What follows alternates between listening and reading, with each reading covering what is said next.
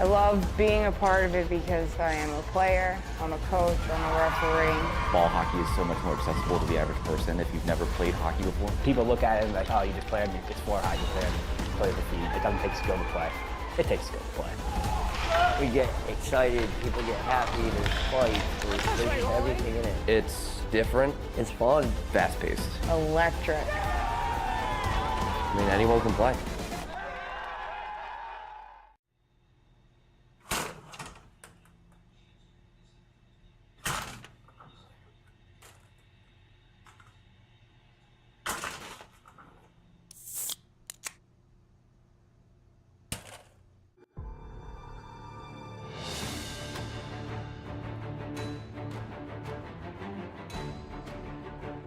From the beginning of time, men and women have been friends, family, but yet rivals as well.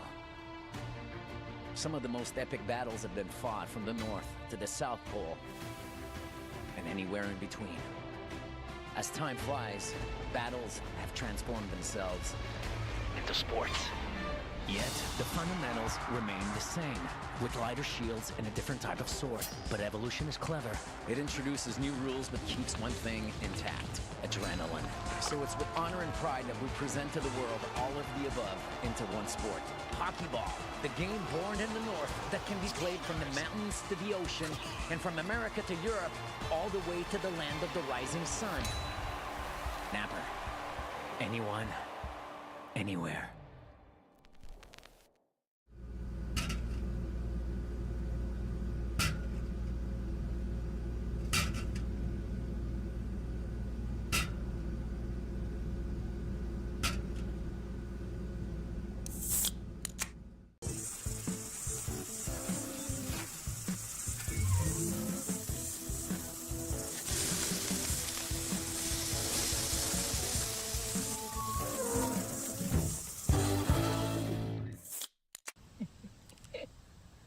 It? My new boyfriend. So sweet. Look what he just sent me. Ooh, that's a lovely view. Huh? What are you two looking at? Tip pick. What did you say? Tip pick. Tickets to the show with no hidden fees. TickPick, the only major no-fee ticket site with the same seats at better prices.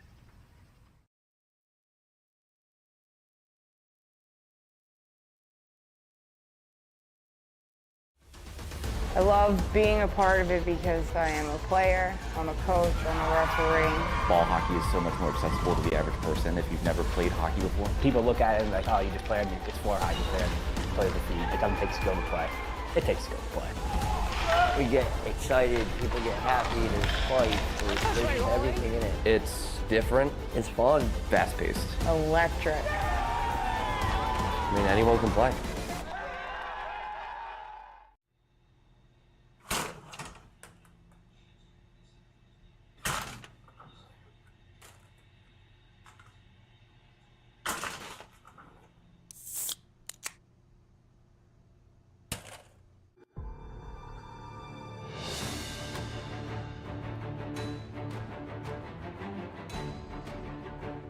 From the beginning of time, men and women have been friends, family, but yet rivals as well.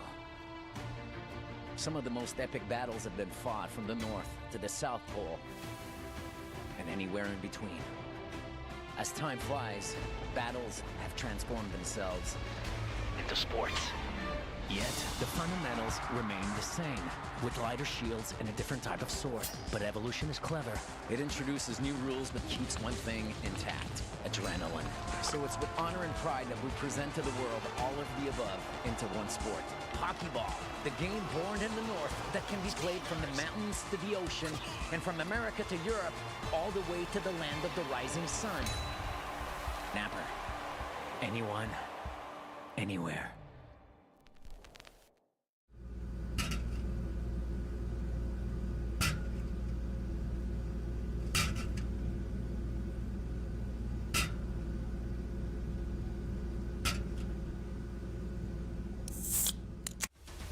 I love being a part of it because I am a player, I'm a coach, I'm a referee. Ball hockey is so much more accessible to the average person if you've never played hockey before. People look at it and like, oh, you just play on it's floor height, you play with the feet. It doesn't take skill to play. It takes skill to play. We get excited, people get happy, there's fights, there's everything in it. It's different. It's fun. Fast-paced. Electric. I mean, anyone can play.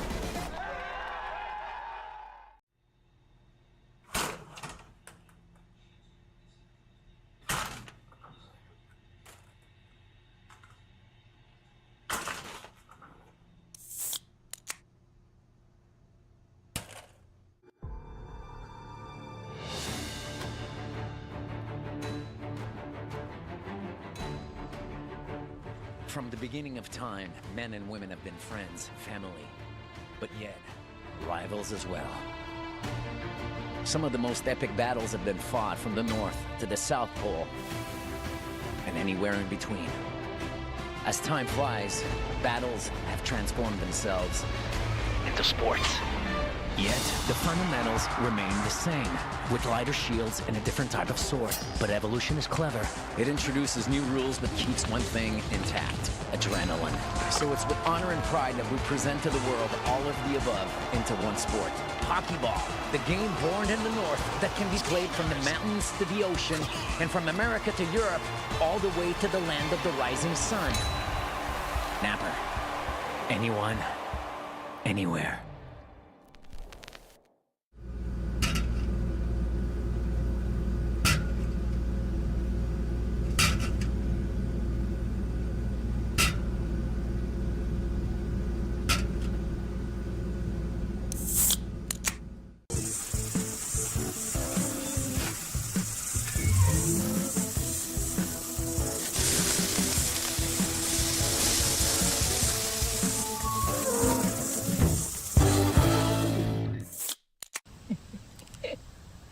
It? My new boyfriend. So sweet. Look what he just sent me. Ooh, that's a lovely view. Huh? What are you two looking at? Tip pick. What did you say? Tip pick. Tickets to the show with no hidden fees. TickPick, the only major no-fee ticket site with the same seats at better prices.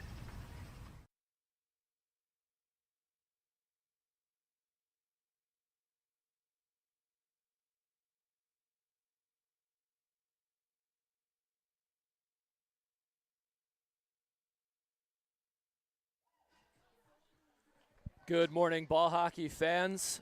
Welcome to the first weekend of the 2025 NBHL Elite Circuit, coming to you live here from the Inman Sports Complex in Edison, New Jersey. Kicking things off today in the women's division for the first game. It's a rematch of the 2024 Women's Elite Final. Orcas and the Angels starting our day.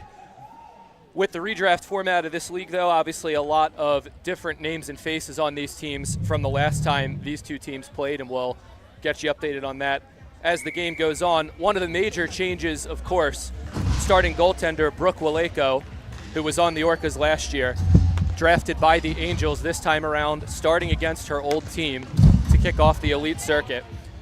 Waleko, since the beginning of 2024 in the Massachusetts Women's Division and the 2024 Elite Circuit, is 23-2-3 with a 0.45 goals against average and 17 shutouts. But in the other crease, it's Keely Praku making her Women's Elite debut. But of course, she's a gold medalist with the Canadian Masters team in the 2023 World Championships. Shut out the Americans 3-0 in that final. So a good goaltender matchup kicking off our competition. Angels have the ball deep early. Chelsea Monahan works it down into the corner. Tries to center, that's canceled out. Orcas here looking to break out. Madison Rothline on the forecheck. Monahan plays it back across. Orc is able to clear and rush the other way, and here comes Kavortek. Top of the circle, fires a shot. It's blocked off into the corner. Orc is working the half wall, back to Seastrom. She goes point to point. Shot fired in off the glove and into the corner. First save of the game for Waleko. And this one rolls up on the side of the net. Waco takes a whistle. Both teams will get fresh lines out there.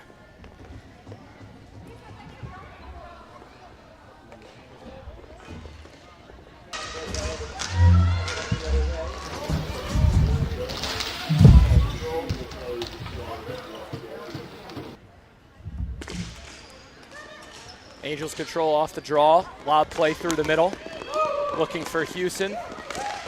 Heidi Niskanen defends her. Houston centers. Now picks it up in the corner. Goes in front, looking for Evangelou. That one's canceled out. Evangelist now in behind the net. Side of the net play. So far, Orcas defense keeping everything wide.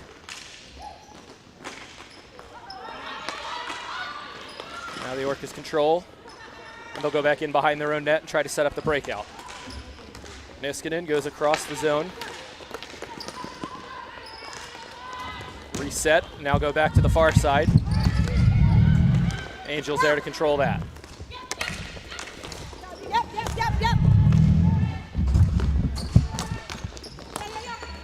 Pass intercepted, and now the Orcas trying to start quickly, but another good defensive play by the Angels.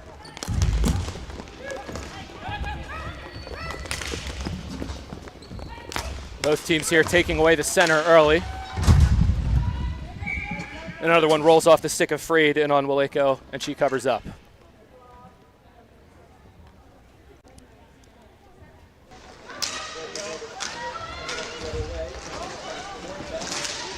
Bratton takes the draw here against Freed.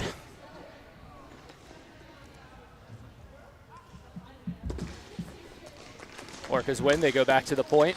Crocker feathers it through, trying to turn with it is Freed, but she's defended well. Angels get it to the line, but not out. Freed, top of the circle, holds, fires, and that one's blocked. Now in behind. Orcas getting the cycle going here. Simpson loses control though, and the Angels able to break out with speed. Could be an odd man here. Orcas were changing, but they get back in pretty good position.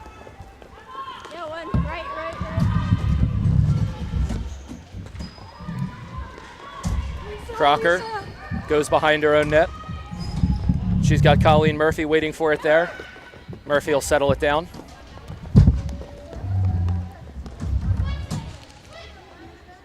Murphy behind her own net.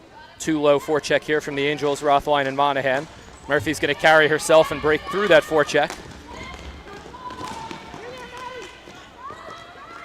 But once again, Angels back in good position. Stewart chips it in as far as Bach. Bach now to Rothwein. Rothwein throws it in. Dzikovic back in to retrieve. Chips it to herself. Goes to the middle. That one's knocked down though, and Chelsea Monahan has it. Monahan tied up again. Taylor throws it in from the point. Out in front, backhand chance. Partially blocked by Forcielli, and Praku able to hold on.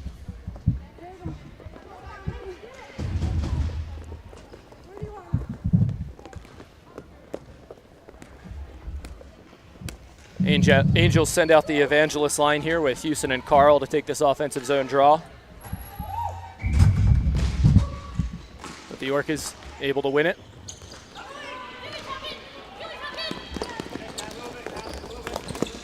Vortek into the zone. Has Govlik. Shot just wide of the far post.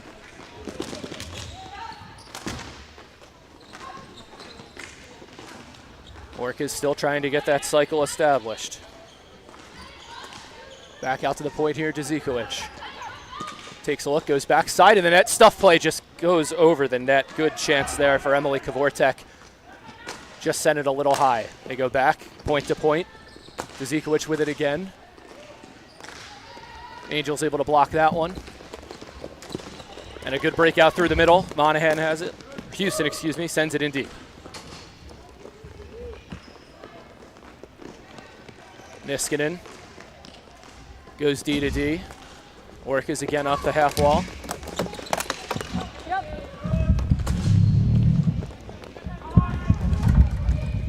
Far side pass. Murphy's going to cut that off, but unable to keep the zone, so the Orcas will have to reset. Murphy does it herself, though, carries through. Feeds the far wing. Centering pass off the stick of Murphy, goes to the corner. Brittany King looking for it there. Back for Murphy. Murphy doubled, and the Angels able to come away with it. It's Tiberi. Seastrom comes in to cut that off briefly. Does make its way back out to the point. King there to cover, though, and they keep it in. Seastrom turning. That shot blocked, but Seastrom has it right back. Now goes point to Murphy. Murphy through the middle, deflected, I believe, by a defensive stick, but Waleko takes it into the glove and gets a whistle.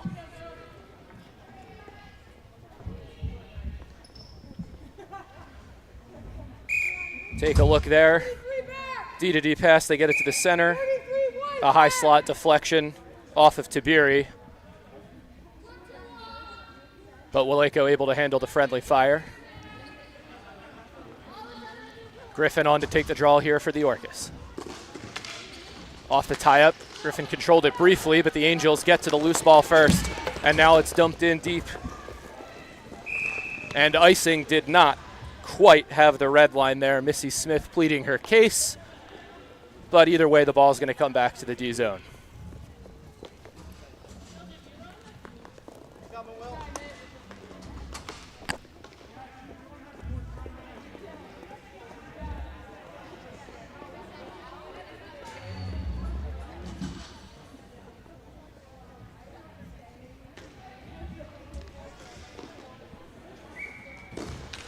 Another face-off win for the Orcas. Working the far wall, playing catch here, and now sent in deep. Griffin carries it out, tries to get it to Grivnovics. It hits a stick, skips over everybody, and Smith has it again for the Angels. Feeds the middle. Able to carry it in is Roy. Roy tied up. Does get it to Monahan. Her shot's blocked, goes back behind the net. Centering opportunity, nobody home. And now coming quickly the other way are the Orcas.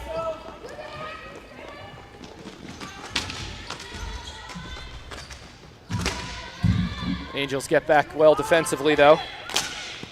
And they're able to break it out. It's Bratton. Bratton sends it deep. Angels forwards need a change.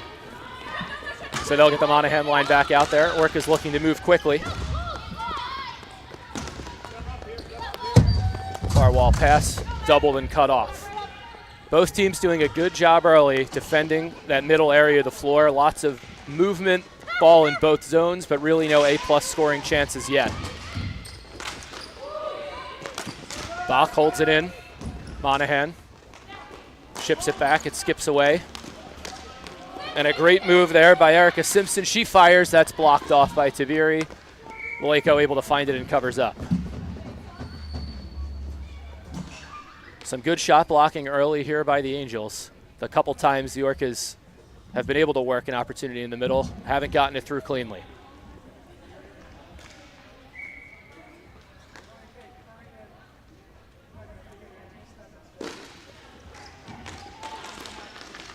Tied up off the draw. Angels handle it. They'll try to lob it again. And it gets by everybody. Monahan, partial breakaway here, gathers the ball. Shot and a save by Praku, cleared away by the back-checking Orcas. So there's our first great scoring chance of the game. You're not going to get away with giving Chelsea Monahan too many of those, but Keely Praku up to the task for the first one here. That ball does get out, but the Angels able to reset and bring it back in. Houston drops it back to Evangelist. Evangelist top of the circle. She fires. Praku the save. Rebound kicks out. Orcas there first. And that clearing attempt tips off a stick. There will be no icing. Amelia back to get it. Goes behind the net to Tiberi. Tiberi tries to play it out. Hits a body. Orcas now have it. Front of the net. That one blocked and goes high and wide. All the way out here to Heidi Niskanen. Niskanen holds, plays it down, but that's intercepted.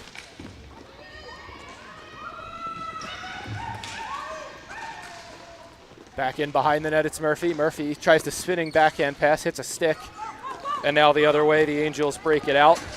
Doing it herself here is Delaney Carl, crosses the line, and offsides the call at the blue line. One last stick handle there by Carl, and it looked like Evangelos went in just a half step too early. Minute and a half left here in the first period. No score yet between the Angels and the Orcas. Not a lot of scoring between these two teams the last time they played either in that 2024 final. Heidi Niskanen's overtime winner made it 2-1 in that game. Angels offside again on the entry.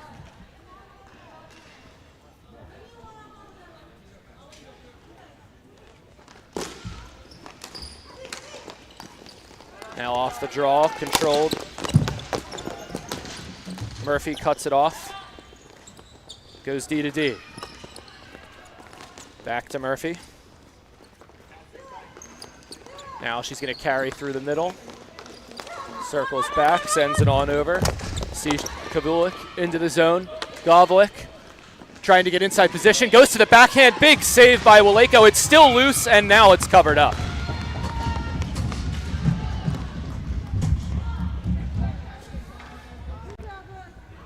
Amanda Gavalik with that drive step gets to the inside, goes forehand, backhand, tries to slide it in far side.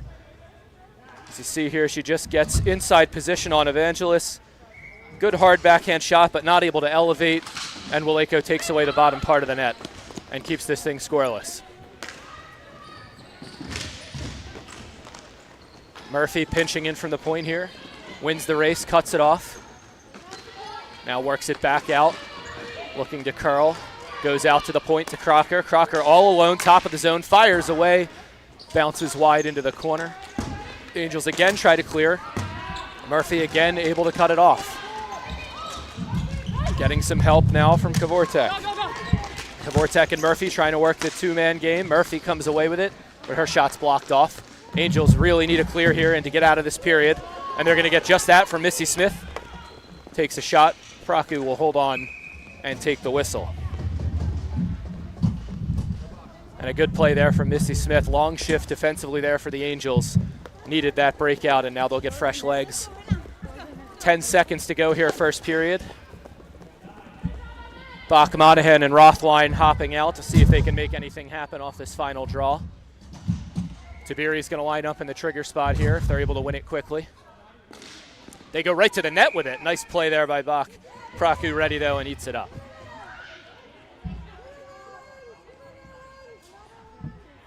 And they'll reload. See if they go to the net again. Now this time the York is able to win the draw. Knocked down at the wall by Tiberi, but tied up. One last attempt from Rothline. Good defensive stick there from Grivnovics. It goes high and wide, and the first period ends with no score. Angels and Orcas 0-0 after one. I love being a part of it because I am a player, I'm a coach, I'm a referee. Ball hockey is so much more accessible to the average person if you've never played hockey before. People look at it and like, oh, you just play on it's floor hockey, play with the feet. It doesn't take skill to play. It takes skill to play. We get excited, people get happy, there's fight, there's everything in it. It's different. It's fun. Fast-paced. Electric. I mean, anyone can play.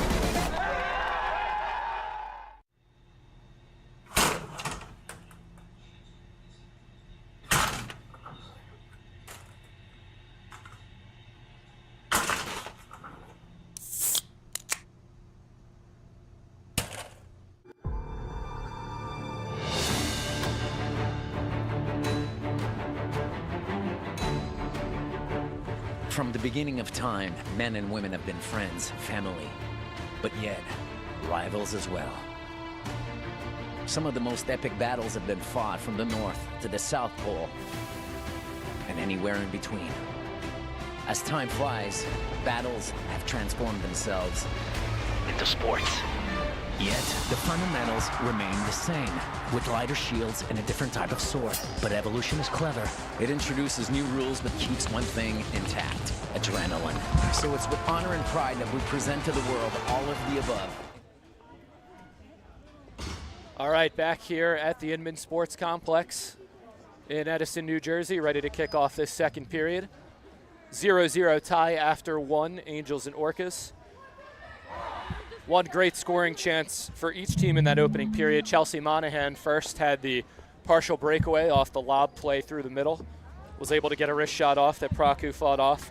Then at the other end, Amanda Gavulik driving off that far wall, got to her backhand, looked to slide it in off the far post, but the save made by Waleko.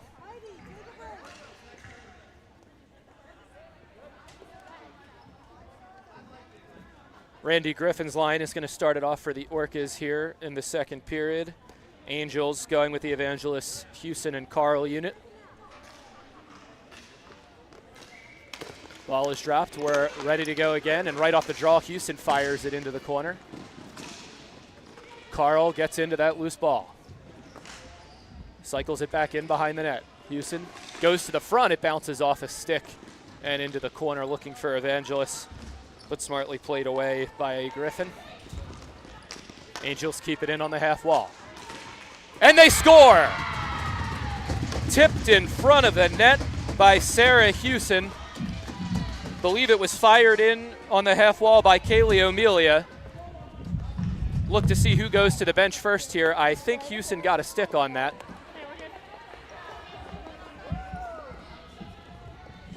And let's take a look at the replay here. O'Melia just throws that to the net. Houston gets position on Niskanen. And it hit a stick. Right there it looks like Sarah Houston able to get that backhand on the ball and deflect it home. 1-0 Angels here early in the second period.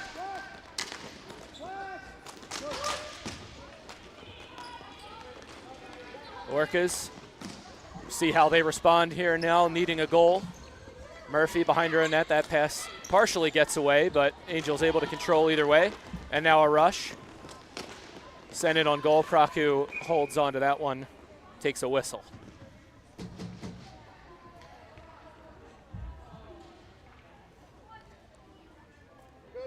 So last year it was Brittany King for the Orcas who kicked off the scoring in the Elite circuit. This year, Sarah Houston with the deflection in front. Monahan goes to the middle. Rothwein tries to play it down, eventually does get control. Sends it in, forechecks. Looks like she's going to retrieve her own ball there. Goes to the front of the net, but nobody home. Murphy intercepts. Carries it out. Colleen Murphy now curls up all the way out to the point. Goes point to point. Seastrom fakes the shot, pulls it down, then does send one through. That one tips off a stick and goes wide. Catherine Murphy in there, plays it. Simpson back to Murphy. Murphy doubled, but able to control here, gets some help. Comes out to the point. Colleen Murphy, driving middle, sends it through. That's blocked up in the air and played away. Praku did not know where that one was, but the defenseman able to get a hand on it and play it out of the danger area. Orcas looking to come right back. That pass gets away from Simpson, but she's going to get there first on the forecheck. Throws it to the front, it goes all the way through. And now coming the other way, it's Mackenzie Roy. Roy with some support there from Bratton as they try to work it down the wall. Taken away by Dzikovic. She lobs it past everybody. That's going to go all the way down for icing. A whistle, and it'll come back to the Orcas' end.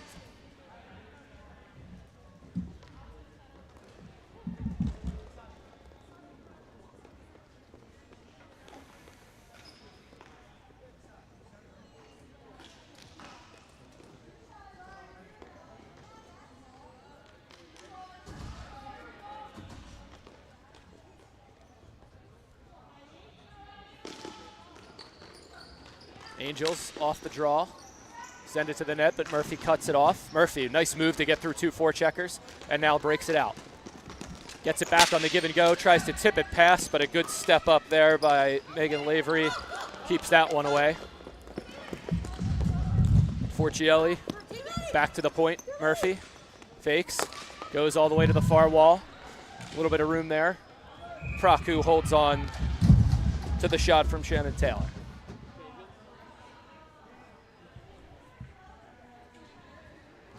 Look at that cross ice pass there by Murphy. Good shot, good traffic, but Praku with the eyes up high gets the visibility on it and holds on to a rebound. Nice move off the faceoff. Angels driving the other way quickly. But a good back check there by Emma Crocker. Goes partner to Dzikovic. Dzikovic now throws it all the way around for Forcielli. Forcielli chips to the middle. Angels get there first though, play it back in. And that one comes right into the press box. That'll go back deep into the Orcas zone, played out from the D zone, so no change here.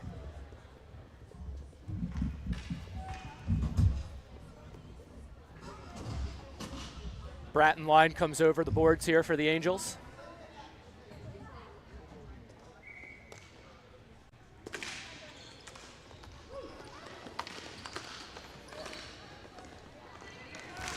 Taylor with two nice plays there to cut off that breakout. Houston sticking with it though. Goes in behind her own net. Comes right out in front. Stewart gathers the loose ball, but she's cut off on her attempt by Tabiri. Stewart staying with it though, and a nice controlled play there, and now numbers maybe for the Orcas. And a penalty coming up on the Angels. They'll touch up behind their own net. Kim Tabiri got the stick into the feet there, and they're going to get her for tripping.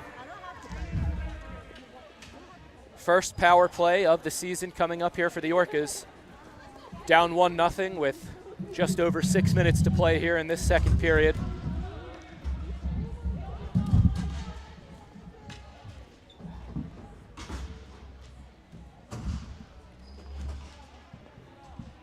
Looks like they'll have the Murphy sisters, Niskanen, Frade, and Simpson out there for this man advantage.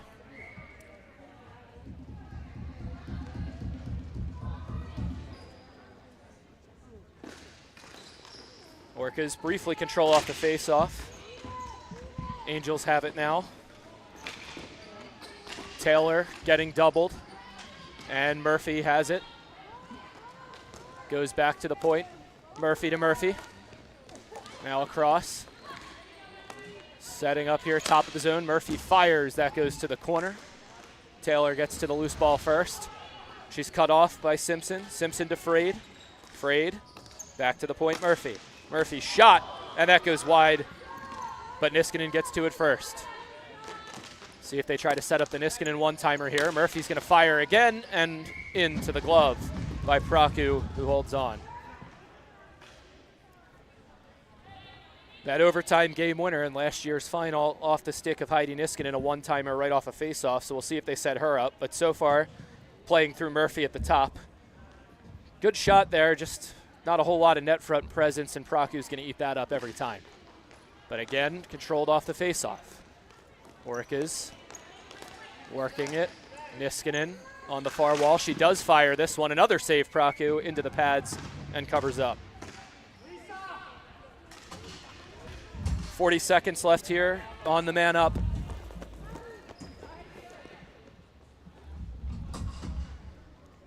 A lot of zone control here for the Orcas on this power play, but unable to figure out Praku yet.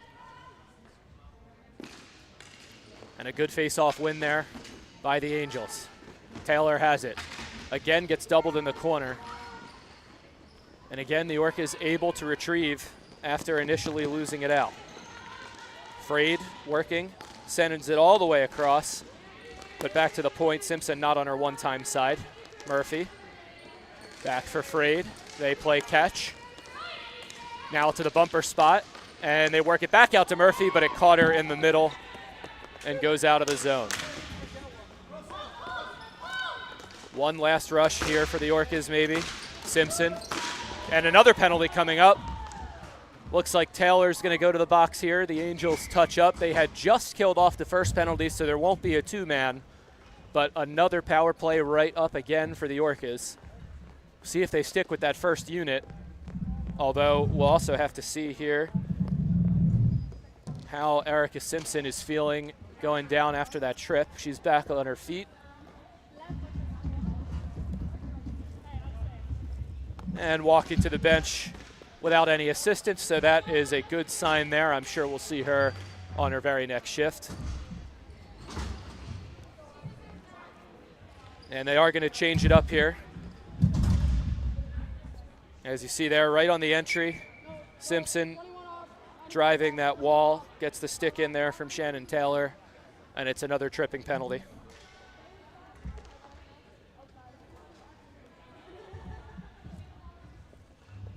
Gavlik in to take this draw. She's got Gager to her left. Kvortek on the inside there, sticking with Murphy on the point and Seastrom. And another good job there of the Orcas doubling the ball off the face-off. And again, Colleen Murphy's got it at the point, makes a nice cut there, now driving high slot, plays it across for Seastrom. Seastrom back to Murphy. Murphy now looking and trying to go through the middle, but it's intercepted and played away by Lisa Bach.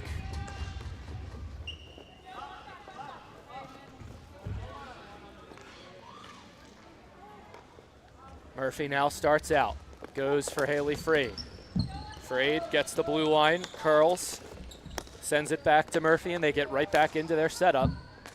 Half wall, shot, stopped, rebound cleared away. Rothwein found that loose ball first, sends it all the way down.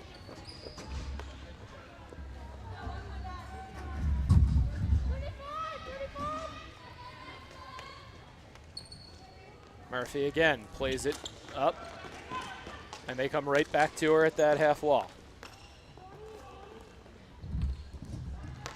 All the way over.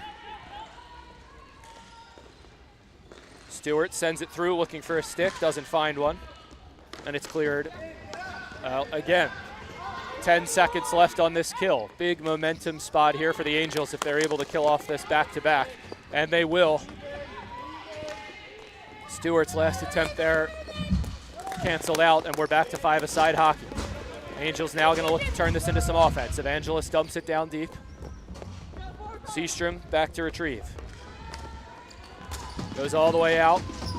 Forcielli plays it back to Seastrom. Seastrom over to Murphy. Murphy up the wall to Stewart. Stewart shovels it in, caught and held onto by Waleko.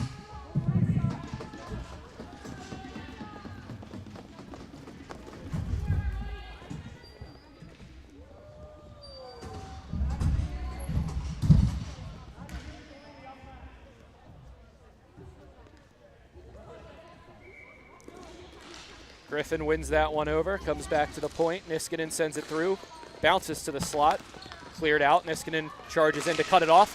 Turnaround shot from King, and it goes to the corner.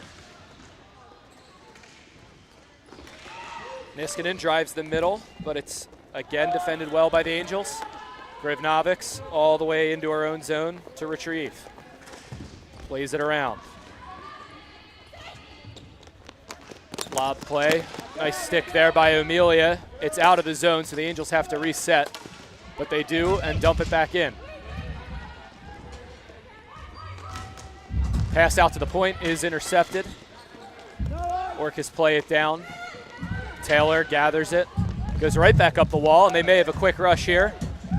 Carl driving the high slot. It's a 3-on-1. Pass across and just wide of the net. Evangelos on that back post, able to get the stick on it, just missed it. Orcas now get back after escaping that odd man. Trying to break it out, but the Angels have control.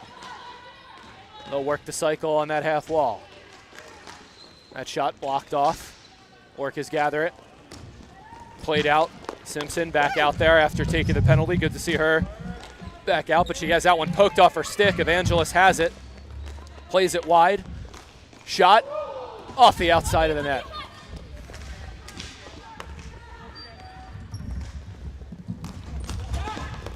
And now coming the other way, it's Murphy. Plays it to the middle. Give and go. Murphy driving in and puts it just wide. I'm not sure if Waleko got a piece of that. Best chance the Orcas have had since giving up the first goal as they try to get back into it. Now another centering pass, but that skips all the way through, looking for Marinelli. Orcas resetting in the neutral zone. They'll break it right back in. Marinelli to the wall for Simpson. Simpson Tries to go middle, it hits a stick. Rothline is going to get there first and come the other way with Monahan. Monahan now gets to this loose ball. And tying up on the wall, that comes out. One last shot up over the net from Rothline, and that will end the second period. 1-0 the score after 2. Sarah Hewson gets the first goal with a net front deflection off of Kaylee O'Melia's shot. 2 power plays after that for the Orcas in the middle part of that period. A lot of zone time, a lot of chances, but Waleko made the saves, and the Angels were very good at getting to those rebounds. As we take another look at the goal there, just a good, hard shot from the far wall. You get it to the net, you get inside position, good things happen. I love being a part of it because I am a player, I'm a coach, I'm a referee. Ball hockey is so much more accessible to the average person if you've never played hockey before. People look at it and like, oh, you just play it's floor hockey, play the feed. It doesn't take skill to play. It takes skill to play. We get excited, people get happy, there's fight, there's everything in it. It's different. It's fun. Fast-paced. Electric. I mean, anyone can play.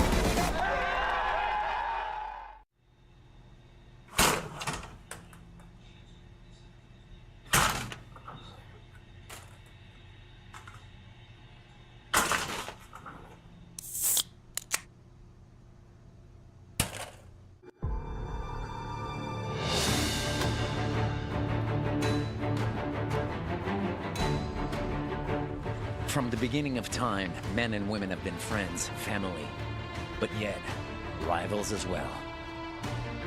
Some of the most epic battles have been fought from the North to the South Pole and anywhere in between. As time flies, battles have transformed themselves into sports. Yet Here for the third period of our opening match in the Women's Elite Circuit. 10 minutes to play here. Orcas down 1-0. Got to see if they can get one past Waleko and even this thing up. Icing is called off there, and so the Angels will control behind their own net. Megan Lavery chips it out. Pass gets by everybody. Marinelli now, but Rothline on the back check. Plays it across. Lisa Bach looking over for Monahan, and offsides is called at the line.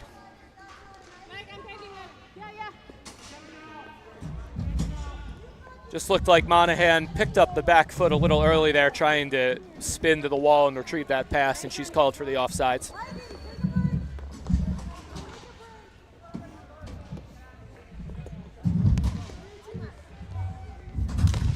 Evangelos wins this draw, chips it in. Zikovic controls it. Orcas now looking to rush the other way. Nice play at the line by Tabiri to cut that pass off, though. They've done that very well all game. And now here's a chance, give and go, but Orcas get back and cancel that out. Houston gets to the loose ball, though, tries to center. Goes way up in the air and then knocked into the corner. Evangelos back behind the net. Looking to see if they can find a centering pass. Orcas, however, cutting everything off, so they'll keep it to the outside. And chipped over the wall on the breakout attempt there by Kavortek. It'll stay deep in the Orcas' end.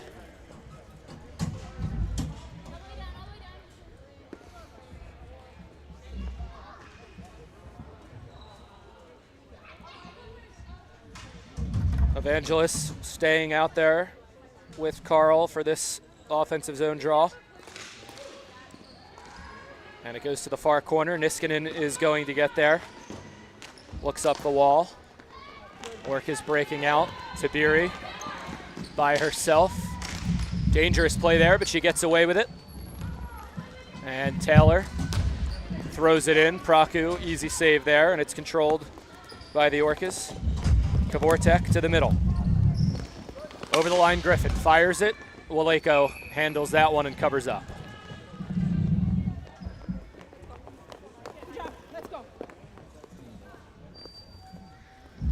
Talked about how hard it is to score on Brooke Waleko. Part of the reason is that right there. No rebounds, no loose balls kicking out off these dump-ins by the Orcas.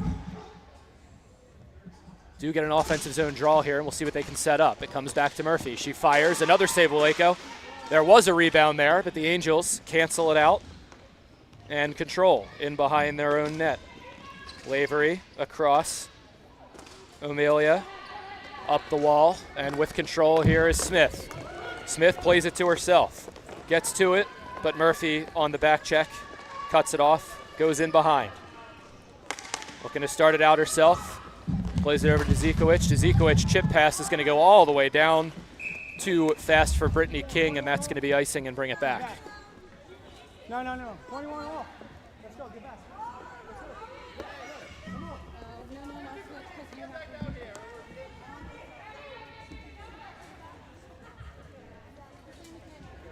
Bach, Rothwein, and Monahan out here now on offense for the Angels.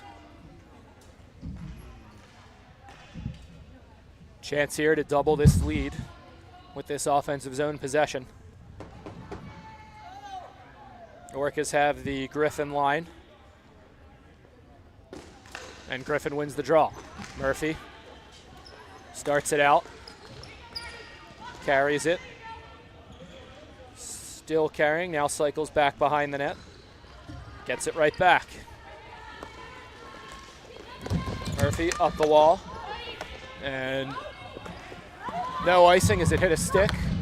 Lavery plays it all the way around to Monahan. Monahan turns to the middle, but that's cut off. Opportunity here for the Orcas. Shot just wide of the net. Waleko gathers it off the back wall and covers up. Misty Seastrom there with that shot opportunity. Looking to go short side and just pulled it a little too far. You see Monahan there, tries to turn to the middle. Great read by Seastrom. Gets to that spot, but just misses that top corner, and Waleko gets the whistle. Another good win off the draw for the Orcas. They've dominated the circle today, particularly on their power plays. Pass all the way across. Zikovic throws it in down behind the net. It gets past Frade, but Simpson's there first. Turns it to the front. Good stick, keeping that one away from Catherine Murphy. Taylor has it. Tries to send it all the way out. Too far.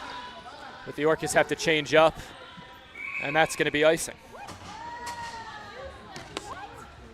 Emma Crocker just tried to reset the offense quickly there. Not a bad idea, but her wingers still offsides, couldn't play the ball, and as a result, it goes all the way down.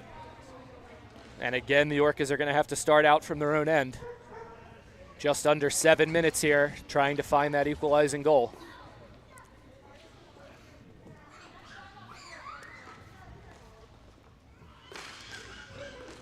Another face-off win for the Orcas, but Evangelist recovers and gets it back out to the point. Shot blocked by Simpson. Now over to Murphy. Great move, Murphy charging in, goes far side and diving to try to get a stick on it was Erica Simpson, but it got just past her.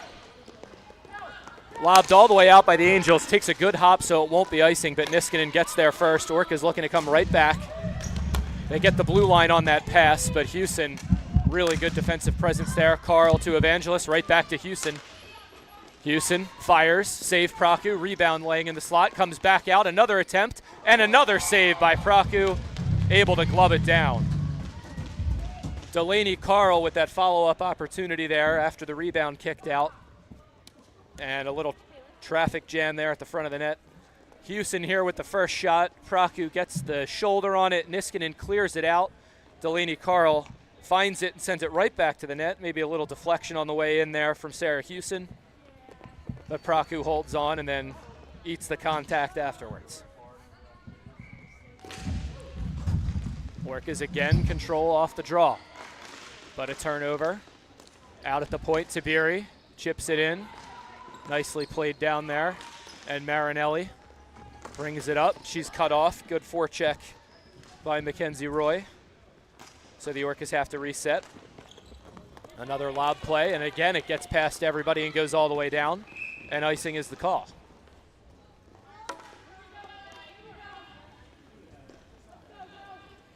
Angels forechecking low and cutting off those half-wall passes. The Orcas have tried to respond to that by getting the lob play going and just have not quite been able to get it exactly where they want it. And unfortunately, when the lob play doesn't work out, it comes back to your own zone.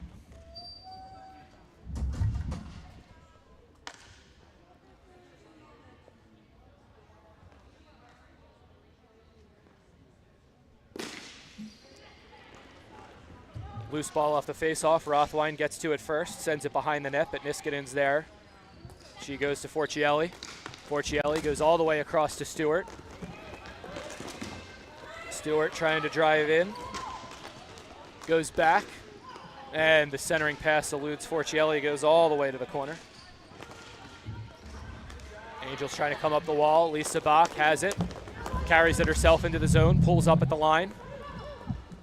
Now chips it down for Monahan. Chelsea Monahan goes in, looking for Rothwein. Rothwein and Niskanen in behind the net, and it looks like a penalty coming up here. Orcas touch, and we get the whistle. Heidi Niskanen called for interference. So the Angels are going to get their first power play here with this 1-0 lead and 4:55 to play in the third. Niskanen and Rothwein just trying to get position for that loose ball behind the net. A little too aggressive by the Orcas defender, and she's called for interference. Evangelos on to take the power play draw for the Angels. She wins it, and they get it back to Bratton. Bratton holding, looking, down the half wall. Comes right back to her. And another pass cut off. Nicely read there by the Orcas. They'll play it all the way down. Waleko settles it behind her own net. Tori Bratton walking it up, plays it across to Bach. Bach plays it down the wall, gets it back. Pass out to Evangelos, a little bit of room here. Goes to the side of the net looking for the tip play. It just got past Houston. She does have it behind the net though, over to Bach. Bach all the way through the middle to Evangelos. Her shot fired, Praku gets there, makes the save, and the Orcas get to the rebound and clear it out again.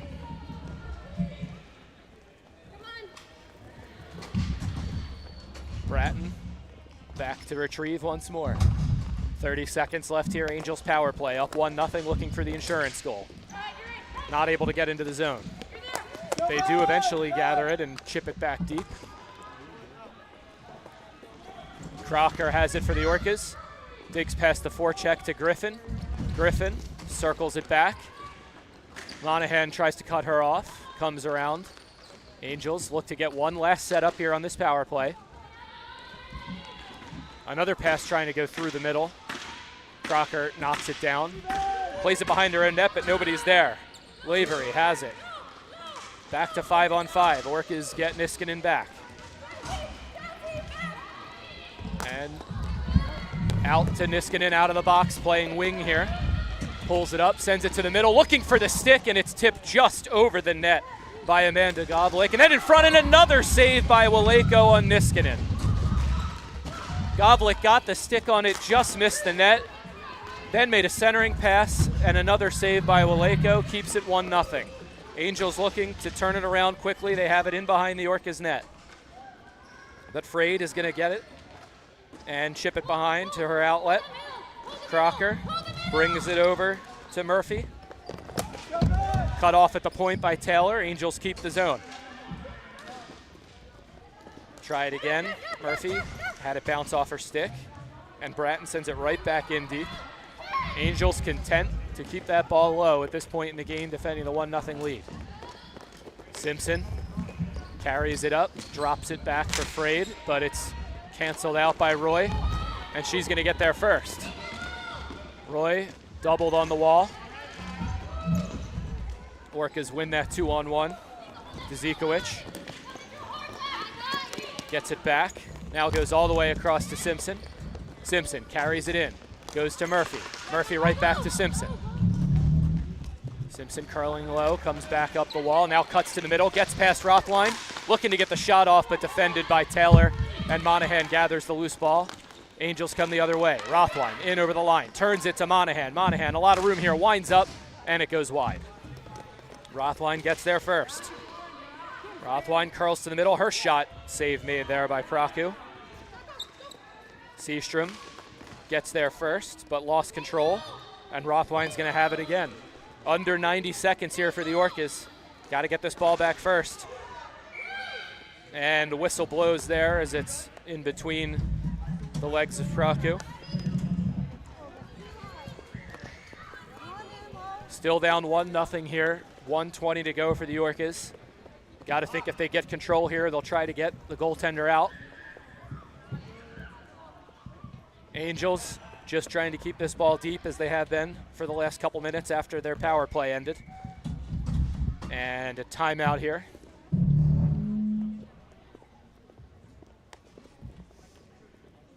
Angels take their timeout. Just trying to keep this top line fresh. See if they draw anything up off the face-off. Paul Paradine out there with the iPad talking to the Orcas, strategizing how they're going to play this last 80 seconds. They've had their chances. A couple really good looks their last time in the zone. Just have not been able to get one past Waco.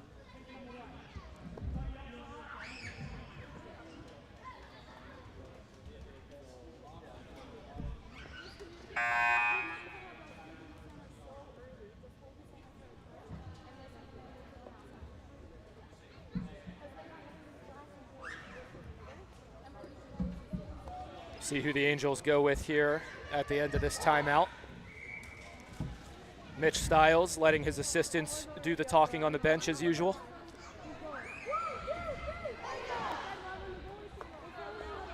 So the Evangelist line is going to go and take this draw. She's got Houston and Carl with her. It's Taylor and Lavery on defense for the Angels. Nelly taking the draw for the Orcas. Wins it back to Murphy. Murphy plays it through, it gets away, and just held in at the point there by Taylor. Dumped back in, Seastrom over to Murphy. Murphy trying to walk past, but cut off by Carl. Eventually Murphy does retrieve, and now she's just going to run. Forget the stick handling, just sprinting up the wall. Looks for Stewart. Stewart right back to Murphy, but Evangelist intercepts. Still not able to get the goaltender out. Angels dumping in deep again. Under a minute to play here in the opening game of 2025 Women's Elite. 1-0 lead for the Angels off the second period goal, but the Orcas here with some speed. Nice play there by Taylor, but Frade gathers it again, plays it for Stewart. Stewart and Frade playing catch behind the net. Net is empty now for the Orcas. They go D to D, Simpson, back to Murphy. Murphy fires it, it's blocked. Murphy cuts off that clear, gets help from her sister on the back check. Now Simpson's shot deflected just wide by Frade. Another great chance for the Orcas, just misses the far post. Murphy at the top of the zone again. Plays it back down. Now out to the top, a shot and another save by Waco. Catherine Murphy back out to Seastrom, and that is gonna do it. The Angels hang on and make that the 18th shutout in NBHL play for Brooke Waco between her Massachusetts Women's and Women's Elite. 1-0 win for the Angels kicks off our schedule here, and we take another look at that last opportunity. Simpson, the shot deflected by Frade, and it just gets past that post, and they couldn't get another one to the net before time ran out. That does it for our first game. We've got the Hyenas and the Novas coming up next, as we'll see all four teams from the women's circuit early. Stick around, that one's going to start in just a few minutes here on the NBHL YouTube channel.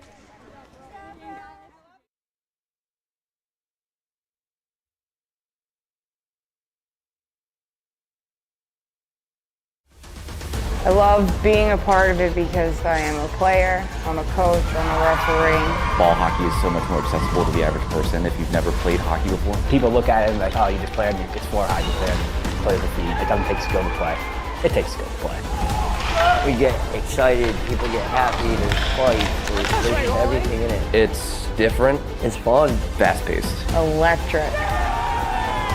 I mean, anyone can play.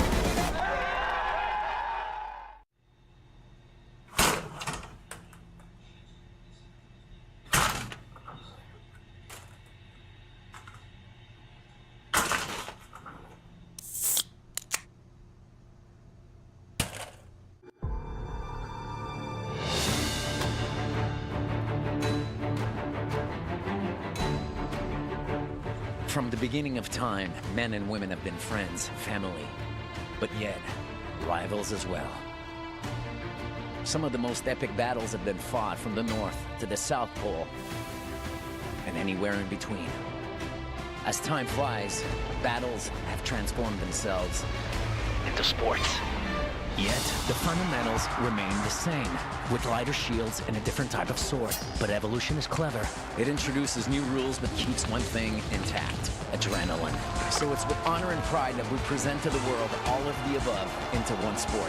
Hockey ball, the game born in the North that can be played from the mountains to the ocean, and from America to Europe, all the way to the land of the rising sun. Napper. Anyone, anywhere.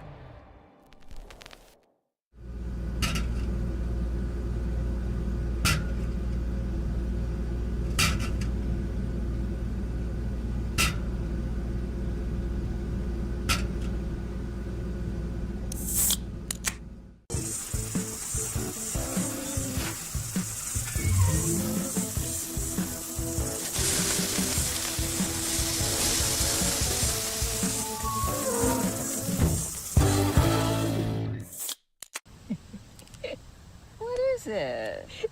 My new boyfriend. So sweet. Look what he just sent me. Ooh, that's a lovely view. Huh? What are you two looking at? Tit pick. What did you say? Tit pick. Tickets to the show with no hidden fees. Tick Pick, the only major no-fee ticket site with the same seats at better prices.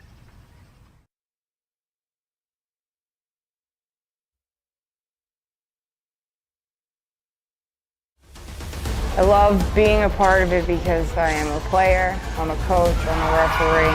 Ball hockey is so much more accessible to the average person if you've never played hockey before. People look at it and like, oh, you just play on it's floor hockey, play the feet. It doesn't take skill to play. It takes skill to play.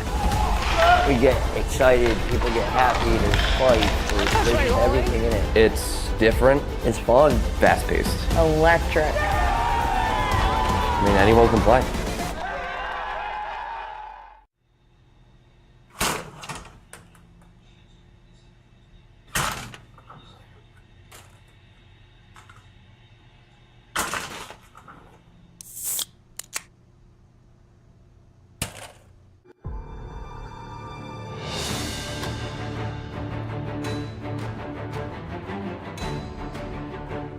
From the beginning of time, men and women have been friends, family, but yet rivals as well. Some of the most epic battles have been fought from the North to the South Pole and anywhere in between. As time flies, battles have transformed themselves into sports. Yet, the fundamentals remain the same, with lighter shields and a different type of sword. But evolution is clever. It introduces new rules but keeps one thing intact: adrenaline. So it's with honor and pride that we present to the world all of the above into one sport. Hockey ball, the game born in the North that can be played from the mountains to the ocean, and from America to Europe, all the way to the land of the rising sun. Napper. Anyone, anywhere.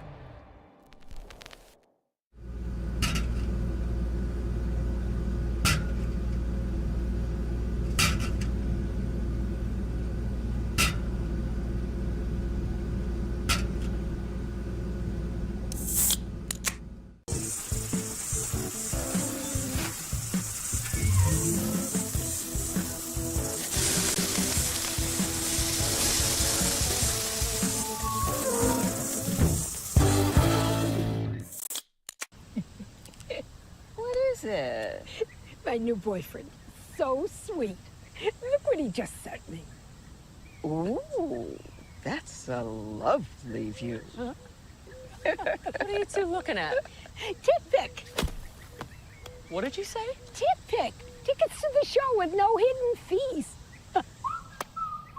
TickPick, the only major no-fee ticket site with the same seats at better prices.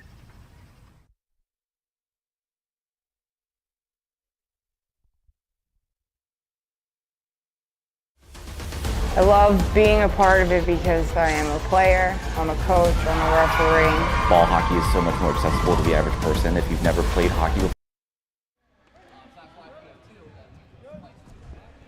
Back to the Inman Sports Complex in Edison, New Jersey. Sam Cooperman with you as we get the second game of the NBHL Women's Elite tier going here today. The Novas are in yellow and purple. It's the Hyenas in black. Maxie Weiss, the 8th overall pick, is the Hyenas keeper. And Shelby Guinard gets the start between the pipes for the Novas here in game one.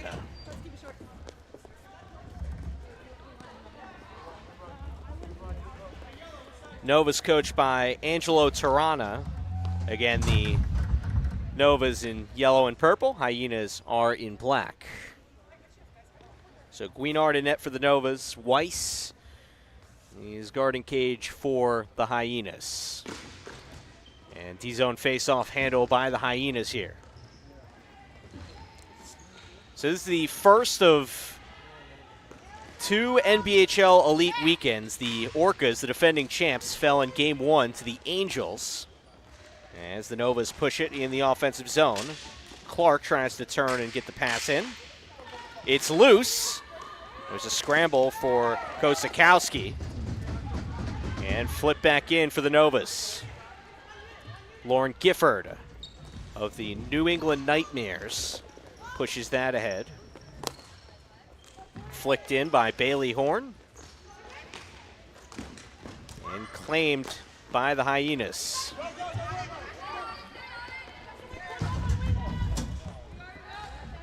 Pushed aside there. And here comes a rush for the Hyenas. Becky Dobson had it for a moment, 5 in black. She was the #1 overall pick in the NBHL Women's Elite Draft. You can go back on our YouTube page and check that draft out for a little more insight on the teams and some of the key players in this league. As some traffic in front of the net, Emma Seitz, the #3 overall pick, 6 in yellow. Had it moments ago. One of the top forwards in this league. Back with the Novas here, early first. Looking to break the ice. And shot, paddled aside, and covered by Maxie Weiss.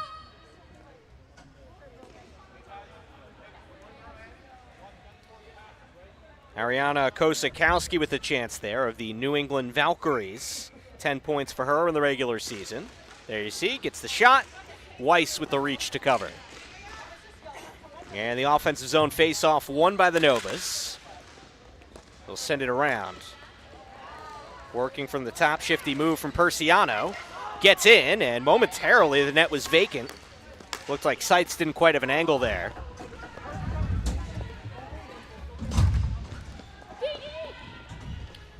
We're going to have games going all day today from Inman here in Edison, New Jersey. Last game, I believe, at 7 p.m. tonight. So stick around on the YouTube channel all day. We're going to have NBHL Elite action. The opening 2 men's tier games are coming up after this one. Each team, men's and women's, they're all going to play 5 games today. 4-team leagues on each side. Here are the Hyenas. Zip it ahead. Whitley Nichols dumps it, and it's Flooring on the lob play.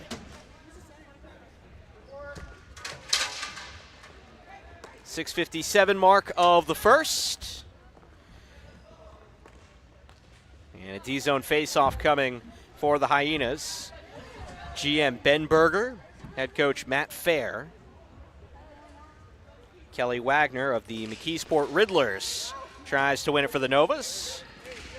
She's able to feed that over to her teammate Abigail Rush, also playing in the Pittsburgh League for the Bridgeville Slashers, beg your pardon. Here's a rush the other way. Breakaway chance. And a big save for Guinard, beg your pardon. Guinard with a nice save. Best chance for either side early. And it's pushed all the way back down.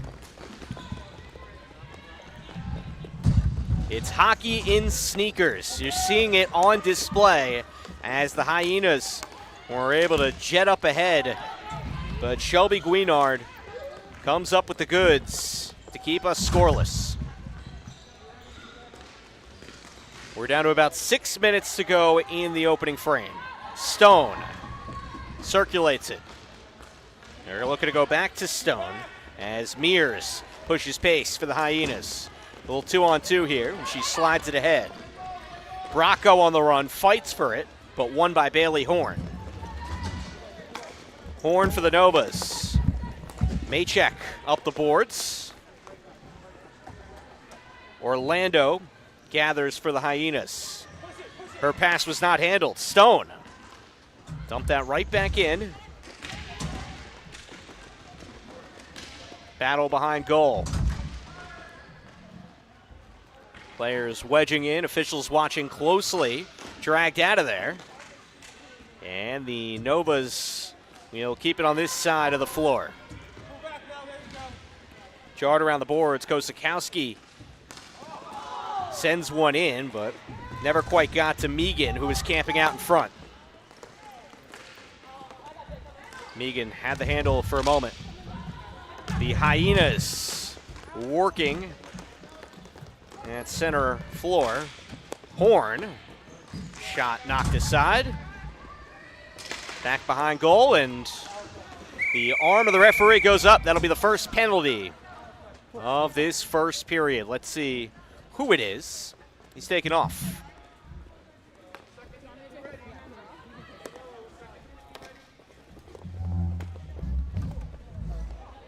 So it'll be a power play for the Novas here.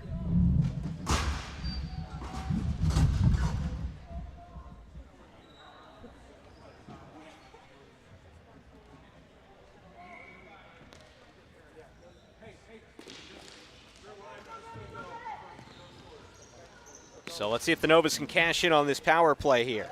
Seitz, the number 3 overall pick, tried to whiz a shot in, and Weiss covers. There are a lot of bodies in front of Maxie Weiss over there as Emma Seitz cranked a wrister. Nikki Lewin, one of the Canadian players in this tournament, won the Ozone faceoff. Novas on the power play. Shot from Seitz blocked away. Go back to Seitz. Passes this time. Wants it back. And it was slid cross goal by Jocelyn Forrest. Forrest, Seitz, back to Forrest. And the Killers trying to do their job for the Hyenas after the early tripping call.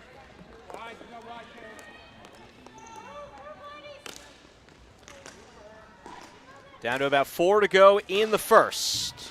Who will break the ice? Seitz's pass was tipped aside, and she'll recollect. Emma Seitz. Levin back to Seitz. And pass in front, and split stance from Weiss to come up with the stop.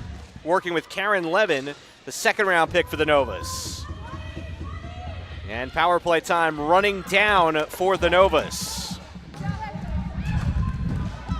And the Killers have done their job. Lauren Bracco trots onto the floor, and back to even numbers.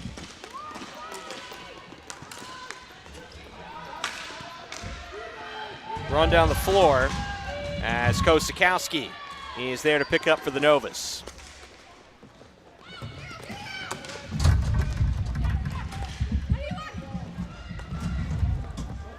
So we're down to 3 to go in the first. Chance for the Hyenas as Madison Nichols of the Annapolis Ambush took that shot. Nichols, a former pro ice player.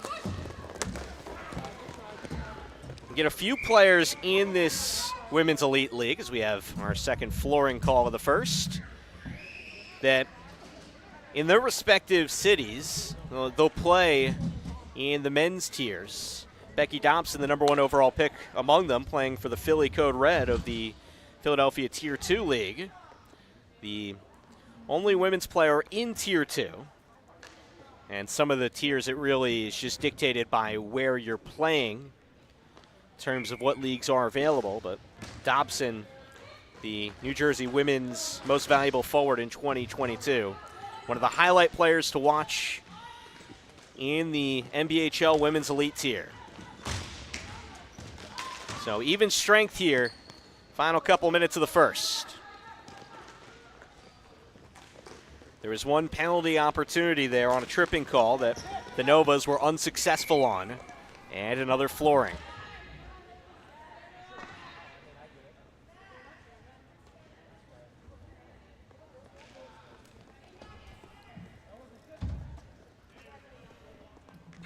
So it'll be an ozone face-off here for the Hyenas.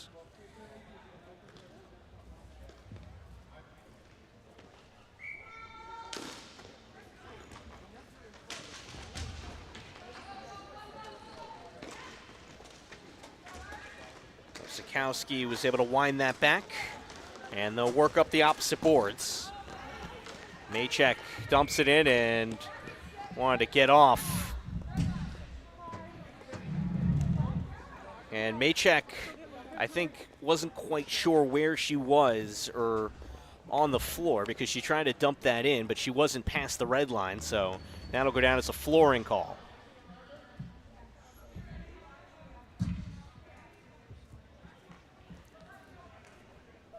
So another ozone chance for the Hyenas. They win the faceoff.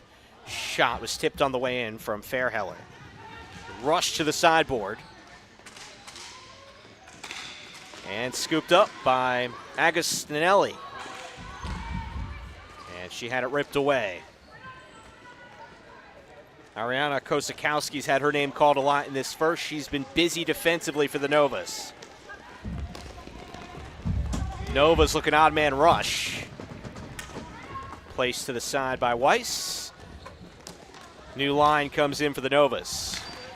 90 seconds to go in the first. Will either team score in this opening stanza? Chan. Caitlin Chan. Nothing there. She was sandwiched by two Hyenas. Rachel Israel having some trouble with it and kept in by the Novas. Good persistence from them. Martinez waiting in front, as is Chan. Can either get the ball. It's Jasmine Martinez of the Philly Bell Ballers. Now it's Levin. Great work by Martinez. Gives her team another chance, but it's whacked wide of the target.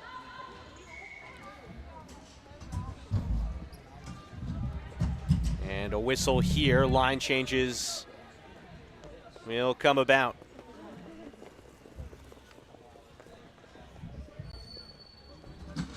Couldn't see from our vantage point, but even numbers assume ball just went out of play. Novas, a lot of time in the ozone here.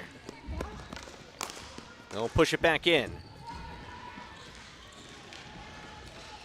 Scramble on the end boards here. Forrest looking for help. Matched up with Lecuyer. And wafted off the mark from Mears. Coming back out. Mears fights for the Hyenas.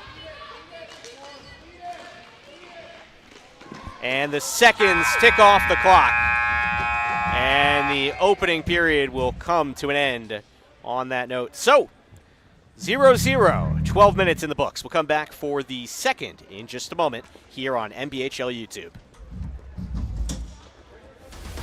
I love being a part of it because I am a player, I'm a coach, I'm a referee. Ball hockey is so much more accessible to the average person if you've never played hockey before. People look at it and like, oh, you just played it's floor hockey, play the feed. It doesn't take skill to play. It takes skill to play. We get excited, people get happy, there's fights, there's everything in it. It's different. It's fun. Fast-paced. Electric. I mean, anyone can play.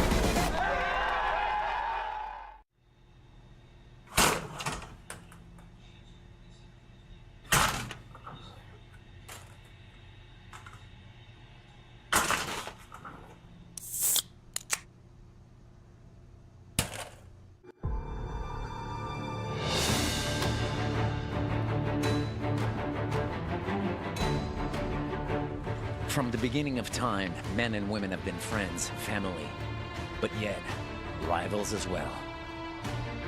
Some of the most epic battles have been fought from the North to the South Pole and anywhere in between. As time flies, battles have transformed themselves into sports. Yet, the fundamentals remain the same, with lighter shields and a different type of sword. But evolution is clever. It introduces new rules but keeps one thing intact: adrenaline. So it's with honor and pride that we present to the world all of the above into one sport: hockey ball. The game. Back to action here between the Hyenas and the Novas. NBHL Women's Elite, Sam Cooperman with you from Edison, New Jersey. As a run out for the Hyenas here. Haley Runals. Didn't see her on that much in the first. Some fresh legs maybe for the Hyenas. And Coach Matt Fair.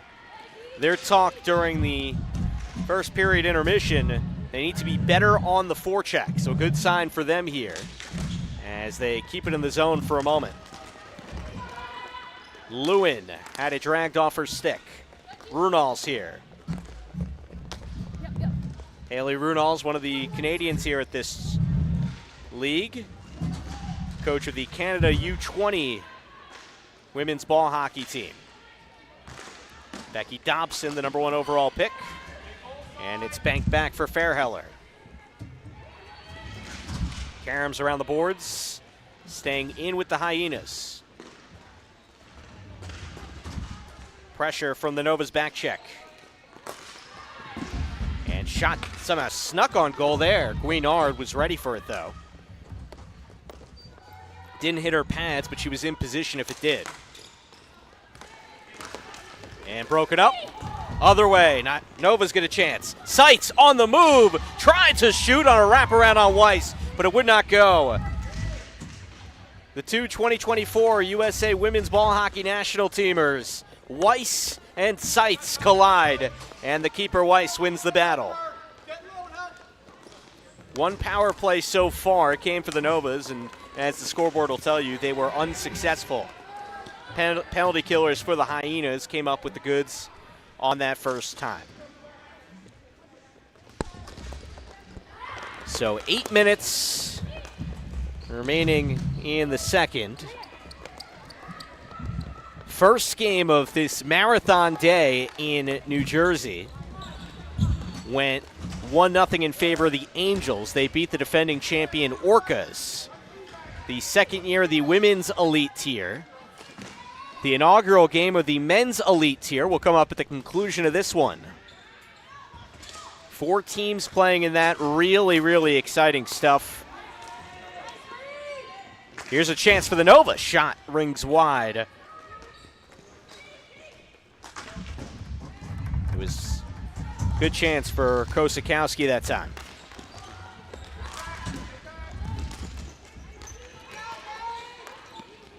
Nova's back to work offensively. Pass in for Maychek is slid wide. Megan nearly got to it, does keep it in. It's loose in front of Weiss, slides and pokes it out of there.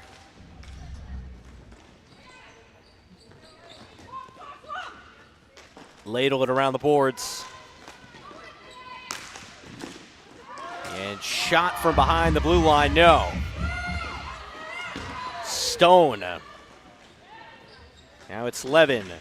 Pass in front, intercepted. Hyenas can move with pace. They have a brief 2-on-1. Mears trots over to it. Defense will catch up. Pass it along to Dobson. Guinard found Stone, her teammate, but the Hyenas are not finished on the forecheck. Shot from Dobson, no. Guinard the save, and now Guinard cradles.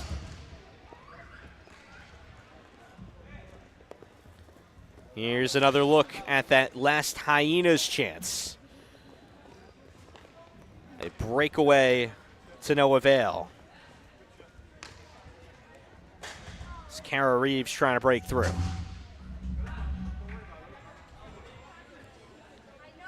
Here's Becky Dobson, 5-on-5, going against Melissa Clark of the Novas on that draw. Stays with the Hyenas, good control. Runal shoots, and a save from Guinard. Got a piece of it. Dobson tries to muscle her way in, but played off the ball. The NBHL Women's Elite tier, some of the top women's ball hockey players in the United States, and in some cases, Canada. Hyenas working 3-on-2. And taken away. Melissa Clark, 2022 national teamer, doing her job.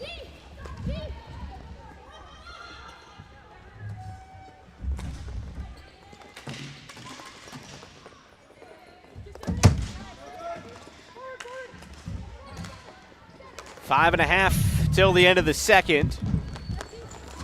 Still looking for scoring in this one. It's been physical. There have been chances, but both goalkeepers haven't been challenged too much, but they've been sturdy and they've answered the bell when needed. Little zigzag. Lewin, the Canadian forward, a nice job to weave her way through. Forrest trying to pin along the boards, and she wins it.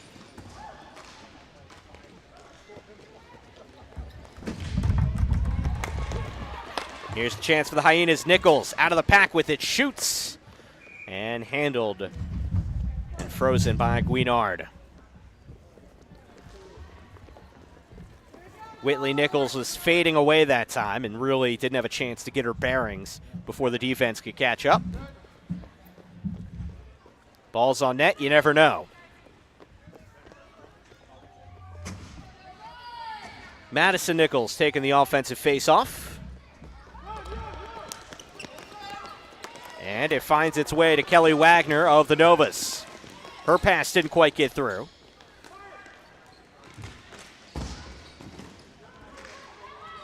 Remember, floating blue line, that's the key in this sport.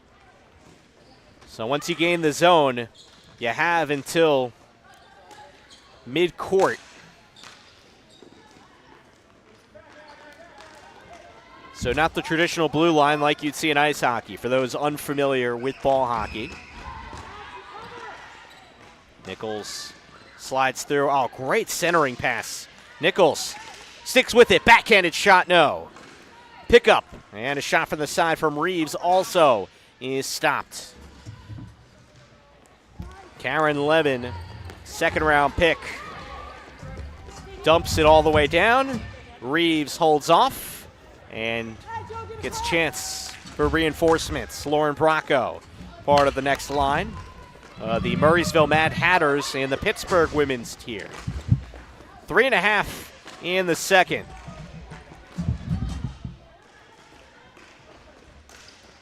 Mears circulates.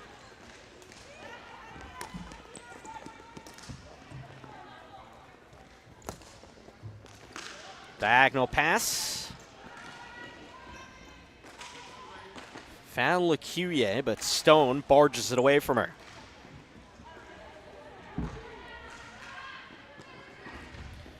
Lecuyer met by Stone of the Novas.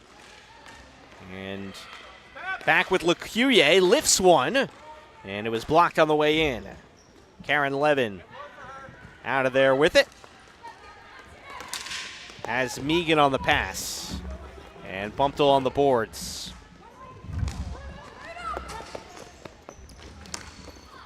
Sent all the way down, and this will go for a flooring call.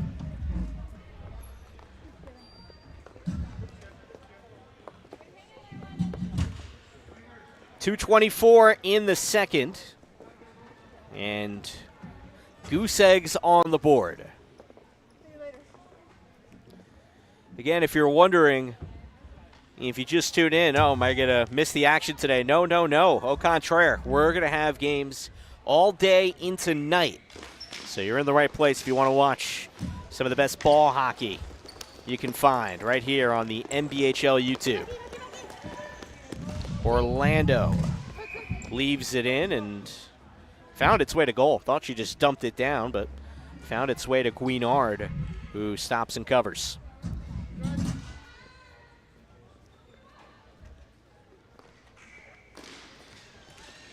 Dobson wins it for Israel and sent around to Fairheller and bang back to Bailey Horn.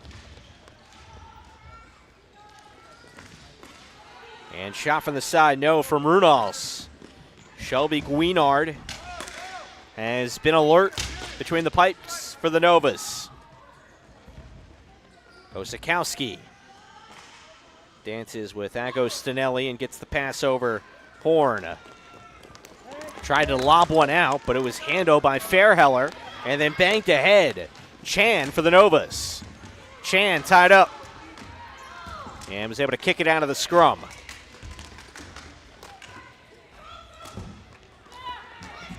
Push back along. Could be a chance for Dobson if she can get there. Has to deal with Horn. And Bailey Horn, lateral quickness, able to keep up with the uber-talented Becky Dobson.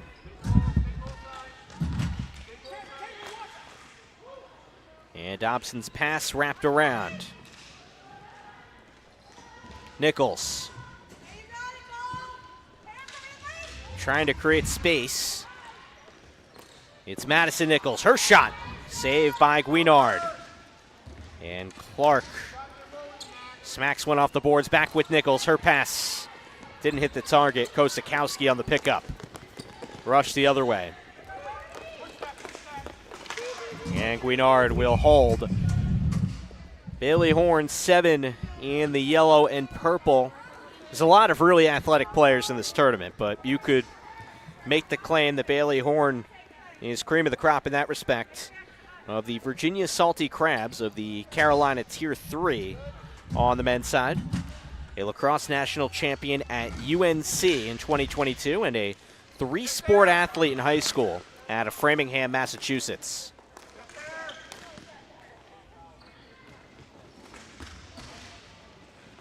And going against Becky Dobson in this game, it looks like Horn has been able to come up with some timely plays there. Meanwhile, ball hits the back of Mears' foot, and out come the Novas. Shifty stick work from Lewin. Gets the pass off, and the shot doesn't go. Oh, that was as great a chance as we've seen. Kelly Wagner, or beg your pardon, no, that was Emma Seitz who had that one dished to her. As the second has come and gone here in Edison. Third period when we come back on the NBHL YouTube channel.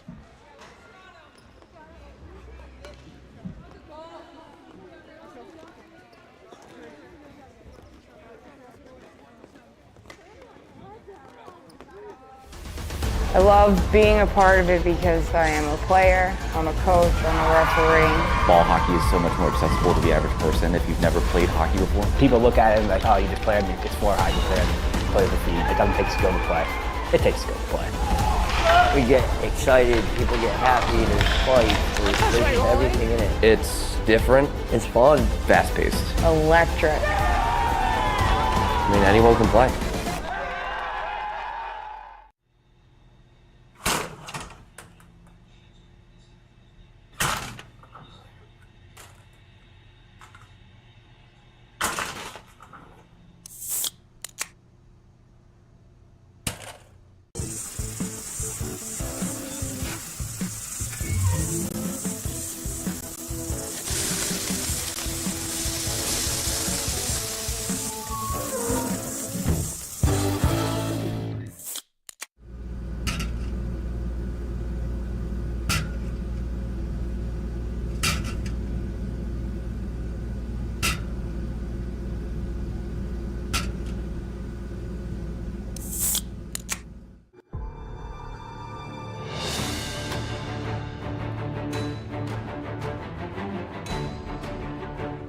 From the beginning of time, men and women have been friends, family, but yet rivals as well. Some of the most epic battles have been fought from the North to the South Pole.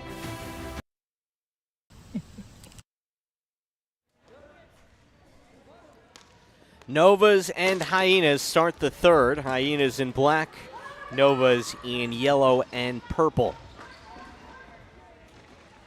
Sam Cooperman with you here from Edison, New Jersey, in the Inman Sports Complex.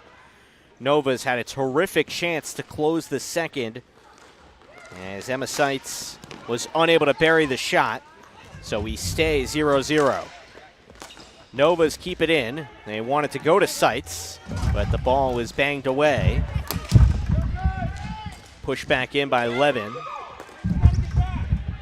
And the Hyenas will create the other way. On the run, shot banged wide from Dobson. It was Dobson and Gifford who were pushing the pace. And swung back the other way. Seitz tries to chase down. Keeper Weiss will shuttle it back.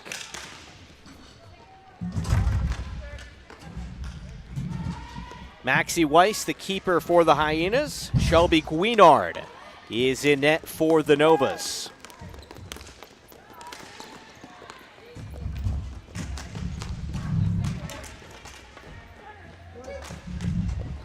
And Guinard with the catch and hold.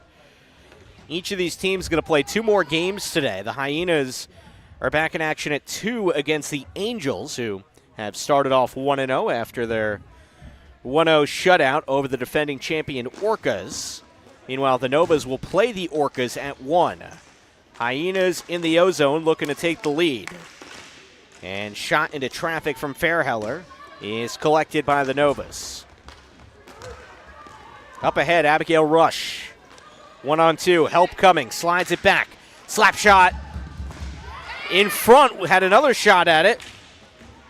It was Wagner on the rebound that had a chance after Abigail Rush tried to slap one on goal. 8 to go in the third. Will we get a goal in regulation? Horn chases it back. Kosakowski. Pass was clean. Stone. Eyes up the floor and a whistle.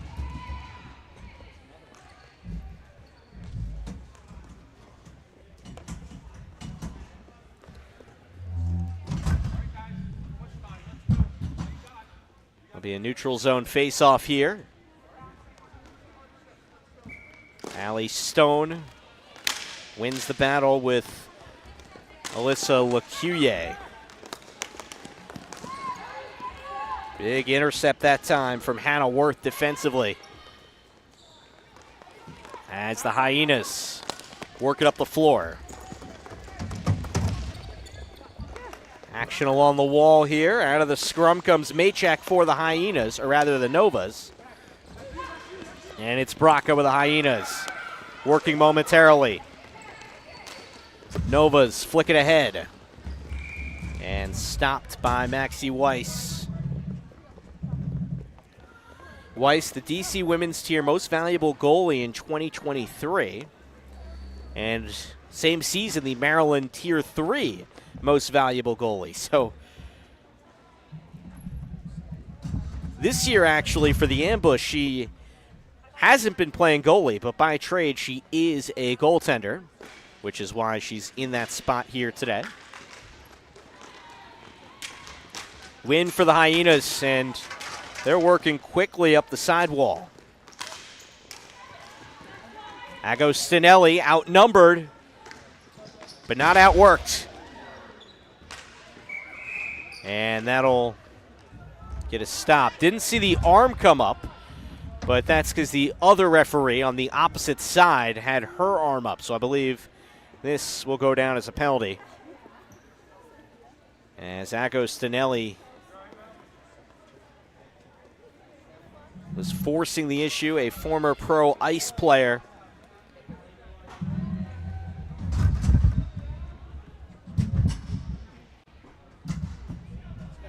And it was Runnalls that comes off. Hyenas have killed off one penalty. They did so in the first period. Now can they do it here in the third? Novas win the face-off. They'll spread.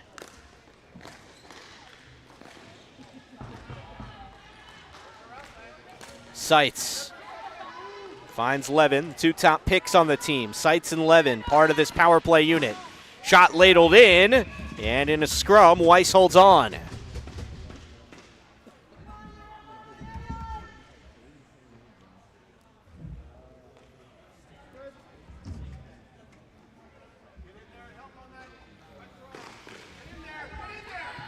Big chance for the Novas here.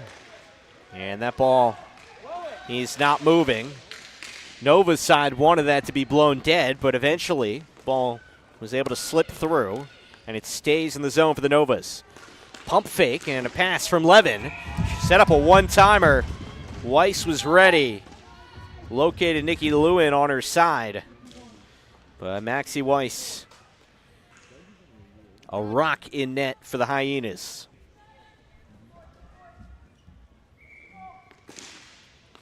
Really important power play here for the Novas. And slid across by Seitz, and it'll trickle all the way out. Kept in. Again, floating blue line. As long as it's in front of center ice, so to speak, you're good. Chance. And Forrest will circle it back. Back to Forrest. Levin, shot blocked away. Kept in by Lewin. Final 30 seconds of this power play. They got to come up with something here.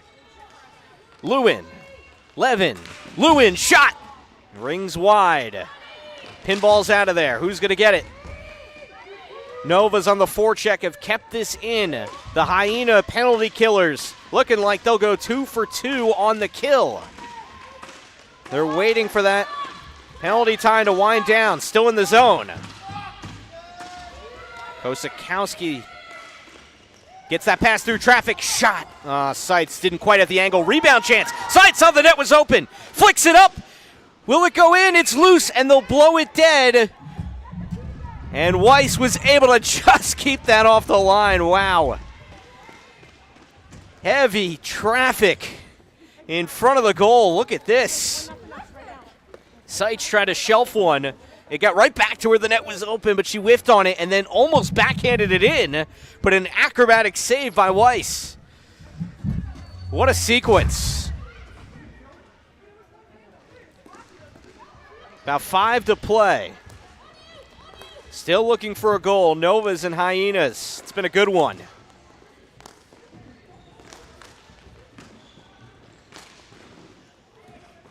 Novas still on the forecheck.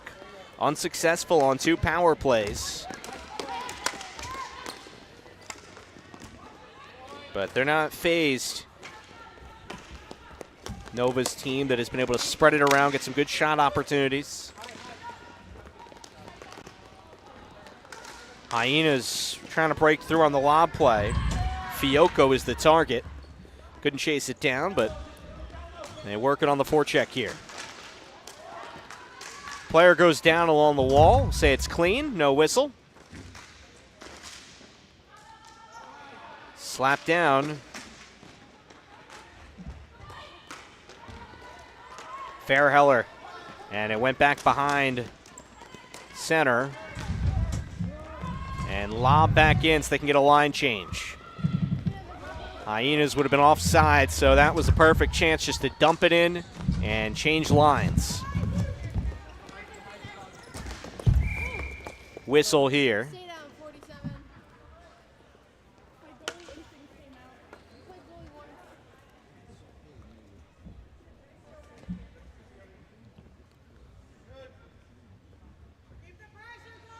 Caitlin Chan, 97 in the gold in purple, stands to the side as Clark wins the draw. Reeves is able to chip one out. Nova's working hard. Chan surveys. Chan makes her move. See if they can get a cutter here. Novas are spread out, but there's nobody in front of the net. Back with Chan. Shuttle one in. Bodies hit the floor. Nova's still chasing, and slap shot from distance, no. It was Bailey Horn who tried to fire there. Picked back up by Clark. Leaves it in. Weiss comes off her line, has to be careful, was able to scoot back in time. But a dangerous sequence for the Hyenas with Maxie Weiss coming out behind the goal to play it. Kosikowski tries to find Horn, she cannot. Pass slid across. It was Martinez looking for help. Look at fresh legs on there. Emma Seitz, the top pick for the Novas, 3rd overall in this league. Seitz, the pass. Tries to stick with the play. LeCuyer was marking her there. Final 3 minutes.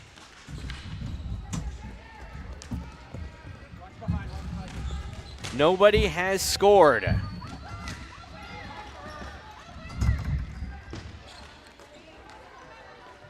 Will regulation be enough to decide this one?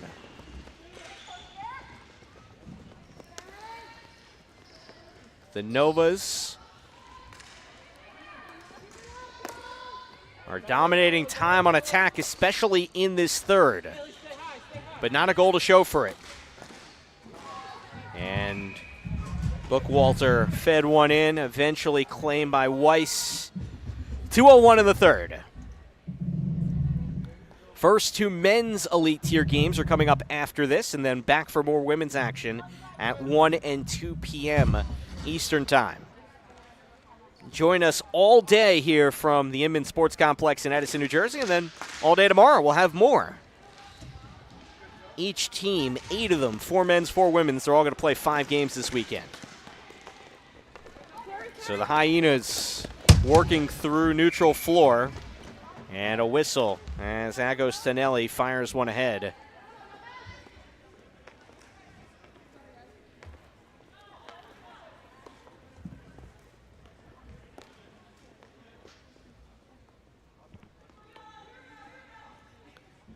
.140 in the third.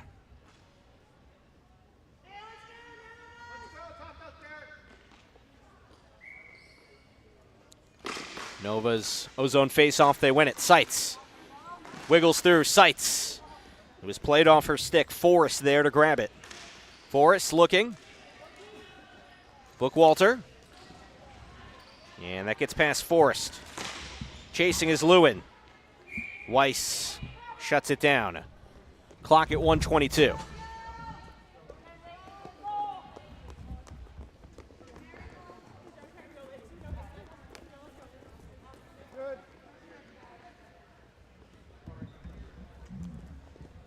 Again, the time on attack for the Novas has been significant here.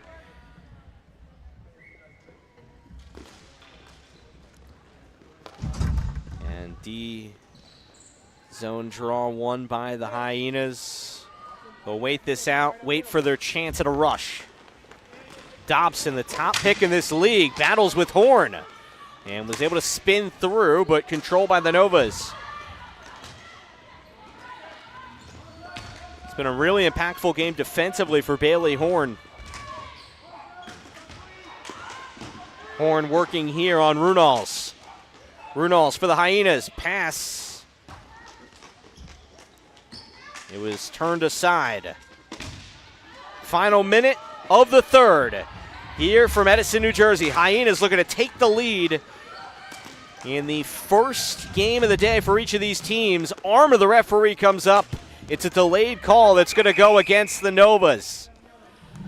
The Hyenas will get their first power play of the game with just 27 seconds to go in the third. Big turn of events.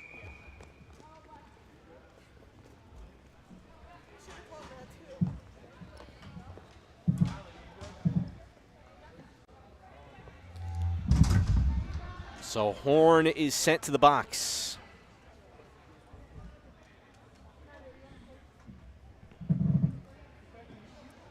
Timeout called here. And let's see what this Hyenas team can draw up. One of the instructions after the first from GM Ben Berger and head coach Matt Fair, they need to be better on the forecheck. And there's no time like the present now that you'll get the power play unit out there with mere seconds to go in regulation.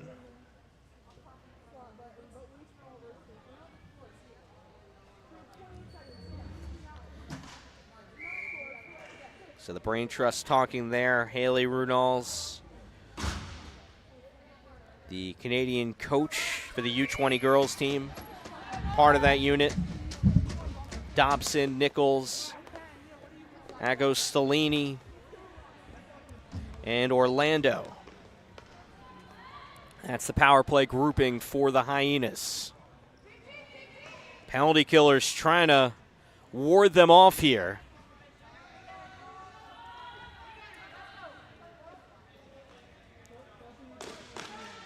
And a big D-zone draw for the Novas. Pushed out, sliding stop Orlando. Back in. Time ticking. Orlando gets the pass clean. Runals try and draw the defense back out. Mash it into Agostinelli. Played back. Shot. And saved. Rebound chance. Dobson tried to make the shot go on net, but it would not. Orlando turns and keeps. One more chance. And we will go past 3 periods.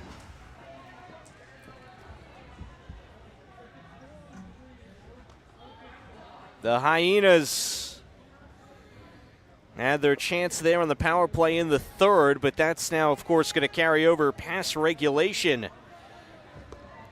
Here, look at this chance. Dobson, she made something out of nothing there. That speaks to her skill level, as everything seemed to be contained, but still just on the run was able to put a wrister in the vicinity of the net, and that was pretty close. Time expires, and we're through 3, and we've still not seen a goal in this game between the Hyenas and the Novas.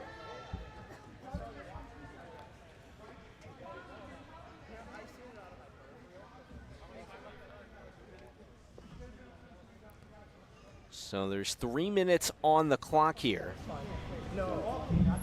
And half of that's going to be occupied by the power play. So 4-on-3 here for the Hyenas. Both these goalkeepers have been really, really strong. Not really making a controversial statement when you're saying that in a scoreless game, but it is true. When they've been called upon, they've delivered.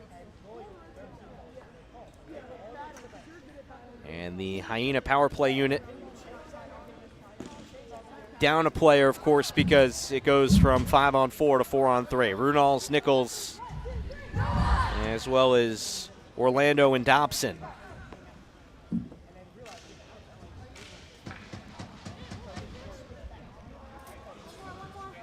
Clark, Kosakowski, and Levin are the killers. Horn back to the box for another about 90 seconds. First power play of the day for the Hyenas. After the face-off win, they go in 4-on-3. Nichols, pass across, was tapped in by Dobson. Heady play. Runals making moves. Sends a shot that's knocked in the air. Pick up Runals and fed back to Orlando. Fakes. Pass geometrically there into the boards and over. And we'll get a neutral zone face-off here.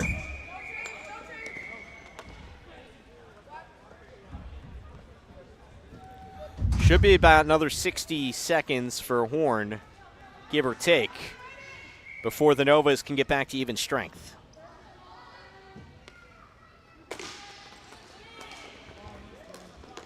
Pass back out. Hyenas looking to close their first game of the Women's Elite tier with a win and a power play winner. See if they can do it here. Orlando fakes. Shot. It was blocked in front.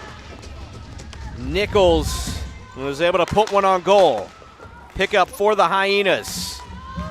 Dobson. As skilled as anybody, you could say, in this tournament. The consensus #1 overall pick. Penalty has expired. Dobson fires a little high. Shot back in by Nichols. Less than 2 minutes in OT.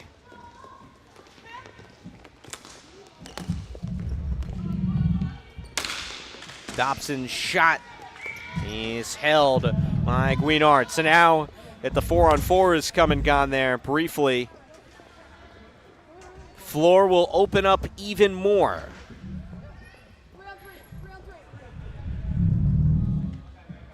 It'll be 3-on-3 here, and the Novas will take a player off to meet those requirements. Agostinelli, offensive zone face-off. Tries to win it for the Hyenas, but it's swiped away from her. Bookwalter. She leaves that one to the side, and it's angled ahead by Lewin. Seitz. Little zigzag maneuver. Bookwalter swerves in, and a whistle. Does somebody want to say something? I said not in yet, not in yet. Point. Watch out, Reese. Gonna be carrying the ball in for him too?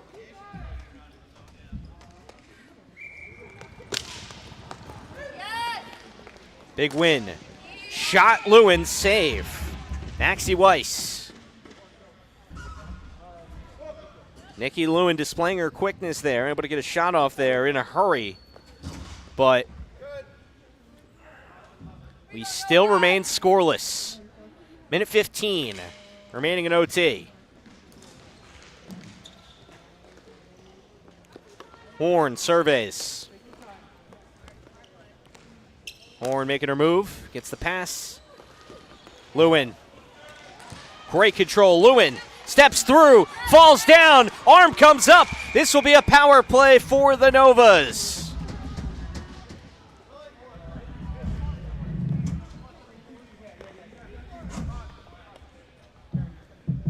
Novas make the call for what their power play unit's going to look like. They'll go with the 3 forwards here. Need to get a 4th out there on the floor. And they'll take a timeout to discuss. Novas are 0 for 2 on the power play. Will third time be a charm?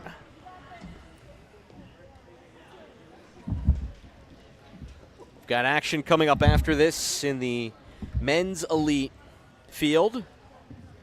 First, the Greyhounds will have a meeting with the Comets, and that'll be followed up Mariners and Apollo. The first 2 ever NBHL men's elite tier games, and you look at all the professional leagues that have now gone to this type of format where you go city to city, you draft teams. These teams stay. Some sports they'll do redrafts or whatever. No, we're not doing that here.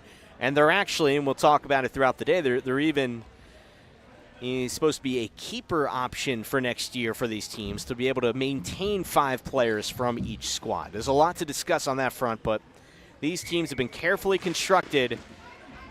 And for moments like this, you get a power play in the waning moments of overtime. That's what the Novas have, 4-on-3. Do you have the people to make it happen? Pass from Levin. Seitz is looking. Back to Seitz.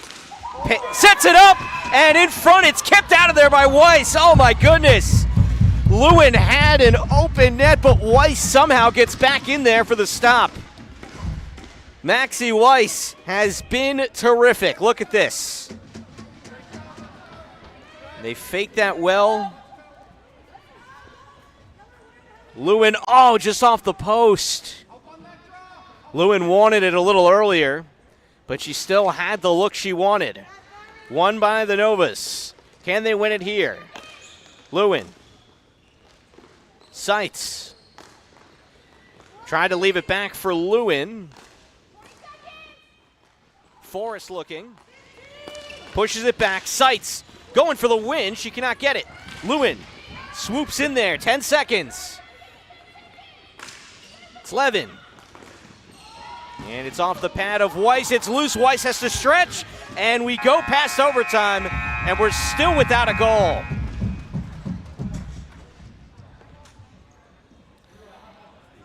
You play regulation, you don't get a goal. If you play overtime, you don't get a goal. Now you go shootout. What a way for these teams to start the day. It's wet down there. Well-earned point for each of these teams, but Which side do you want us to do? All down they're here looking or for all- more. Wherever the camera's at. Do you want to just do both sides? We can do both sides. Cool. Okay. I think that works. As long as you're okay with the camera wide. Okay, cool. So they make the decision in terms of which sides we're going to use. They're going to use each side.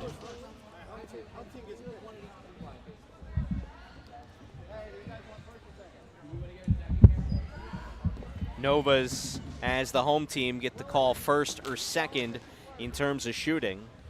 So again, even though obviously none of these teams have a home rink that they're playing in, you do have home and visiting teams. So the Novas, the home team for this game, they make the call first or second. And their first shooter will be Nikki Lewin here. Lewin picks it up. The keeper, Maxie Weiss. Lewin on Weiss. Gets it by her. Lewin scores. And that goal in the shootout goes to the Novas. They've got one on the board.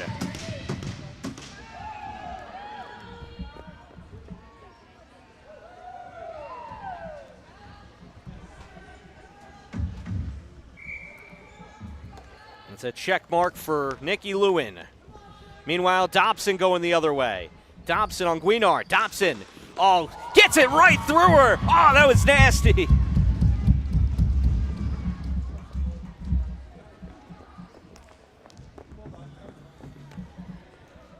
So Dobson with the response.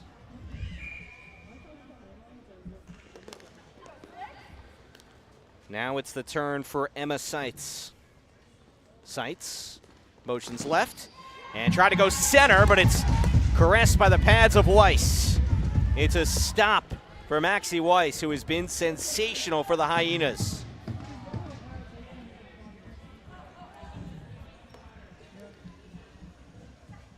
Alyssa Lecuyer of the New England Nightmares rushes in on Guinard. And that shot stopped. Guinard, anything you could do, I could do better. She gets the save that her team needed here in the shootout.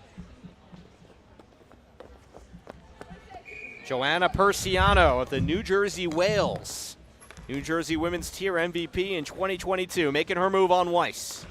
Persiano couldn't get by her. Pad stop for Maxie Weiss.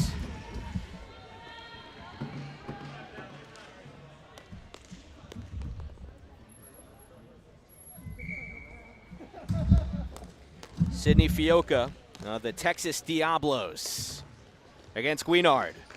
Fioca unable to get a look there. Things just kind of went haywire.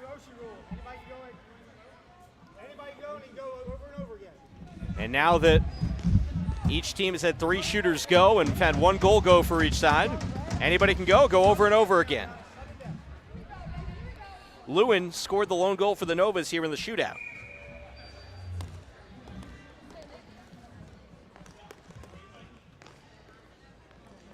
Lewin, can she do it again? Oh, she gets Weiss. Oh, an ankle breaker.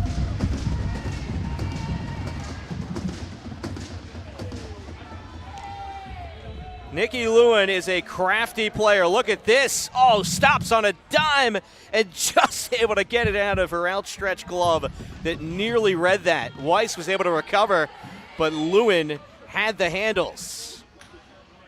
Now it's Dobson. Things hanging in the balance here. Becky Dobson, the #1 overall pick in this league. Dobson. She got out of sorts, and it stopped. The Novas will hang on to win via shootout. Shelby Guinard with the save, as her teammates come out to congratulate her. And a shootout win for the Hyenas, or rather for the Novas, beg your pardon, over the Hyenas. Action's just getting started today from the Inman Sports Complex. Up next, the Greyhounds and the Comets. The first ever NBHL Men's Elite tier game will be coming up here on the NBHL YouTube page. So stick around. We've got hockey coming your way all day and night. What is it? My new boyfriend. So sweet. Look what he just sent me.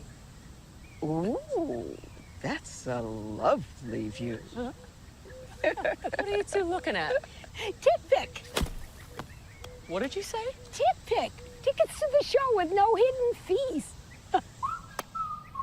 TickPick, the only major no-fee ticket site with the same seats at better prices.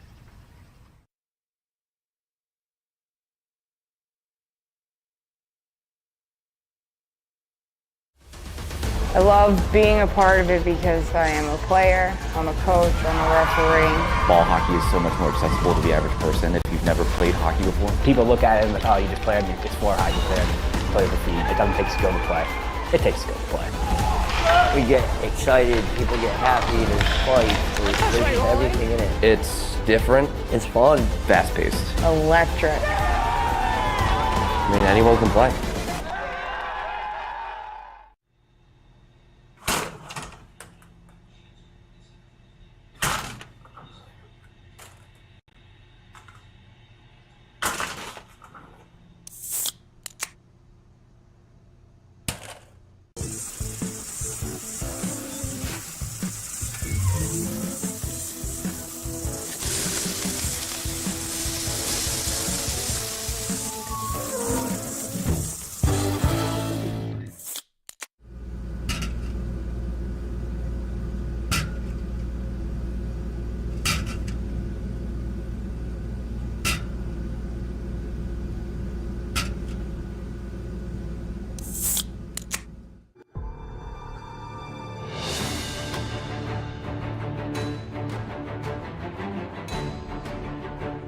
From the beginning of time, men and women have been friends, family, but yet rivals as well.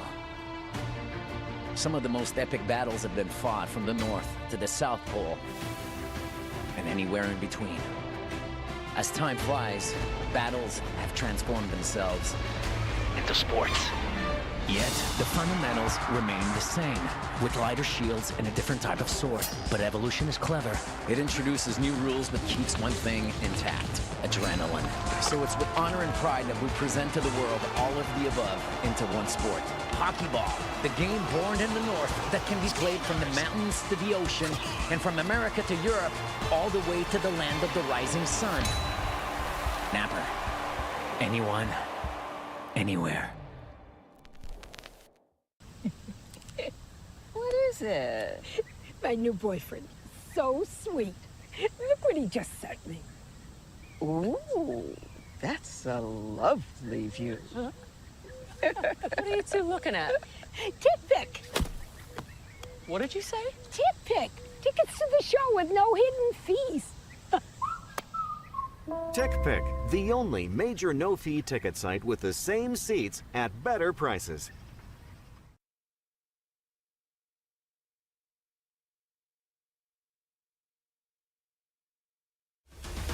I love being a part of it because I am a player, I'm a coach, I'm a referee. Ball hockey is so much more accessible to the average person if you've never played hockey before. People look at it and like, oh, you just played me. It's floor height. You play the feet. It doesn't take skill to play.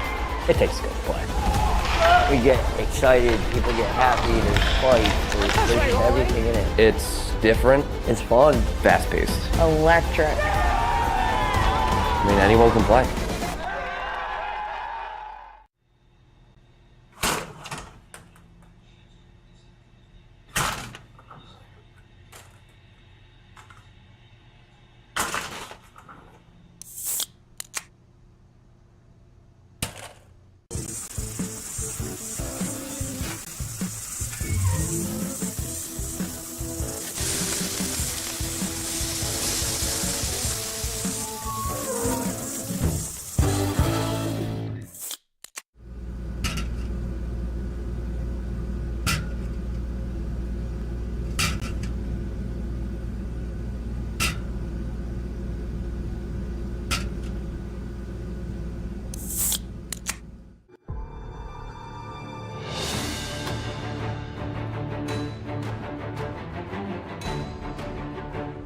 From the beginning of time, men and women have been friends, family, but yet rivals as well. Some of the most epic battles have been fought from the North to the South Pole and anywhere in between. As time flies, battles have transformed themselves into sports. Yet, the fundamentals remain the same, with lighter shields and a different type of sword. But evolution is clever. The first ever NBHL Men's Elite Tier game is officially underway from the Inman Sports Complex in Edison, New Jersey. Sam Cooperman back with you. The Greyhounds, GM Mike Malloy, coaches Dave Moliterno and Jason Swisher. They're in blue. The Comets, GM Angelo Fox, Tony Fischetti, Rocco Persida, and Matt Gray. The coaching staff for them, they're in white and red. So the top men's ball hockey players in the NBHL and beyond are here for the festivities. Robert Snyder, the Lakeland Caribou keeper, is guarding net for the Comets. Other side, it's Robbie Mangini. As Mangini of the South Jersey Knights watch. A couple Jersey goalies in the Garden State here today.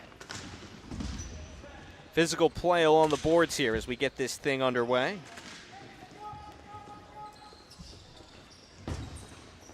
And the pass was sent in along the side. Slick handles by PJ Biaggetti. His sister Victoria was on the Novas, who just won in a shootout over the Hyenas in their game. Picked up D-zone by Altman. Line change for the Comets.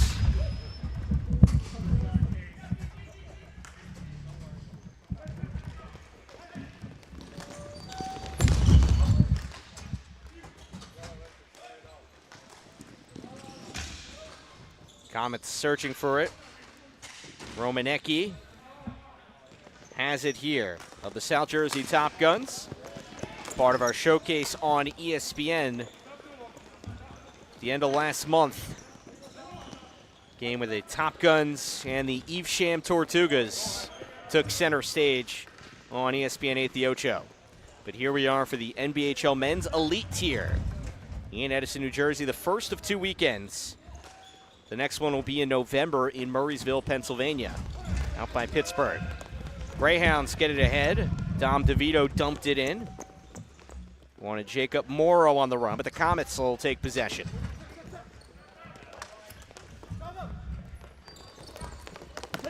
Colsalvo. McCall. Paddle it back. Steve Gregory, the team's captain. Gregory 6 times on the men's senior national team and plays for Northside Militia in Pittsburgh. Romanecki defensively being challenged, and the Greyhounds will work it around. It's backhanded out of there, and the Comets go ahead. Jones muscles one over to Cardillo. And back with the Greyhounds. Brandon Jones was the second-round pick for the Comets. Plays for the Cleghorn Crooks in the Mass Tier 1. Number 2 overall pick and their first-round pick was J.D. Dutney, also of the Crooks, who won the Mass Tier 1 regular season title this year. That's a loaded squad. A lot of players from that team are in this 4-team field in the men's elite tier. Wilson up ahead, and it's redirected in. Greyhounds score. Michael Henry scores the first ever men's elite tier goal. Sorry, that was Caleb. No, it was Henry. Let's take a look. One looked like a 7 for a moment. Here's what happened. Excellent work by Corey Wilson, the number 3 overall pick. And it was indeed Michael Henry.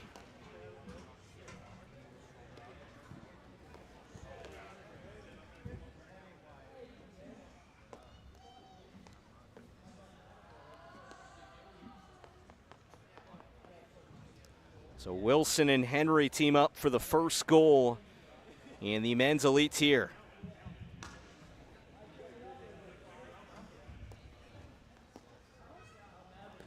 And now we wait to resume play here.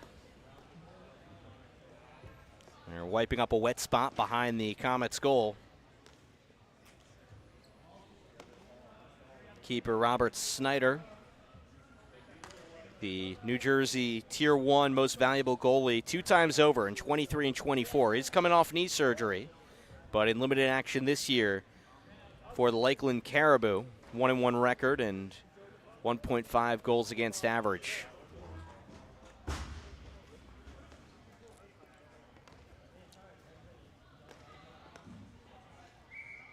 So with 5:53 to go in the first, the Greyhounds strike.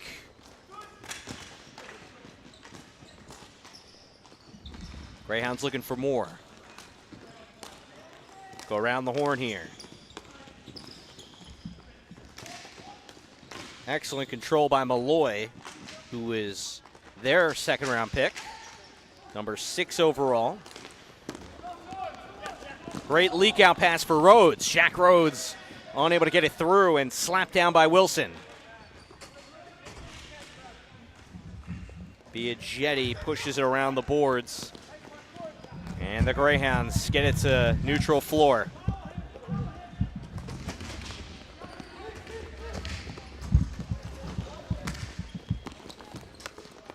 Comets win it back. Line change for Tony Fischetti's group. Altman.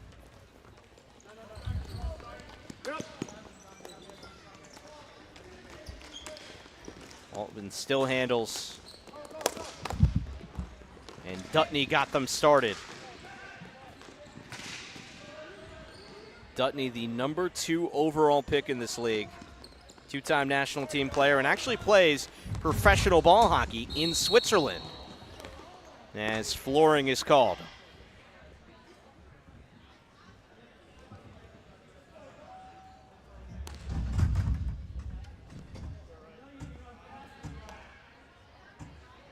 The report on Dutney from the NBHL Men's Elite Draft Show on YouTube. He can move up and put the ball in net. Creative player and someone you don't want to catch in a shootout. Comets looking to even the score here, and they're able to win the draw.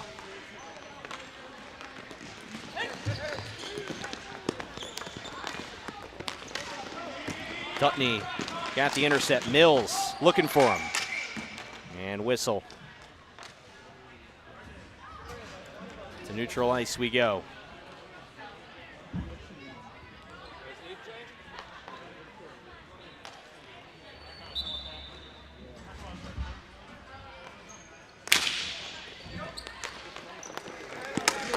Here come the Greyhounds. Consalvo. He leaves that in and gets back. It's punched in off the netting. And Dutney fires. Again, Dutney, the building block of this Comets team. The draft show is really fun to watch. Would encourage you to check it out. Snake draft, kind of like your fantasy football drafts. If you're about to draft or recently drafted, did it just like that. For the National Ball Hockey League Men's Elite Tier inaugural season. Delayed call will stop things. And the Comets will go on the advantage.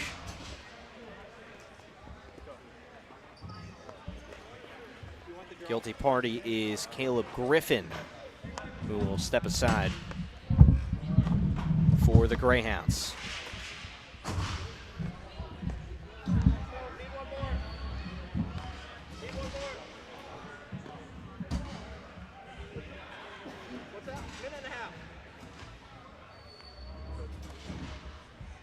So let's see the skill of this Comets power play unit. He'll be centered by Cam Cordillo. Brandon Jones, the First forward off the board for them is all the way on the left side. They had Jacob Batista take the draw and win it. Round it goes. Blake Gray to the side. Jones back to Gray. Dutney fakes. Jones shoots. Whistles wide. There was traffic in front. Push back. A little give and go. Jones. It's Gray. And the Comets will reposition. They keep trying to find Jones on that left side. And a stretch stop by Robbie Mangini.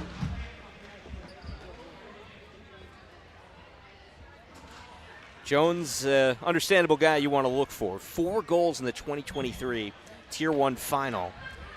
One of the many Cleghorn crooks in this league, and the national team's opening goal in the 2024 World Ball Hockey Championship. A very, very skilled scorer is Brandon Jones. 13 in the white and red. Gray finds Jones. Jones is being marked. See if they can try somebody on the other side here, maybe loosen the defense up. From behind goal, Cordillo. Had it knocked off his stick by Consalvo. Pick up by Dennis Hickey. And the power play will continue. Jones. And his shot saved by Mangini. Makes sense that Dennis Hickey is part of this penalty kill unit for the Greyhounds. You take a look at the last Jones shot. He didn't have much of an angle. He was able to get that one around the sliding Cody Hollingsworth of the Niagara Fighting Irish up in Buffalo.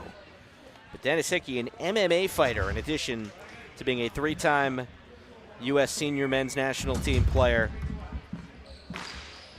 55 in blue. But the Comets keep it in.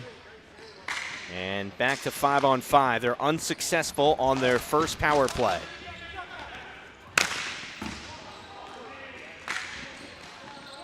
After Biaggetti's slapper, it's held down.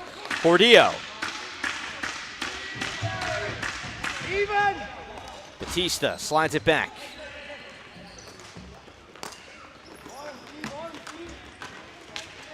Romanicki.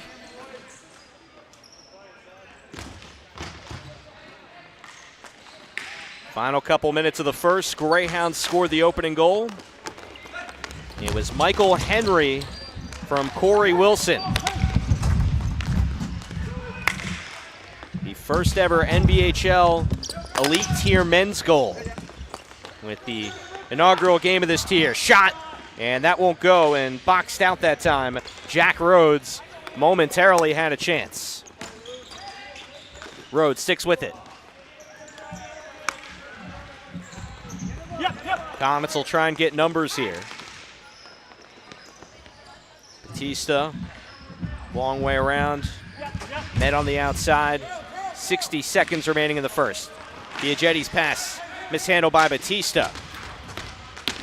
Michael Malloy on the back check doing some really heady work. But Romanicki fires it right back in for the Greyhounds. And 40 seconds remaining in the first. Sorry, now it's 48 seconds, so it'll be a Greyhounds ozone face-off here. Good chance for them to build on their lead. Michael Henry, the 2023 NJ Tier 1 MVP, scored the first ever men's elite goal.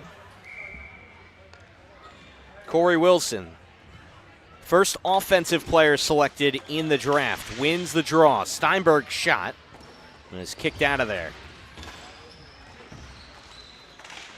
Wilson mashes it to Malloy. Henry scoops it up. Malloy looking. Malloy tries a wraparound. He's stymied by Snyder. Really good idea by Malloy. It's a track meet the other way. Quick save for Mangini to shut that down.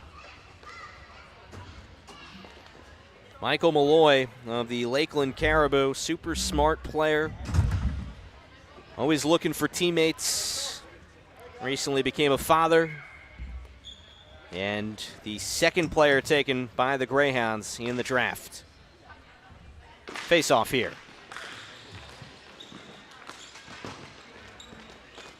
Push up the boards, Wilson. Airs one out. There's about 10 seconds to go in this first.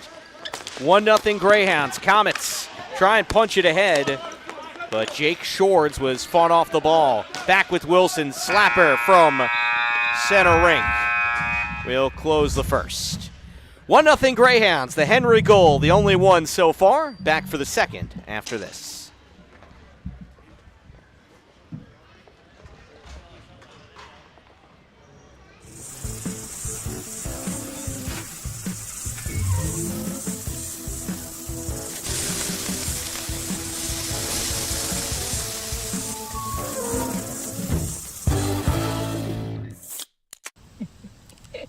What is it? My new boyfriend. So sweet. Look what he just sent me. Ooh, that's a lovely view. Huh? What are you two looking at? Tip pick. What did you say? Tip pick. Tickets to the show with no hidden fees. TickPick, the only major no-fee ticket site with the same seats at better prices.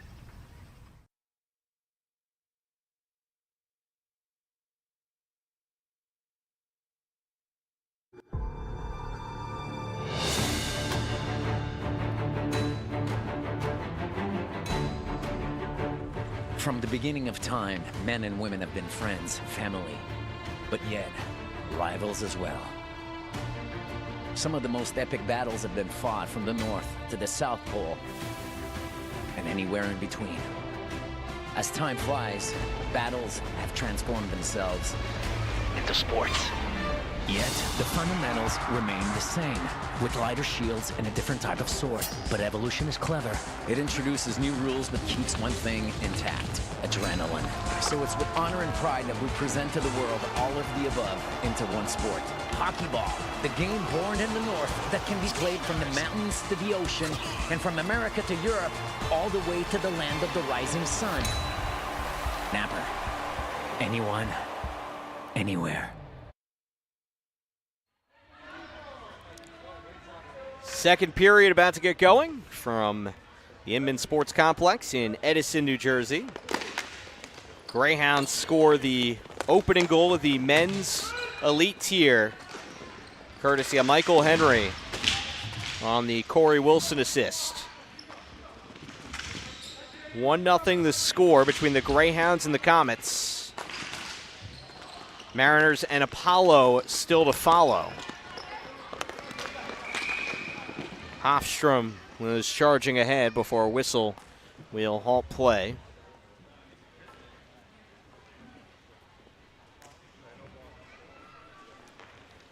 So let's see the neutral zone face-off here.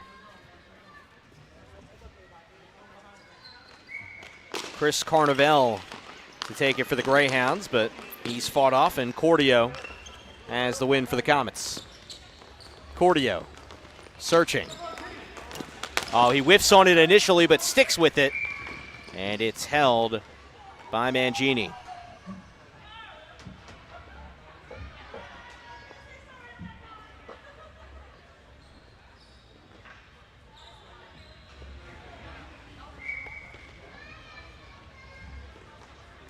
Blake Gray to take the face-off for the Comets. And he wins the face-off for the Comets. Jones slips up. Tries to push it ahead to Gray.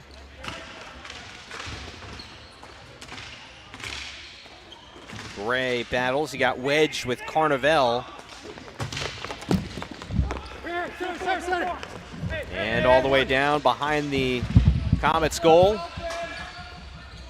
It was Luke Malloy there to chase. Hofstrom. He's got Hickey.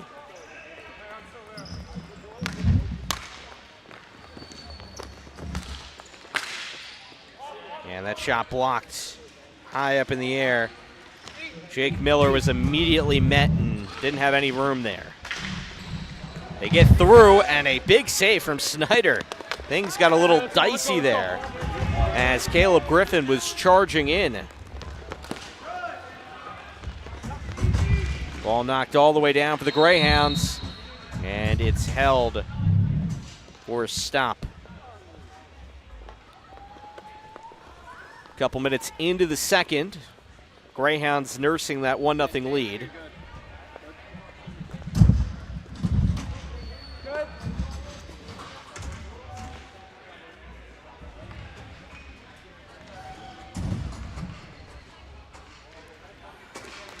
Greyhounds to Miller. He shelves one way too high. Jake Miller of the Marlton Dogs misses the mark.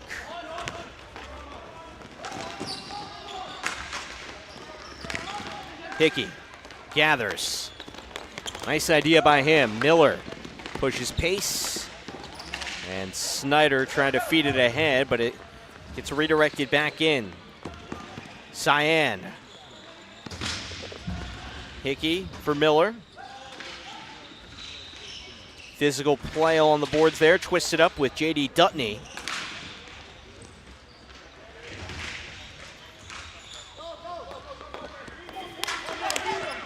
And it got loose, nearly a breakaway the other way for Biaggetti. Artrum Bolt fires one in.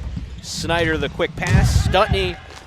And they get re-going the other way. Comets 2-on-1. And shot saved. Nikola Jeski, or rather Shord, saw the opening.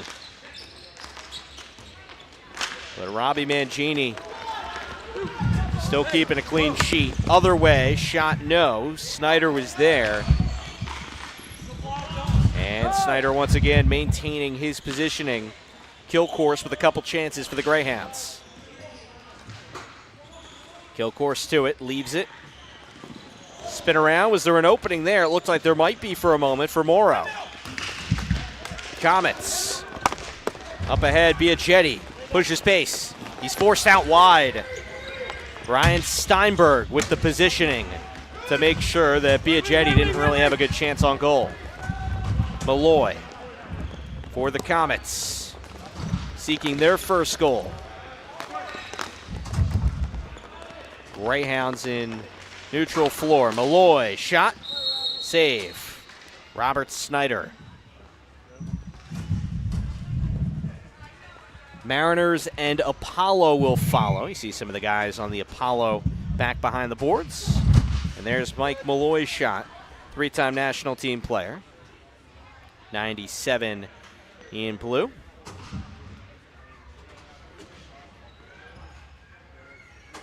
Corey Wilson will take the draw. And it goes back to his side, but all the way down. Steve Gregory chases and keeps. And the Greyhounds lose control of it. Things got a little dicey there for them. Couple sets of hands had to swat that one away from goal. Wilson chases and has it himself. Corey Wilson, the Tier 1 leader in points. It found Malloy momentarily, but dragged ahead.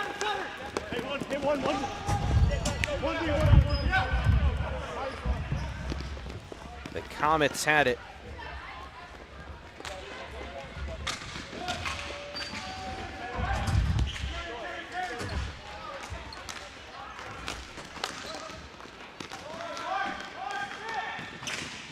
Comets still looking to score, but you feel like they're playing at their pace. Backhand no from Jones. Fights for possession with Gregory.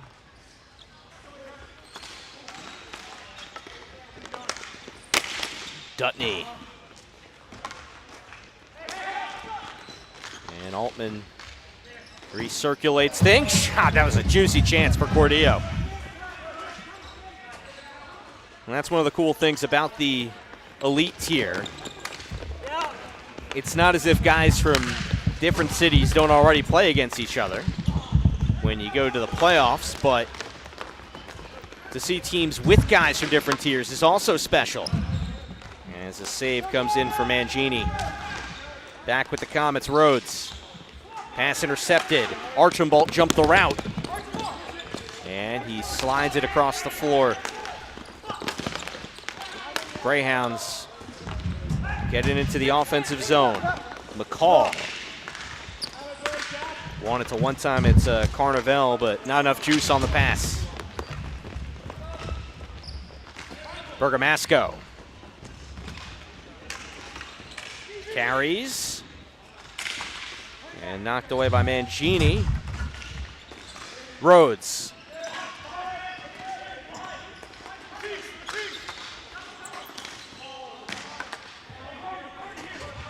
The Comets getting a lot of time on attack. No goals to show for it yet. Hoping the dam will break soon.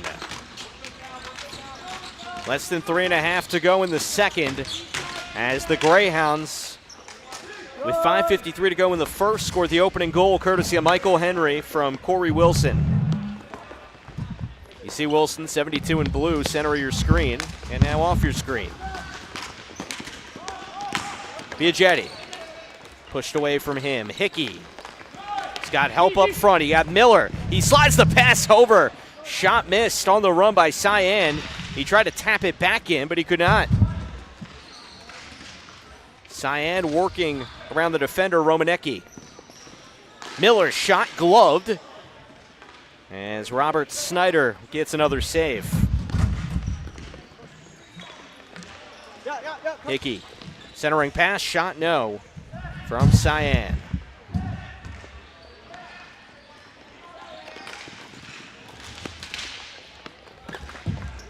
Two and a half remaining here in the second. Steinberg's got a chase, and he gets there for the Greyhounds.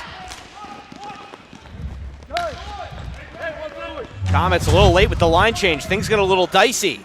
Snyder had the stop. All of a sudden, the Comets had to just rush that unit back out there, but they got the line change out there in time after all. Gray wanted Jones on the move, couldn't find him. Back for Griffin. His pass is clean initially. Morrow. He was unable to jam his way through. It is the Comets on a 3-on-3. Steinberg cleans and dumps into neutral floor. Dutney looking, and he tried to whistle one on net. Punch to the end boards and back around. Morrow. Greyhounds turn it over. Sloppy pass, Gray. Has to wiggle his way to the side, wait for numbers to even in the zone.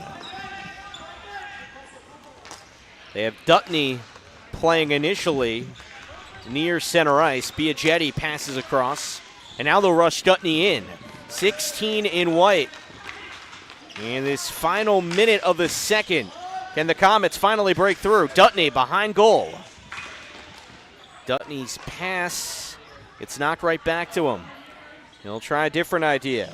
It's Dom DeVito standing at attention next to his goalkeeper, Mangini. Greyhounds pick it up. Griffin to DeVito.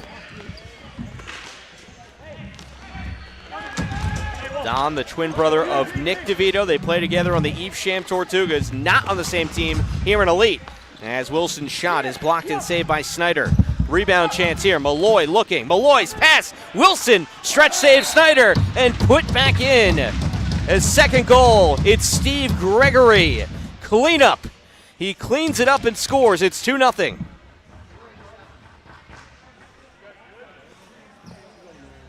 So many chances for the Comets. They get some good looks, unable to score, and now here, Malloy. What a job by him. Passes Wilson. He couldn't score, but then Gregory eventually. Snyder could only do so much as the goal was open, and Gregory deposits one in.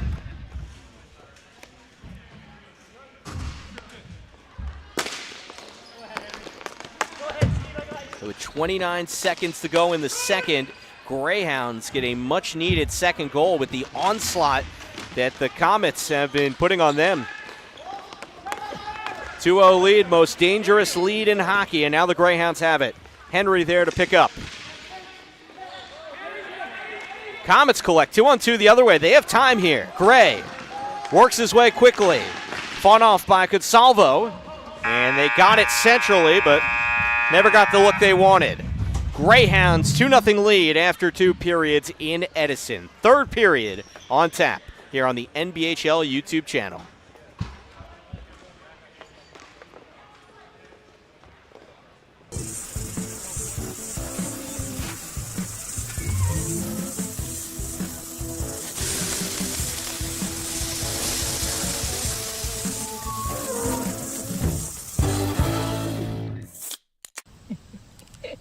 What is it?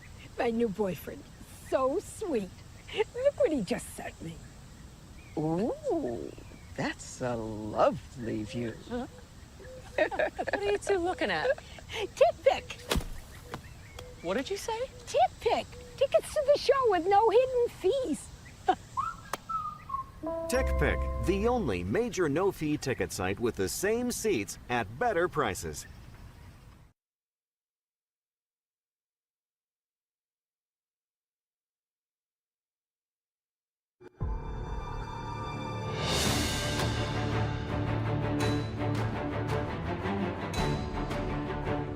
From the beginning of time, men and women have been friends, family, but yet rivals as well.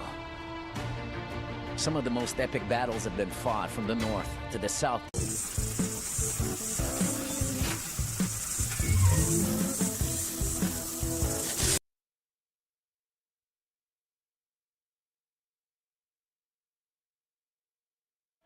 From the Inman Sports Complex in Edison, New Jersey, this is Game 3 of many today between the women's and men's NBHL Elite tiers.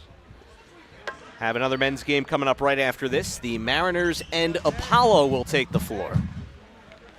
And then a couple women's games will follow that. Then back to some more men's games. Each team will play 3 games today. So we're going to have hockey going day and night here. Greyhounds 2-0 lead. Pick it up on the draw to start the third. And a tough catch for Robert Snyder. That was a one-handed shot from Tristan Hofstrom. He was able to get some serious muscle on that one, but just kind of pawed at it and got it on goal pretty clean. Save for Snyder. Ozone face-off for Carnival. And he lost sight of it. Jones scoops it up, but then back with the Greyhounds. Comets have had time on attack in this one, and they've had some quality chances. They put some good shots together, too. Excellent speed from Biagietti. 2025 Pittsburgh Tier 1 champ for the McKeesport Aces is PJ Biagietti.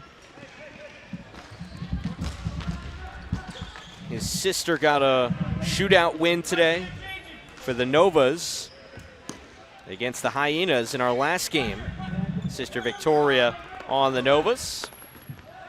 So a hockey family, the Biagiettis. Intercept, Biagietti gets the pass to Jones. Jones buries it.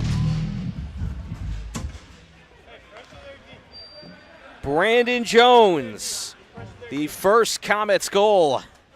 And it felt like one they were due for with all the chances they've had. Jones, the number 7 overall pick, off this great work on the forecheck. The intercept from Biagietti, and he'll get the assist as well as Jones puts it home.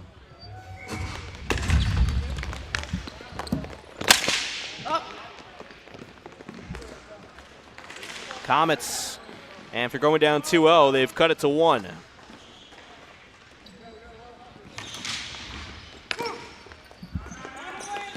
Malloy shuttles one in, and a little wide of the mark. Pick up by Rhodes. Rhodes leaves it. Malloy banks it. And Hickey momentarily secures for the Greyhounds. PJ Biagietti made a really terrific pass there to tee up Jones. 2-on-2 the other way. Pad save from Snyder on the shot. And it's sent back in. Miller flicks it ahead. And the Greyhounds will get a line change. Top line back in, Corey Wilson, the number 3 overall pick. centers this line for the Greyhounds. Steve Gregory scored the second goal for his team on a rebound chance. That's 23 in blue, the captain of the Greyhounds.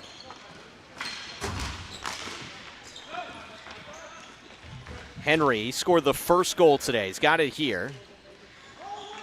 Taps it back for Malloy. Spin.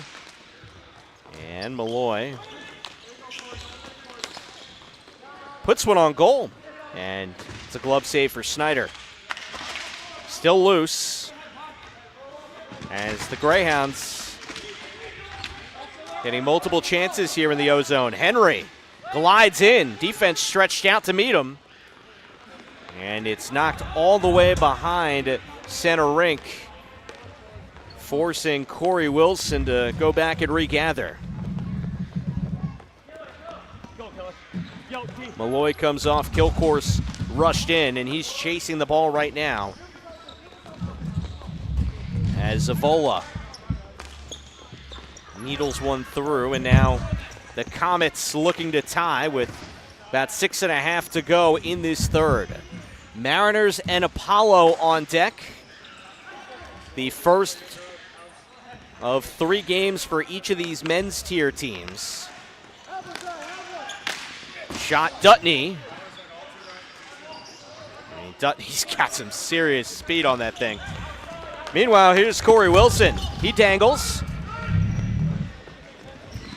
Kilcourse.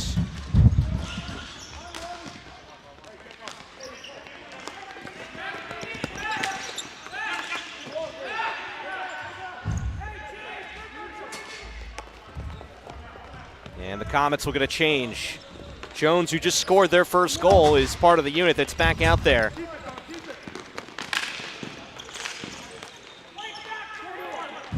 Along with Cordio and Gray up front.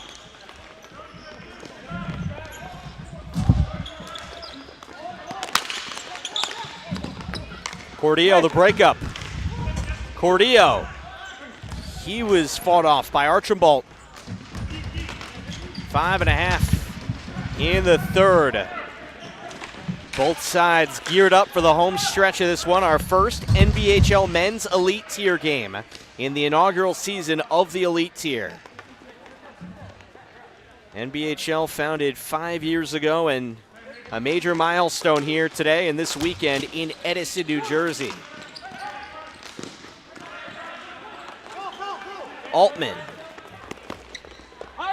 flicks one through, and the official will call that flooring. It was from just behind center rink. The Comets are claiming that there was a hand on the ball, that it should not be a flooring call, but that's not what the official deems there.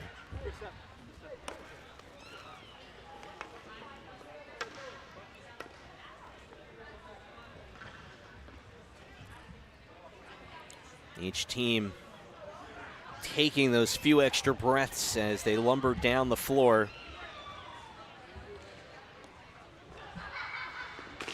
Greyhounds looking for a third. Comets looking to equalize.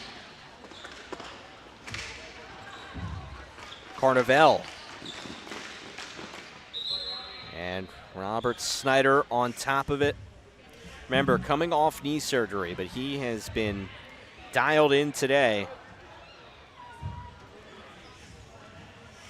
Comets have had more time on attack, unofficially, of course, but just from these sets of eyes. Jones somehow breaks free, gets a shot, save Mangini, and he's got to fall on top of it. Brandon Jones, one of the most skilled offensive players in this league. Look at this. Slow roller, Jones just speeds up, he's there. But the reaction time by Mangini is stellar. Keep it at 2-1. I got hit in the balls.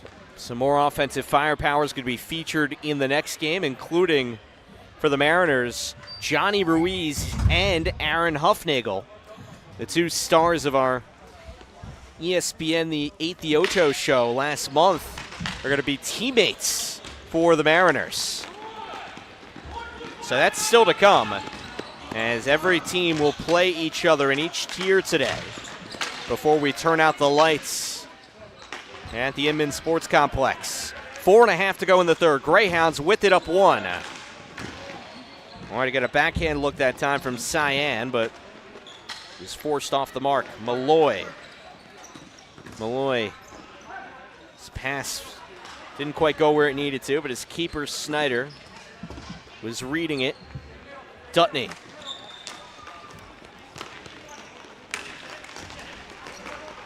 Rhodes got through.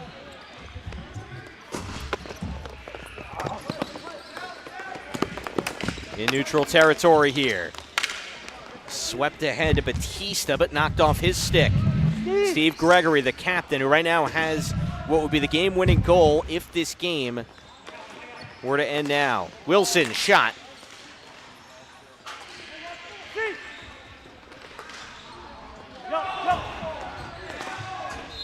Delayed call. And the Comets don't like the call. Power play coming for the Greyhounds.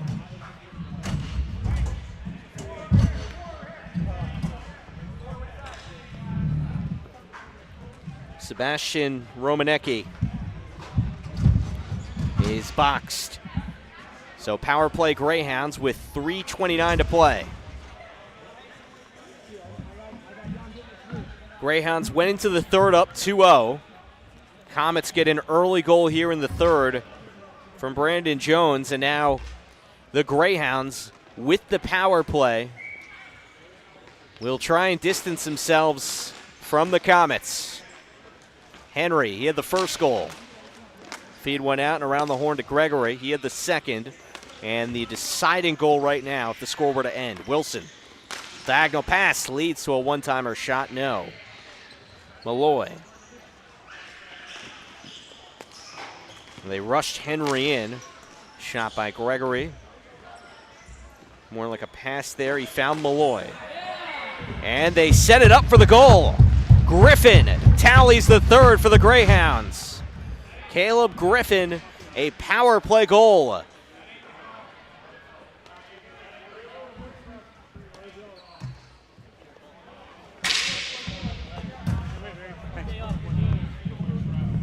So look at this here. Malloy got it.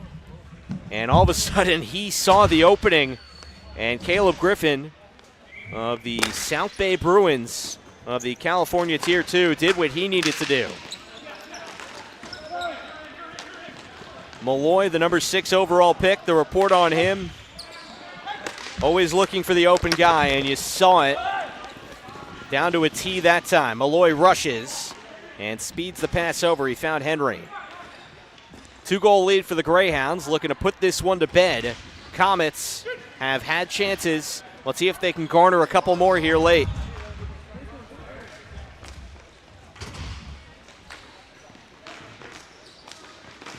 It's curved in, and momentarily it looked like there'd be a chance there for Cody Hollingsworth. Meanwhile, it's Wilson. Steers that aside. And Gray for the Comets.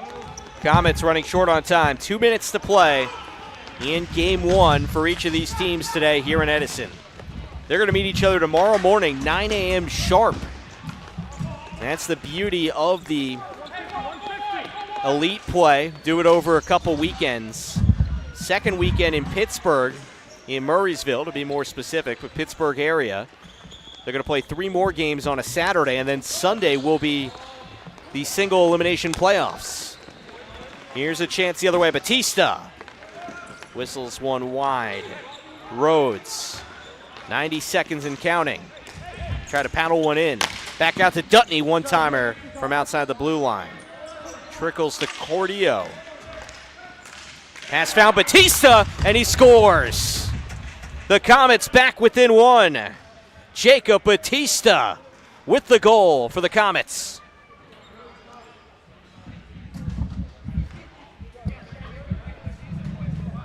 So the Comets not going quietly. Cordillo. Just a quick pass. Batista turns, senses it, and buries it. He saw the opening he needed.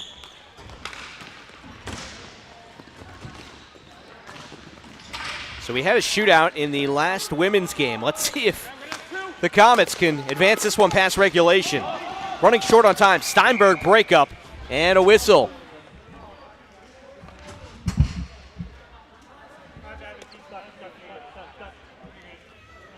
Neutral zone face-off coming up. Batista just scored the goal. He's going to square off against Dennis Hickey of the Marlton Dogs. Face-off won, but time is down under 50 seconds. Pass banked all the way around by Dutney.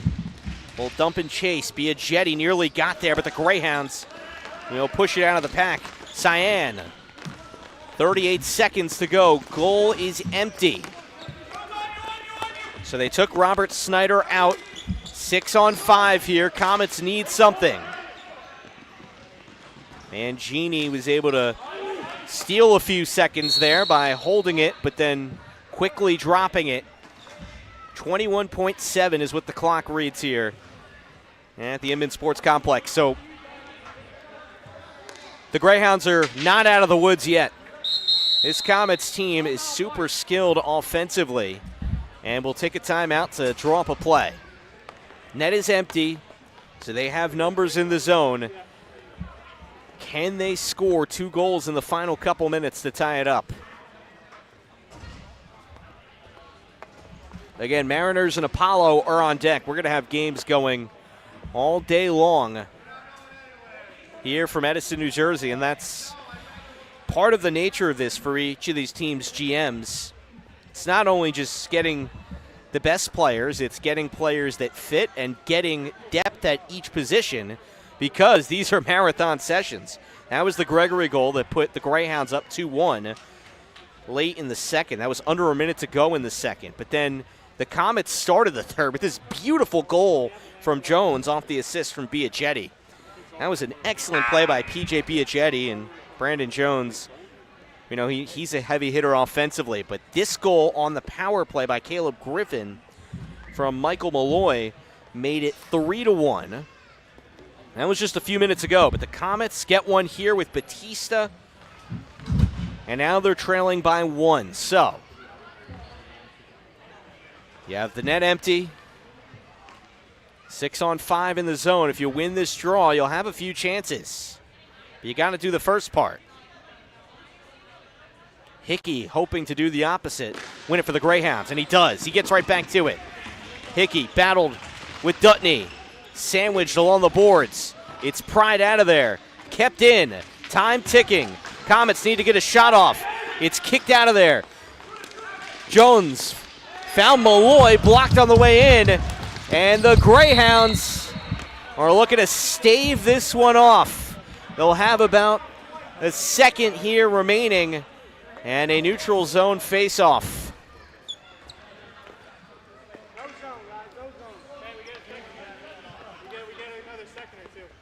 A really, really good battle here between the Comets and the Greyhounds.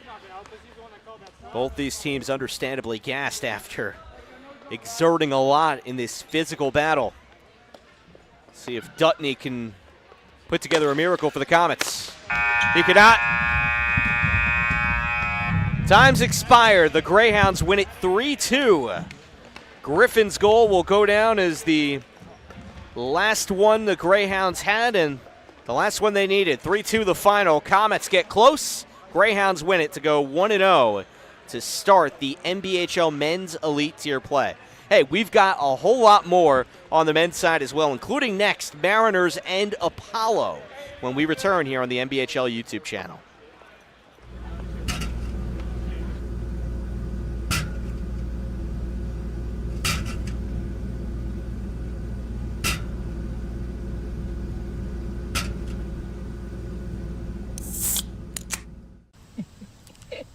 What is it?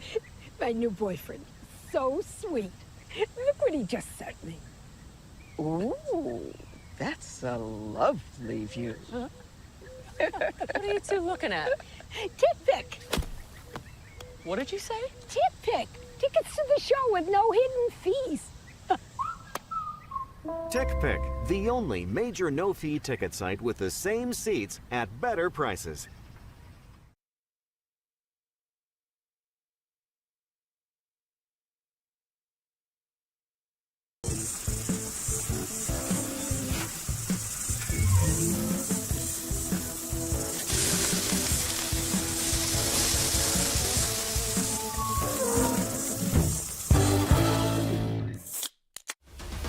I love being a part of it because I am a player, I'm a coach, I'm a referee. Ball hockey is so much more accessible to the average person if you've never played hockey before. People look at it and like, oh, you just played it's floor hockey player, play the feed. It doesn't take skill to play.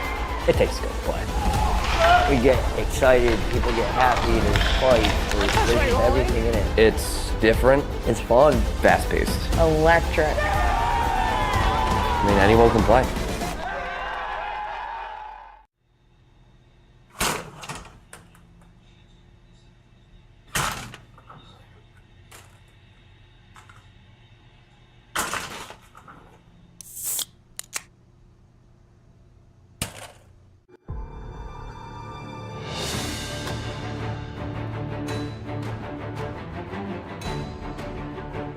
From the beginning of time, men and women have been friends, family, but yet rivals as well. Some of the most epic battles have been fought from the North to the South Pole and anywhere in between. As time flies, battles have transformed themselves into sports. Yet, the fundamentals remain the same, with lighter shields and a different type of sword. But evolution is clever. It introduces new rules but keeps one thing intact: adrenaline. So it's with honor and pride that we present to the world all of the above into one sport. Hockey ball, the game born in the North that can be played from the mountains to the ocean, and from America to Europe, all the way to the land of the rising sun. Napper. Anyone, anywhere.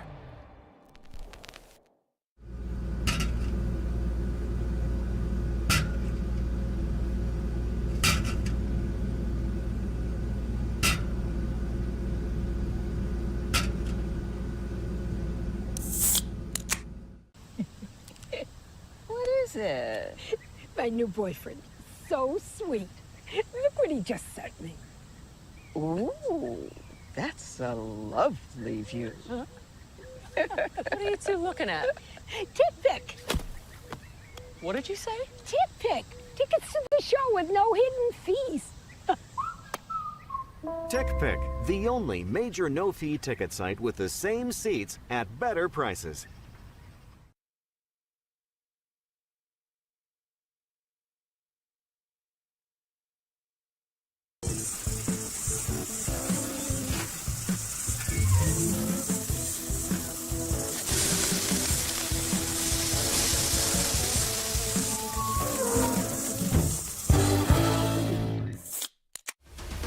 I love being a part of it because I am a player, I'm a coach, I'm a referee.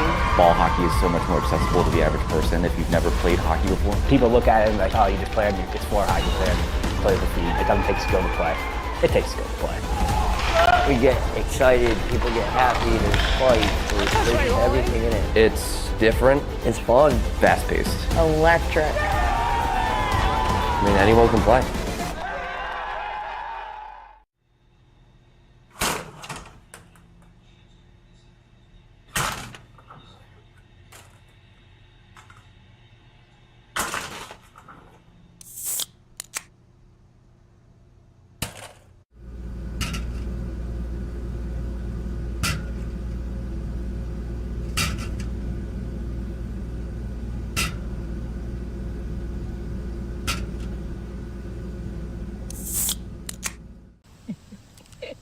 What is it? My new boyfriend. So sweet. Look what he just sent me. Ooh, that's a lovely view. What are you two looking at? TickPick. What did you say? TickPick. Tickets to the show with no hidden fees. TickPick, the only major no-fee ticket site with the same seats at better prices.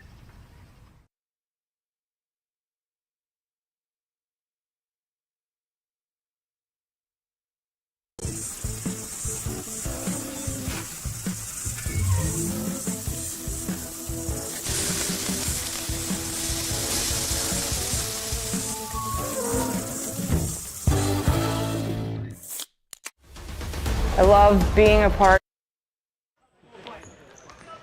Underway in the second game of the NBHL Men's Elite Tier. The Apollo HC in black and white.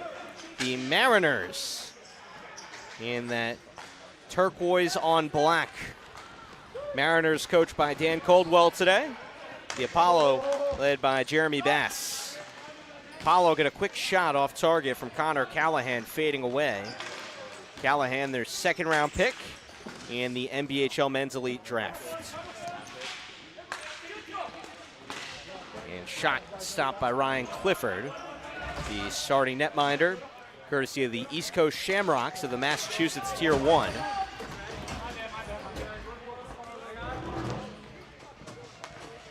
On the other side, Andrew Carter was the first goalie picked. He was the number 4 overall pick in the draft. Carter of the Cleghorn Crooks of Mass Tier 1 as well. So a couple goalies that are used to going up against each other. Two-time national teamer is Andrew Carter.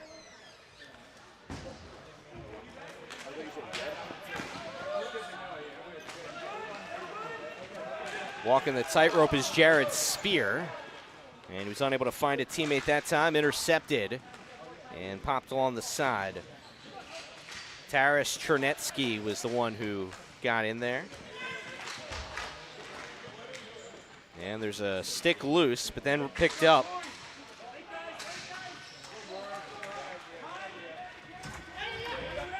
As the Apollo get it through.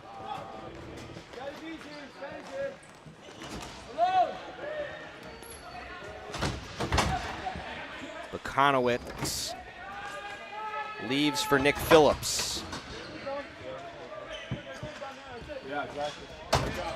Phillips of the Penn Hills Imperium. Two-time Tier 1 champs are the Imperium in 21 and 22. And down for Flooring.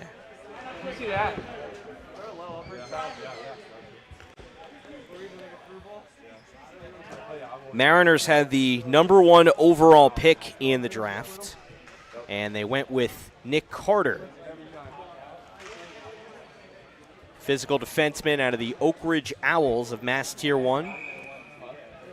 5 times, don't want to steal one from him, national team player. Had some big goals last year in Switzerland. Bendorf tracks it down. Bendorf had a goal on ESPN in the ESPN 8 the Ocho game for the NBHL. Fed ahead, and Urban trying to steer it back to his teammate, Scott Wargen. And the Mariners were unable to clean up that opportunity, and now a whistle comes in. So Wargen and Urban both play for the Chicago Southsiders. Both were on the 2024 national team, and they grew up playing together. And actually, I learned this from watching the NBHL Men's Elite Draft Show. I would encourage you to go back and watch it if you haven't. Actually, we're in the same hospital growing up. They were born in the same hospital. Stretch save that time, but the job's not done as Andrew Carter was put to the test.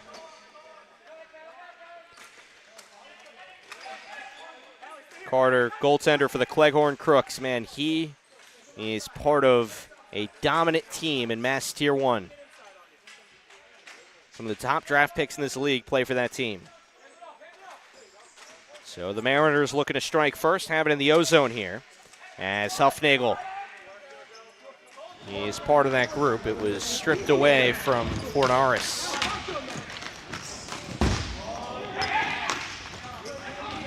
Opportunity for Fornaris. And he speeds one out, a little give and go. They spread. Here's Nick Carter, number 1 overall pick. We'll pass that back, and around the horn it goes.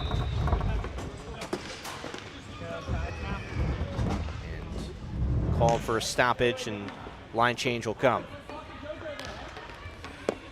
So one of the interesting things about how the draft shaped up was the Mariners being able to land Johnny Ruiz outside the top 2 rounds. And part of the reason why is he's a conflict during the weekend where the playoffs will be in Murraysville in November. So, in a sense, it makes sense. All right, you want to make sure you draft guys that you'll have for the playoffs. However, he's 3-time captain of the USA Senior Men's Ball Hockey team. So you think, all right, would he not go earlier? Especially because you can protect guys. So, in theory, you draft Ruiz, you can protect him to have him back on your team next year. That was one of the interesting things that came out of the draft. But Ruiz, Huffnagel, and the Mariners, Nick Carter, the #1 overall pick, all together as GM Mike DeFazio has got to be excited about how this team is constructed and what they might be able to do. Fredrickson angles his pass cleanly. Veneziale had to slow it down. Shuttles one in. It was off the keeper, Andrew Carter.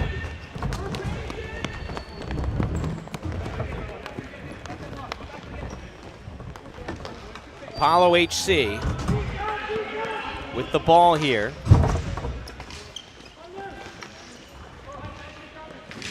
Phillips. Sliding collect by Altomare. Altomare of the Evesham Tortugas. Former goalkeeper in college at NJIT. He's got terrific hands. He got to display them on ESPN in that broadcast for the Tortugas. Mariners through neutral floor. A little slippage that time. There's Gower able to get his bearings.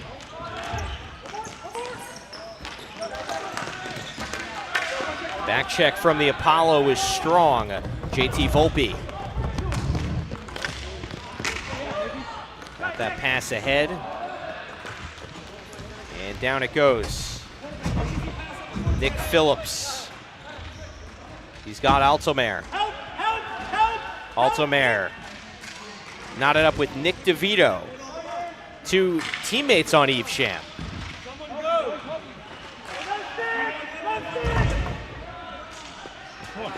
Nick's twin brother Dom, not his teammate in the Elite tier. Dom played in the first game where the Greyhounds snatched a 3-2 win over the Comets. Dom got a win with the Greyhounds. We'll see if his brother Nick can do the same here. Meanwhile, here's a rush the other way as Kwasny was trying to twist his knee in.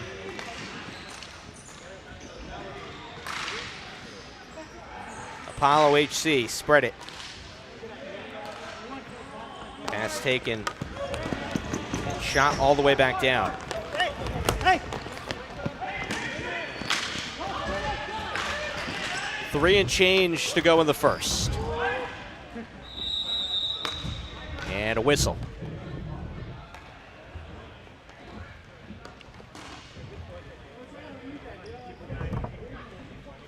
Got flooring, so it'll come all the way back down.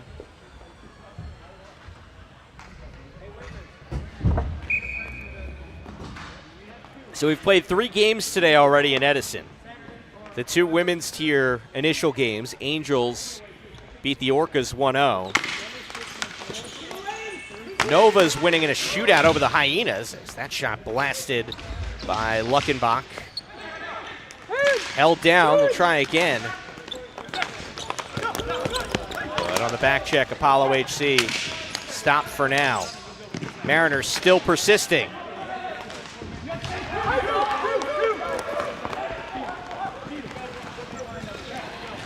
Chance in front for Apollo, and was that tapped in? No. Covered up. Ryan Clifford hangs on.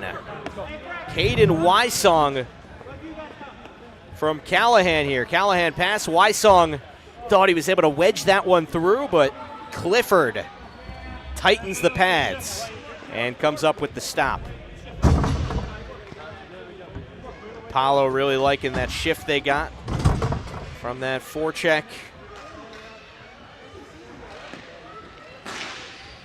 that Nova's Hyenas women's game, nobody scored a goal, go to a shootout, and you had some really impressive displays of talent. As that shot won't go for Apollo HC.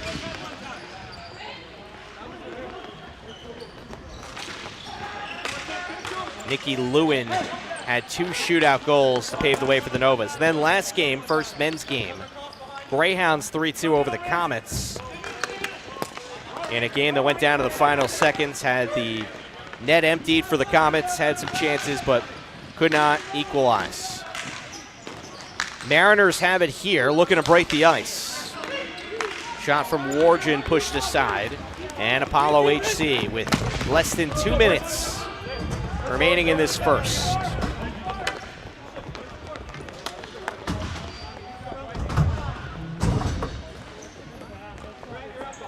Pass centered. Gajor at a momentary 3-on-2. Apollo there to break it up.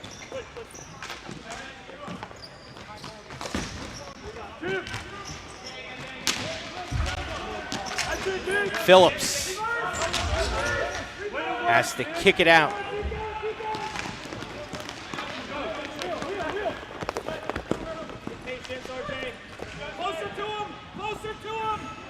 RJ Gibbs. Gibbs forced off the spot by Gajor. About a minute to go in the first. One back, Altomer. Hufnagel pushes that pass cleanly on a line with Johnny Ruiz. 2 guys with professional ice hockey experience. Hufnagel retired a couple of years ago. A lot of time in the SPHL. And a cup of coffee in the ECHL as well for Aaron Hufnagel.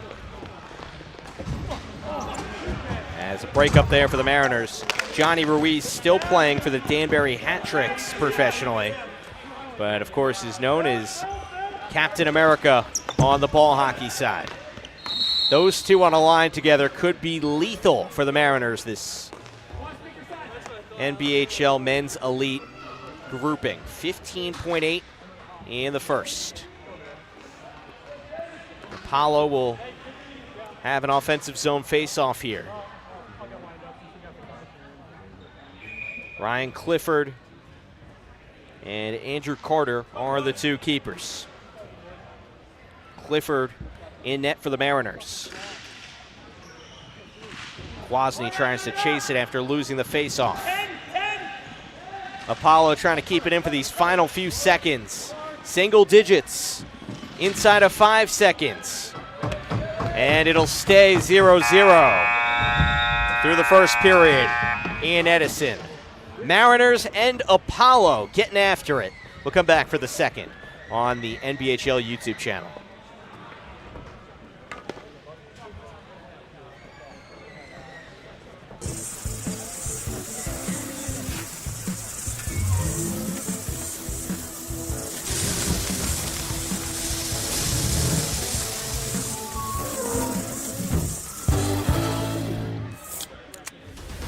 I love being a part of it because I am a player, I'm a coach, I'm a referee. Ball hockey is so much more accessible to the average person if you've never played hockey before. People look at it and like, oh, you just played it's 4 hockey players, play the feed. It doesn't take skill to play. It takes skill to play. We get excited, people get happy, there's fight, there's everything in it. It's different. It's fun. Fast-paced. Electric. I mean, anyone can play.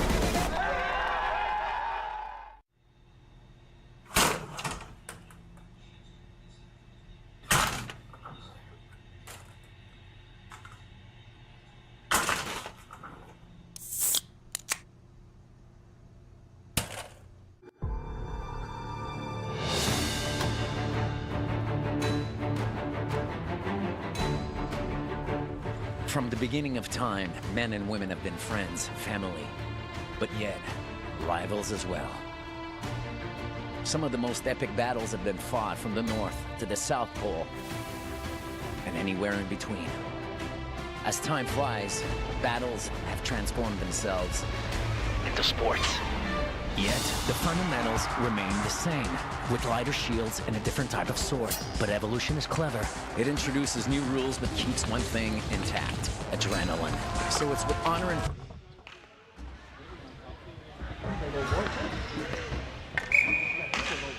Sam Cooperman back with you here in Edison, New Jersey. Start of the second period of this NBHL Men's Elite Tier matchup. Apollo HC and Mariners are opening up their respective 8-game slates. 5 of those games taking place this weekend here in New Jersey. 3 more plus the playoffs in a few months in the Pittsburgh area. It was kept atop the goal that time by Ryan Clifford for the Mariners. Hat tip to our entire team working hard here at the rink. Simon Rosenwasser and the team at Play-by-Play Productions doing a great job with all the angles like these here. As Callahan got that one up in midair and stopped atop the goal. Ryan Clifford with the reaction time, doing enough to keep it out. Callahan's second-round pick for Apollo HC. Plays for the Lakeland Caribou in New Jersey, the 2024 NJ Tier 1 MVP. Mariners on the run. It was Eddie Urban to get them jump-started. He's their second-round pick. It's Urban here with it, matched up with Jarrett Spear, the South Jersey Top Guns. Trickles the other way, breakout chance.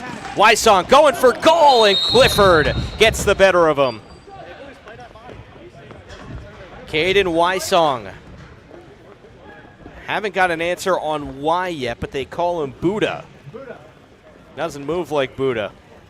Look how quick he is getting to the goal. Caden Wysong has had a couple breakaway chances. Plays for the Penn Hills Imperium in Pittsburgh Tier 1. Rositano taking the ozone draw here. Got it, set up a one-timer there. Really good work. Sent all the way back down. Mariners run it. Johnny Ruiz, his shot stopped. Carter trying to get on top and smother it, but he cannot. Callahan locates it and dishes it atop the boards. This will be a flooring call. Let's see if the defender is going to get there first. They get no flooring there. Excellent hustle leads to this chance, and they score.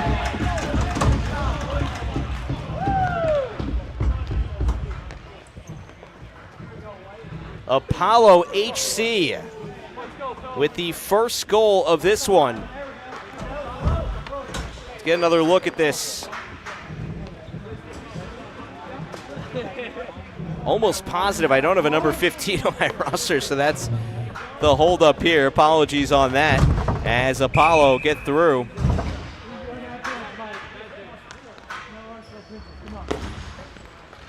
And that's a 1-0 lead for Apollo HC. Go ahead, down your back.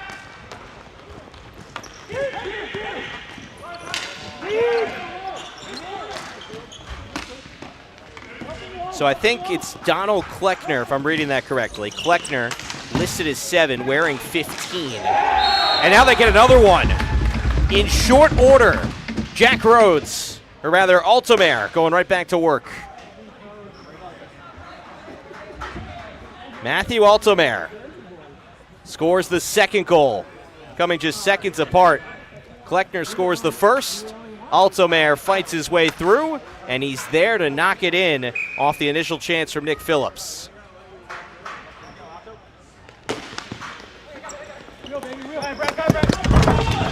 So now Apollo HC build up a lead all of a sudden.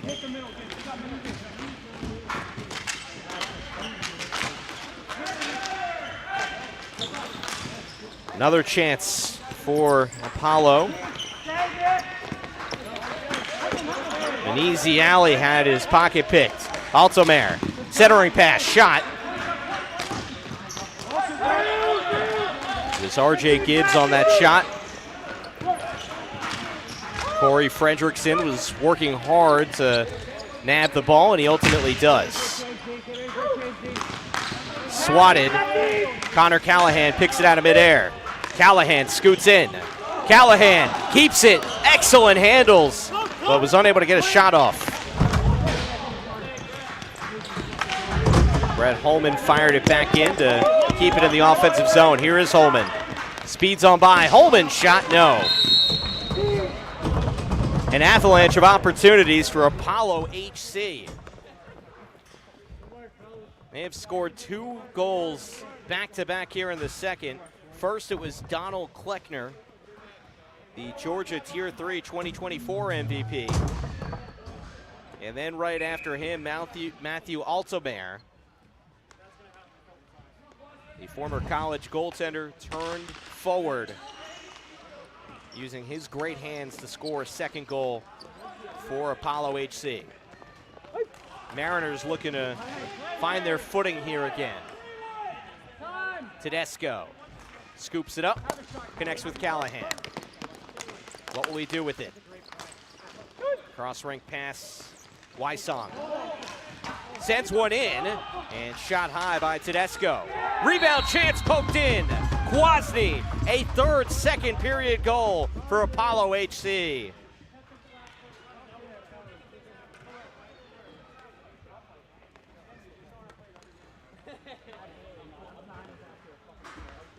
Apollo HC doing its thing, working hard on the forecheck. And it's Brandon Kwasny of Long Island Fury, New Jersey Tier 1. It's got his team up 3-0.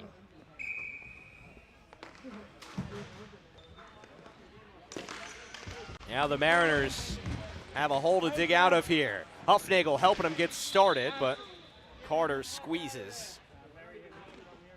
And they'll set up a defensive zone draw for Apollo HC and get fresh legs out there. New line coming in. Chaves, Volpe, Andes. Malillo among the group that is now out there. As is Donald Kleckner, scored the first goal for Apollo HC. Shot from outside, blocked on the way in. It was Luckenbach that loaded up for the shot. And now it's Chaves sliding into the boards. Collided with Fornaris and whistle.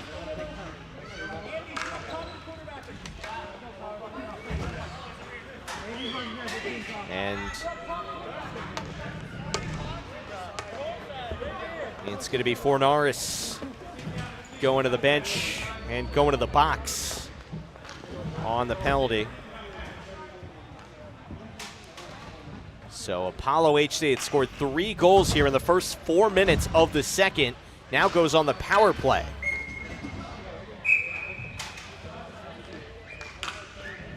So first time we've seen special teams in this game. Wysong is in on the faceoff for Apollo HC. Goes up against Eddie Urban.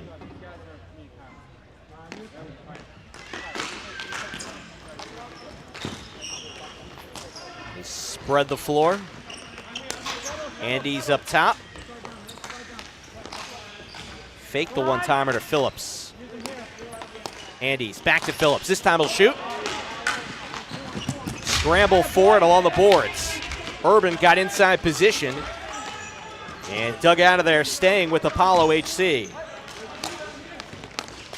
Around it goes. Callahan takes the shot. And on the rebound, Urban fires it out of there. On the kill, Johnny Ruiz comes out for the Mariners, needing a spark right now. Just having a second period they would like to forget after it was scoreless through the first. Now Apollo HC has taken command of this game. Shot, Callahan, stopped. Wargent with the neutral zone pickup. Glide back to his own zone.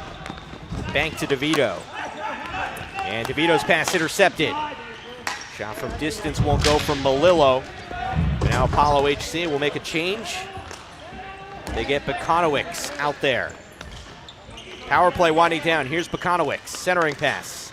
Andy's one more, back to him. Andy's looking, takes the shot, and that was wide left. Callahan. Holman joins the crew. Holman shoots.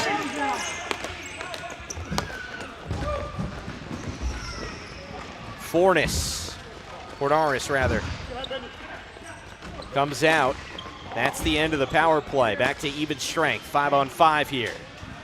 Ruiz. Fornaris looking for a cutter. Ruiz was trying to peel off, lost his footing, and nearly shot it home. Andrew Carter, the top goalie picked in the NBHL Men's Elite, with a save on Johnny Ruiz, one of the top offensive options in the sport. Less than 4 to go in the second.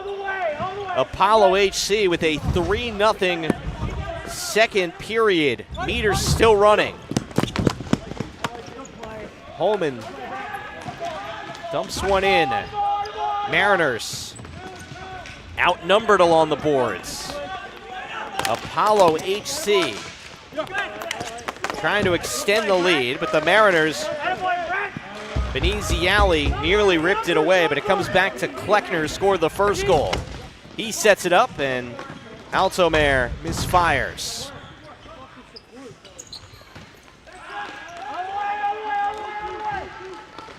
Two on two the other way. Set up a good look here. Carter slides over. Chernetsky was looking to send one across, but off his line was Andrew Carter to shut it down. Here's a look. This is Ruiz, that last one, pad save.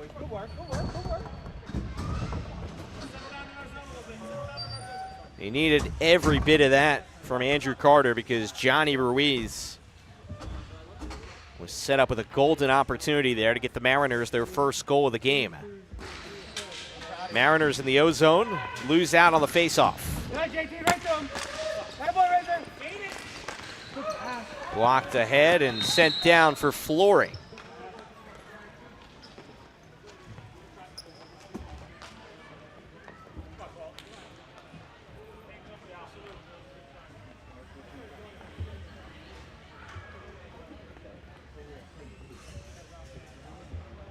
So the schedules for each of these teams: Apollo HC at 3 p.m. will get back out there, and they'll take on the Comets, who are coming off a 3-2 loss to the Greyhounds, and it was a really, really tight finish. Mariners will take on the Greyhounds at 4. Nick Carter, 12 in blue, the #1 overall pick. Haven't heard a lot from him, as Apollo HC have it here momentarily. And whistled.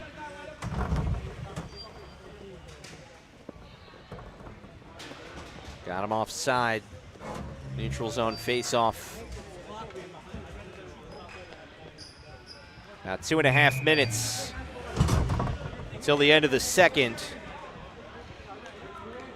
Mariners went into this period knotted up 0-0, and unless they can score some here, they're going to go into the second down at least 3 goals. Didn't see the arm of the referee up. We'll say it's clean. No tripping there. Just a loss of positioning and footing. Apollo HC, a little out of control that time from Wysong. Pushed in, and out to grab it is Clifford. He won't freeze it. Instead, here come the Mariners. Urban spun out that time. Dished in, tapped ahead. Callahan on the move is boxed out by the #1 overall pick, Nick Carter. Apollo HC up 3 goals here, all scored during this period. Trying to add to it as Aaron Huffnagel whisks his way in there. Get a flooring call on Huffnagel and the Mariners.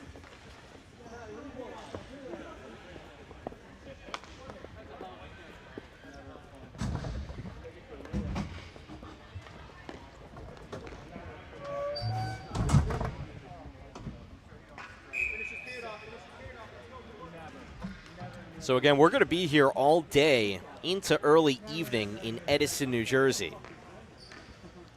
Apollo HC, Mariners, 2 of the 8 teams, 4 on the men's side, 4 on the women's side, competing in this NBHL Elite Tier weekend at the Inman Sports Complex.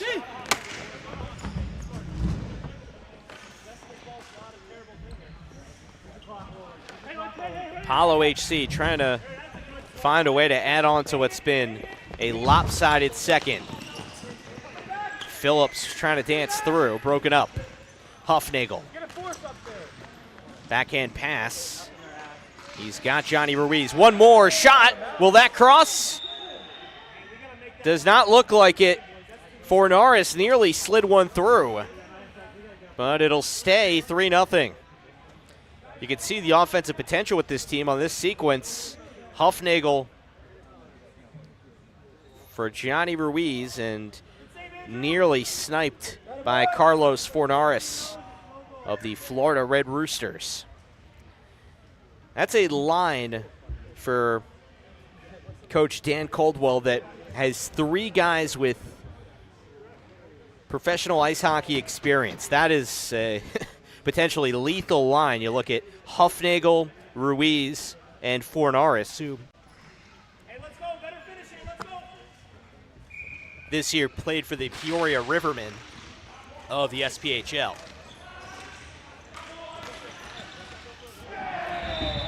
And the Mariners are on the board. The line gets the job done, and Johnny Ruiz at the center of the action. Captain America sees his team cut it to 2. He won the draw. And you just get balls on goal. You never know what's going to happen, and Ruiz was there to direct it home. So Ruiz, the first tally for the Mariners.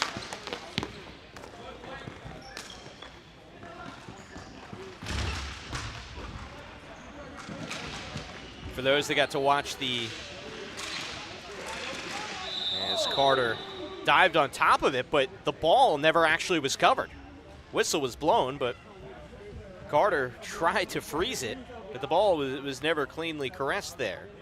But for those that watched the ESPN 8 The Ocho coverage, it was Johnny Ruiz's show there in that third period.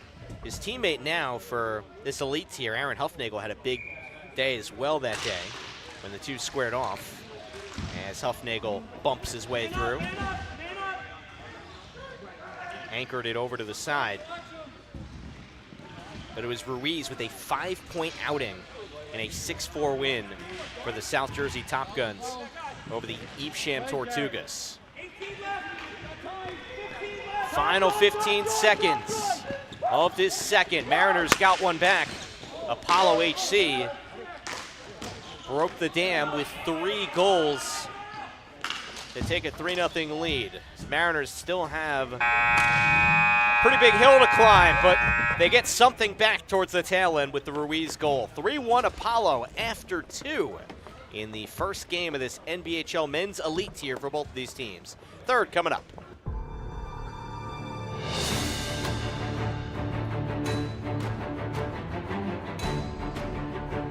From the beginning of time, men and women have been friends, family, but yet rivals as well.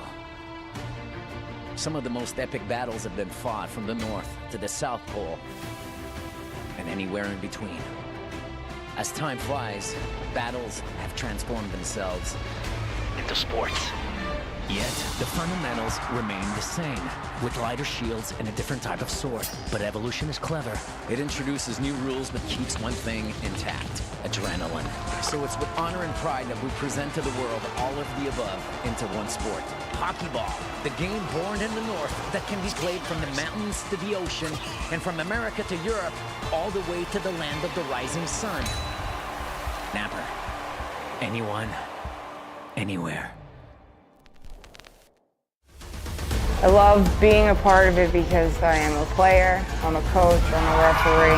Ball hockey is so much more accessible to the average person if you've never played hockey before. People look at it and like, oh, you just played it's floor hockey, play the feed. It doesn't take skill to play. It takes skill to play. We get excited, people get happy, there's fights, there's everything in it. It's different. It's fun. Fast-paced. Electric. I mean, anyone can play.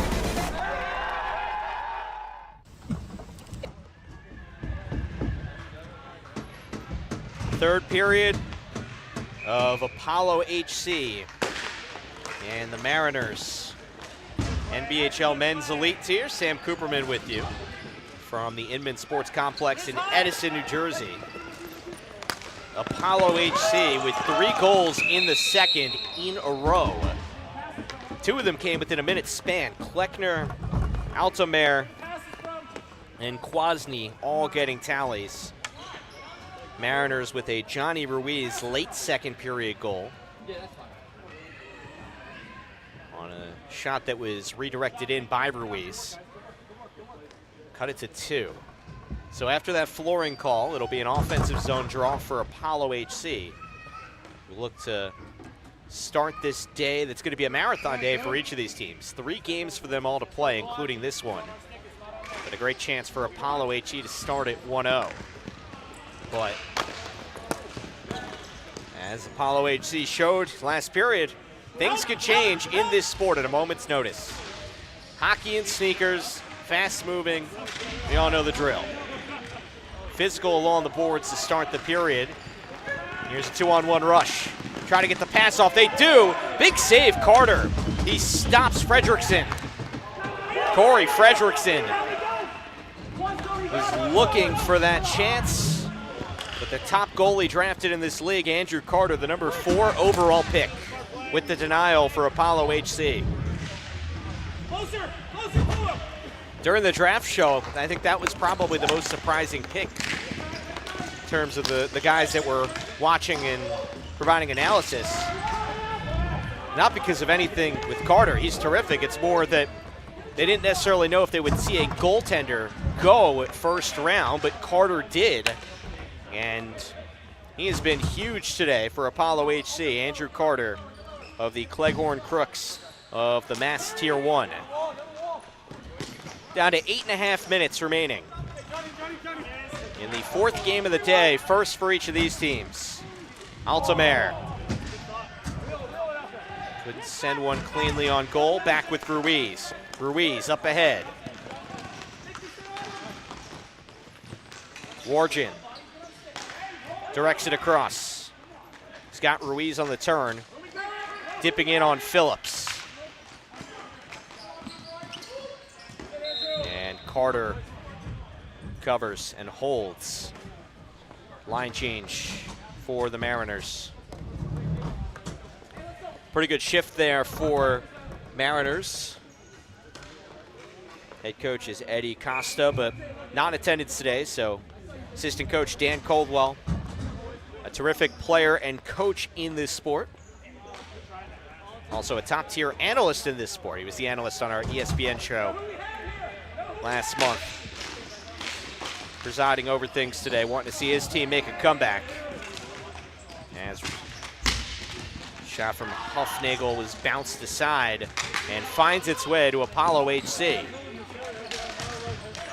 Nick Carter, the number 1 overall pick, claims it in neutral territory. Gajor had it knocked off his stick. Kleckner couldn't do much with it. Now there's a chase. Rizzatano gets there to get a flooring call. And line changes. 7.5 minutes still to come in this third. One of the guys in the Apollo HC bench saying 3 games today, keep them short, so that's the key, even though they have got the 2-goal lead in hand. Any bonus hockey you got to play, that's really going to put some miles on you when you think about 2 more games still to come before the day is done. Mariners play again at 4 and 8 p.m. So the 8 p.m. game will be the nightcap with the Mariners taking on the Comets to close things down. So that means we're going to have hockey till roughly 9 p.m. Eastern time today. So again, if you're just joining us, you can obviously go back and watch, but you can stick around because there's going to be a lot more ball hockey still to come. Hufnagel waits it out. And the Mariners needing 2 goals here to even the score. Nick DeVito pushes back for Hufnagel and launches on the lob play. Beniziali got down there. Chernetsky. Tap it back. Didn't find DeVito. Instead, Apollo HC's got it. Save from Clifford. Connor Callahan was on the move, looking to streak to the goal. Apollo HC putting on their new line. Altomayor Gibbs, part of the construction for Coach Jeremy Bass.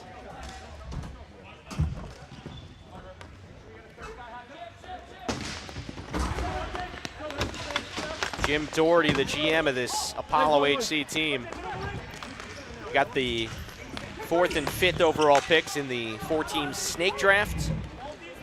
Went goalkeeper with his first selection, and then Connor Callahan, a D-man that can push up and showcase his elite speed, as his second pick, the first pick of the second round. They've got a 3-1 lead in hand here against this high-powered Mariners offensive attack that they've been able to keep in check. Time ticking down. Apollo HC looking to add to this lead.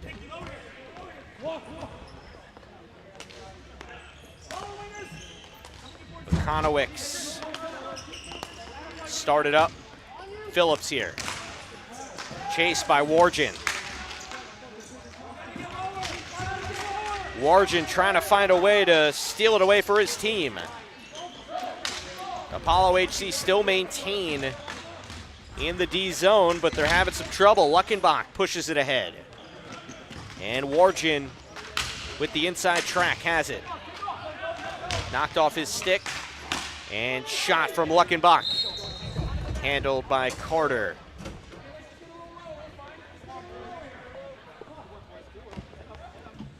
Time down inside of 5 minutes here in Edison, New Jersey.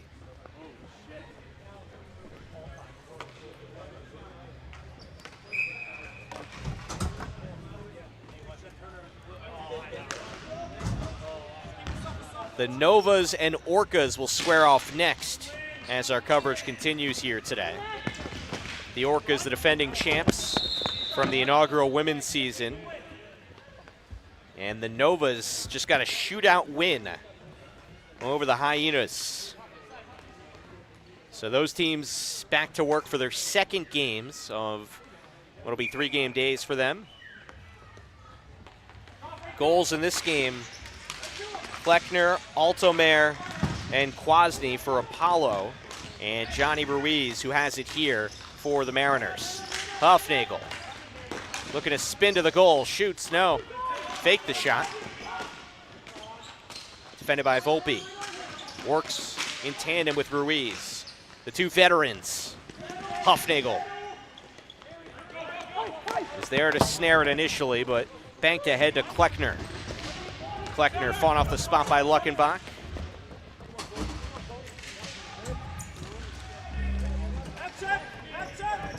And on the back check, the Mariners have it. Hufnagel. Hufnagel looking for an opening. Nice pass. No room to shoot, though. Chernetsky made the goaltender Carter have to do something, but didn't have much of an avenue to score. Nick Carter, the league's #1 overall pick. Dish ahead, gets through. Nicely done. Centering pass. Here's a shot. Carter cradles and saves. Adrian Gajor got a pretty strong look. His sister Olivia is going to be on the floor next for the Orcas. Let's take a look at this shot. Sent that right to the logo of the keeper, Andrew Carter.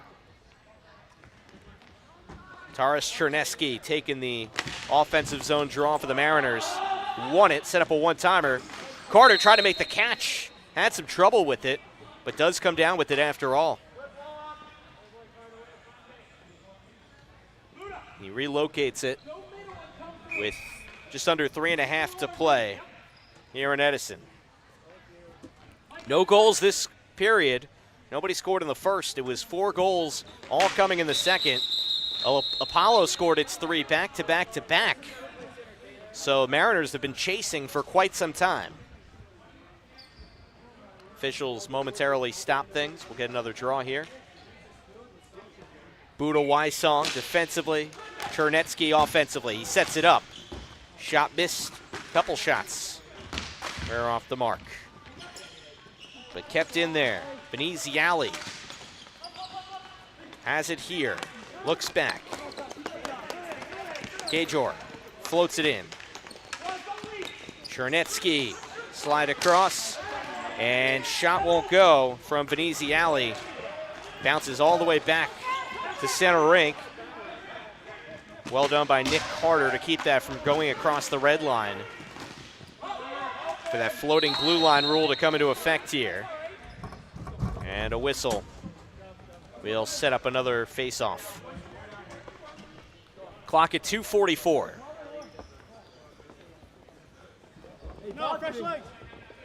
Hard-nosed shift from each of those sides as guys slowly creep to the bench.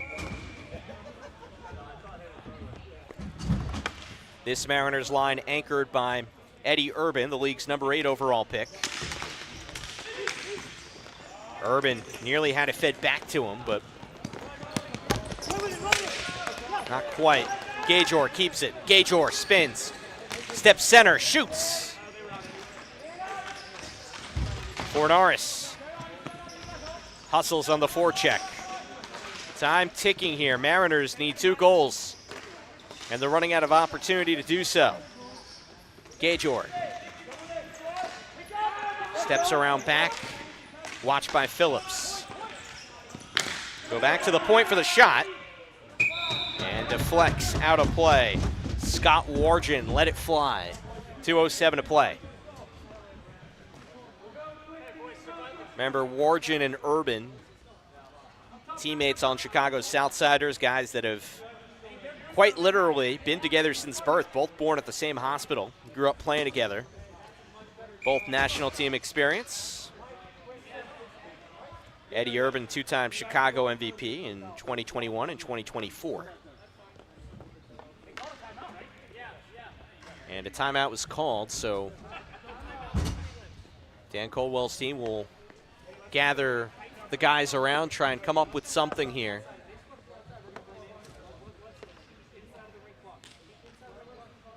And he's standing up on the bench right now, giving out instructions to the Mariners. Again, Mariners after this, they've got the Greyhounds at 4. Now you'll see the Mariners bench.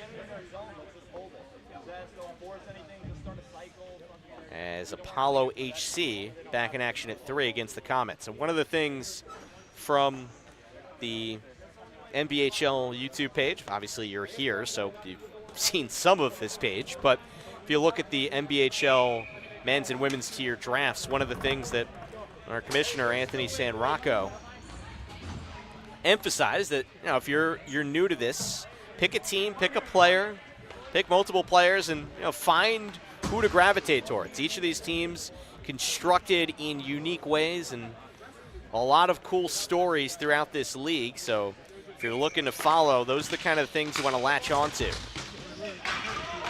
The first day of the men's elite tier. They have emptied the goal. So 6-on-5 here for the Mariners. DeVito swats it ahead. They've got a runner. Great chance for Ruiz. He misfires.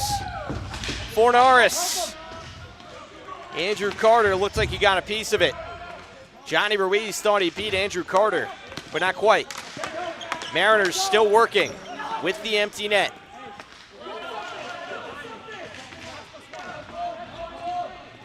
Apollo HC trying to clear and then get an empty net shot. Carter banks it back in.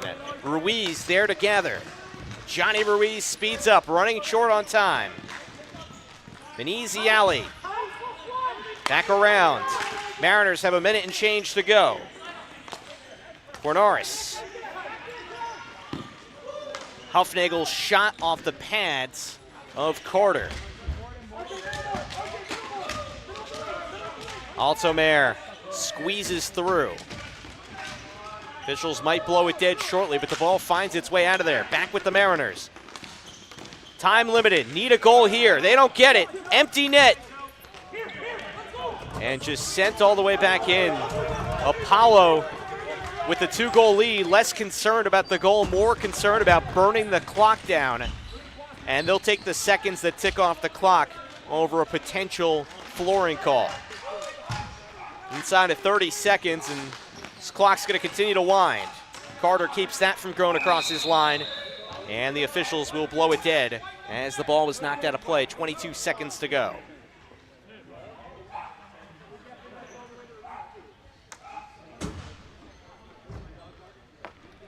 Again, we'll have 1 o'clock game coming up, and then 2 o'clock, 3 o'clock, 4 o'clock. We're going to have action going into the 8 o'clock hour here in New Jersey. Johnny Ruiz taking the face off against Rizzitano. Ruiz gets it and scores. So time is down to 19 seconds. And the Mariners find a way to get their second goal here. Job's not finished for Apollo HC. Let's see what happens here. Dan Caldwell takes the goalie off. Ruiz just snipes it. Guy's elite. Second goal of this one. Mariners have it. Net's still empty. Apollo HC was trying to get the game sealer from Malillo. Kept in. Mariners have it. There's less than 8 seconds to go. They're down 3-2. Will they get a final shot off here? They got to move. Wargen up ahead, off the pad of Carter, and time will run down. Apollo HC wins it 3-2. A 3-goal spurt early in the second, enough to slam the door shut in game 1 of the Apollo HC schedule.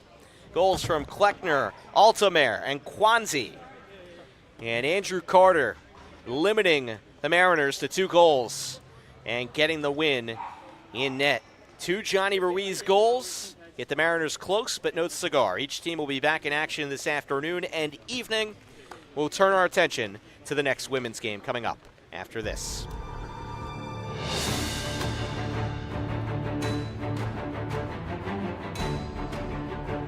From the beginning of time, men and women have been friends, family, but yet rivals as well. Some of the most epic battles have been fought from the North to the South Pole and anywhere in between. As time flies, battles have transformed themselves into sports. Yet, the fundamentals remain the same, with lighter shields and a different type of sword. But evolution is clever. It introduces new rules but keeps one thing intact: adrenaline. So it's with honor and pride that we present to the world all of the above into one sport. Hockey ball, the game born in the North that can be played from the mountains to the ocean, and from America to Europe, all the way to the land of the rising sun. Napper.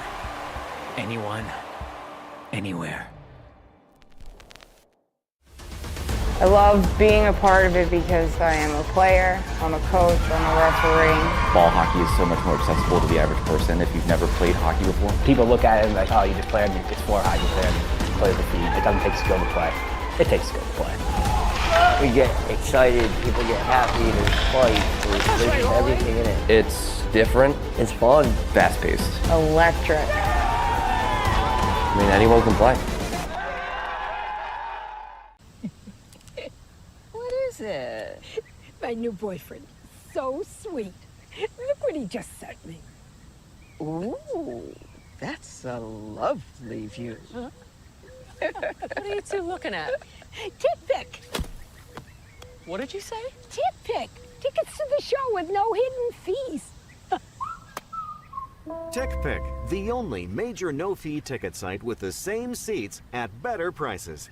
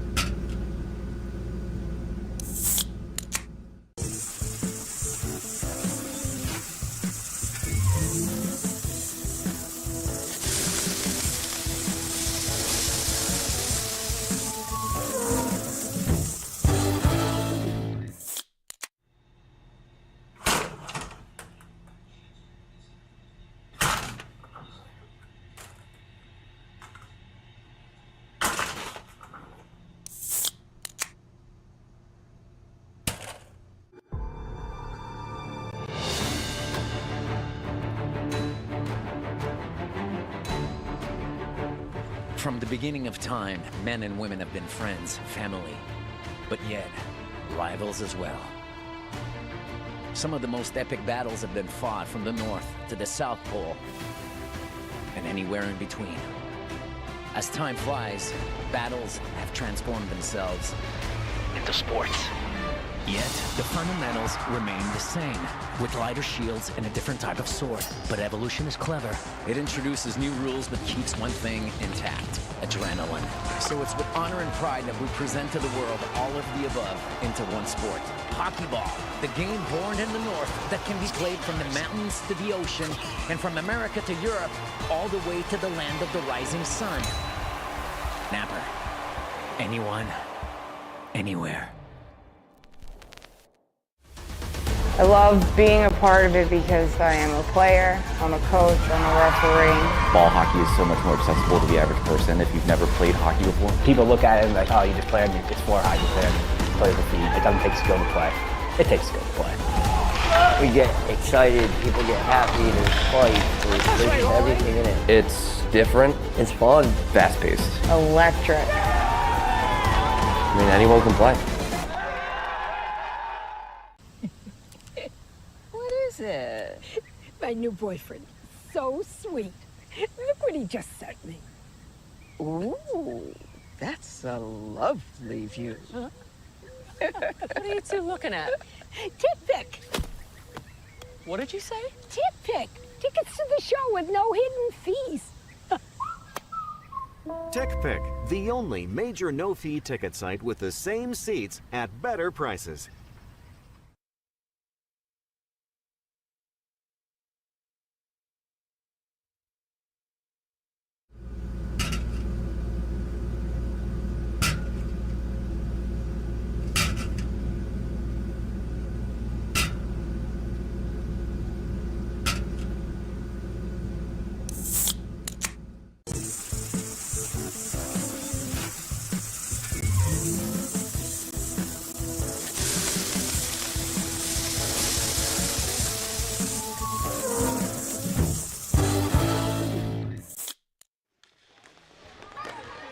And we welcome you back here to Edison, New Jersey, Inman Sports Complex, as the NBHL Elite weekend rolls on, and the women are back on display. It is the Orcas, it is the Novas, and we are off and playing some ball hockey. Hockey and sneakers back on your screen. We're happy to have you with us. Nova's in the purple, Orcas in the blue. Nova's on the front foot to start.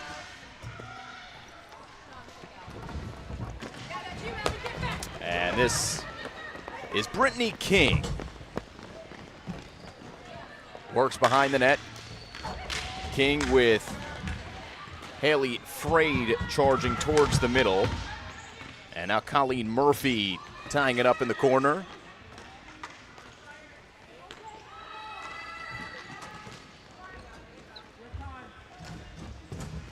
As the Novas to get it back, there's Murphy holding the line.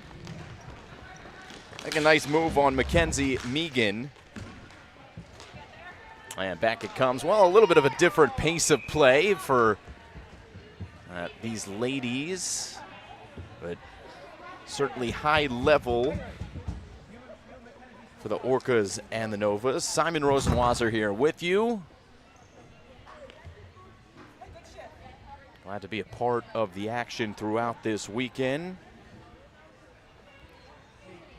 Play-by-play Productions and the NBHL partnering up to produce these live streams. Long, fun weekend, and we are right in the thick of it. Colleen Murphy off the draw, the score for the Orcas. And the blue team is on the board. So how about Colleen Murphy, who is the elite commissioner and the women's national team captain. Actually may have been Frade who got the touch. This is Murphy's shot. Was there a deflection there? May have been. Either way, those two with the point. Murphy and Frade. And it is 1-0 Orcas. A quick whistle here.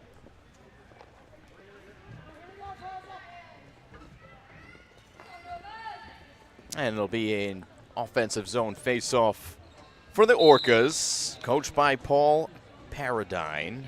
Excuse me, he's the general manager. Jason Kelly, the head coach. Adrian Gajour, the assistant coach. As the Novas try to escape their own end. Here's another shot, more trouble in this one. Finds the back of the net. Yet again, the Orcas come out firing. It's 2-0.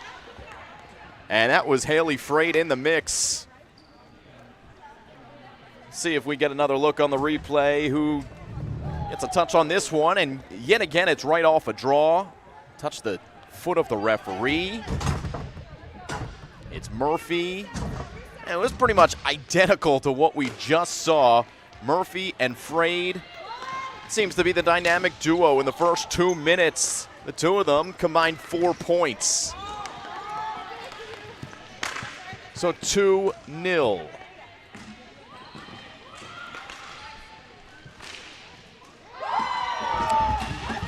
And on the other side, that's the Novas on the board. We are coming out firing. Tell you what, the first couple games we saw in the Women's Elite, we did not see goals coming at this kind of pace. And we've got 3 goals in less than 3 minutes. Let's see what happened.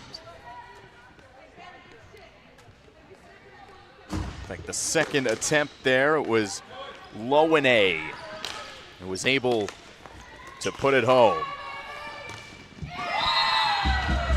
And you gotta be kidding me. We've got another goal on the other side for the Orcas. It's 3-1.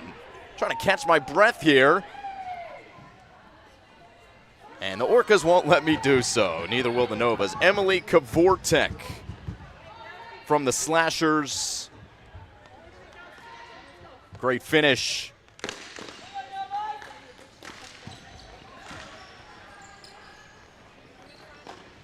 And it is 3-1 Orcas.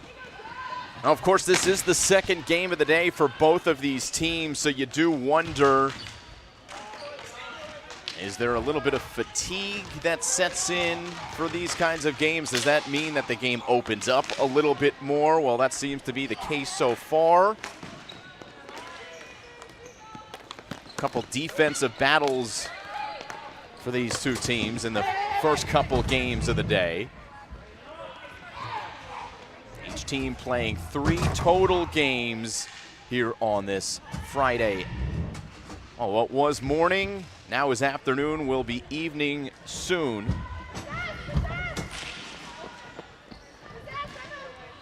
It's under 7 minutes to play. 3-1 Orcas. Novas trying to get the centering pass. Instead, we've got numbers for the Orcas.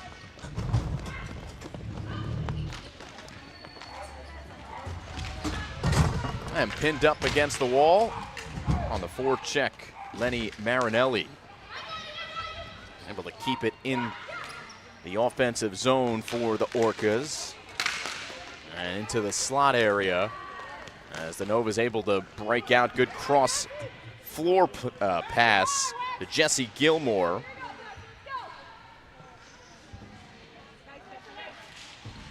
The New England Valkyries.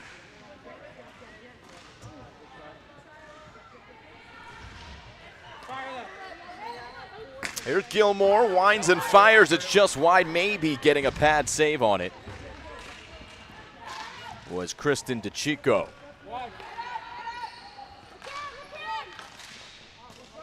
Good patient offense here from the Novas. Another shot, DeChico save.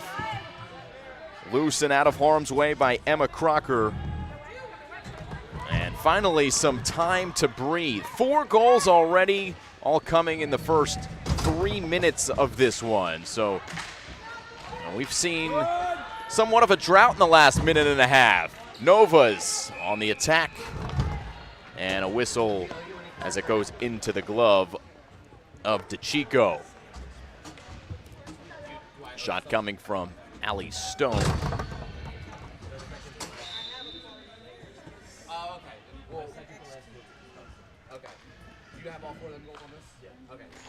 All right, offensive zone face-off for the Novas. Ariana Kosakowski. Now Allie Stone. Bailey Horn with it deflected.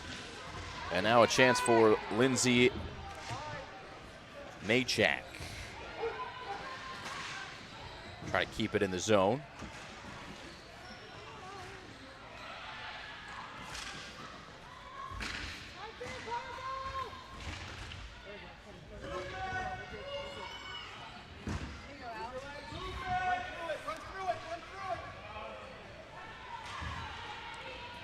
All right, Orcas coming out of the pack here.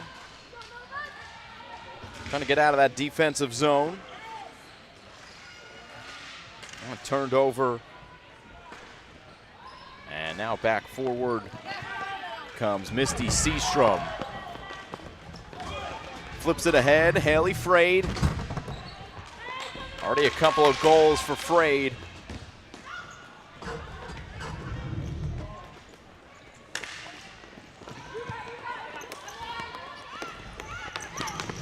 And now Colleen Murphy, who assisted the 2 goals for Frade earlier in the period.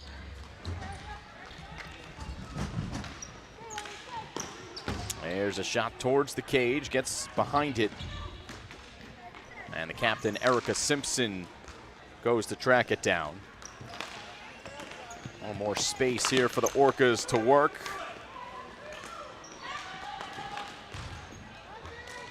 Crocker again holding the line, off the boards, plays catch with her assistant captain and Catherine Murphy.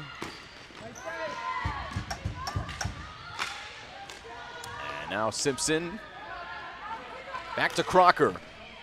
And a shot deflected into the netting. It'll stay, well, could have stayed in the field of play if it bounces off the net and bounces on the floor, but it did sneak through a hole in the nylon and out of play it goes. So another chance for line changes for both teams.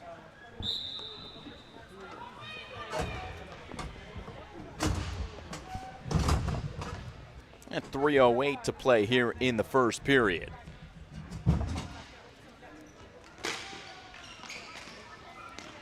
Amanda Gavalik wins the draw for the Orcas.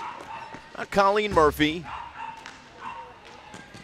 spinning it wide. Back to Murphy. Wrist shot easily sticked aside.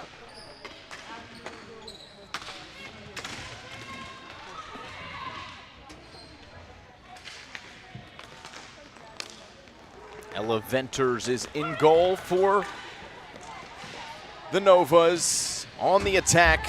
There's another one for the Novas. That's Emma Seitze. Emma, you good?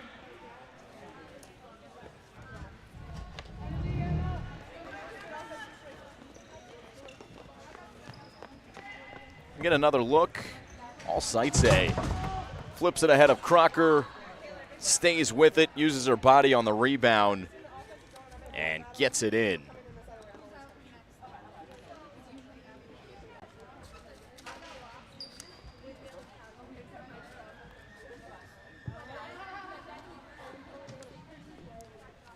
So 3-2, referees talking about something. Maybe there was some goaltender interference. Saw potentially there was a little bit of physical play there in front of the cage. Got one more look. See, Sight says she was pushed in by Crocker. And you see immediately the Orcas player in the back. That's Murphy, who was pointing at what was the contact, and after a long discussion, that is a goal based on the facial expression of the Orcas captain and that hand gesture as well. So Erica Simpson not happy with the call. Nova back within one. We've got ourselves a ball game here. National Ball Hockey League on full display here in Edison, New Jersey. From all across the country and beyond, players coming here to Central Jersey. And we're happy you're tuning in with us.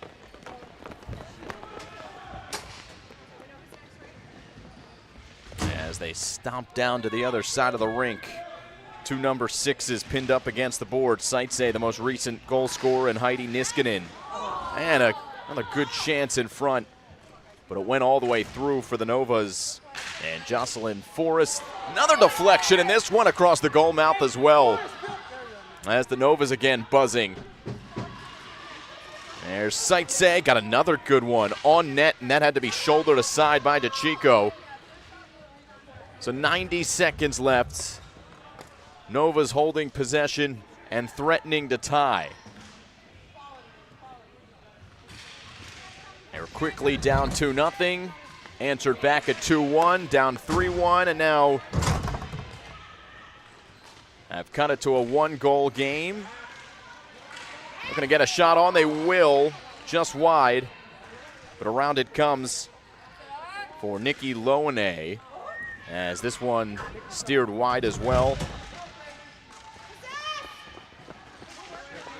Call from the Nova's benches to possess, and they're doing so until, just as I mentioned it, Brittany King picks it up for the Orcas and able to be skied all the way down. Orcas come off on a line change. Nova's will as well, and some fresh legs on the floor. 30 seconds left here in the first period.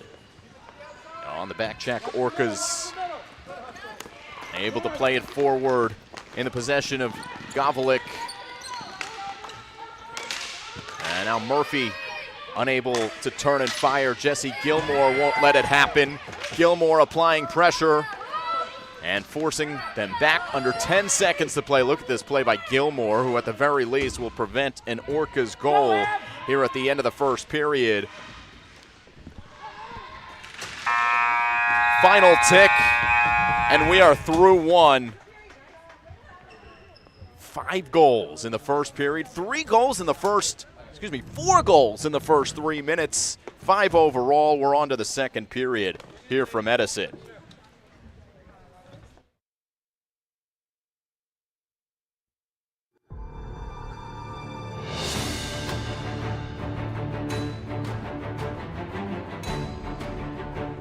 From the beginning of time, men and women have been friends, family, but yet rivals as well. Some of the most epic battles have been fought from the North to the South Pole and anywhere in between.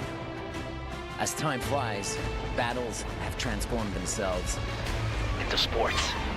Yet, the fundamentals remain the same, with lighter shields and a different type of sword. But evolution is clever. It introduces new rules but keeps one thing intact: adrenaline. So it's with honor and pride that we present to the world all of the above into one sport. Hockey ball, the game born in the North that can be played from the mountains to the ocean and from America to Europe, all the way to the land of the rising sun. Napper. Anyone, anywhere. I love being a part of it because I am a player, I'm a coach, I'm a referee. Ball hockey is so much more accessible to the average person if you've never played hockey before. People look at it and like, oh, you just played it's for a hockey player, play the feed. It doesn't take skill to play. It takes skill to play. We get excited, people get happy, there's fights, there's everything in it. It's different. It's fun. Fast-paced. Electric. I mean, anyone can play. What is it? And we are back here. 3-2 the score. Orcas and Novas here in the second game of the day for each of these teams. Emma Seitz with a goal. Most recent one for the Novas. A couple goals for Haley Frade of the Orcas. And the team switched sides. We are often playing here in the second period of action.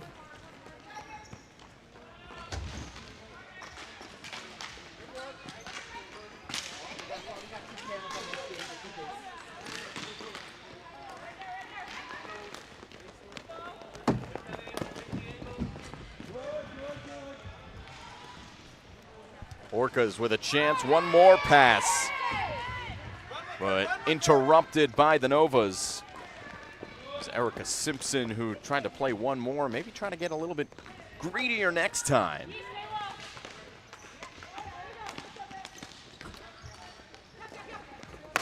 And the Orcas on the run out, able to connect. Here's the shot and a score! Haley Frade, her third, a hat trick in the first two periods, and just an absolutely brilliant goal from coast to coast.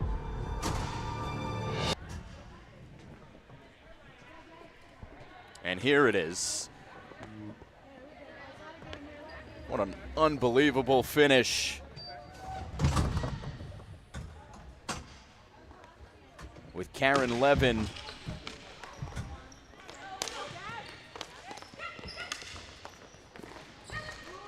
Frade certainly has two. The first one was questionable when we looked on the replay, whether the deflection was from Frade or not. It was the pass from Murphy. Regardless, she is heavily involved for the Orcas, and a big reason why they're leading by 2 goals. Nova's trying to answer, which they've done already in this game. Got a dangerous pass in the slot, but it went all the way through. 8.5 to play here, second period.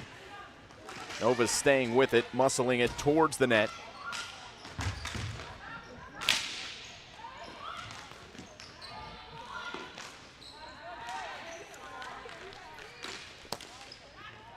Bailey home.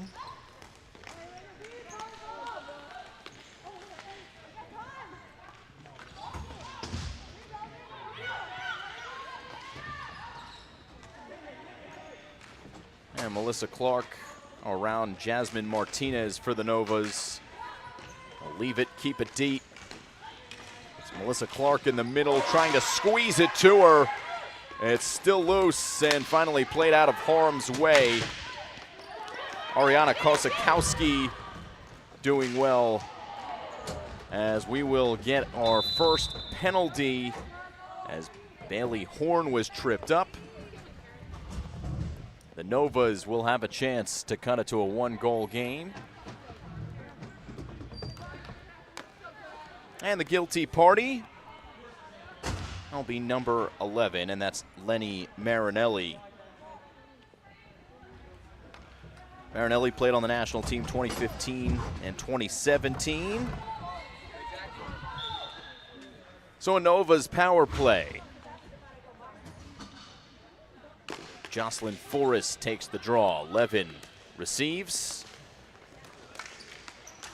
And on the woman advantage, a couple crisp passes and a fan shot from Seitz.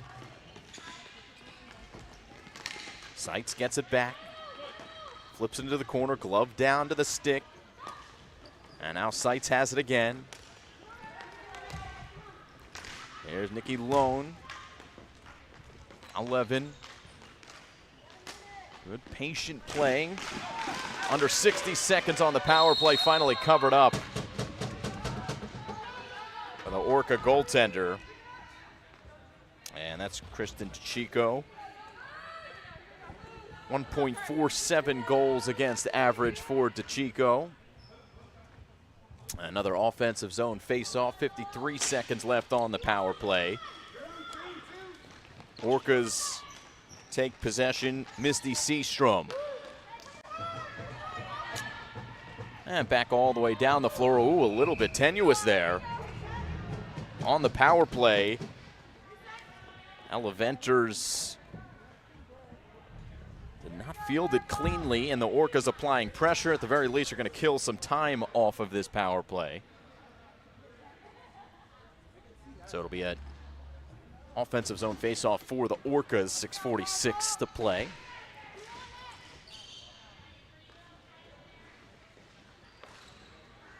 Here's Levin.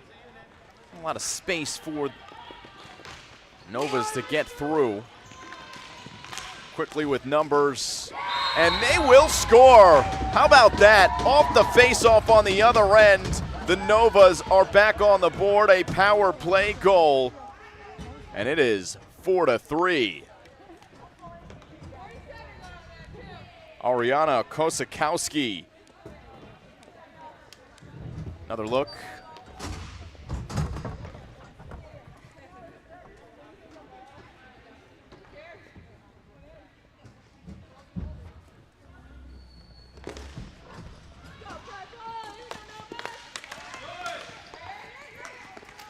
Another face-off win for the Novas. Down by 2 goals for the second time in the game. And, well, it's becoming a pattern that this team is responding well to adversity. Heard our man Sam Cooperman say a 2-goal lead is the most dangerous lead in hockey. He said that a couple games ago. Of course, he's not the first to say it, but it is true, and the Novas are proving to stay right on pace with the Orcas. This is our highest scoring game of the day. We started at 9 a.m. It's 1:24. Offsides is the call here. And the goal's coming fast and furious with a neutral zone face-off to come. A full line change looks like it's coming for the Orcas.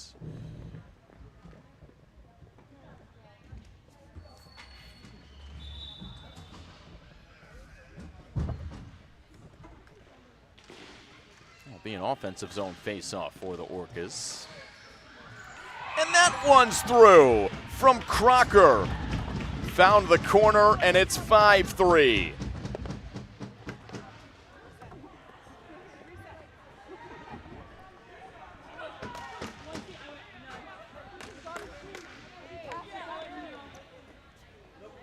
Another look at it.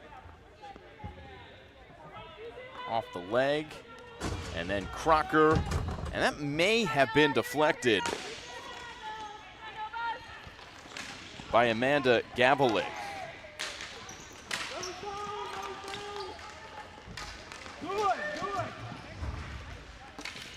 So Crocker and Gavalik combine on the goal. 5-3 now, 2-goal lead for the Orcas, and they win the ensuing face-off. Good block there from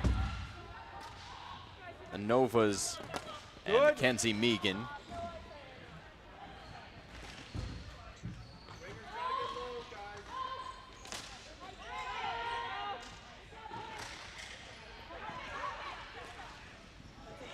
And whoa, this one won't go in. Great play by the goaltender for the Novas. 2 great chances, and it looks like she is okay, Eleventers.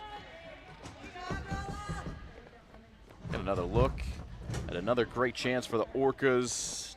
Deflections here.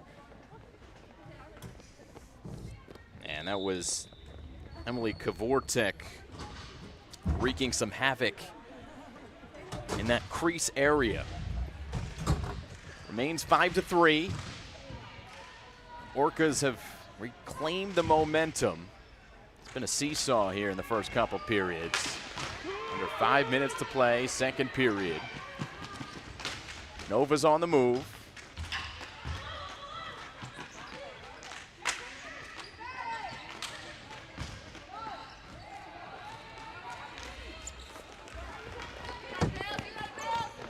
We're just about halfway done this contest, so I'd venture to say that 5-3 probably not going to be the final score here the way this has gone, even though the first games was 3 combined goals between these two teams in their first 2 games.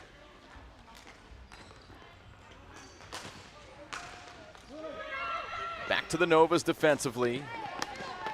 Captain and Melissa Clark trying to play it past that, what would be a blue line, but it is a black line here in ball hockey. And the Novas pick up again, Jasmine Martinez. Steered away, Martinez receives on the far side in the corner. Gets it into the slot, dangerous area, and a great glove save. DeChico saw it the whole way. Off a good chance for the Novas.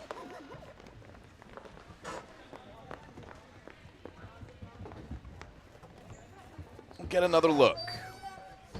So Martinez. And that was Kosakowski. Received the pass.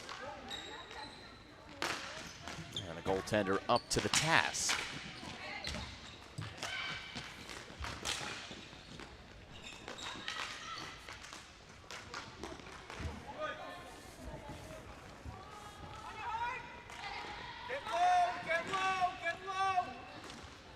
Pressure being applied by the Orcas, and the Novas escape it. It's Lewin, the Canadian.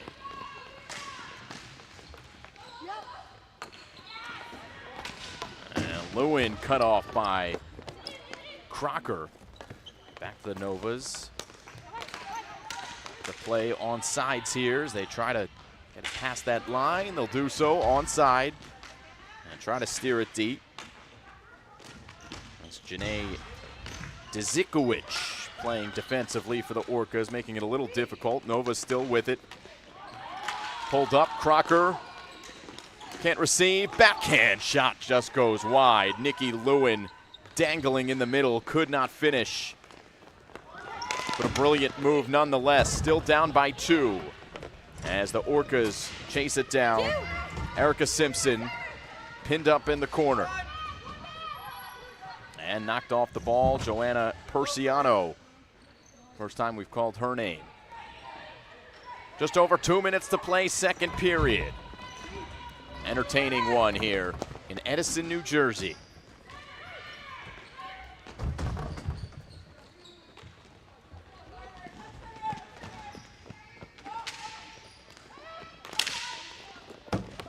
Orcas opting to clear through the middle. Haley Brookwalter fights for the Novas. And knocked ahead by the Novas and Abigail Rush.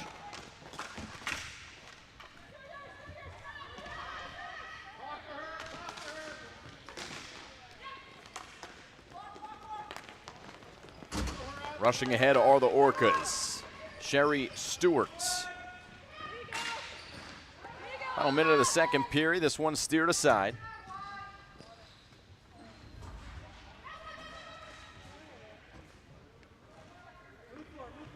Nova's on the ball. New players on for the Orcas. And flooring is the call.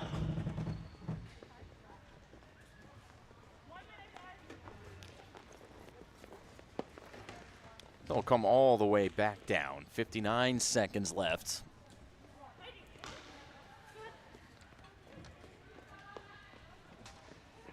And the offensive zone face-off for the Orcas. Amanda Gavalik wins it for the Orcas. Here's a slap shot from Niskanen.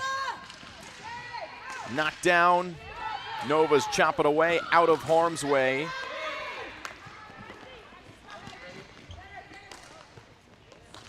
And now it's Gavlik across the red line. Gajor. Amanda Gavlik.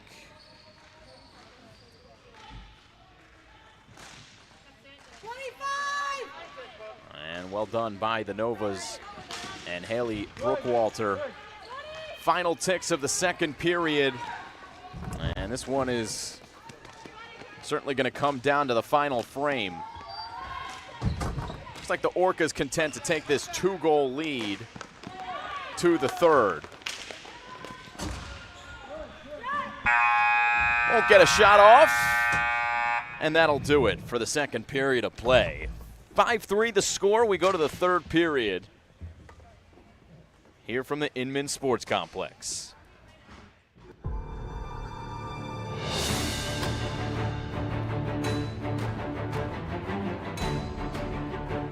From the beginning of time, men and women have been friends, family, but yet rivals as well. Some of the most epic battles have been fought from the North to the South Pole and anywhere in between. As time flies, battles have transformed themselves into sports. Yet, the fundamentals remain the same, with lighter shields and a different type of sword. But evolution is clever. It introduces new rules but keeps one thing intact: adrenaline. So it's with honor and pride that we present to the world all of the above into one sport. Hockey ball, the game born in the North that can be played from the mountains to the ocean and from America to Europe, all the way to the land of the rising sun. Napper. Anyone, anywhere. I love being a part of it because I am a player, I'm a coach, I'm a referee. Ball hockey is so much more accessible to the average person if you've never played hockey before. People look at it and like, oh, you just played it's for a hockey player. Play the feed. It doesn't take skill to play. It takes skill to play. We get excited, people get happy, there's fights, there's everything in it. It's different. It's fun. Fast-paced. Electric. I mean, anyone can play.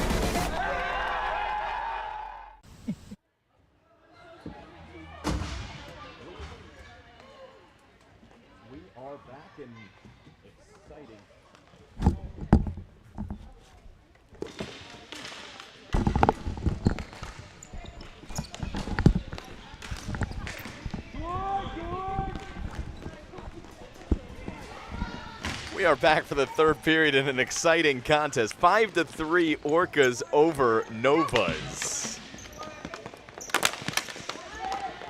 NBHL Elite weekend rolls on, and this our highest scoring contest of the day.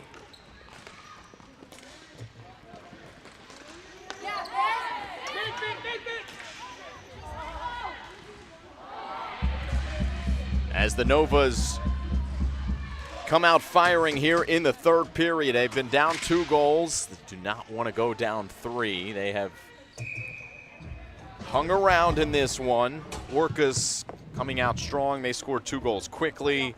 The Novas were able to get back at it 2-1. Then it was 3-1, then 3-2. But a nice little run here by the Orcas to take a 2-goal lead.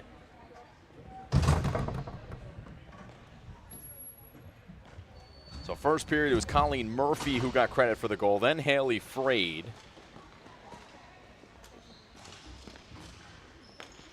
Nikki Lewin with a goal for the Novas. Then Emily Kavortek, a goal for the Orcas. And it's Frade who has only been credited with 2 goals. I think I mentioned she had a hat trick, but she does only have 2. According to the live stats. 19 shots on goal for the Orcas, 17 for Novas.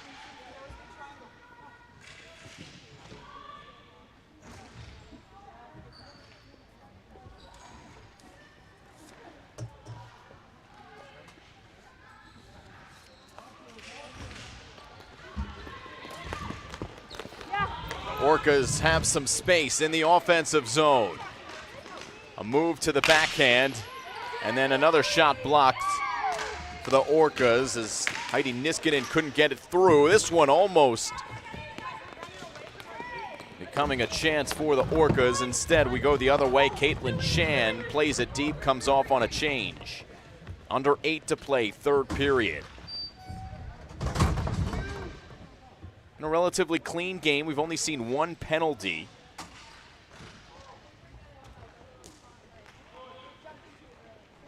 Did turn into a goal for the Novas. It was a power play goal. Scored by Lewin.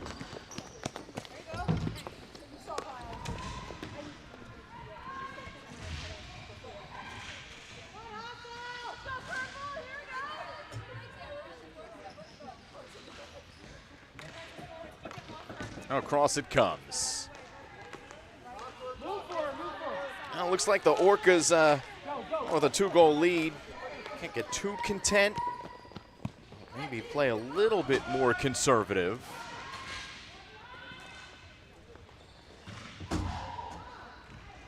Play the possession game when you have the opportunity to do so. As this one comes across, good stick from the Orcas for Chielli. And pinned up right against the line. Lewin in the mix.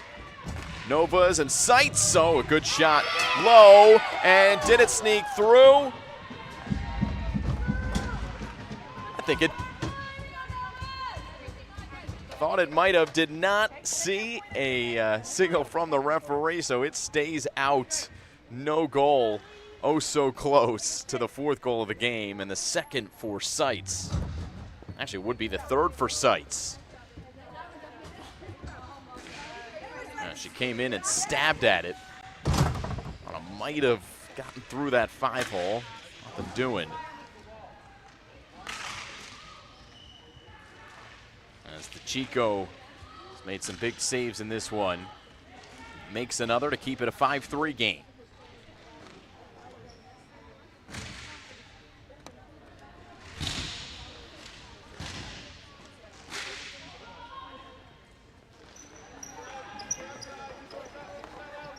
Here's Emily Kavortek. Oh, almost hit her teammate in stride. That was Gavalik. Offsides is going to be the call. I'll check that. It'll be a flooring call.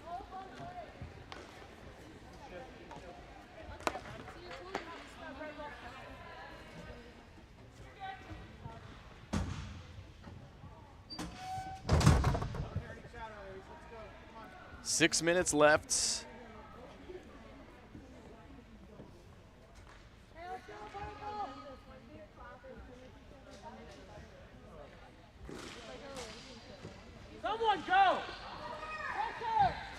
And it's the Orcas who win the faceoff. Stone trying to keep it in the zone. She cannot do so. So it's Gavalik trying to go the other way. More good work, though, from Allie Stone. Trying to keep it in that offensive field of play for the Novas, who now have it behind. Approaching 5 minutes to play. We have not seen a goal in nearly 10 minutes of gameplay after the way this one started.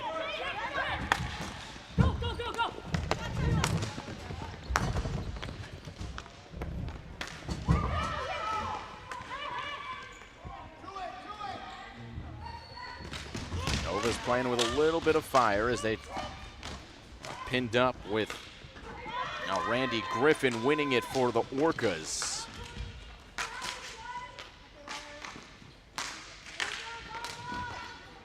Brittany King. And Niskanen winds, fires, and the loose rebound is sent wide.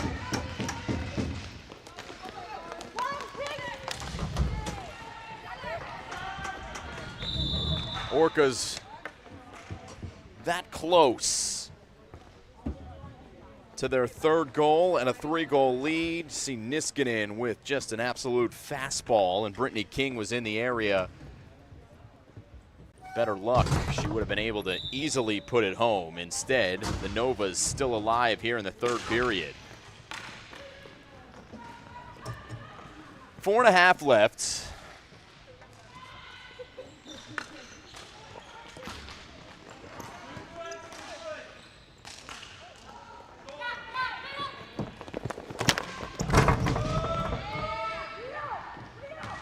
physical play here on the near side boards. Might hear our microphone, which is positioned right here on the near side boards, take some love when those physical plays happen. Speaking of which, looks like we've got a penalty on the Orcas here, which if you're the Orcas, you're up 2 goals. I think mental mistakes are the things you want to avoid the most. And to the sin bin goes Catherine Murphy.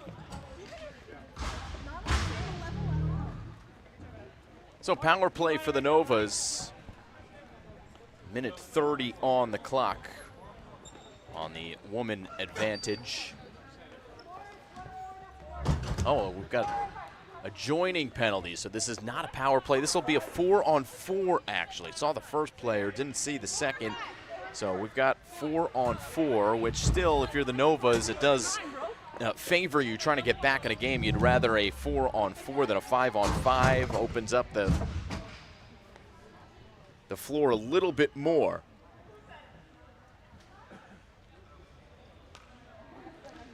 .4:14 to go, third period. At the spot, Haley Frade.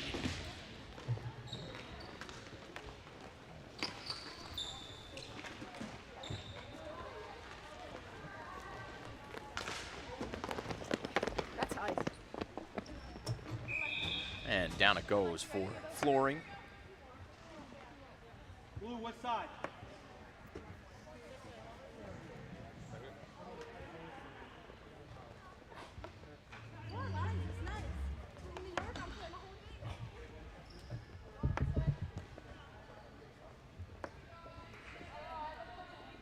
Four on 4, 4 minutes left.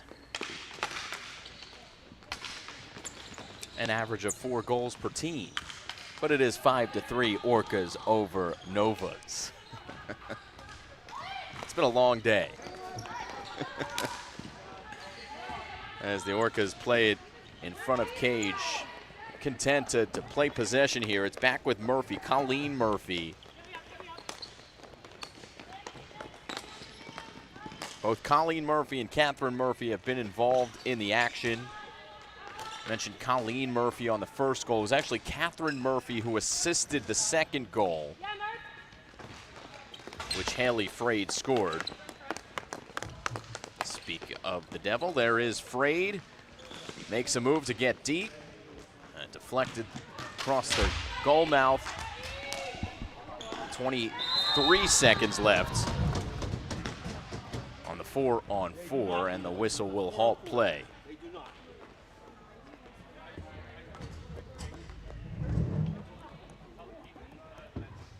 Another look on what just happened here. Covered up in the crease. Another good chance for the Orcas. Emily Kavortek was on the doorstep. This one into the corner.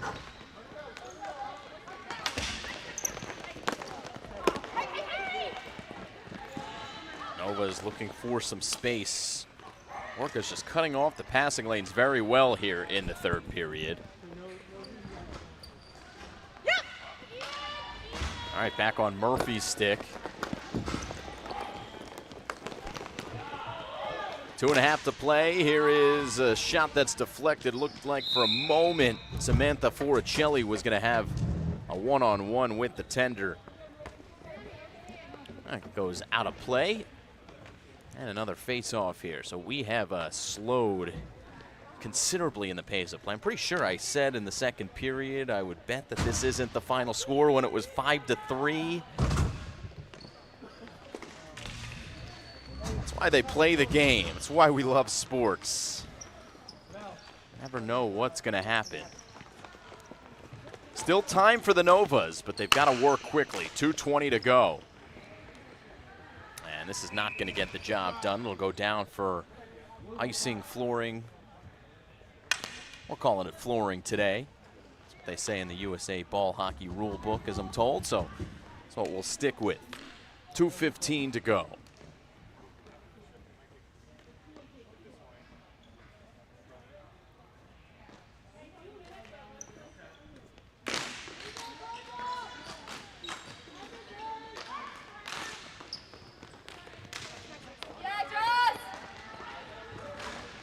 Nova's trying to get on the front foot. Jocelyn Forrest, well, getting on her opponent's back. A good display of sportsmanship there. There's Heidi Niskanen. Another look. Yeah, you would think that could be called a cross check. Some sort of penalty. We remain 5-on-5 offensive zone face-off as Jocelyn Forrest remains in the game at the circle, and the Orcas win the draw. Forrest, though, able to work it deep. Only an Orca on the other side.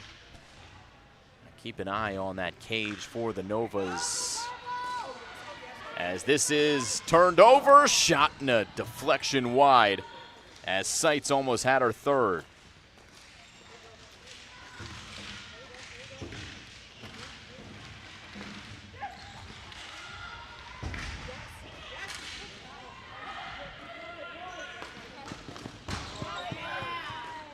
Good work by the Novas. Turn it over, this one loose, comes all the way across, and back to Seitz. Still 5-on-5, no pulled goalie yet here for the Novas. And here she comes. So extra attacker on for the Novas. Final minute of play, got into the middle and it just goes wide. As Kosakowski had a great look. And now the Novas will call timeout.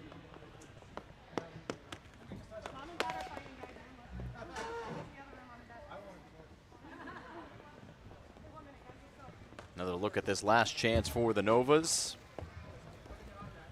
Take a look at Kosakowski, who had plenty of net to work with in the upper right corner, but just a little bit off balance when she pulled the trigger. So the Nova bench,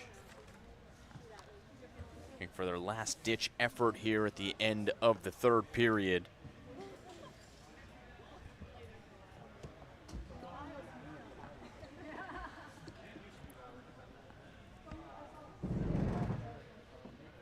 Angelo Tirana and the Novas. Goals from Lewin, Seitz, and Seitz. For the Orcas, Murphy, Frade, Kavortek, then Frade again, and Emma Crocker with the most recent. And that came at the 4:14 mark in the second period. Since then, it's been a defensive game.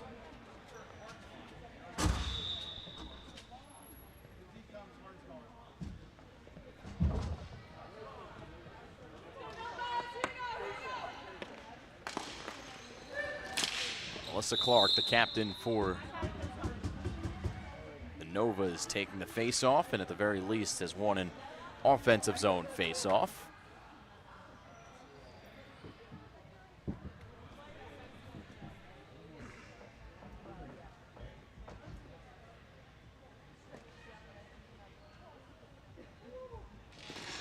Get in there.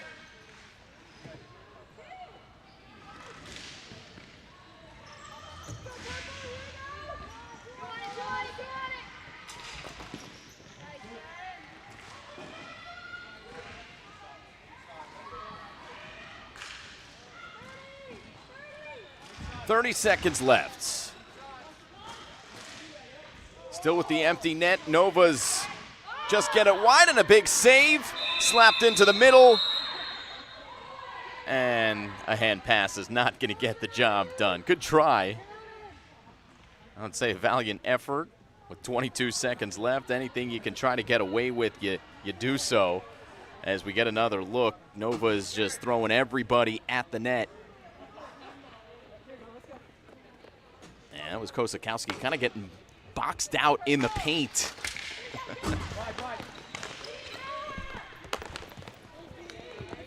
See the empty net there on your screen. Kosakowski forced all the way back. Catherine Murphy doing forechecking there. Novas break through, but time's going to run out And the final 5-3 in favor of the Orcas. They came out firing, 2 goals in the first minute of play. 3 goals overall in the first period. Haley Frade with 2 goals for the Orcas. Colleen Murphy, Catherine Murphy in the mix as well.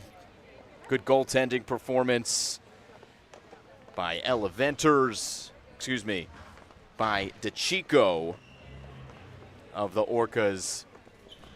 And it is the Orcas who get the win. 5-3 your final. We are on to the next one here from the Inman Sports Complex. Next up, Hyenas and Angels. We'll be back.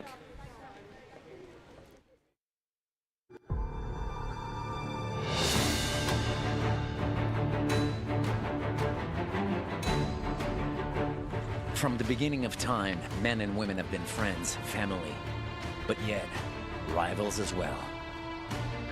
Some of the most epic battles have been fought from the North to the South Pole and anywhere in between. As time flies, battles have transformed themselves into sports.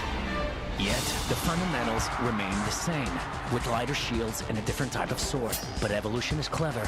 It introduces new rules but keeps one thing intact: adrenaline. So it's with honor and pride that we present to the world all of the above into one sport. Hockey ball, the game born in the North that can be played from the mountains to the ocean, and from America to Europe, all the way to the land of the rising sun. Napper. Anyone, anywhere.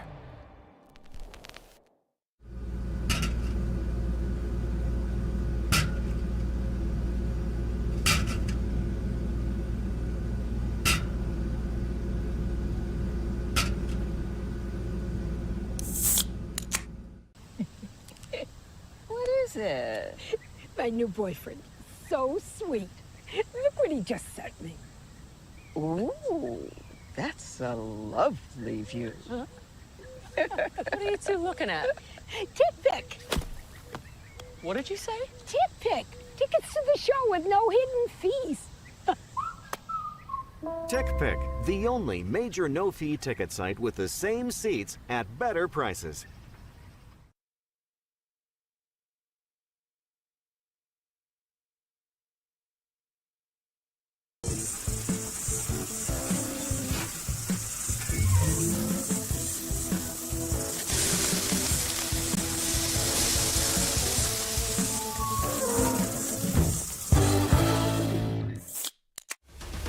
I love being a part of it because I am a player, I'm a coach, I'm a referee. Ball hockey is so much more accessible to the average person if you've never played hockey before. People look at it and like, oh, you just play it's floor hockey, play the feed. It doesn't take skill to play. It takes skill to play. We get excited, people get happy, there's fight, there's everything in it. It's different. It's fun. Fast-paced. Electric. I mean, anyone can play.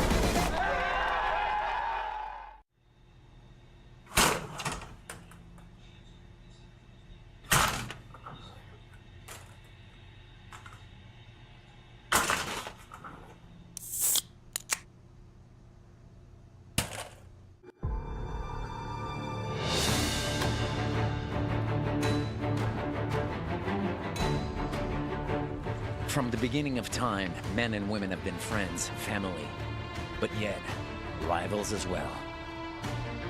Some of the most epic battles have been fought from the North to the South Pole and anywhere in between. As time flies, battles have transformed themselves into sports.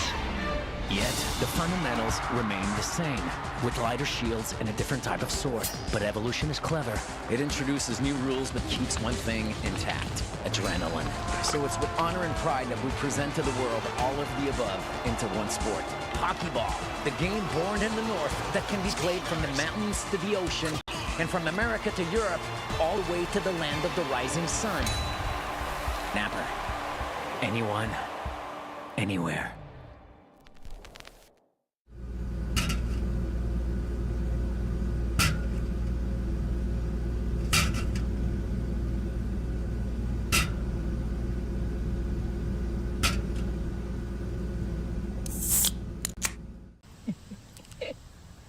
is it?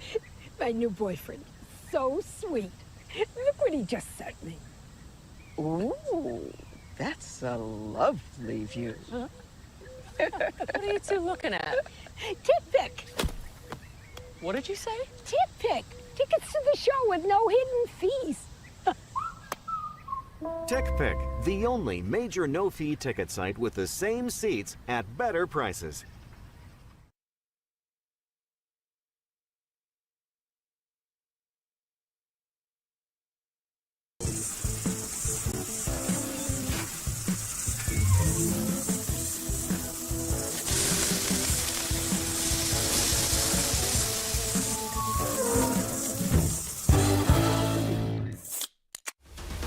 I love being a part of it because I am a player, I'm a coach, I'm a referee.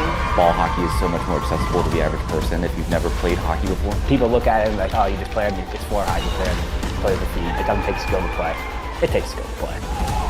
We get excited, people get happy, there's fight, there's everything in it. It's different. It's fun. Fast-paced. Electric. I mean, anyone can play.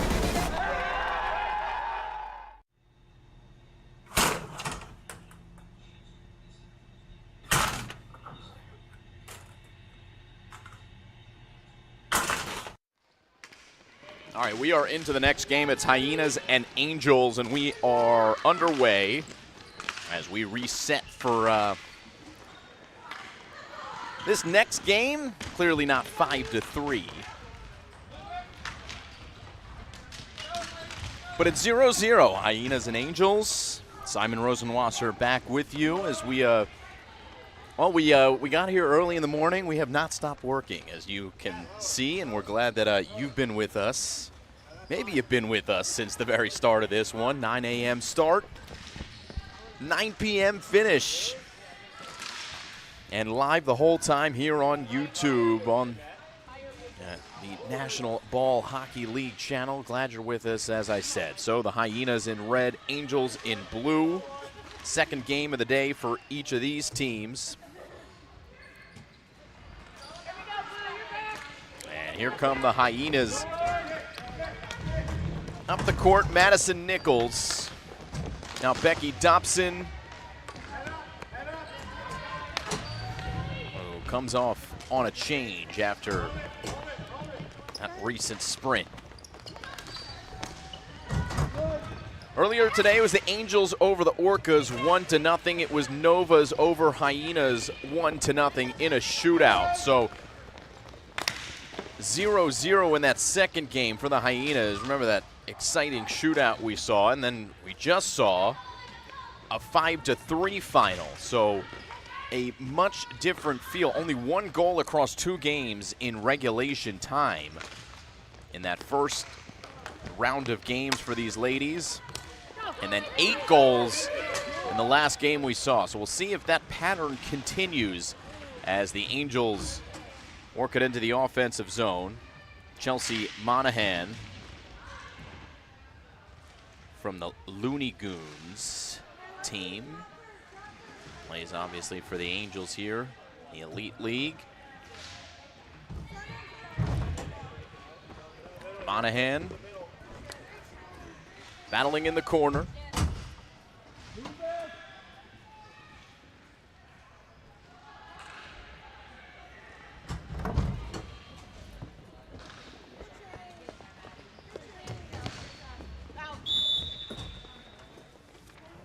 And a quick whistle. Well, we are certainly not on the pace, which was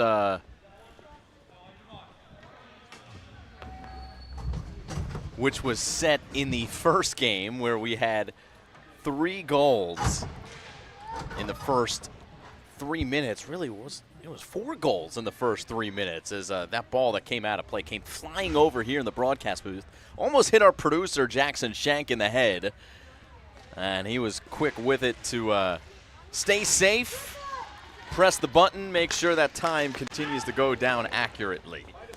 And we are back to playing with the Angels and Hyenas.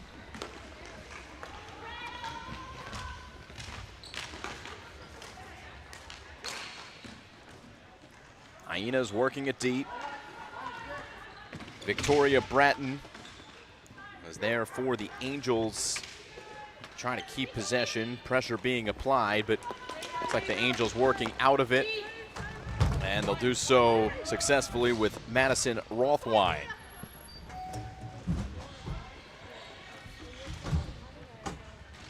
Backhanded towards the middle. Touch from Pamela Bilger.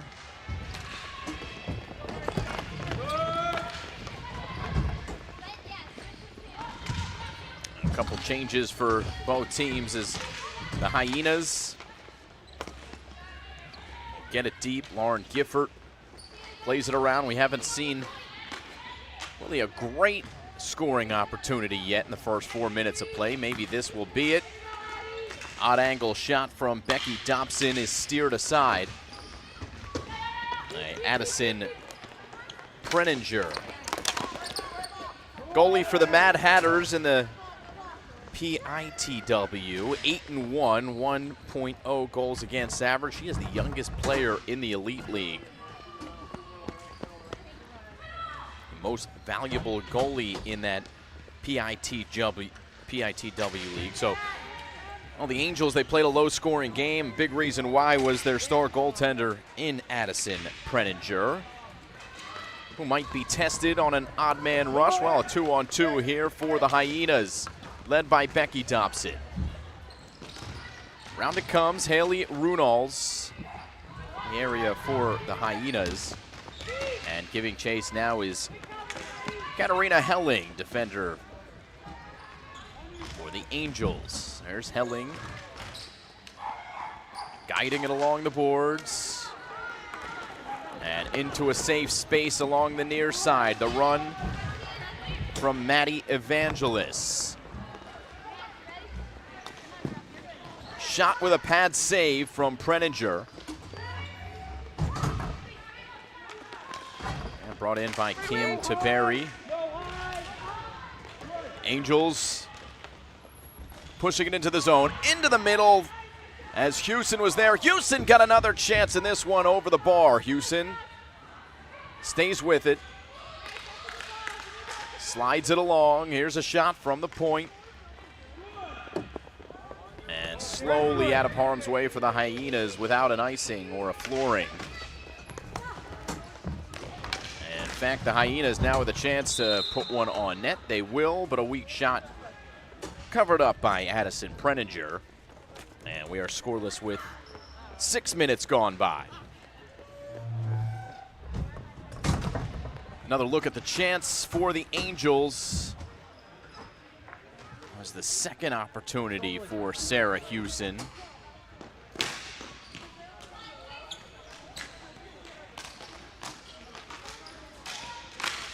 And here's a chance for the Hyenas.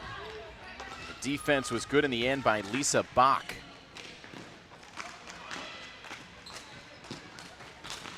Bach from the LI3. Plays for the Team Murder Hornets.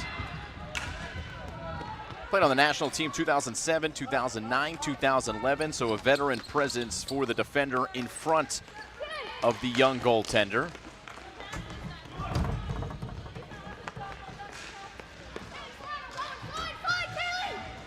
Played behind off the boards, and the Hyenas will use the momentum as Madison Nichols tries to muscle it forward, and the whistle will halt play for a neutral zone faceoff.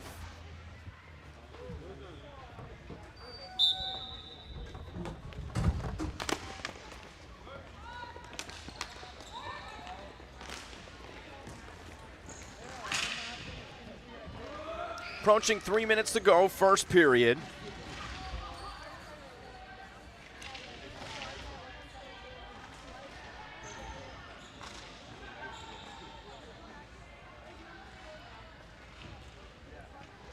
Angels will play the Novas later at 6 p.m.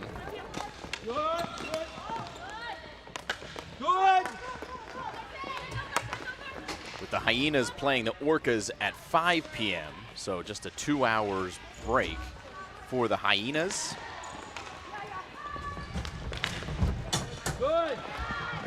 As the Angels with a one-on-one opportunity. That was gloved down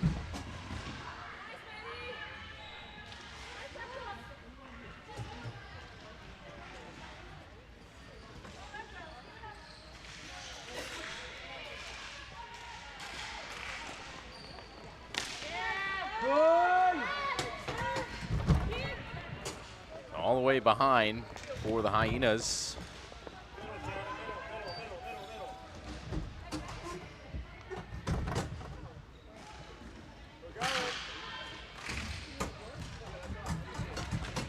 As the Angels bring it in, this is Shannon Taylor who will play it.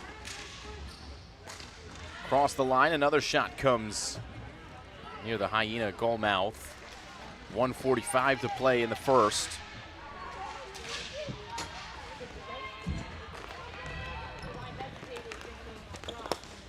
Hyenas with Fioca, Sydney Fioca, working with Whitley Nichols.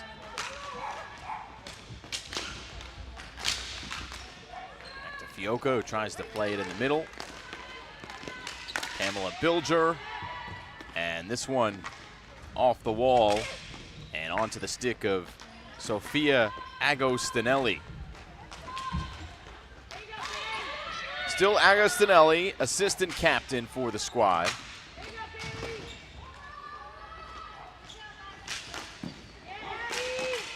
Shot with a save, another one, and out of harm's way.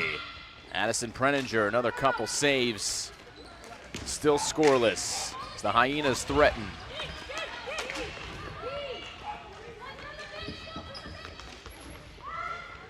High level of play here in Edison. And a long pass will find Sarah Hewson. Although it came off her stick.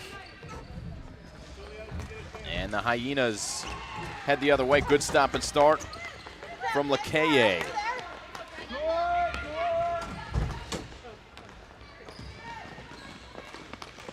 Lakeye with a beautiful backhand pass. Maybe a chance for Elena Orlando for a moment, but she hesitated. Still gets it in the middle, deflected off of a Hyena. And back out to the Angels. They try to relieve some pressure at the end of the period. And we are scoreless at the end of one. To the second period we go.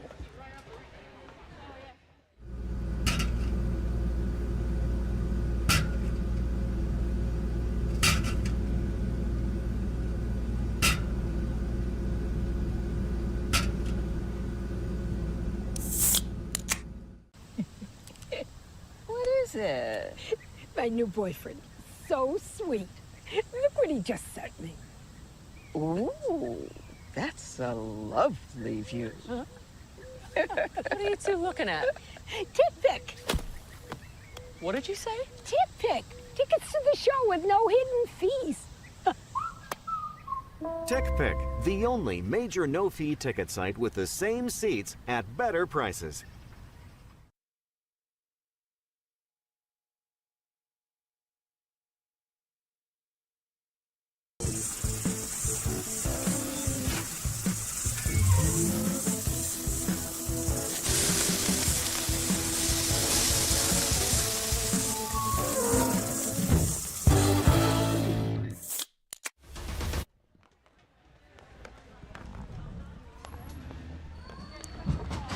We are back to start the second period of play. Scoreless game. 0-0. 0-0. Simon Rosenwasser, Jackson Shank directing, Dave Palumbo, our camera operator, play-by-play productions here, working with the NBHL. And we'll be here all day today, all day tomorrow. Great event. Great play. Fantastic hockey players.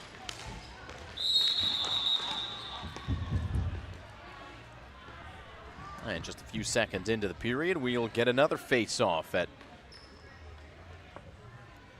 one of the dots, or squares, I should say. Just a ways away from the middle.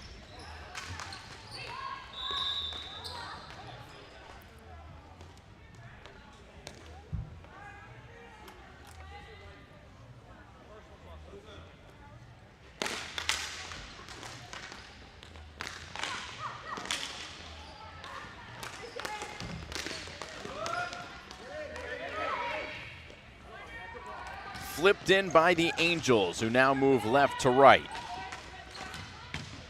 Chelsea Drake is the goaltender for the Hyenas, and she is able to seal off that near post.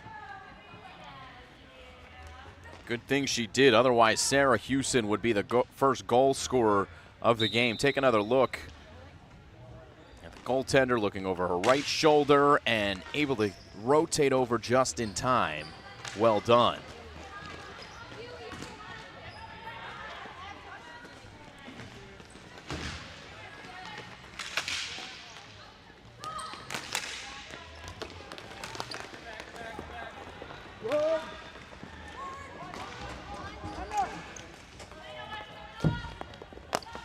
So off the boards here. First minute gone by. Much more defensive game here in this 2 p.m. contest. Opposed to what we saw in the 1 p.m. contest.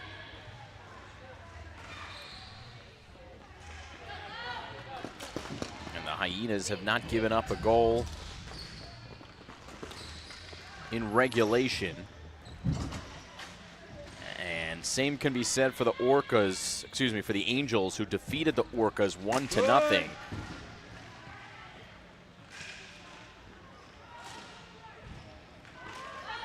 Good.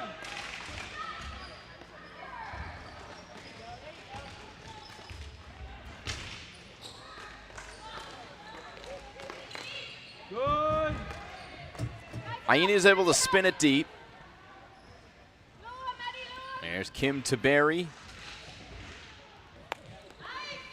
for the Angels, and this one will come all the way down for a flooring.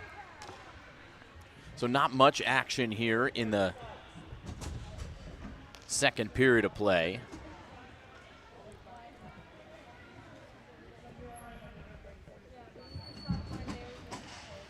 Angels, general manager is Lisa Kilroy, head coach is Mitch Stiles.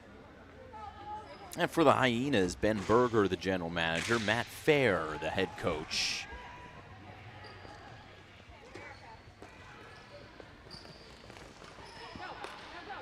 Hyenas with Jada Mears losing possession. Now Shannon Taylor got it deep and came off on a change. So fresh legs here for the Angels. First couple minutes gone by in the second period. Hyenas possessing. Kara Reeves does well. And running on is Alyssa Lakaye.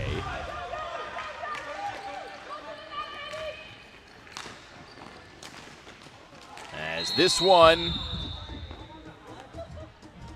will have a penalty call. Looks like it's going to be against the Hyenas, as the Angels were on the charge.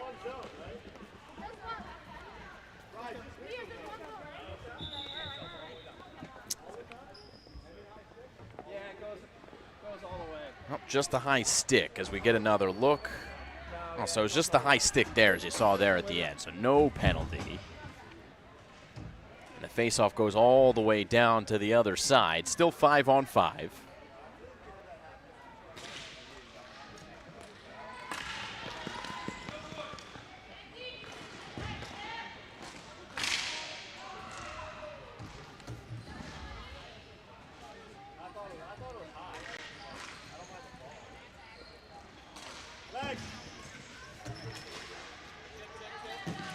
Orlando in the mix for the Hyenas.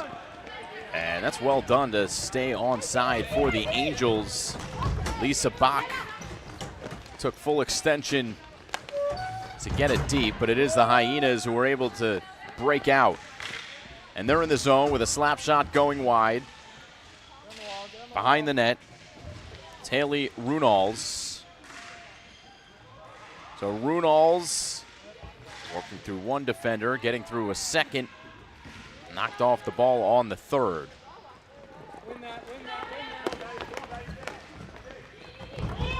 And all the way down, Madison Rothwine gives a chase for the Angels.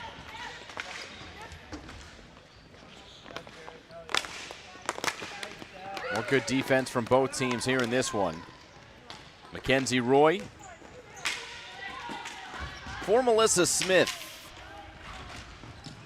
Under 6 to play here in the second period. Off the boards, the run on by Becky Dobson.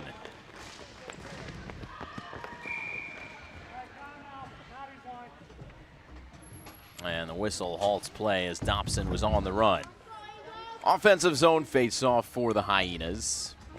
Angels make some changes, including Hewson, Taylor, and Maddie Evangelous coming back into the game.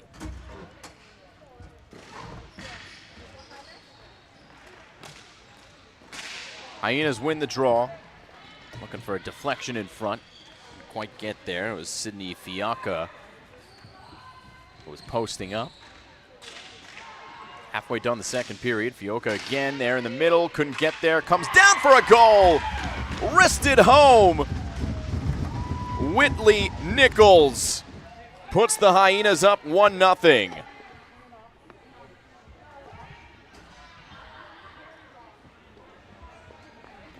So it's the first goal given up by Addison Preninger here in this Elite tournament, Elite weekend. Came right to Nichols, who was able to finish on the near post. There was absolutely nothing there. Preninger over her left shoulder. Looked like she was even playing that near post, and still Nichols found the area to score. And the Hyenas lead.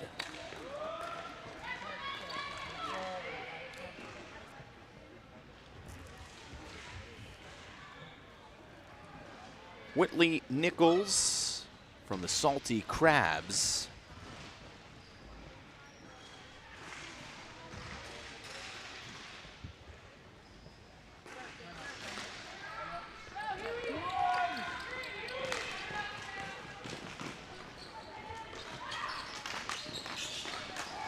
Angels looking to get back on the board as this one steered away. That is one of their best chances so far. Chelsea Drake makes the save.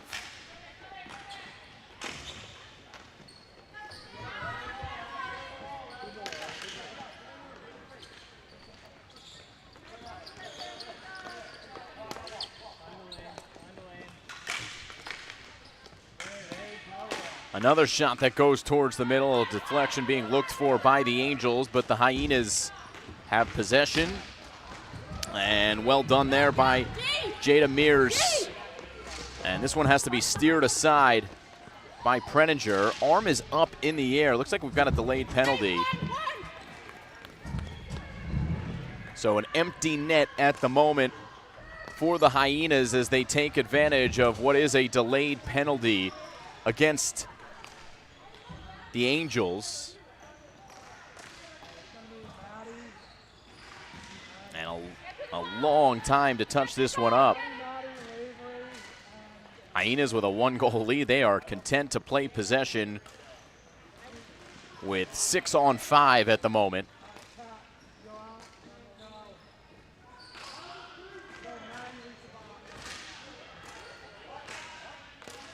At the point, Becky Dobson. She'll fire, deflection, still loose, and the whistle blows. Maybe a touch too early. But that will put the Hyenas on the power play, who are able to take advantage of the time. They're able to get a chance on that delayed penalty. And now they will be rewarded with a 5-on-4.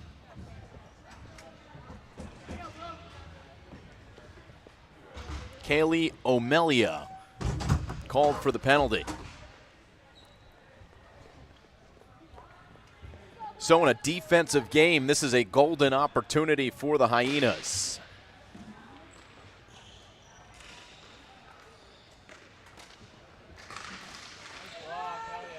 Shot blocked by Mackenzie Roy.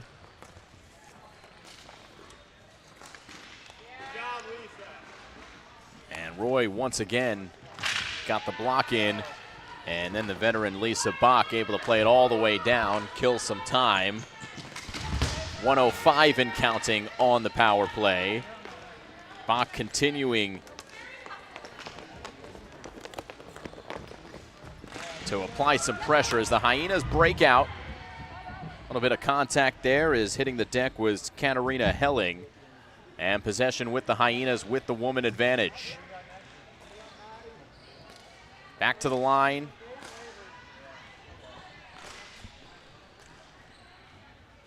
There's Dobson. Far post, Madison Nichols was around the area. This is Runals with a slapper and then a rebound put home off the boards. The goal for Madison Nichols.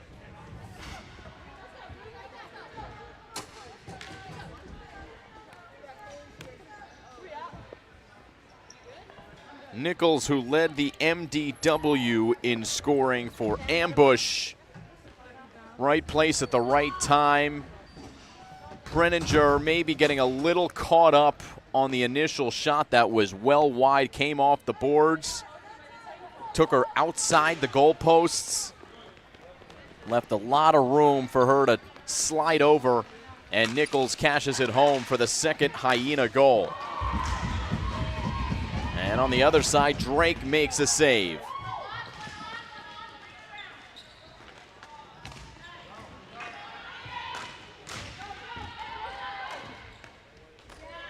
Good, no way. 1:20 to go.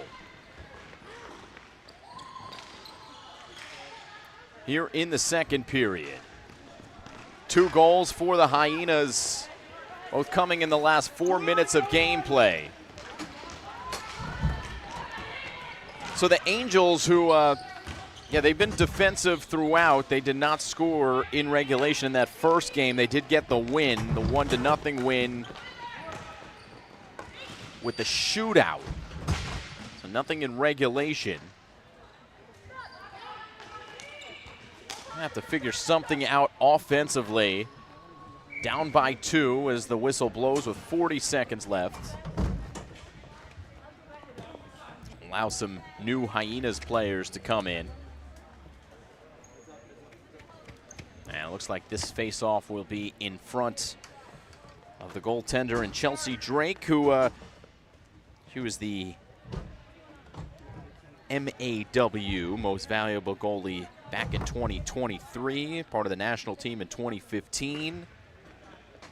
1.75 goals against average this year. And looking strong here in this one, trying to hold a 2-0 lead with 30 seconds left.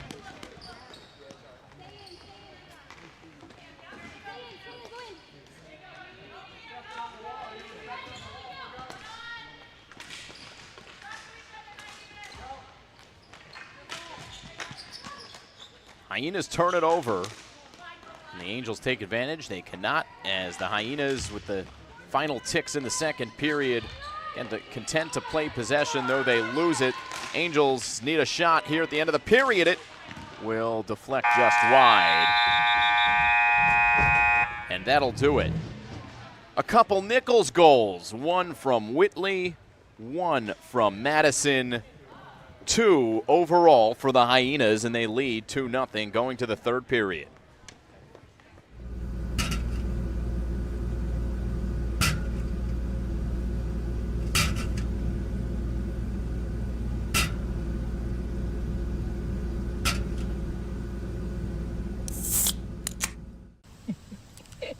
What is it? My new boyfriend. So sweet. Look what he just sent me. Ooh, that's a lovely view. Huh? What are you two looking at? Tip pick. What did you say? Tip pick. Tickets to the show with no hidden fees. TickPick, the only major no-fee ticket site with the same seats at better prices.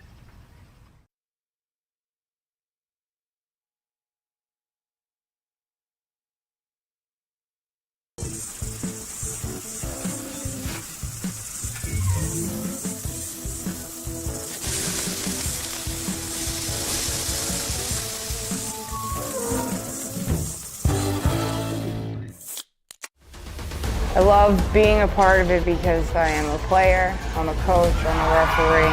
Ball hockey is so much more accessible to the average person if you've never played hockey before. People look at it and like, oh, you just played it's floor hockey, play the feed. It doesn't take skill to play. It takes skill to play. We get excited, people get happy, there's fights, there's everything in it. It's different. It's fun. Fast-paced. Electric. I mean, anyone can play.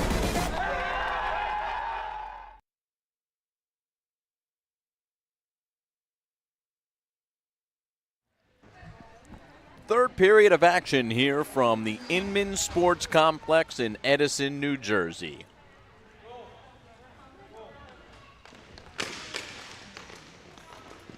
Two 2-0 Hyenas lead.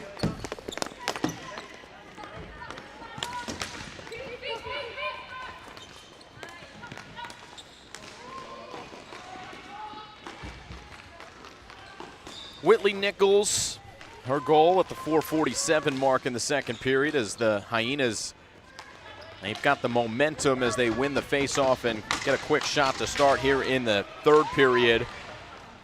Nichols from Michelle Fireheller, and then Madison Nichols from Sarah Reddington at the 8:13 mark in the second period. So it's about 4.5 minutes apart, the two goals.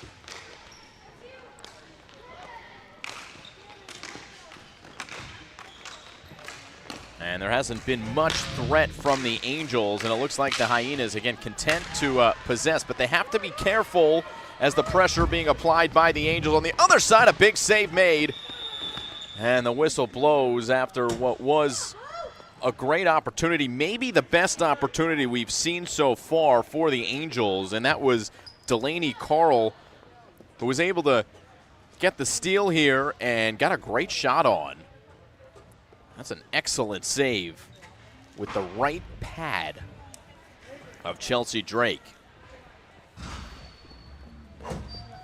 Hyenas are called for a penalty here, so we do have a power play, so the Angels maybe taking advantage of a little bit of conservative play there right at that half-court line. Sarah Hewson on the draw for the Angels. There's Shannon Taylor, who was able to shield her body and allow the Angels to whip it around.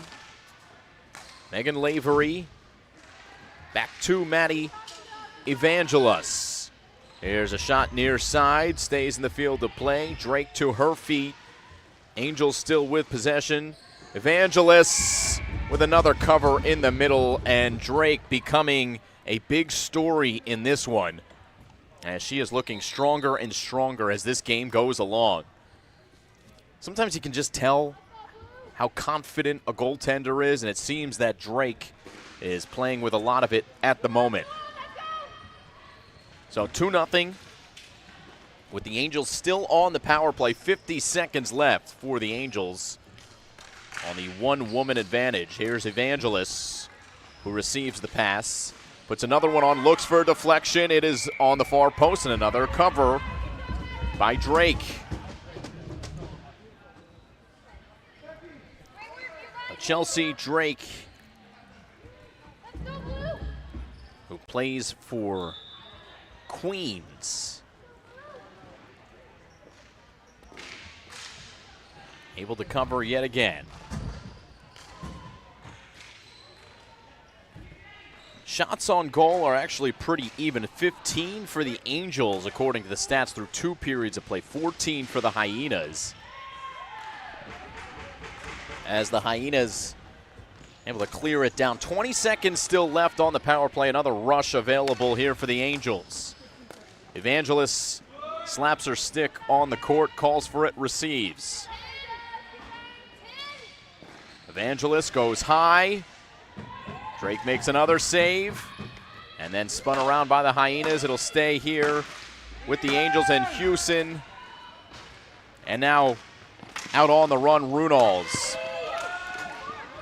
Good work by Maddie Evangelos.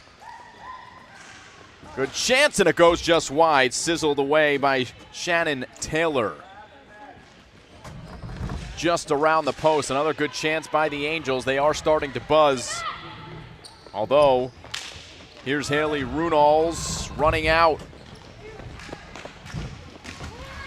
Runals back behind the net, receiving help here from Sydney Fioca.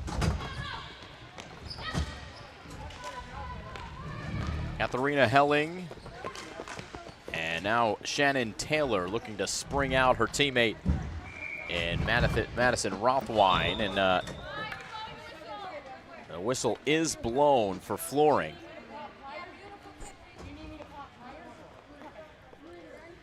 Although I do think that that ball was touched by the goaltender. You saw Madison Rothwine kind of gesture in the air whether that should have been flooring with a touch from Drake. And it looks like they're going to call it flooring regardless. So we're coming all the way down to the other side.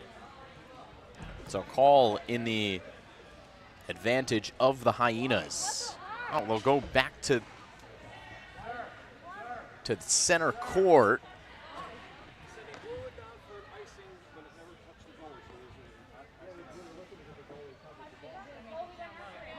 So an explanation being given to the Angels sideline.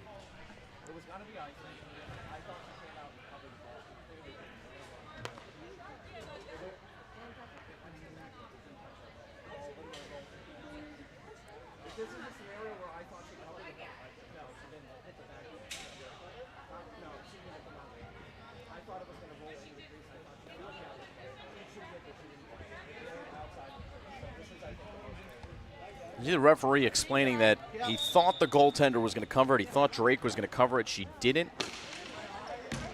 So called it for icing. I think, long story short, errant whistle. So we come back to mid-courts, and we start over with 6.5 to go and a 2-0 lead for the Hyenas.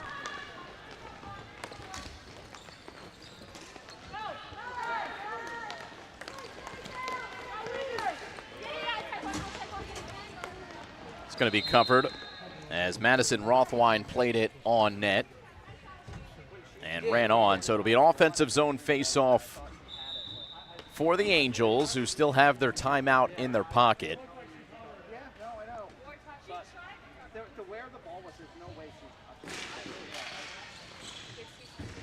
This one played wide.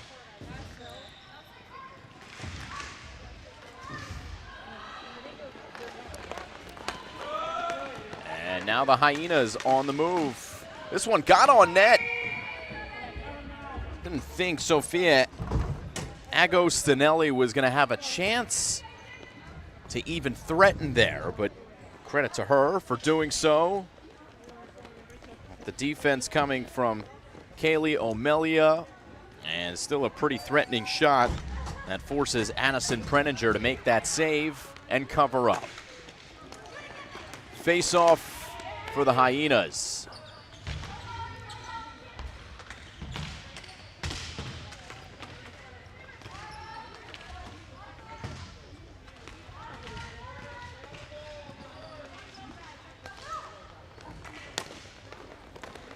And the Angels break out with Sarah Houston, the assistant captain. National team 2019, 2022, and 2024 for number 8, Houston. As the Hyenas settle down in the middle. Got a good shot on. It was forced Preninger to make the save, and it comes back down to the Hyenas, who will now play it deep. With approaching 5 minutes to go. That's Jada Mears. And a pin up there with Mears. And Kim Taberi, as this one goes wide.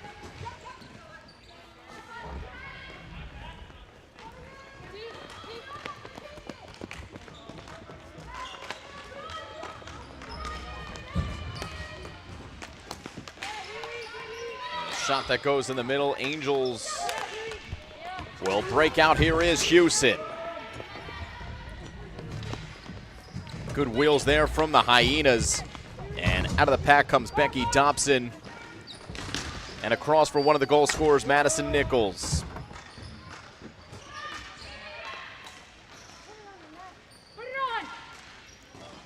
Shot that goes wide. Let's go, Chels. Delaney Carl trying to pry it free for the Hyenas. 4 minutes left. This game has flown by. Here's a slap shot and a save. And right back up is Drake.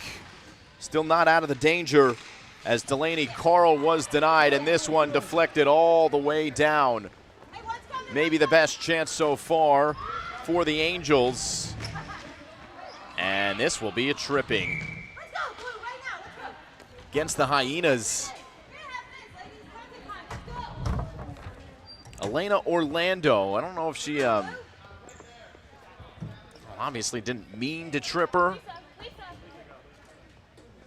Was deep in the zone, kind of an awkward looking play, and the Angels are the beneficiaries of what will be a power play. Power play for the Angels, down by 2 goals with 3.5 left. You could argue a must score here.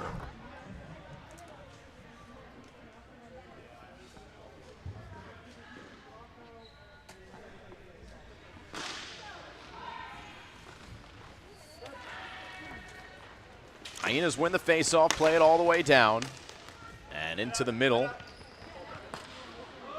And it's Lisa Bach.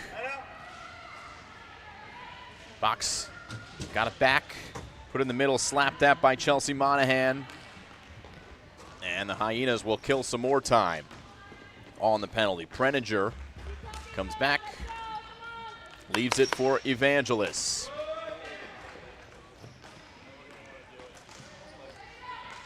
Now Shannon Taylor. In the middle, shot from the point, off the back wall. And all the way down again, Hyenas killing off the penalty to 40 seconds. 40 seconds left.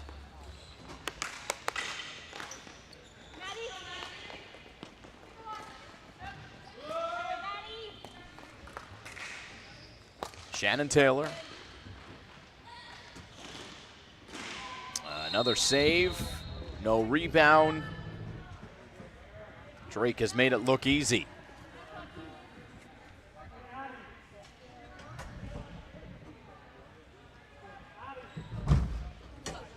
Another look.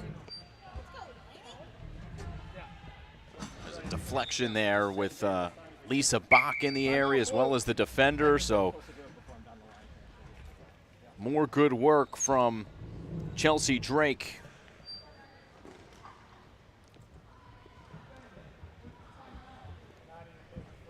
And the timeout called. So Chelsea Drake has definitely been the story here.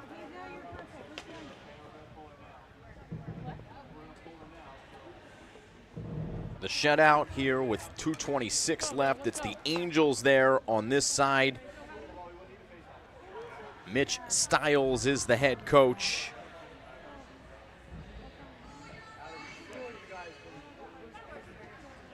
We're going to see if his team can dig down deep. Again, the Angels will play again at 6 p.m. against the Novas. And the Hyenas will take the floor against the Orcas at 5. Next up after this one, it's Comets and Apollo on the men's side, with Mariners facing the Greyhounds after that. So a couple men's games at 3 o'clock and 4 o'clock respectively before we get back to the women's side of things with the Hyenas and Orcas. Still 23 seconds left on the power play for the Angels. Offensive zone face-off. It's Maddie Evangelos who will take it at that red square. Got Chelsea Monahan to her left. Hyenas win it. Another chance to clear. Can't do so. Only do so as far as Tiberi.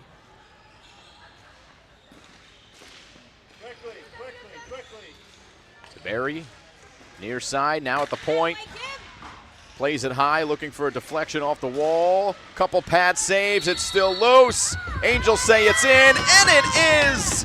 The Angels sneak one through. Somehow, some way, the Angels are on the board, and they have life. We'll Looks like it's Lisa Bach who leads the charge back to the bench. You gotta see a bunch of people swiping at it. I think it was Sarah Hewson there who was the closest to. I think it'll be Hewson's. Clearly in the back of the net. And we've got ourselves a 1-goal game with just over 2 minutes to play.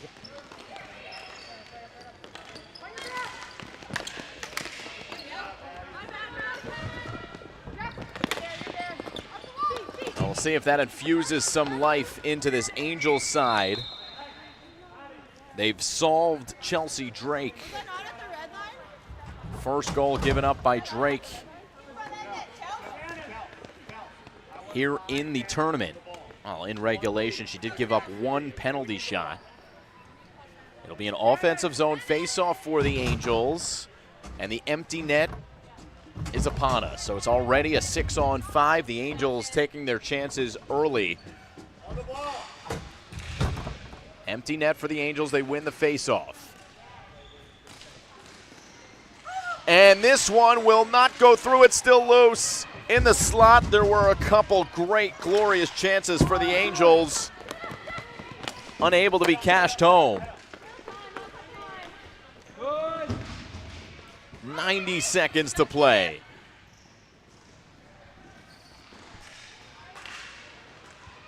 Angels with the momentum. Deflection comes down into Drake's grasp. Not sure how she saw it, but she did. And this is the chance that we saw just before the most recent one, a couple of them. And wow, I think that was Sydney Fiacca who made an incredible play down on the ground to deflect it. Otherwise, it may have been an easy goal for the Angels. Here's one-on-one, and this is in for Nichols. Madison Nichols with her second goal of the game. It's a 2-goal lead.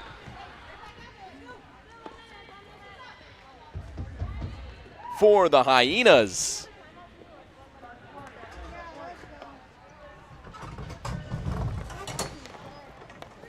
And the score is 3-1.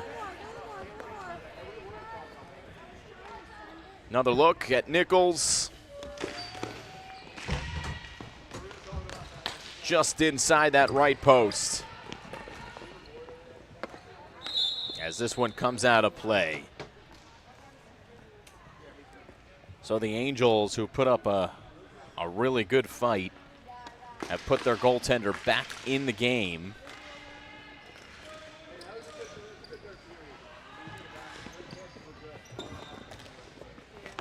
Angels, who were down 2-0 at the start of the third period.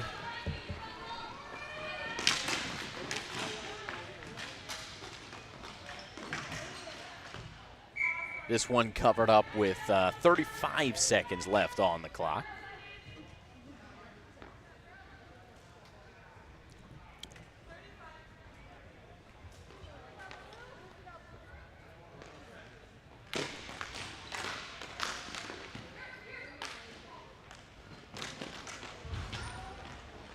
Here's Dobson, who shoots, fires it wide.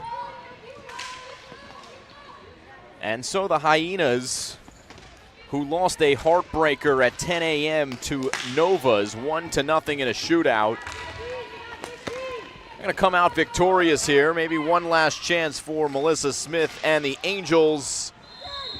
But as the script would have it, it's another save by Drake here at the end of the third. 5 seconds left.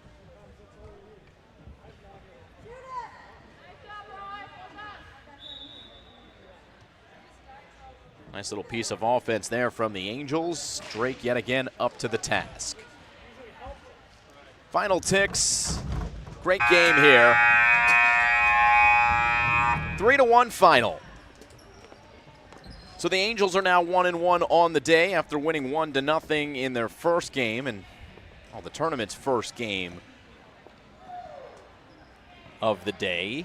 So 1-1 are the Angels. 1-1 are the Hyenas now, after an impressive performance from Drake. 3 goals on the board, all from Nichols, 2 of them from Madison, 1 from Whitley. And that will do it as they shake hands at center court. We will be back for the next game, what's scheduled to be the 3 p.m. game, Apollo and Comets, coming up.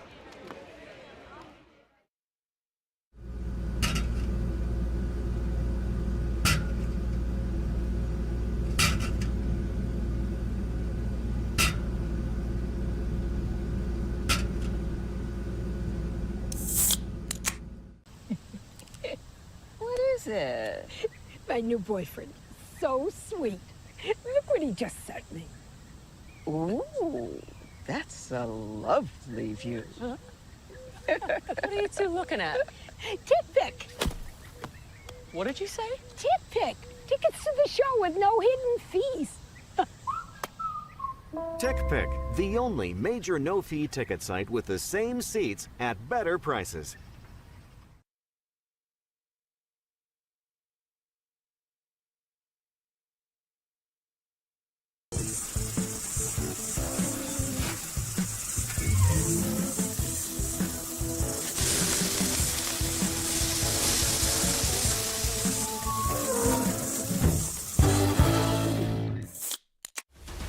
I love being a part of it because I am a player, I'm a coach, I'm a referee. Ball hockey is so much more accessible to the average person if you've never played hockey before. People look at it and like, oh, you just play it's floor hockey, play the feed. It doesn't take skill to play. It takes skill to play. We get excited, people get happy, there's fight, there's everything in it. It's different. It's fun. Fast-paced. Electric. I mean, anyone can play.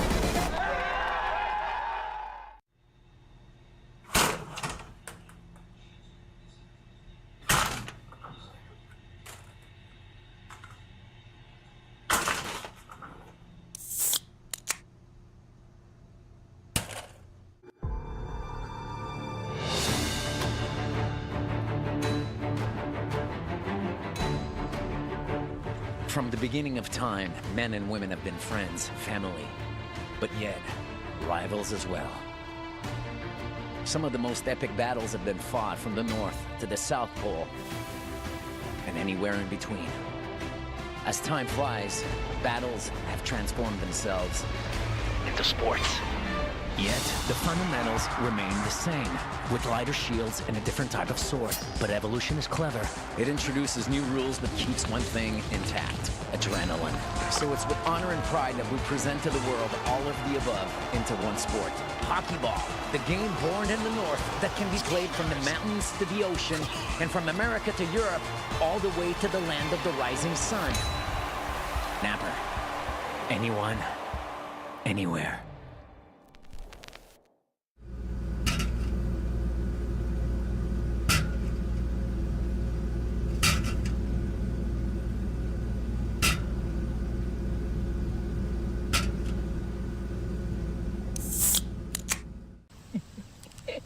What is it? My new boyfriend. So sweet. Look what he just sent me. Ooh, that's a lovely view. Huh? What are you two looking at? Tip pick. What did you say? Tip pick. Tickets to the show with no hidden fees. TickPick, the only major no-fee ticket site with the same seats at better prices.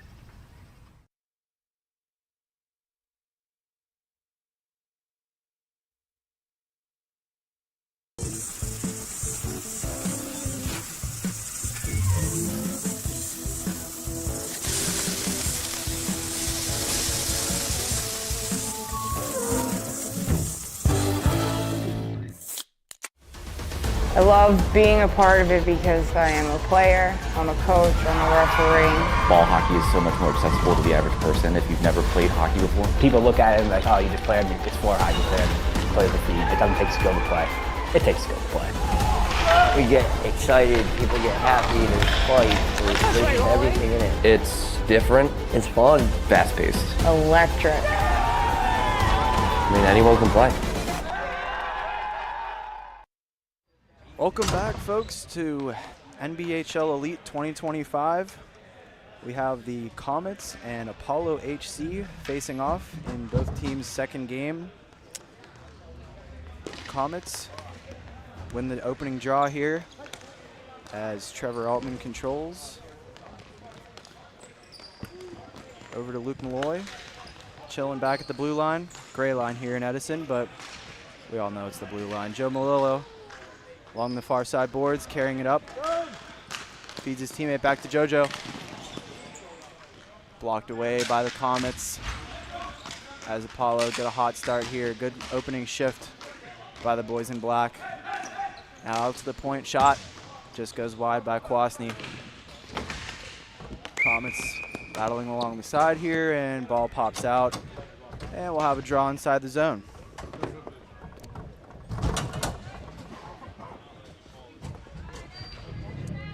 Apollo won their first game today 3-2 with 3 goals in the first period. 3 goals in a row before the Mariners would score 2 later on, but Andrew Carter would shut it down for the Apollo in a great game. I believe he had 31 saves out of 33 shots. So very strong opening performance by the Apollo goaltender. As we have a shot, score! Wow, that was quick by number 15. And that is, do not have him on my roster here. But great draw there. That's how you draw it up. I mean, on the faceout, ball drops quickly back to the guy standing right outside the circle, and he snipes top right to give the Apollo an early 1-0 lead. Now, Comets bouncing back here, looking for one more. Great D by the Apollo there, clearing the net front as Apollo try to chip in, but it's batted away. Now into the far corner, JD Dutney looking for a backhand.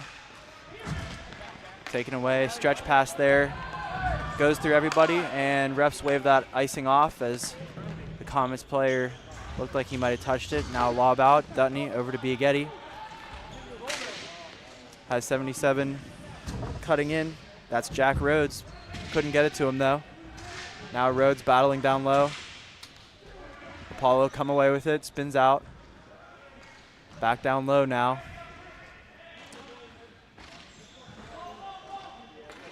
Apollo still controlling behind their net here. Along the near side boards now. Stretch pass up. Chipped ahead by Nick Phillips. On him is Dutney.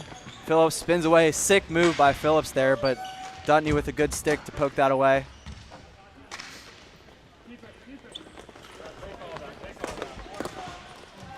Romanecki up the side. Dumped in, Apollo control. Now Gibbs has it along the far side boards. Looking for options. Apollo working a change here. Content to get the line. Wysong chips it in, but strong stand there. Here come the Comets. Great stick by, I believe that was Joe Malillo to knock that away.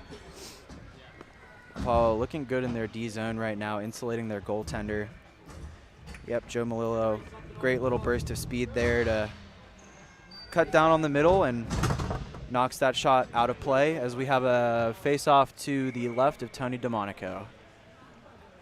Goaltender for the Apollo this game. Malloy fakes the shot. Back out to Malloy. Takes it this time, goes wide. Rebound was there, but Comets player was cutting to the front. Couldn't read that bounce. Now good forecheck by Mike Andes. Pressuring the Comets in their D zone, but they have a good breakout.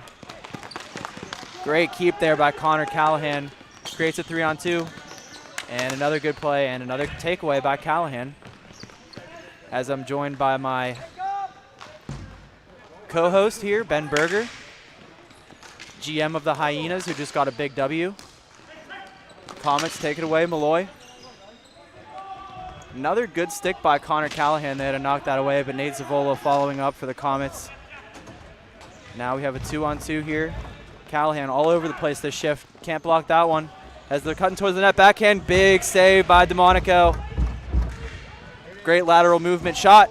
Just goes wide by Cam Cordio. Comets control down low now. Looking out in front. Good D again by Callahan, and Kwasny was there as well. As Wysong with a burst of speed. Has some control here. Apollo looking for a backhand. Nothing there. Working it down low. 15 the goal scorer.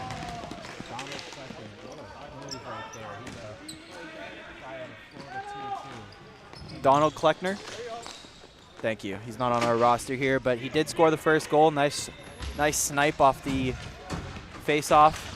One of the great things about this division is getting these guys who don't normally play he's someone who probably has never even heard of most of the NBA teams, but because of the NBHL, he's coming out here playing with the best of the best. Yeah, and he's looking good so far. A couple strong shifts.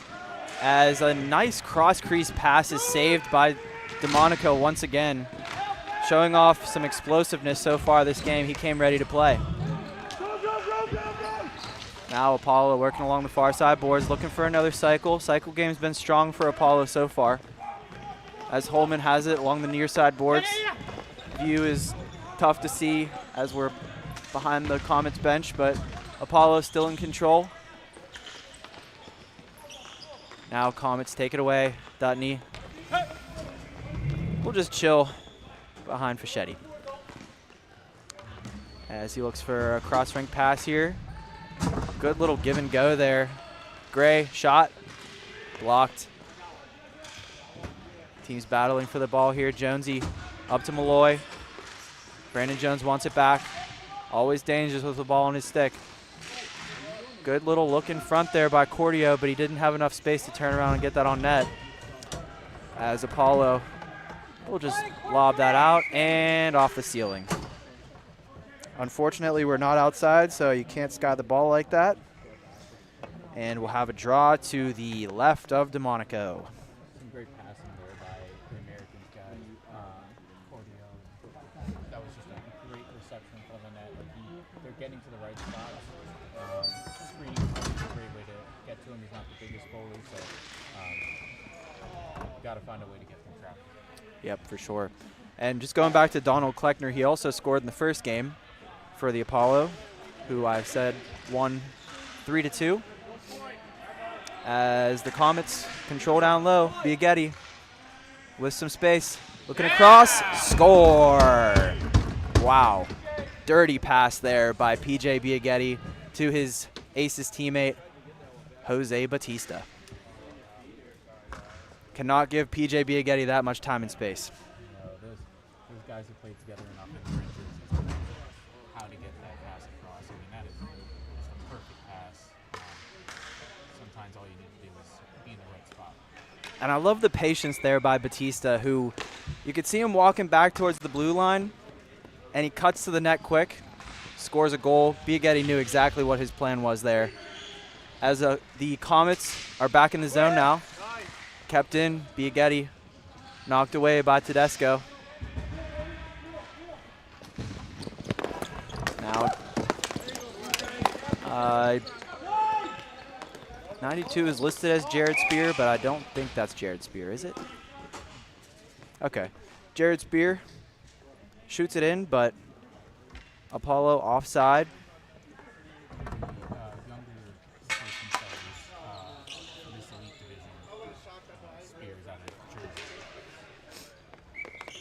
And Wysong alongside him. Also Kwasny, younger player, representing the USA Juniors at the under-20 level this summer, winning a bronze medal.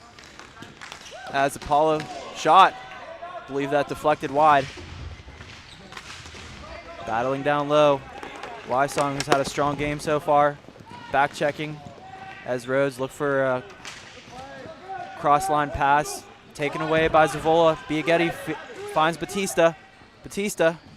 Patient, good block by Wysong, and Batista scores again. So silky. You just got to be stick on stick with this kid. Literally cannot be given an inch because he'll make you pay every single time. That just looks so easy for him to get his own rebound there. Some guys just know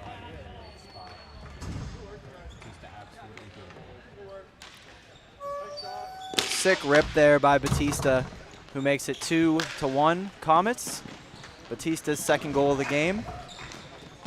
As a shot by Kleckner goes high and wide. Apollo keep control. Malillo from Andes. Malillo chips in. Wants to do it himself here. Cross-ring pass, shot, score! And guess who? Donald Kleckner once again. His third goal of the day so far. And that was a hell of a pass from Joe Malillo. Yeah, but those playing Tier 2 at the NBHL Championships, this is a guy to look out for. Yep, representing the Florida Red Roosters, I believe, who will be coming to Gloucester in September as the Apollo control behind their net. And we're all square at 2 again, and I feel like we got a lot more goals coming in this one, folks. Two dynamic teams, both offensively and defensively. As Andy's backhands up to Malillo. Down low to Volpe. Looks in front, but it's chipped away. Malillo using his body. Slight little interference there to help his teammate out. Kleckner has it behind now. Looking in front, but Zavola with a good stick on the ground. So important when you're playing D there. Those quick little passes can really kill you, and Zavola cut it off. As Apollo looking down low. Good play by Andes to slide in and DeMonico to cut that lane away. Cross-rink pass, looking for the net dump, but doesn't always take the bounces you want off that net. So Comets control temporarily, and now it's back in the Apollo zone as both teams work a change. Holman along the near side boards, lobs it up. Good hustle by the Comets D there to get back. Dutney gets the line, but Apollo take it away. Holman to Phillips, looking for a shot. Big save by Fischetti there. Phillips, he's got a wicked whister. Now Jonesy one-on-one. Shot. Ground burner is saved by DeMonico. And we'll have a draw to the left of DeMonico with 1:17 remaining in the first period. Some great pressure there by both teams. You're seeing a lot of quick wrist shots because they know that's the only way that you're really getting something through the net. I mean, there's not a lot of stop shots in this game like you might be seeing in more of a men's A game. Yep, for sure.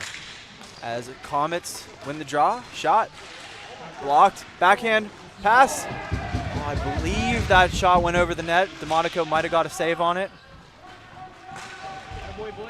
Either way, Comets continue to control here. Backhand, saved by Apollo. Cordio now in the corner. This line has been really good for the Comets so far. They've been in the Apollo zone every time they're out there.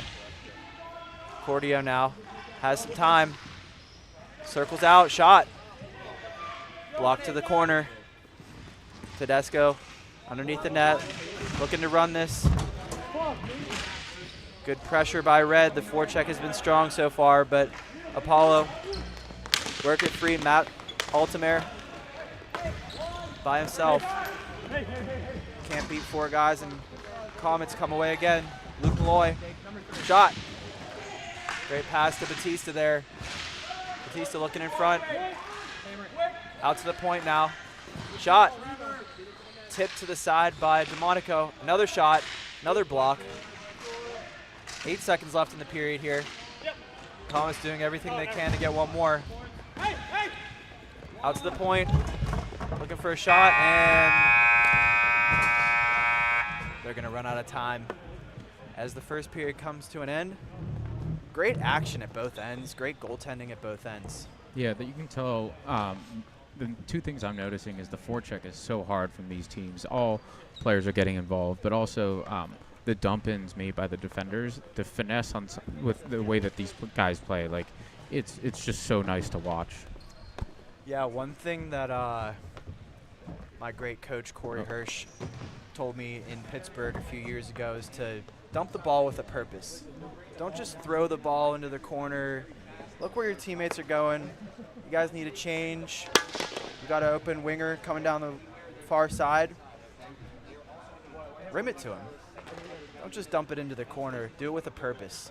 I feel like both teams did that very well in that period.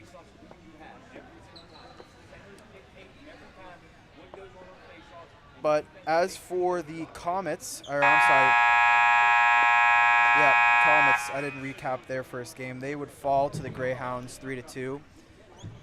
Jake Batista would also score in that game. So he's off to a strong start here at the first ever Men's Elite weekend. Something noteworthy for Jake Batista is he loves to pregame with a granola bar. I'd love to know what brand granola bar he's eaten before the game. Personally, I'm a Nutri-Grain guy, but lots of good options out there. As DeMonico strolls past in his beautiful God's bucket. He's one of many goalies to play for the Gods. These black jerseys reminds me of the ones that Team Greece wore at Worlds this past summer. I really like the clean-looking fit. I think these have to be some of the crowd favorites for best jerseys of the weekend. Absolutely. Got to think that our buddy Matt Strybeck took some inspiration, yeah, from that Greece jersey last year. That black and gold that they had was amazing. As the refs wave off an icing, seemed like there was a little bit of miscommunication there. Might have got tipped, but draw will go back to center as we get the second period underway here between the Comets and Apollo in Edison, New Jersey. Shout out to everybody watching at home as the Comets try to enter the zone. Biaghetti knocked away by Malillo. Callahan up to Kwasny, attempted to at least. Now Batista goes through the triangle of Andes. Over to Biaghetti. Biaghetti battles along the boards, looking out in front. Andy's great read, good positioning. As Wysong carries up, gains the line. Callahan cutting to the net. Kwasny shot. Deflected off somebody, almost tipped in, but Comets come away with it. Dutney up to Rhodes. Rhodes out high to PJ. Shot. Good save there by DeMonico. Biaghetti looking low blocker there. Quick reaction by DeMonico, and he saves that one. Comets working down low again. Dutney in the danger area. Looking for a spin pass, but Callahan there to take it away. Batista on him now. Callahan looking for a cross-ring pass. Fischetti sticks it away. I really like how Apollo enter the zone. They take that first forward, get the line, look up, and usually are starting to hit that trailer. You can tell that using all three forwards is just a great way to. Wow, what a goal by Kleckner! Oh my goodness. This guy is unbelievable. He is on fire right now. And as you were saying, the Apollo entering the zone very well right now, and they're just cycling, they're working. And Kleckner, number 15, once again. Great. Ooh. That's an elite player right there, folks. You may have never heard of this guy, but this is why he got drafted into the Men's Elite. It's because of goals like that. Now Apollo try to rim it around, but Zavola takes it away. Little man using his speed. Takes it away again. Playing through the stick checks. Zavola loves to make those sprints down deep. Still trying to work it free here. Pops out in front, but Kleckner's there to collect it for the Apollo. Pass. Knocked away. Comets looking cross-rink here. Shot. Good save by DeMonico once again. Almost had another baseball goal there. Zach Mills really he hit that one out of the air just a little bit wide, but what a forecheck by this line for Comets right now. Yep, they've clearly responded after that Apollo goal to make it 3-2. As we have 7:30 remaining here in the second. Holman down low. Getting worked by Gray. Holman spins away. Wants to work it deeper and get a change. Apollo keeping it low. RJ Gibbs back down low. Shot by Altamare, kicked aside. Altamare collects his rebound on his backhand. Looks to the far side, but Gray's there as Gibbs pressures. Apollo keep it in once again. Spear. Now Gibbs has some space here. Walks to the middle, shot. Save, rebound, score! Nick Phillips bangs it home for the Apollo. Apollo playing hard on that left side, really forcing the Comets up that same wall.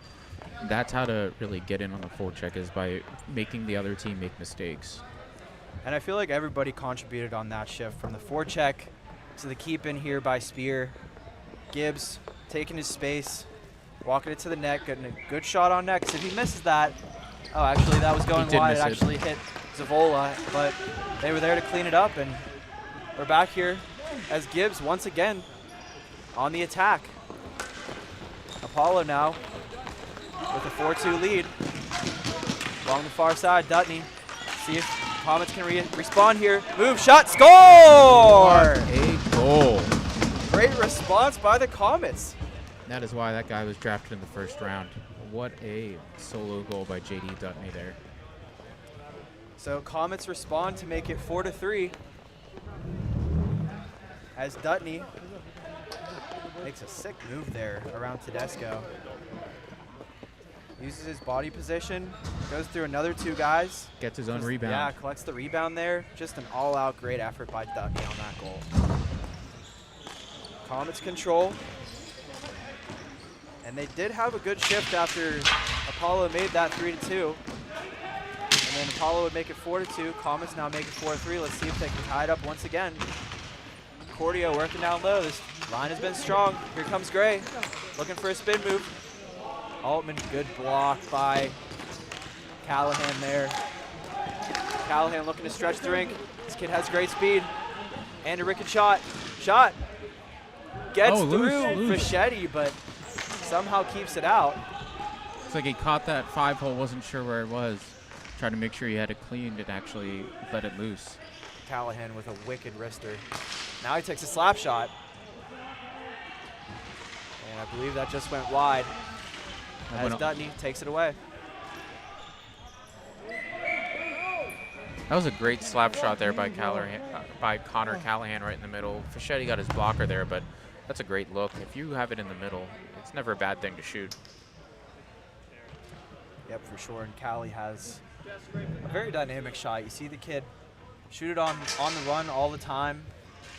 He can take hard, fast wrist shots, stand still, and obviously has a great wrist shot, but Fischetti with a big waffle save on that one. As Comets, Jones controls. Back to his D partner, but again, strong forecheck here by Apollo. Working down low, looking out in front, and it's in for the Apollo again. This line, oh my goodness. That's, I believe JT Volpe banged that home, but Anthony Rizzitano and Donald Kleckner, once again, number 15, all over the place. Great forecheck there, and good look by Kleckner in front. Volpe bangs it home.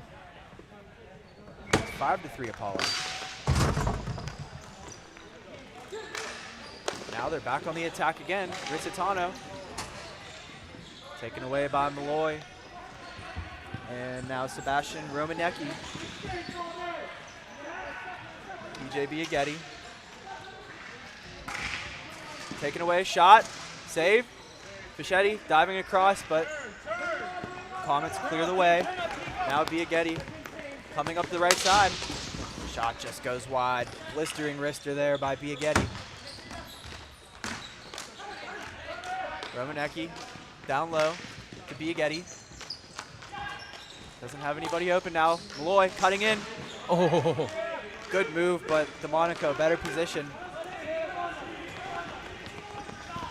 Shot. That's Kyle Bukonowitz. Had some space there in the middle, but couldn't get it through Fischetti, who is going to have to come up with a couple big saves as his team is down by 2 right now. Now Rhodes looking underneath. Nice little light dump in for his teammate there, but Holman pokes it away. Had some space, but Biaghetti's in position, covering for his D-man. Dutney looking for a soft little dump down to Biaghetti. Biaghetti Working low. Up to Rhodes. Shot. Good save by DeMonico. Poked away by Biaghetti, but nobody's there for the Comets. As Malloy races in to keep it for the Comets. Now Dutney. Along the near side boards. Looking in front. Shot. Score! What a play by Jack Rhodes there, but even a better feed by J.D. Dutney. That is just how to use all 5 players in the offensive zone. The Apollo forecheck has been so good, but once the Comets get it deep, they are lethal. Felt like they took a note out of the Apollo book there with a 5-man unit creating that goal. Just an all-around great shift. Felt like they were in their zone for over a minute on that one as Rhodes wires it home for the Comets. And once again, surprise, surprise, Dutney has the ball on his stick. Reminds me a lot of Eric Carlson, the way he quarterbacks not only the power play, but also just the 5-man unit back there on defense. As Kwasny now over to Wysong. Wysong having a strong game so far, looking to make it happen on this shift. Kwasny up high to Spear. Back to Kwasny along the far side boards. Over Spear in the middle, shot. Blocked aside, and that is going out of play. Apollo really using the whole floor on these offensive zones. They're not really like cycling down low. They're using all 5 players, but they're really using the neutral zone, which if Comets are able to block a shot here or two, or here and there, you know, they're really going to make a good run. Back to the action here as the Apollo get the zone. Joe Malillo down low. Maybe looking for a Michigan here. No, out to Callahan. Shot. Good explosiveness and quickness there by Fischetti to get across on a nice pass by Malillo to Callahan. Callahan standing tall at 5'10", 170. Now Callahan has it again. Backdoor. Wysong just goes under his stick. Callahan wants it again. Walking to the middle. Shot. Good save by Fischetti. Fighting that one off. Callahan again with that twisted little wrister. Fichetti's doing a great job, though, of coming out on him, you know. And there's another one by Fischetti, but Callahan bangs it home as this line delivers for the Apollo, who score their 6th goal of the game with 2 minutes left. 2:03 to be exact. They respond to the Comets getting his own rebound. Connor Callahan has his own play where he gets his own rebound and roofs it over to Fischetti, who's down. But that's another just, when you get off as his own time, even if the first shot doesn't go in, you're going to get some goals. Yeah, and the Comets were just all out of sorts there. Apollo with 4 guys down low and the Comets with 3, and that's most of the time not going to end well, especially at this level. So Apollo working the forecheck again. Kleckner, let's see what he can do on this shift. Wheeling out front, shot. Oh man, I believe Fischetti got a piece of that. Malloy looking to slow things down behind his net. Up to Rhodes, looking for a sauce pass, but it's taken away by Bukonowitz. Kleckner, nasty little chip over the defender's stick. Backhand pass to Bukonowitz. Cross rink pass just missed by Derek Chavez. Now Batista. Malloy up high. Biaghetti just fans on it, wide open on the one-timer there. Down low to Batista. 1 minute left in the second period here. Batista spins away. Patented spin move by Batista there. Looking out in front. Biaghetti, excuse me. Content to hold low for now. Up top. Across Rhodes, shot blocked.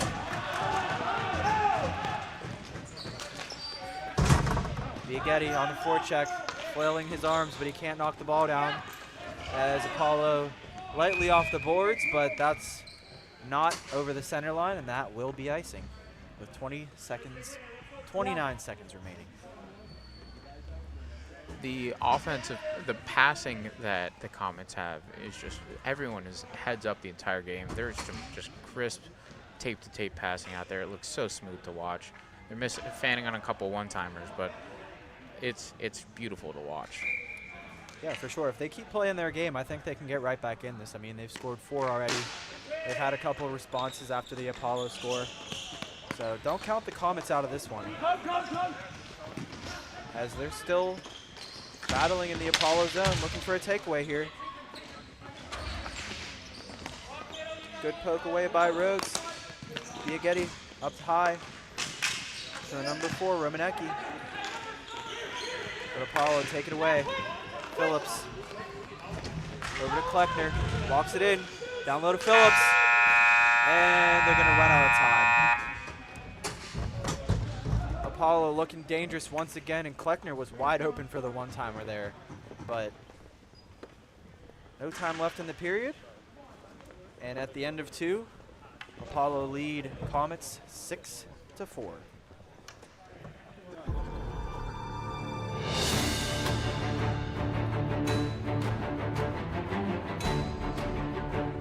From the beginning of time, men and women have been friends, family, but yet rivals as well. Some of the most epic battles have been fought from the North to the South Pole and anywhere in between. As time flies, battles have transformed themselves into sports. Yet, the fundamentals remain the same, with lighter shields and a different type of sword. But evolution is clever. It introduces new rules but keeps one thing intact: adrenaline. So it's with honor and pride that we present to the world all of the above into one sport. Hockey ball, the game born in the North that can be played from the mountains to the ocean, and from America to Europe, all the way to the land of the rising sun. Napper. Anyone, anywhere.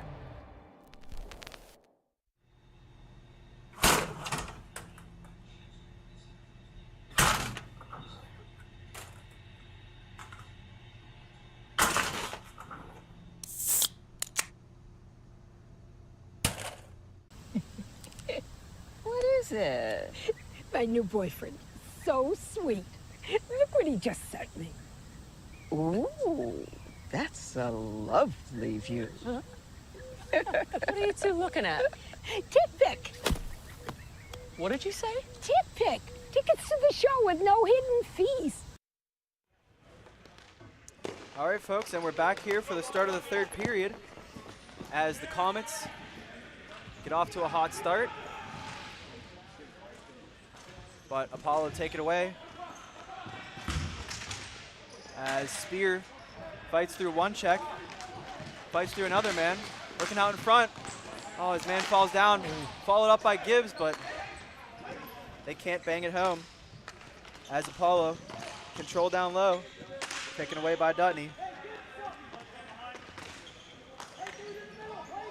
Now over to Romanecki, looking to carry, taken away by Phillips. Phillips content to backhand down low to his teammate Gibbs.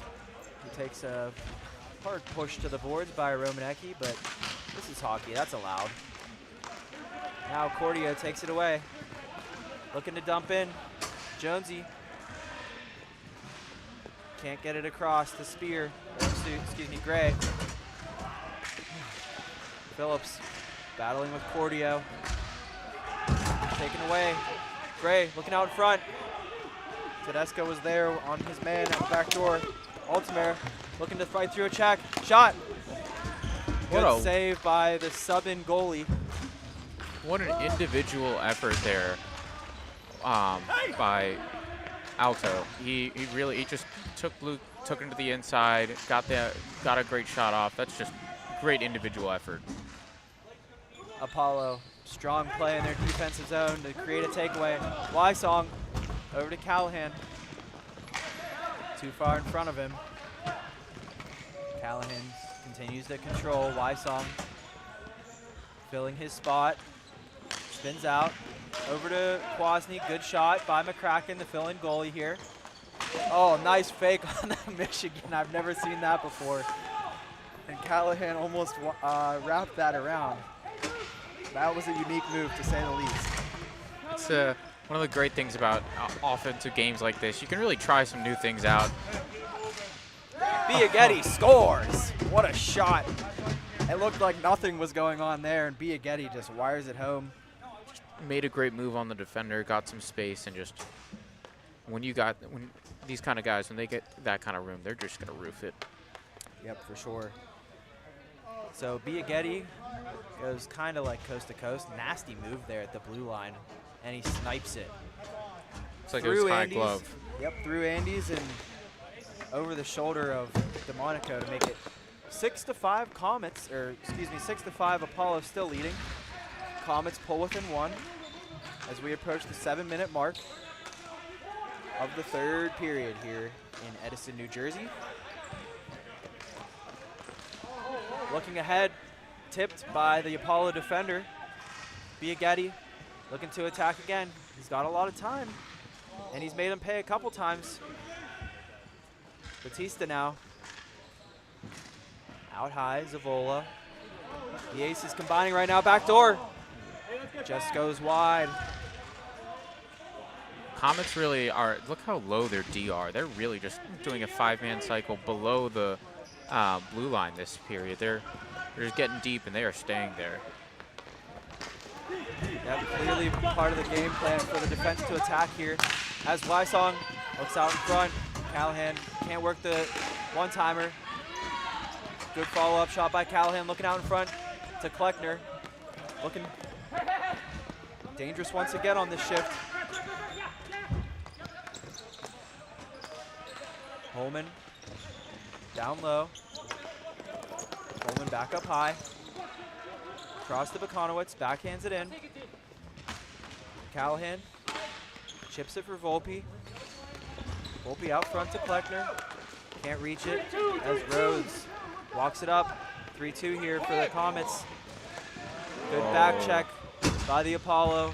Kleckner got back and Bukanowicz took it away. But there's a good takeaway by Altman as Biaghetti getting in on the forecheck once again. Relentless forecheck here by the Comets, who need a goal to tie this one up. Altman walking into the middle.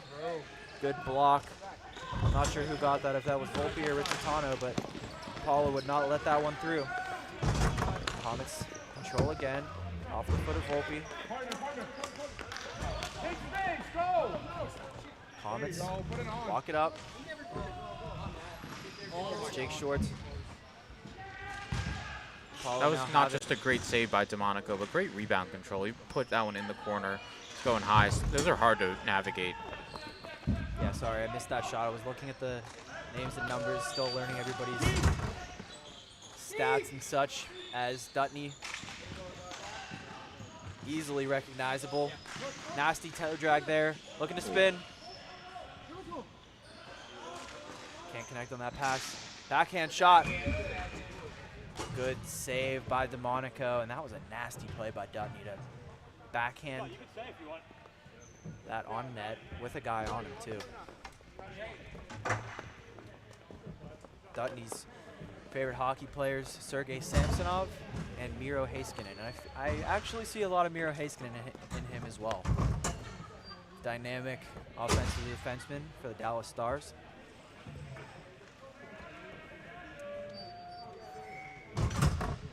Shout out Dallas, love that team. Apollo, control off the draw, Phillips, up to Altamare. Along the near side boards. Nice little sauce pass to Andes, just goes wide. Gibbs down low. He's had a good game so far. Doing a good job holding the offensive zone, but Comets come away with it now. Numbers for the Comets, but a good stick by Andes to poke that away, hold the line for Apollo, who have numbers back now.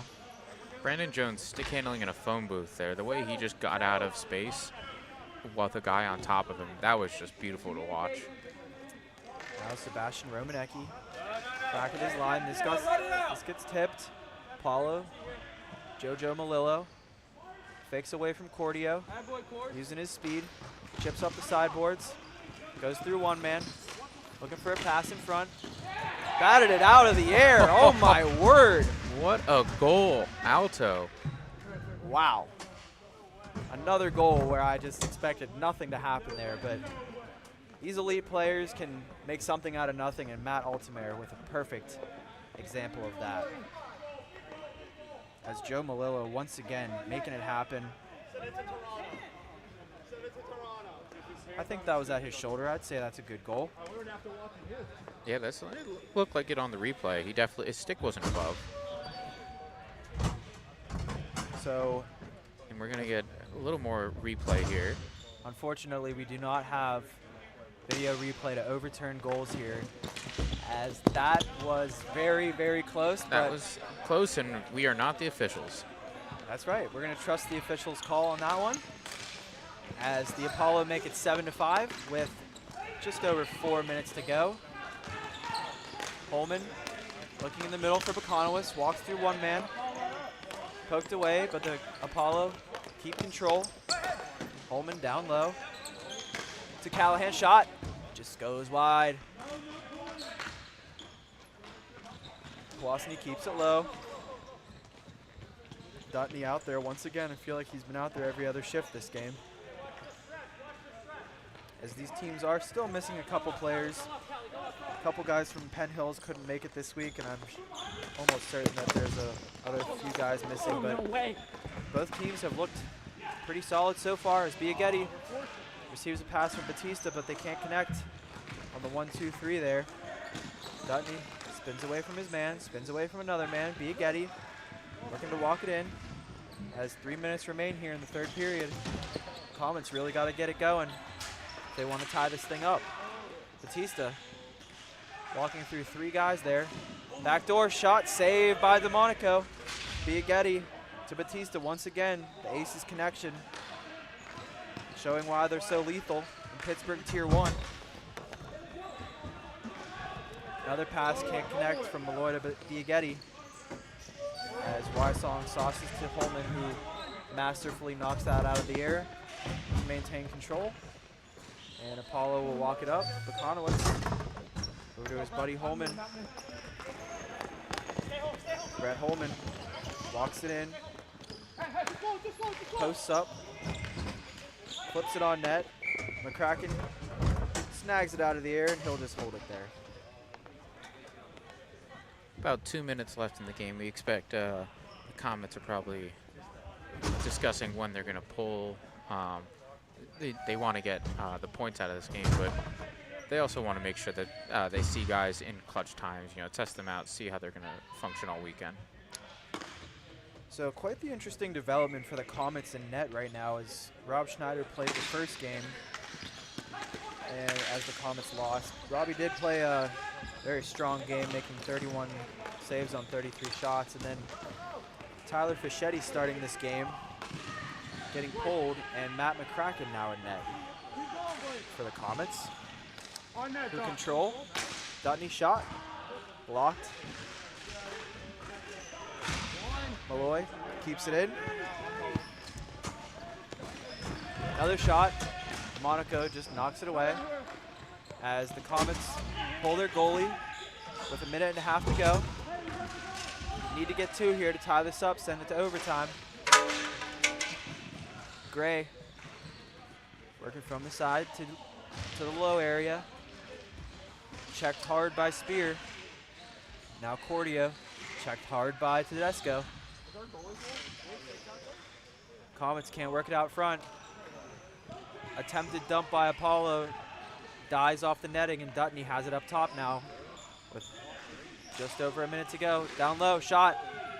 Monaco with another save, another shot. I thought he saved it, but no, it got through. Cordio Great makes feed by it 7-6. Great feed by Zach Mills from behind the net to chip it over the goalie's stick, and Cordio just instantly puts it in. We have a ball game. 43 seconds left, down by 1. 51 seconds left. Excuse me. Plenty of time here for the Comets. Oh yeah. So we'll see if they can feed off this momentum here with under 1 minute to go in the third period. As we said, plenty of time for the Comets and their quick strike offense to get one. As Brandon Jones chips it in. Altamare chips it out. Comets still have their goalie in. Altamare looking for a shot but can't get it off. Batista battling. Gibbs takes it away. Just over 30 seconds to go here. Dutney with another takeaway. Over to Batista. Up high to Jones, shot. Ooh, great block there by Gibbs. When Jonesy gets space for that shot, bad things happen for the other team. 15 seconds to go here. As the Comets clear out, Apollo clear Biaghetti. They have to wait for their teammates to get off. And Andes takes it away. And all he has to do is kill the clock here. And the Apollo will take this one. 7-6 in our highest scoring game of the day so far. Great game by both teams. And Apollo improved to 2-0 on the weekend. And they'll have one more game today. Comets fall to 0-2. The Apollo surprise players. I mean, that Kleckner line was ridiculous. When your third line, or I don't even know if they were the third line, are able to produce like that, I mean, that's trouble for the other team. Absolutely. I feel like for the Apollo, some other players that stood out to me, Caden Wysong, Connor Callahan, Joe Malillo, all had great games. Connor Callahan, always a threat on the attack, but I feel like he showed a bit of his defensive prowess in this one with a couple strong back checks that turned into chances for the Apollo, who ended up taking the dub in this one. One of the great things about Callahan is that he's got such a quick release that he's rarely getting the ball taken off the stick. Even if he's not scoring a goal, he's going to get that like deep in their end, and that's just really hard to handle. Yep, absolutely. And that'll wrap up our second game for both of these teams. And next up, we have the Greyhounds versus the Mariners. So we'll be back shortly with that matchup.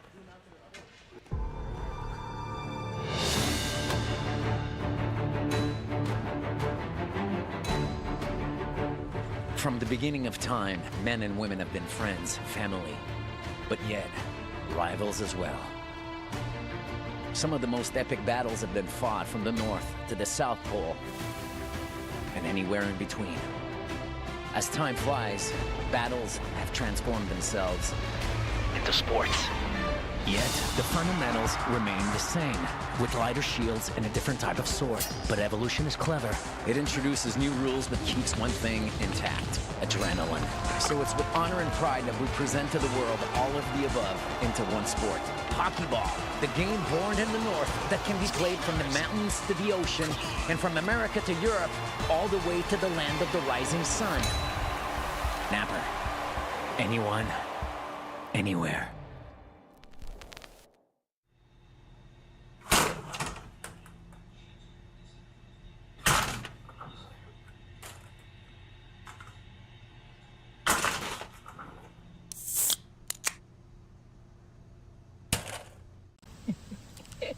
What is it? My new boyfriend. So sweet. Look what he just sent me. Ooh, that's a lovely view. What are you two looking at? Tip pick. What did you say? Tip pick. Tickets to the show with no hidden fees. TickPick, the only major no-fee ticket site with the same seats at better prices.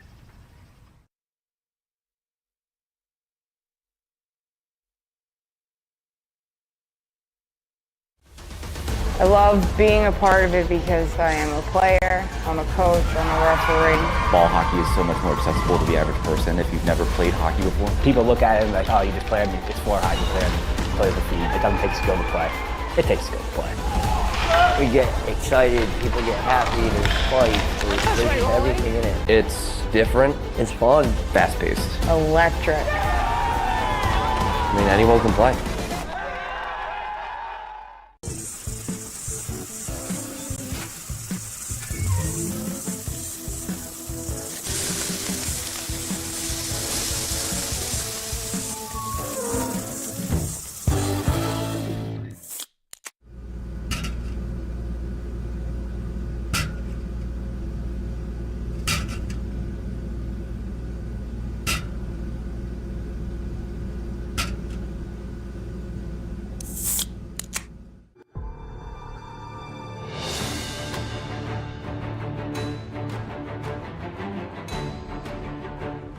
From the beginning of time, men and women have been friends, family, but yet rivals as well.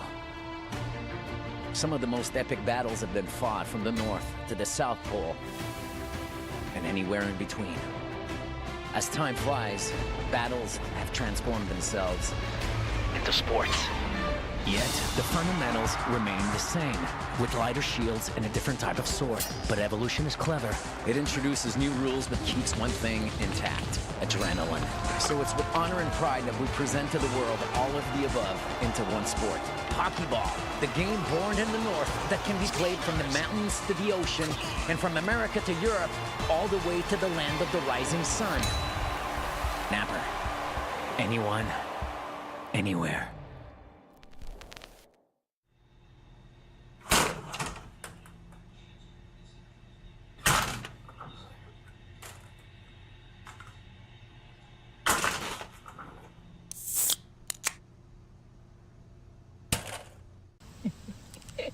What is it? My new boyfriend. So sweet. Look what he just sent me. Ooh, that's a lovely view. Huh? What are you two looking at? Tip pick.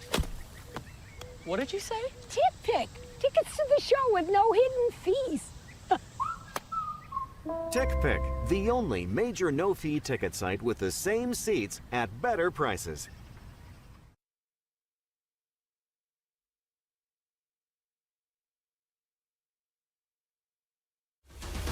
I love being a part of it because I am a player, I'm a coach, I'm a referee. Ball hockey is so much more accessible to the average person if you've never played hockey before. People look at it and like, oh, you just played it's floor hockey, play the feed. It doesn't take skill to play. It takes skill to play. We get excited, people get happy, there's fights, there's everything in it. It's different. It's fun. Fast-paced. Electric. I mean, anyone can play.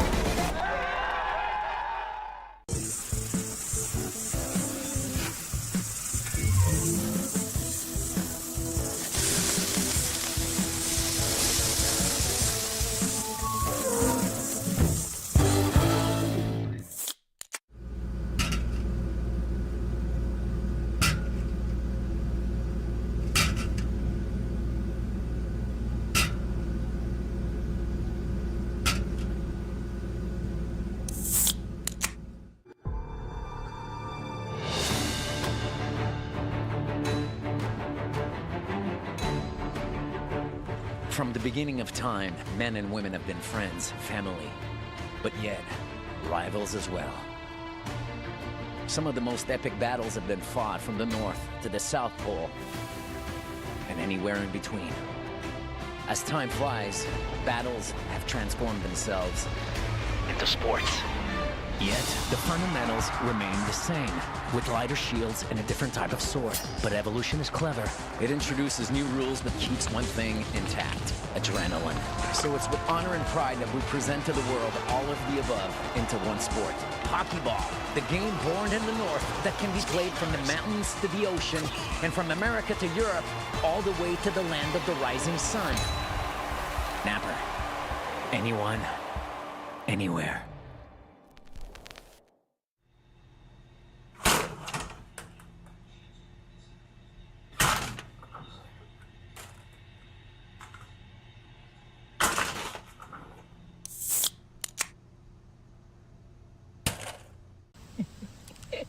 What is it? My new boyfriend. So sweet. Look what he just sent me. Ooh, that's a lovely view. Huh? What are you two looking at? Tip pick. What did you say? Tip pick. Tickets to the show with no hidden fees. TickPick, the only major no-fee ticket site with the same seats at better prices.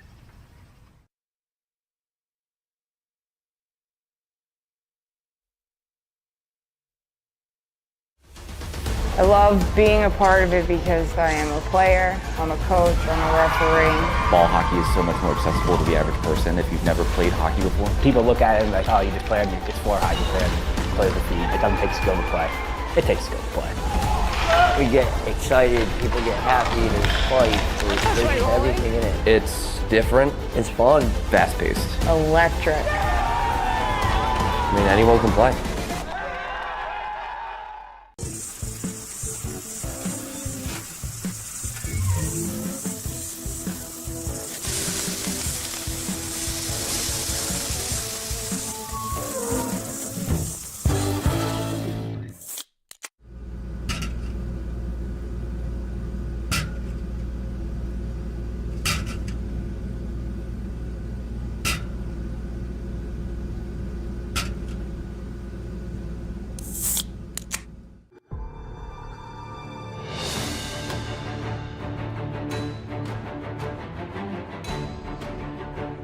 From the beginning of time, men and women have been friends, family, but yet rivals as well. Some of the most epic battles have been fought from the North to the South Pole and anywhere in between. As time flies, battles have transformed themselves into sports. Yet, the fundamentals remain the same, with lighter shields and a different type of sword. But evolution is clever. It introduces new rules but keeps one thing intact: adrenaline. So it's with honor and pride that we present to the world all of the above into one sport. Hockey ball, the game born in the North that can be played from the mountains to the ocean, and from America to Europe, all the way to the land of the rising sun. Napper. Anyone, anywhere.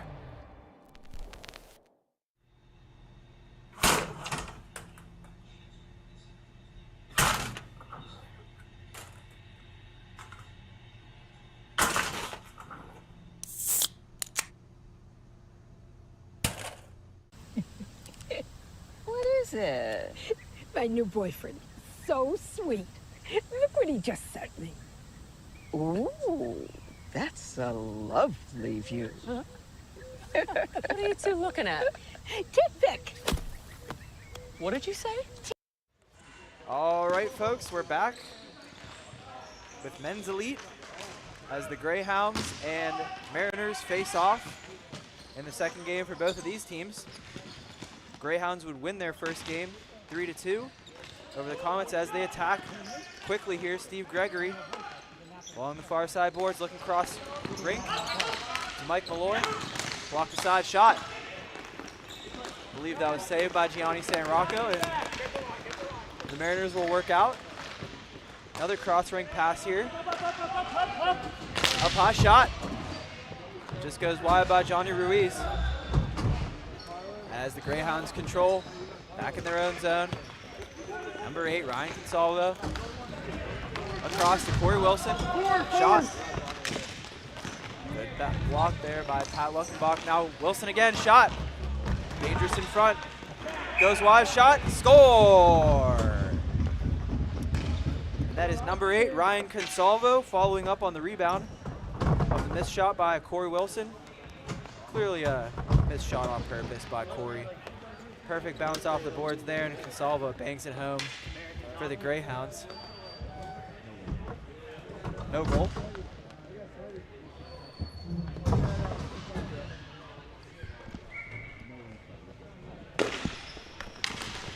As the Greyhounds control off the face-off once again.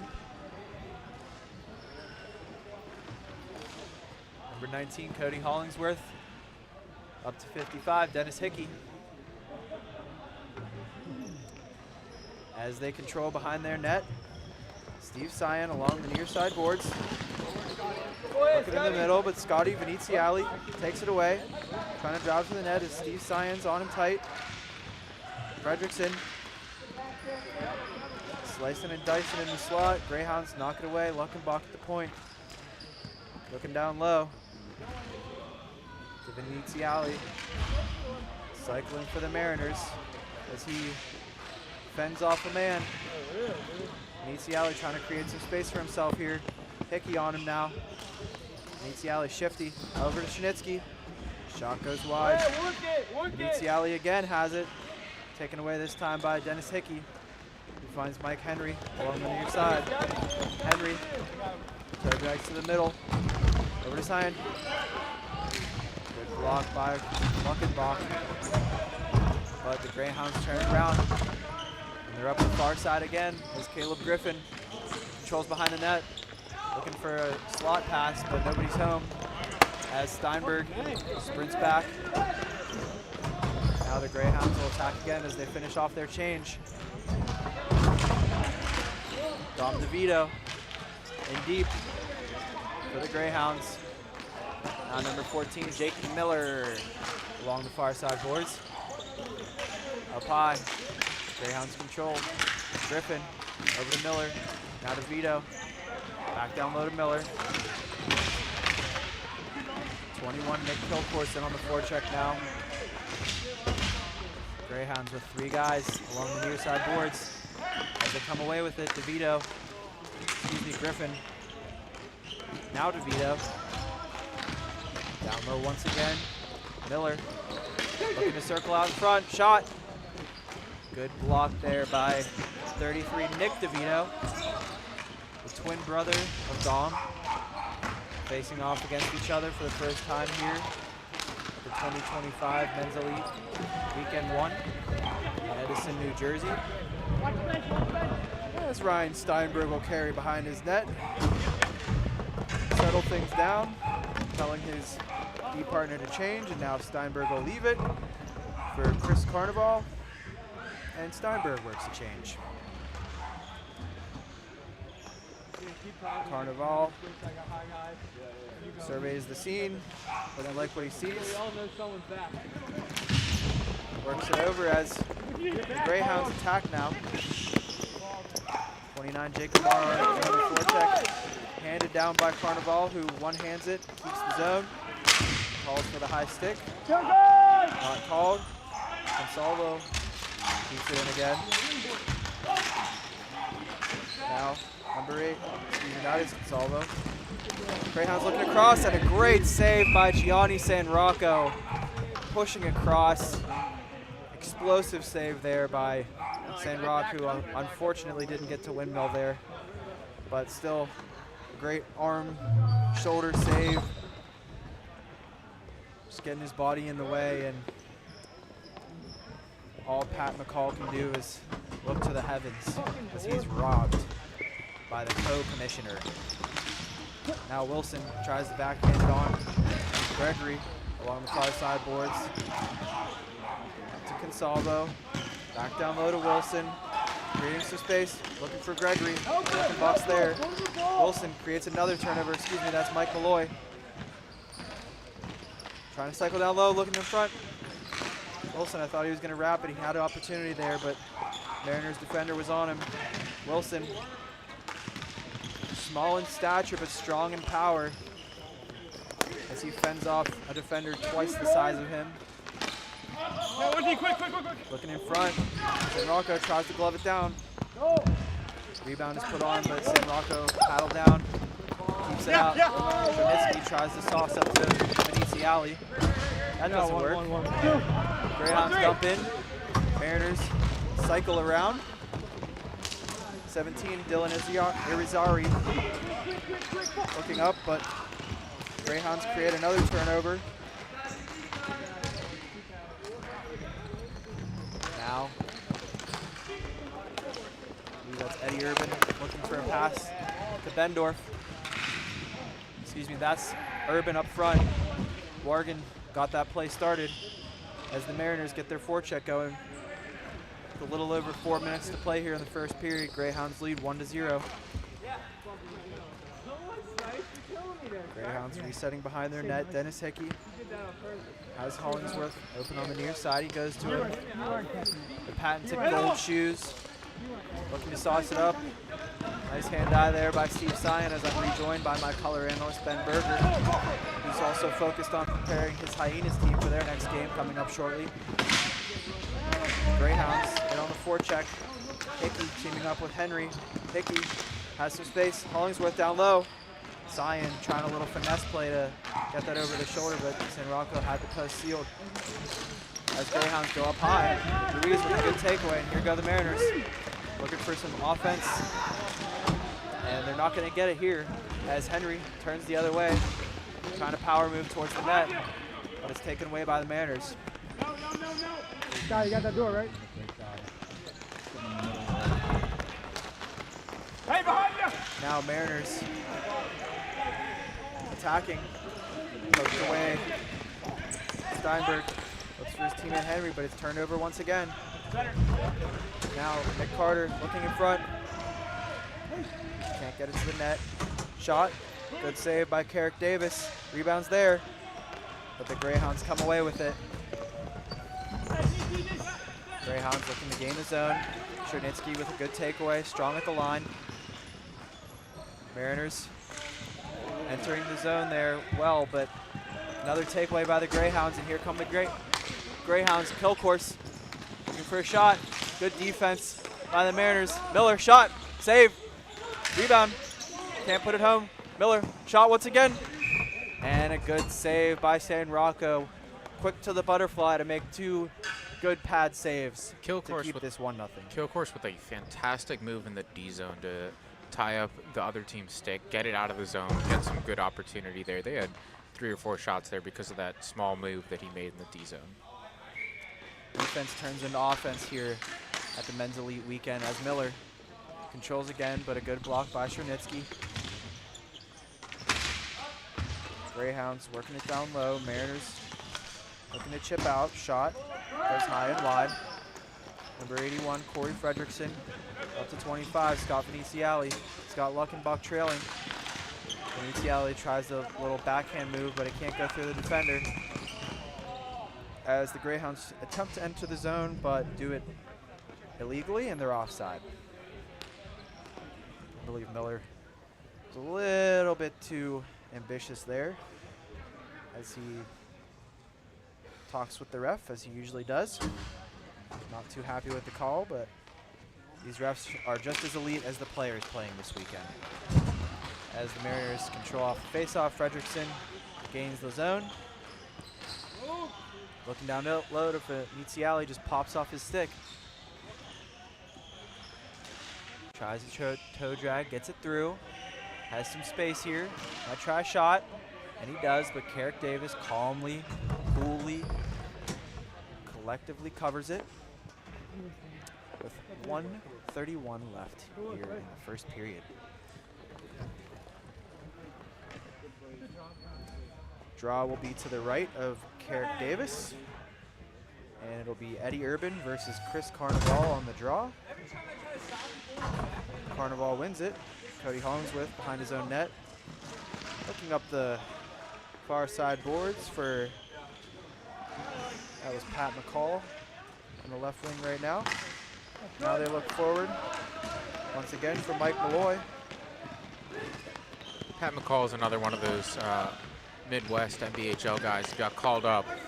Really cool thing about the Elite is getting guys from the non-traditional areas involved. And he just makes a fantastic pass to Carnival for the goal. And there you go. Another player that not a lot of people know. Last game it was Kleckner, and this game Pat McCall making it happen. Nice pass by Tristan Hofstrom out high as well to McCall, who finds Carnival wide open in the slot, and they make it 2-0 for the Greyhounds. Big goal there at the end of the first period as the captain Carter controls.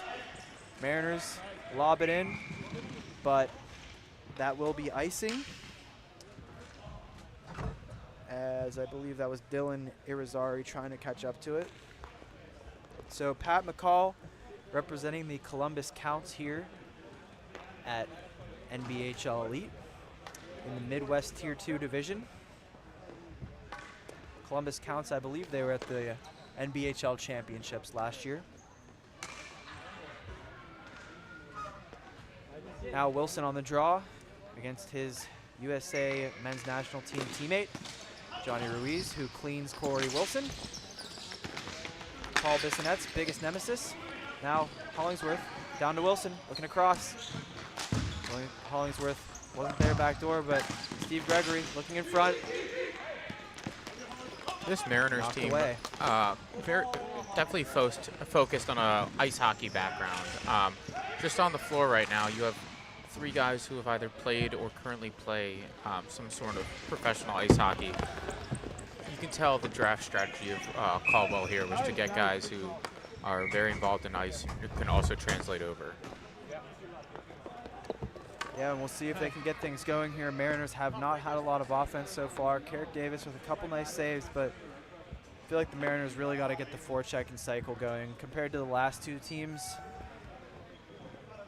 their forecheck pales in comparison from what we've seen so far. So this is the line to get it going for the Mariners with Veneziali, Fredrickson, Chernitsky, Carter, and Adrian Gager on defense. And of course, the mandatory pockets out by Gager. That's an NBHL staple. Chernitsky on the draw against the nose-face killer. Not cleanly won by either player, but Mariners control here. Carter shot, goes high and wide. Wilson has two men on him. Number 2, Dom DeVito up to Steve Gregory. Now here come the Greyhounds, 2-on-1 shot. Oh! And we have no goal on the play. Sounded like the buzzer went as he took the shot there, so very hard to tell. It did go in, but the question is, was it before the buzzer or not? The referee was right in the perfect position to make that call. Great play, great shot, but looks like it's going to be a no goal. So good quick shot there. I believe that Malloy knew how much time was left because he had a lot of time and space. But the refs decide no goal. Nice shot there by Malloy. He had a 2-on-1 there, looked off his guy and just, that was sometimes you can be selfish. And in that situation, I feel like you have to. So Greyhounds take a 2-0 lead into the second period. They won their first game 3-2. Mike Henry, Steve Gregory, and Caleb Griffin with the goals in that one. And also Corey Wilson and Mike Malloy would pick up 2 assists. As for the Mariners, they would lose their first game 3-2 to the Apollo after allowing 3 goals in consecutive fashion. The Mariners would get 2 goals from Johnny Ruiz, and Nick DeVito and Aaron Huffnagel would collect assists in that one. Ryan Clifford made the start in the Mariners' first game, making 29 saves on 32 shots. And in net for this game, Gianni San Rocco, whose favorite goalie is Dominic Hasek, and of course, as we all know, loves a good windmill. So we'll be looking for that in the second period, and possibly the third. So second period action about to get underway here between the Mariners and Greyhounds. As we have the top line out for the Mariners once again, who finished this first period. Chernitsky, Fredrickson, and Veneziali with Irizarry and Luckenbach on defense. As for the Greyhounds, they have Cyan, Hickey, Henry, Steinberg, and Dom DeVito to start the period. Greyhounds dump in, and Luckenbach will control. Not a lot of options here as he rims it around. Tar Chernitsky to center, working down low to support his teammate. Up to Fredrickson. Luckenbach takes it off his stick and dumps it in. And Mariners will look to get the forecheck going here. Luckenbach has a little time. Down low, shot. Good save by Carrick. Off the stick of Tar Chernitsky. Veneziali working his way through checkers. Veneziali, once again, he's been dangerous all game. Such a silky player. Fredrickson, backhand shot. Saved by Carrick Davis. And all around a great play for Fredrickson to get that pass off on his backhand. For Chernitsky to get the shot off. Really a tough angle in between his legs to choke down on that stick and get it off. And for Davis to come across and make that save, to be in good position. Not only make the save, but also cover that up. Mariners have not had a lot of second chances so far this game. Got to look for rebounds here, as you're not going to score a lot of clean goals on these elite goalies. So, Mariners looking to go forward on the draw. And Urban got a shot, but again, Davis was there to make the save, so Greyhounds turned around. Miller in on the forecheck. Good move there by, that was Huffnagel in the corner. Now Wargan looking across, but tipped away. Greyhounds working out now. Miller content to just dump it in.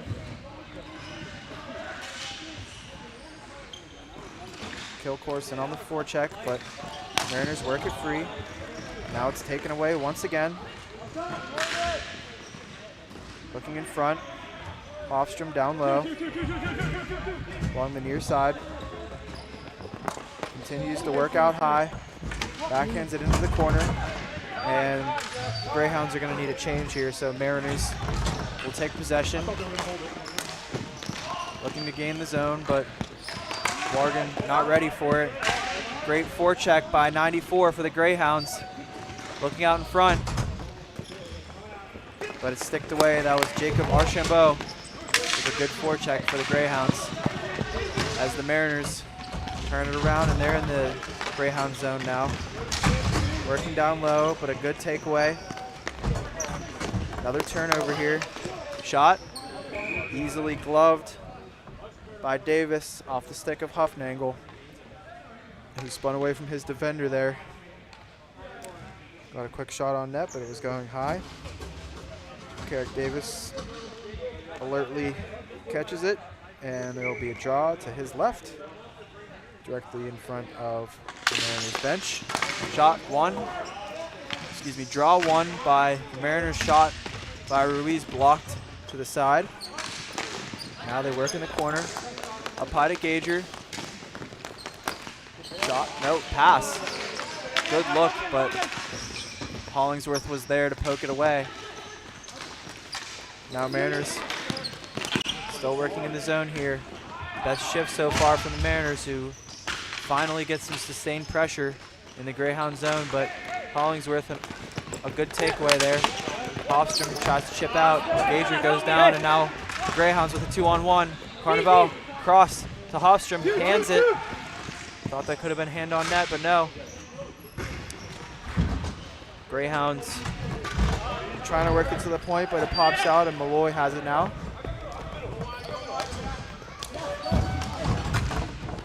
DeVito across for Steinberg.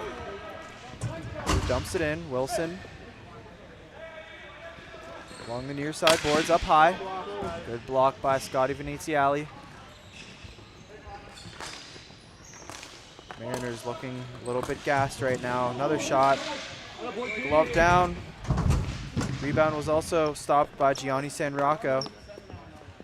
Mike Malloy looking for a little tip in front, and I believe he got a piece of that.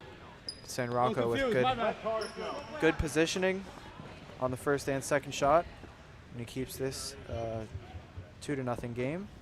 Greyhounds leading with 6:19 to go in the second period.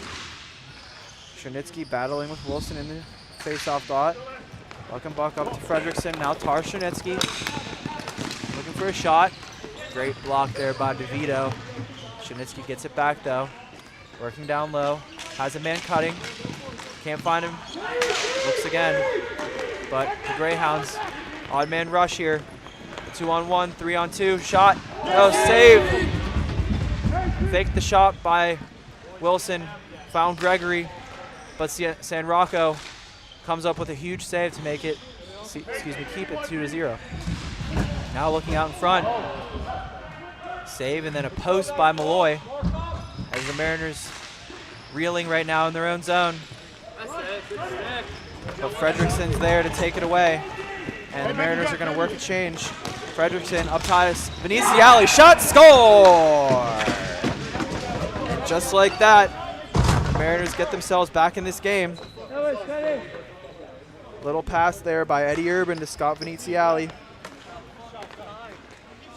Makes this game 2-1 with 5:25. And that save is what got it all started there for the Mariners.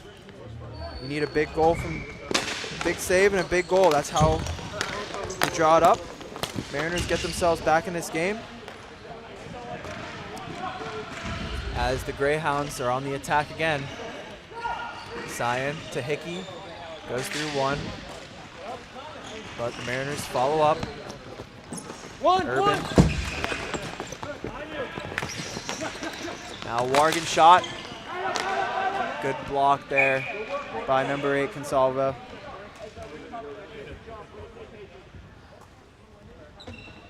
And the Mariners have a little bit of momentum going right now. After getting that goal, they hadn't been in the Greyhound zone for much of this game, anything sustained at least, and now they have another draw, looking to get it going once again. It's Urban, battles with Hickey. Hickey retreats to below the goal line, lobs up to Henry. Henry along the far side boards.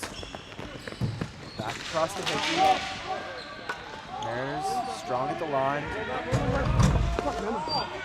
Wargan has Consalvo on him. Fights him off. Lobs it up. Henry with an easy takeaway. Henry walks in. Cyan across to Hollingsworth.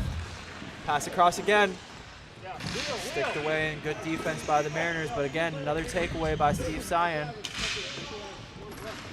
It looks up high, but Scotty Wargan gonna make it happen here for the Mariners now. Jake Miller takes it away from Nick Carter. Backhand shot. Gianni San Rocco there to make the blocker save.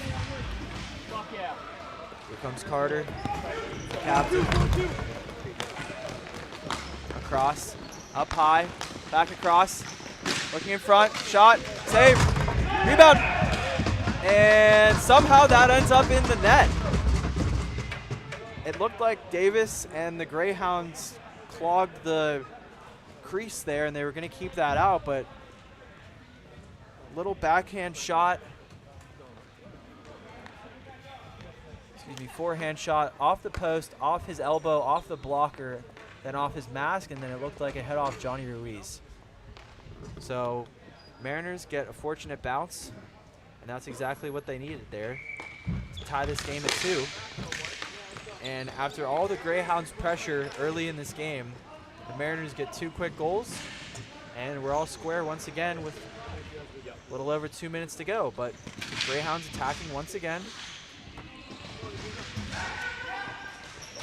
Now Mariners turning it up. Mariners. 86 Huffnagel shot. Excuse me, that was Ruiz taking that shot.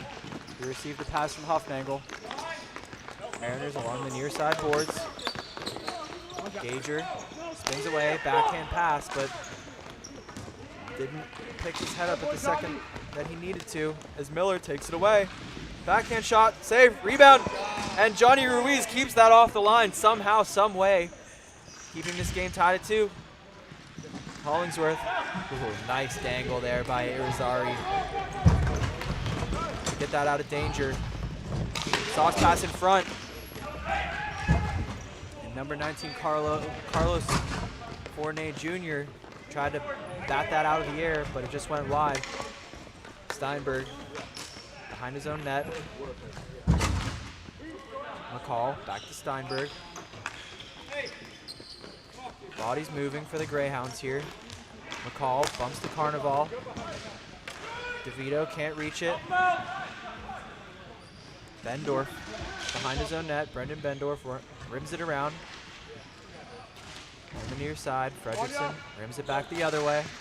Veneziali across to Chernitsky. Blows past McCall. Chernitsky's in here. Shot. Oh, just fans on it. He tried to go quick from the forehand to the backhand. Excuse me, backhand to forehand. He couldn't get it off. There's one guy on him tight. Chernitsky has it again. His shot's in. He scores. A great shot there by Taras Chernitsky, and the Mariners make it 3-2. Mariners have turned this game completely around. Great keep there by Gower. Nice little feed by Freddie. And Taras Chernitsky makes no mistake, saying, yeah, Give me the ball. I bury those all day. And it's 3-2 Mariners. As we have 1:30 left in the second period here. Who's going to strike next? Gregory. To Wilson. Back to Gregory. Shot. Good save by Gianni San Rocco, who slows down the Greyhounds' momentum here. That's a big save for the Mariners, who literally just took the lead. Don't want to give it up that easily. Mariners win the draw, but Wilson in on the forecheck. Up high to Gregory. Shot was blocked.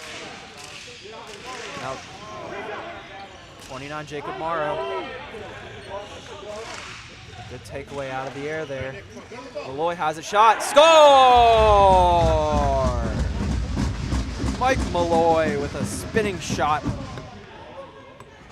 And the Greyhounds immediately respond to the Mariners' goal. Great play by Jacob Morrow to keep things going there for his team. Getting a shot blocked, getting on the rebound. Mike Malloy follows up, gets it on his forehand. He makes no mistake, and you cannot give a national team player that much room and space in the slot. So now, under a minute to go here in the second period, all square at 3. Malloy down to Gregory. Gregory looking out high. Good save by San Rocco, as Wilson didn't quite get all of that. Still a good hard shot, but I've seen Wilson go bar down from that area on a one-timer, as Gager just lost his man for a split second, and with Corey Wilson, a split second is a split second too much. As Malloy's on the draw for the Greyhounds. One to the boards. Looking in front for Gregory. Gregory, time and space, but it's knocked away. Now Carter. Across, Ruiz. Shot. Save. Gower. Huffnagel took that shot. Now Ruiz chips it back down low to Huffnagel. Huffnagel using his big body to shield the defenders. But Corey Wilson supporting down low, makes a nice stick play, knocks it away, and the Greyhounds are out now, as there's just 5 seconds to go. And the Mariners will try to kill this, or maybe get a quick shot on that. Nope. Not enough time for Huffnagel there to get a shot off, and going to the third period, tied 3-3.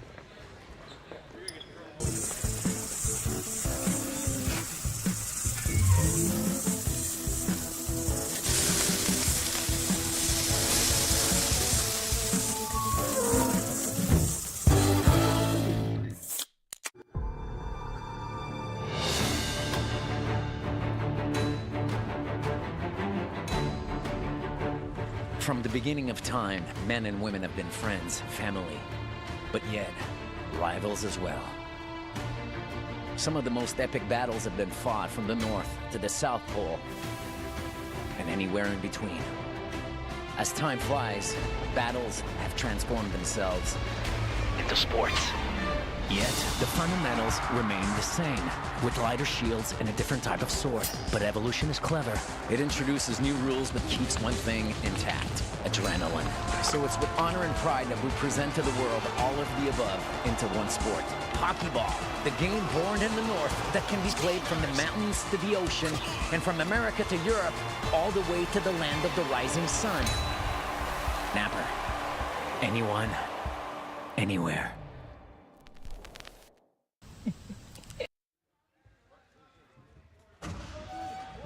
All right, folks, and we are back for the third period. Mariners and Greyhounds tied at 3. Mariners looking for their first win of the weekend. Greyhounds looking for their second.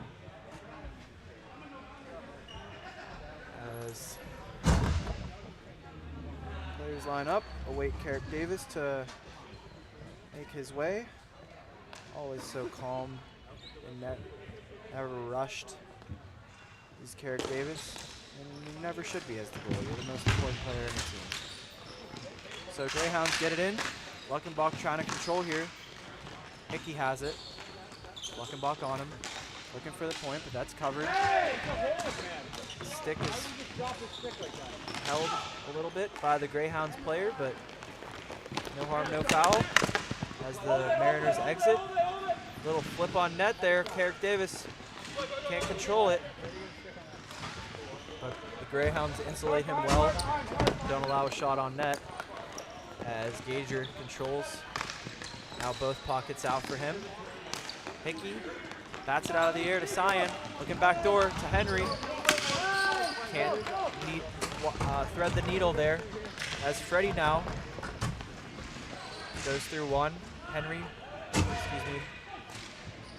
I believe that's Consalvo back on D for the Greyhounds. Pokes it away. Now Mariners in front. Again, Greyhounds strong on defense. Protecting the slot very, very well all game so far. Greyhounds try a long stretch pass, but Carter's there to knock that away from Miller. Nice move by Fredrickson looking in front. Little tip there by Urban, just goes wide.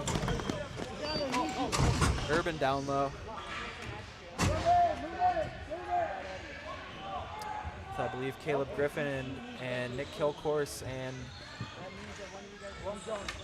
Ryan Consalvo all on him, and they converge, take the ball away. Consalvo, backhand sauce, up the far side boards. Now Miller looking to attack. Good defense by Forneris Jr. Now Greyhounds look to work in front. Down low behind San Rocco. Michigan, no. Haven't seen a Michigan attempt yet today. Hopefully get to see one by the end of the weekend. As the Mariners control. Up the slot, great pass. Wargan on a breakaway, backhand. Good save by Carrick Davis to stretch his glove and left pad. Keeps that out. As Kilcourse just dumps in. Bendorf takes it. As his team works a change as well. Bendorf with ample time and space. We'll walk it up near side now. Going across to the far side. Ruiz dangles through Carnival. Ruiz, backhand shot. Good save by Carrick Davis. Ruiz couldn't get any elevation on that backhand. As Hofstrom dumps in, and Gianni San Rocco gives us a little windmill there. Completely necessary on a easy dump-in save by Hofstrom.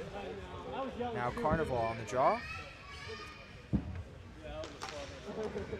Against, I believe that's Forneris Jr., yep. On the draw for the Mariners. Wins it back. Irizarry rims it around. Luckenbach takes it. Up to Huffmangle, it pops off his stick. Hofstrom now. Takes the check. And Forneris Jr. there once again to create some pressure. Now Irizarry. The near side to Ruiz. Irizarry tries to keep it away. San Rocco piles it to the side. Irizarry with Hofstrom pressuring him hard here. Good shift by Hofstrom to maintain the pressure. The call follows up. Now Carnival has it. Throws it on net. Goes underneath. Huffmangle. Up to Luckenbach. Too far for him. And this will roll for an icing. Flooring. Excuse me. Should use the proper terminology. Because we're playing ball hockey, not ice hockey. With 6:07 to go here in the third. Still a 3-3 game. Mariners would score 3 in the second, and the Greyhounds would draw even shortly after the Mariners' third goal. And we're still square at 3. If the score holds, we will go to overtime and then a shootout if it's necessary. Still a lot of time to go here, though. It's Corey Wilson on the draw against Chernitsky. Malloy with a quick shot goes over the net. Malloy up to Gregory. Cross-ring pass. Too far for everybody. Malloy hard on the forecheck. Luckenbach battles. Malloy fights through it with 2 men on him now. Looking for Gregory. Up high to DeVito. Taken away by Ruiz. Nice stretch past the Huffnagel. Shot! Just goes wide. Gregory to Wilson. Back to Gregory. Gregory content to hold here for a second. Watching the Mariners change. Now Wilson gains the zone. Waiting for trailers. Almost an own goal there by Chernitsky, who was trying to keep the ball away from Steinberg. San Rocco alertly gets to his post to make the save and keep this one 3-3. So Chernitsky with a goal for his team and also almost a goal against there, as he'll take the draw with Gager, Fredrickson. I can't see the other players, but I would assume that Venetiali's out there. And of course Carter, as the Mariners fight for a loose ball. Thrown in front and they score! Just a little dump in there by the Greyhounds, and Corey Wilson redirects it home to give the Greyhounds a 4-3 lead. And all it needed was the slightest little touch there by Corey and nose-face Kella Wilson to give his team the lead. Savvy little play there by Corey Wilson, and a good keep there by the Greyhounds, who now take the lead with 5:07 to go. Now Gager works it up the far side, lobs to Carter.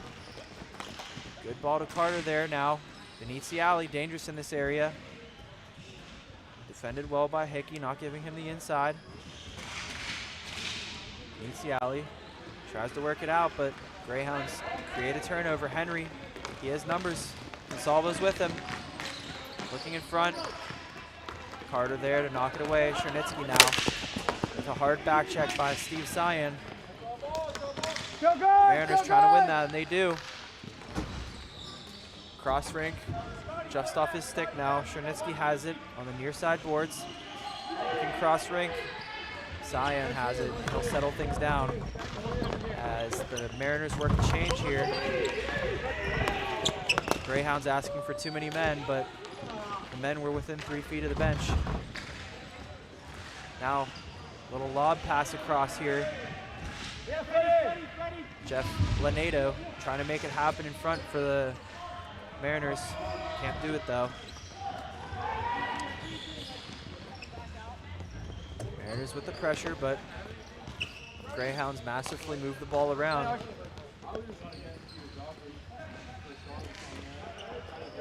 As Hickey has some space on the far side, lobs across to Archambault, knocks it out of the air somehow.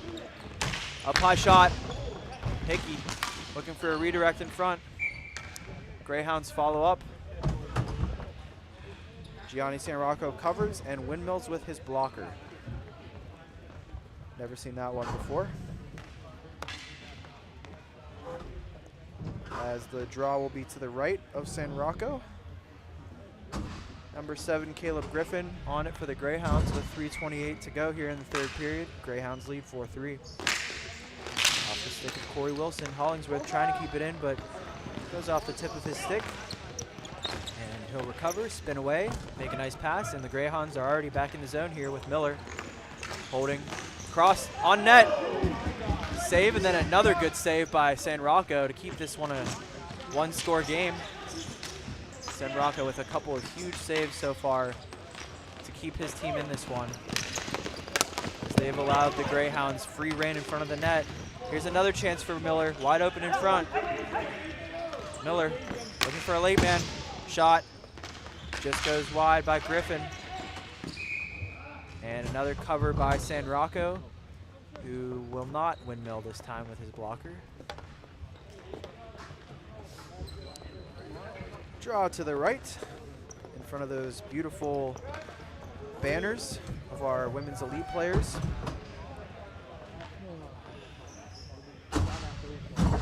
Carnival, Hofstrom on the draw against Ruiz here.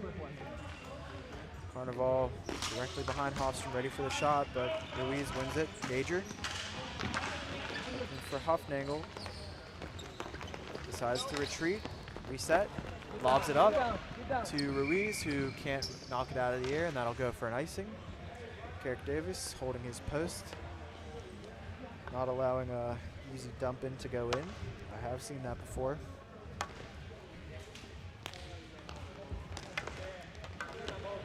As the players will slowly trot back to the face-off dot. Hofstrom again on the draw, representing South Jersey Knights Watch and New Jersey Tier 1 here for the Greyhounds. Also on the under-20 U.S. under-23 national team for USA Ball Hockey. Gager with Hofstrom pressuring. Cyan with a beautiful play to knock that away. Hofstrom looking back door. No, he's looking for the shot. And it's saved once again by San Rocco, who again keeps this a one-goal game with 2:07 to play. And he's going to be looking to come to the bench here soon, I believe, as Hufnagel controls along the near side. Bench calling for the point, and the point is open. Carter shot. High over the head of Carrick Davis. Attempted dump by Cyan is thwarted by the Mariners. Carter keeps it in. Hufnagel down low. Looking to spin out. Looks in front. Nice move there. Back to Hufnagel. Shot, score! The Mariners tied up with exactly 1 minute and 30 seconds to go. Aaron Hufnagel with the snipe, low glove. My bad. Beautiful pass by Carlos Fornaris Jr., excuse me. Cross rink for Hufnagel, who has a beautiful wrist shot. And he goes low to the glove side on Carrick Davis. And we are now tied at 4 as the Mariners control here.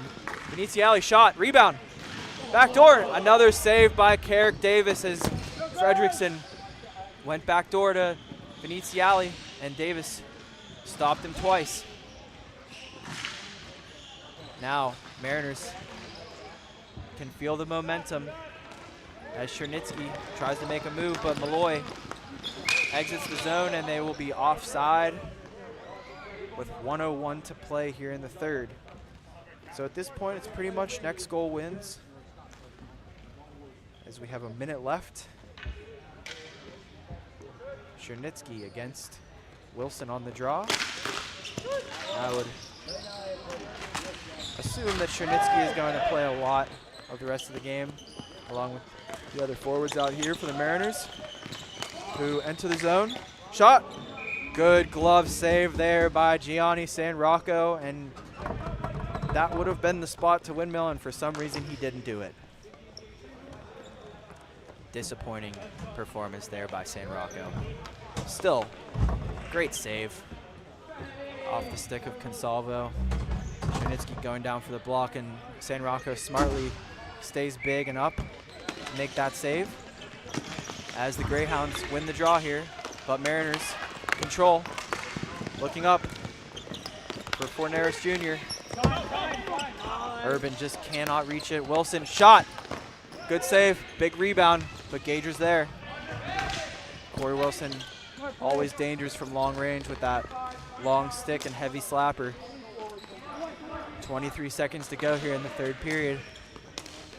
Carter up to Gager. Gager trying to create some space for himself, but good pressure there. Now Wilson tries to sauce it in for Malloy. Nothing doing. Mariners take the ball, kill the clock, and we are headed to overtime.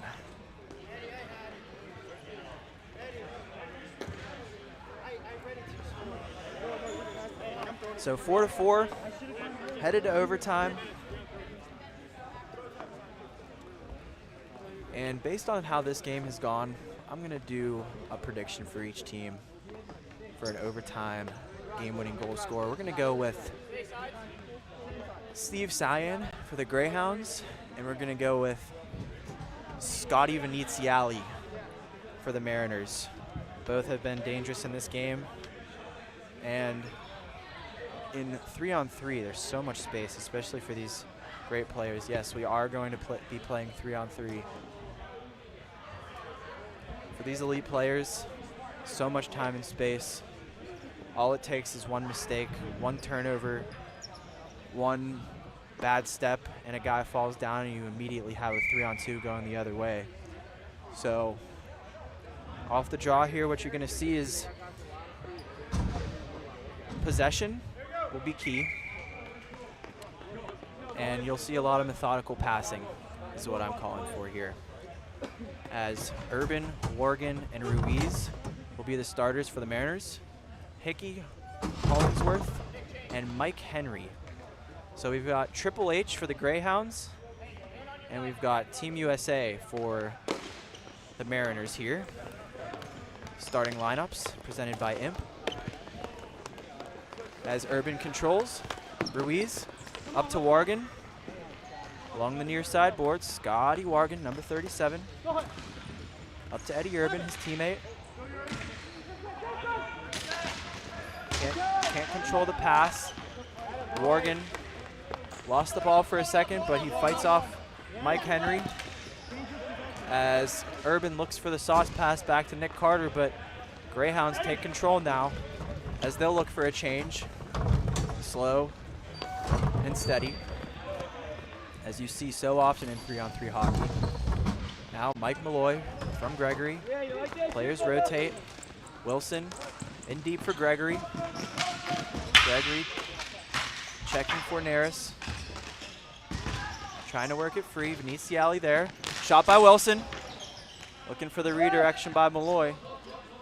Couldn't get good wood on it. And now Forneris controls. Viniziali with Forneris streaking. Back to Carter. 1:48 to go here in the fourth period. Up the near side, Fredrickson looking to beat his man. Burns past him, shoved to the ground. No call there. Archambault strong on defense.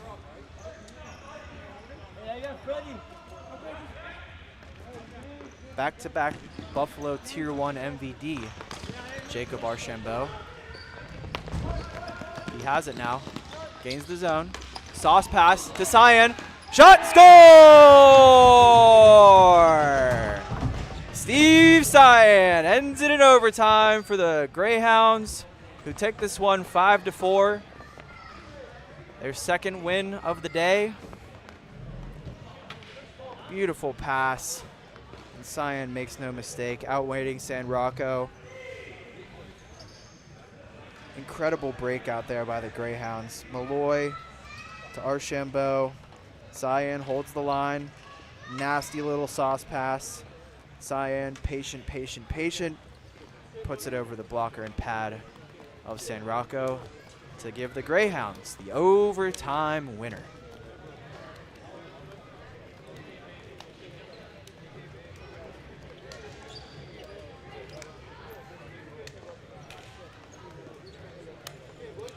Great game by both teams. And a strong bounce back by the Mariners, who fell in their first game, force overtime in this one. Great performance by San Rocco and net. And overall, I felt like the Mariners really came together in that one, but the Greyhounds with that top line and strong play on defense by a few players, along with a couple of huge saves by Carrick Davis, give the Greyhounds the win. And both teams will have one more game on the day as we move to Women's Elite up next. What is it? My new boyfriend. So sweet.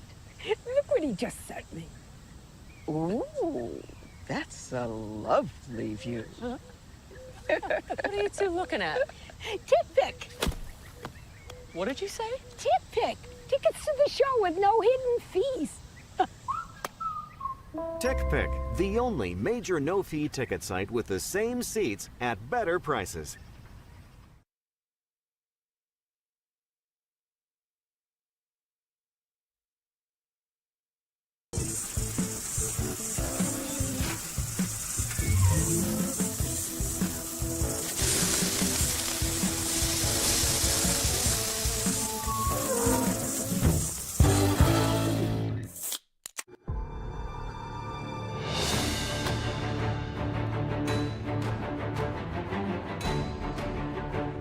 From the beginning of time, men and women have been friends, family, but yet rivals as well.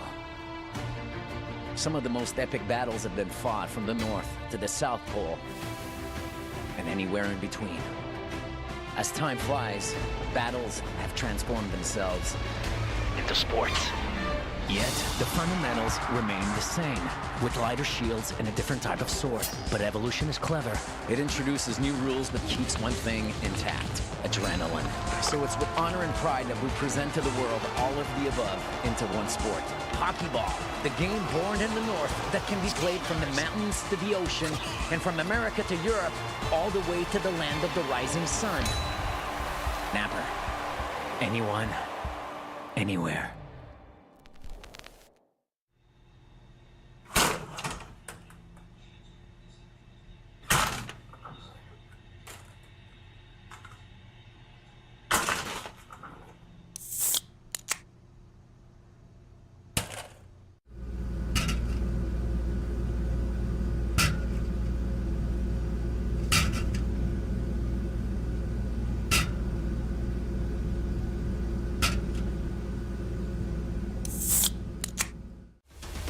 I love being a part of it because I am a player, I'm a coach, I'm a referee.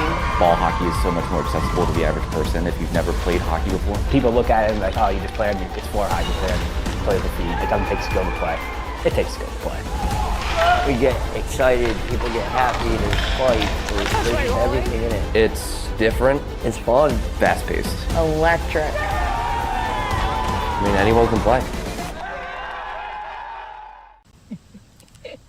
What is it? My new boyfriend. So sweet. Look what he just sent me. Ooh, that's a lovely view. What are you two looking at? Tip pick. What did you say? Tip pick. Tickets to the show with no hidden fees. TickPick, the only major no-fee ticket site with the same seats at better prices.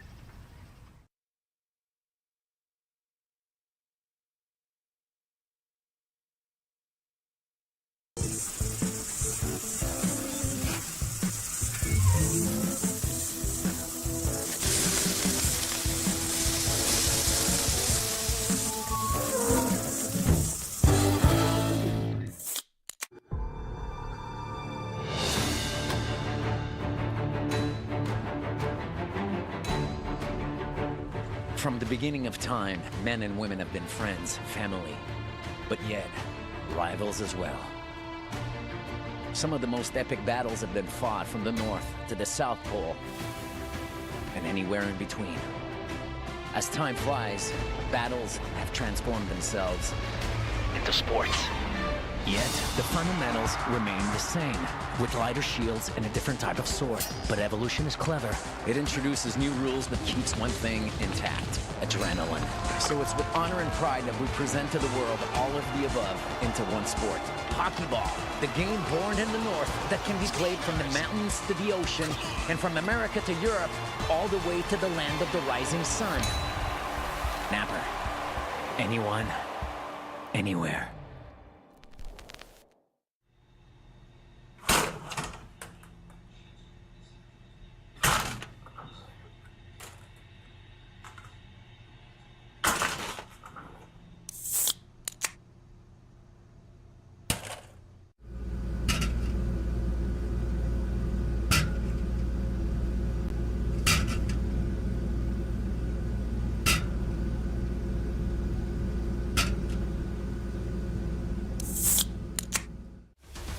I love being a part of it because I am a player, I'm a coach, I'm a referee.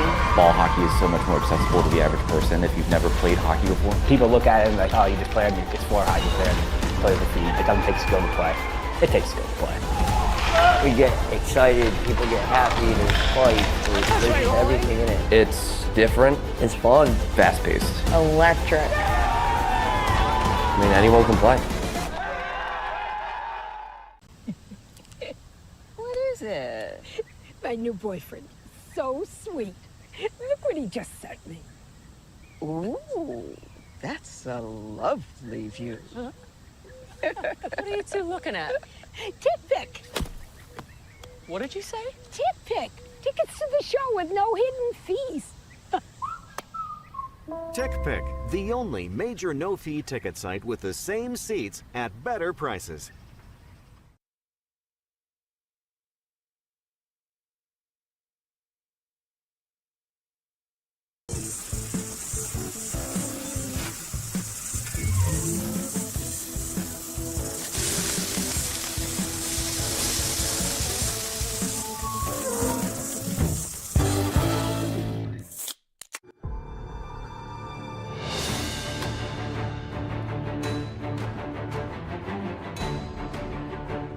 From the beginning of time, men and women have been friends, family, but yet rivals as well.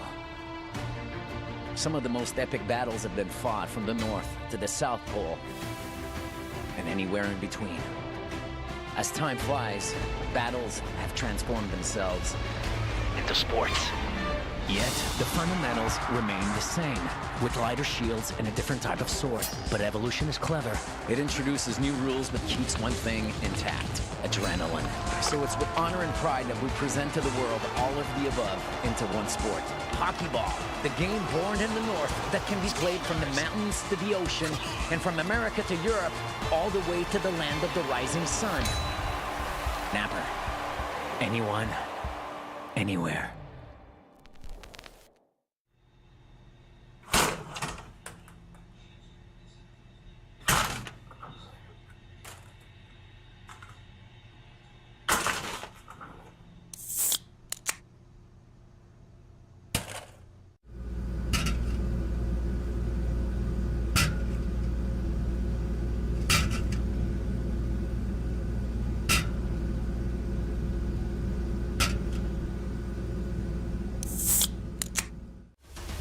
I love being a part of it because I am a player, I'm a coach, I'm a referee. Ball hockey is so much more accessible to the average person if you've never played hockey before. People look at it and like, oh, you just play on it's for hockey player and play the feed. It doesn't take skill to play. It takes skill to play. We get excited, people get happy, there's fights, there's everything in it. It's different. It's fun. Fast-paced. Electric. I mean, anyone can play. What is it? My new boyfriend. So sweet. Look what he just sent me. Ooh, that's a lovely view. What are you two looking at? Tip pick. What did you say? Tip pick. Tickets to the show with no hidden fees. TickPick, the only major no-fee ticket site with the same seats at better prices.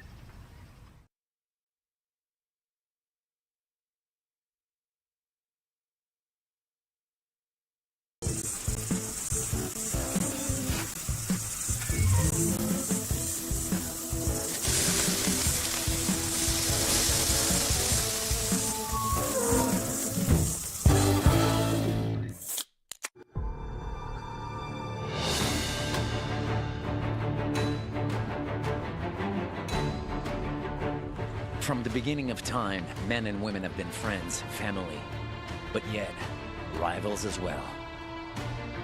Some of the most epic battles have been fought from the North to the South Pole and anywhere in between. As time flies, battles have transformed themselves into sport.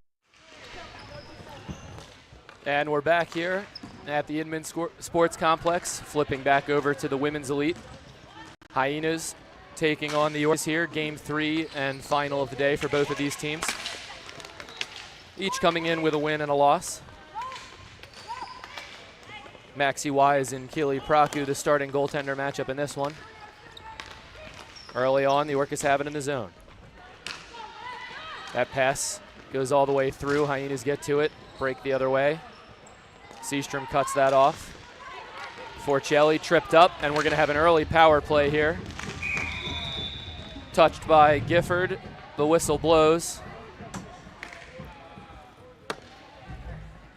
And it's Becky Dobson going to the box for tripping. So just 41 seconds into this game, the Orcas go to the advantage.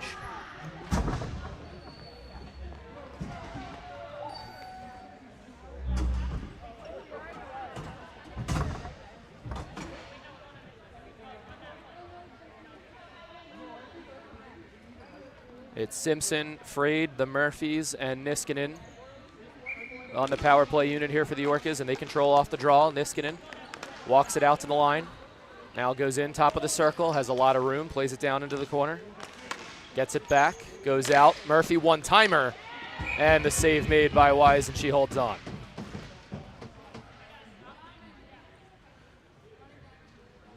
Wise took the shootout loss in her first game today, made all 39 saves in regulation, went 0-0 to that shootout. Ultimately, the Hyenas lost that one to the Novas. Murphy, top of the zone here. Over to the half wall to her sister. Back, Colleen Murphy, shot, goes off a foot into the corner. Kat Murphy gets to it. Back out to Colleen. She'll try again, deflected on the way, but it goes all the way to the wall. Simpson picks it up there, a lot of room. Back down low for Frade. Frade for Niskanen. Now Murphy again, and another defensive stick cancels that one out before it gets to the net. And able to clear that one down is Sophia Agostinelli. Hyenas will change up. 30 seconds left on the power play. Orcas trying to hurry up and set the zone up again. Long pass across. Kat Murphy gets the line, plays it back to Frade. Frade for Colleen Murphy. She's challenged, escapes, over to Niskanen. Niskanen all the way across, one-timer, Frade blocked. And that one's cleared all the way down. Praku comes out, tries to play it across, turns it over, they score! Oh, a risky play there by Keely Praku to try to keep the power play going. Unfortunately, she puts it right on the stick of Maddie Nichols, and it's in the back of the net.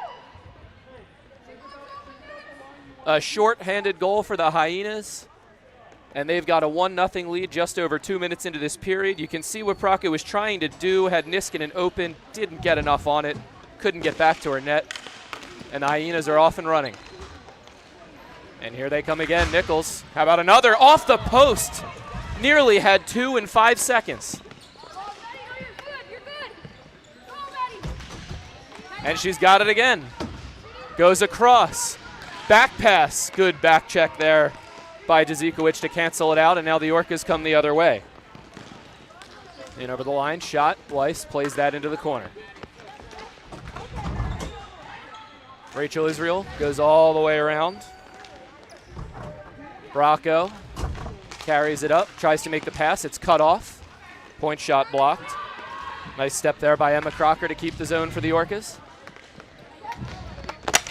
And another good pinch there. That time by Grivnovics. It stays in the zone, but Agostinelli does get it out after a while. Crocker sends it right back in. Had the red line, no flooring call. Hyenas back to retrieve. Thierheller plays it up the wall. Good forecheck there, and it's circled back in by Randy Griffin. Israel has it now for the Hyenas. She's pressured. Grivnovics trying to work that ball loose. Support comes in from Fioka.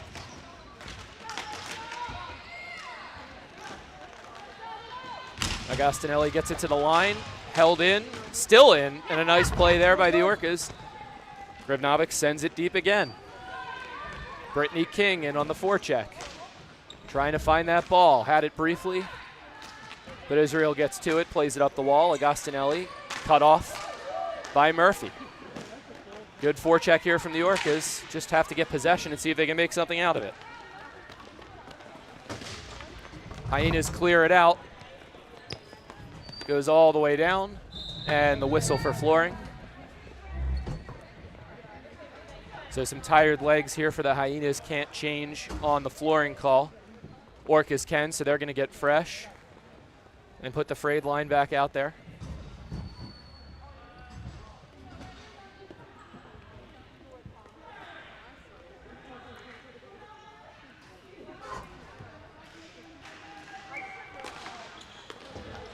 Orcas have it again off the draw. Play it into the near corner. They double Israel with the center and winger. Get the turnover, but a loose ball in no man's land, and the Hyenas get to it, and they're able to clear. Agostinelli sends it in deep. Hyenas now start to get a change after that long shift. Orcas trying to break out. Kat Murphy cut off there. Nice pinch by Lecoyer. She works the wall, back to the point, looking for Bilger. Chipped right back in. Okoye now goes down low. Nichols is there. Looking for Runels. It got past her, but she's going to get to the loose ball. Plays it back. Out to the point, one-timer. Just wide of the net. May have hit a stick in front. Kat Murphy's got it now. Sends it across. Simpson, nice play to gather it, and she's got some speed. Tries to toe drag, lost control. Does get it back. Turning, firing, and going wide of the net, but Weiss catches it and takes a whistle.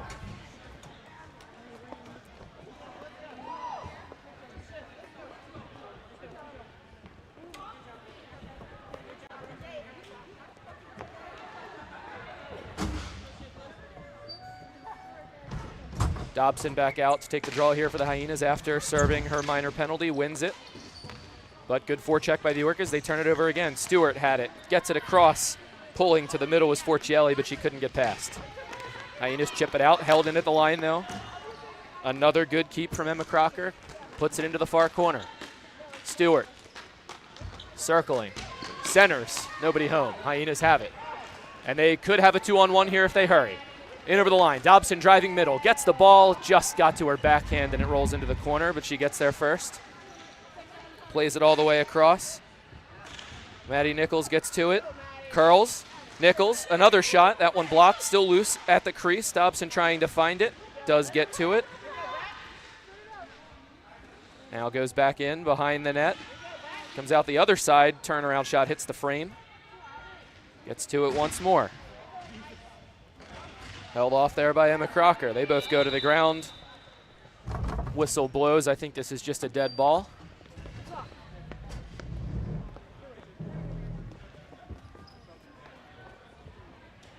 And yep, no call there of any kind, just a ball caught up under the players who had fallen, so we get a break. Both teams change.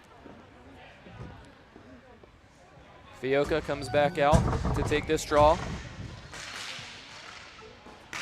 Gets a little help there from Bracco. Plays it in down low. Agostinelli boxing out the defender. Curls out to the circle. Now retreats, plays it down low. Bracco lost it. Orcas control.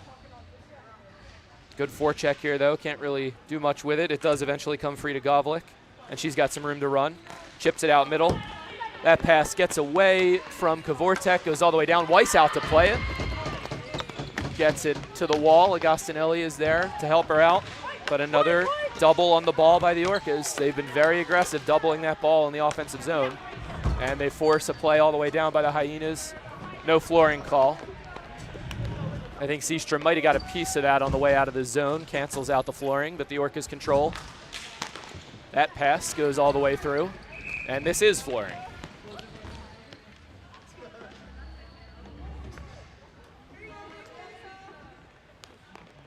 So it'll come back to the Orcas' end here. 3 minutes left to play here in the first period. 1-0 Hyenas. Shorthanded goal by Maddie Nichols early in this opening period.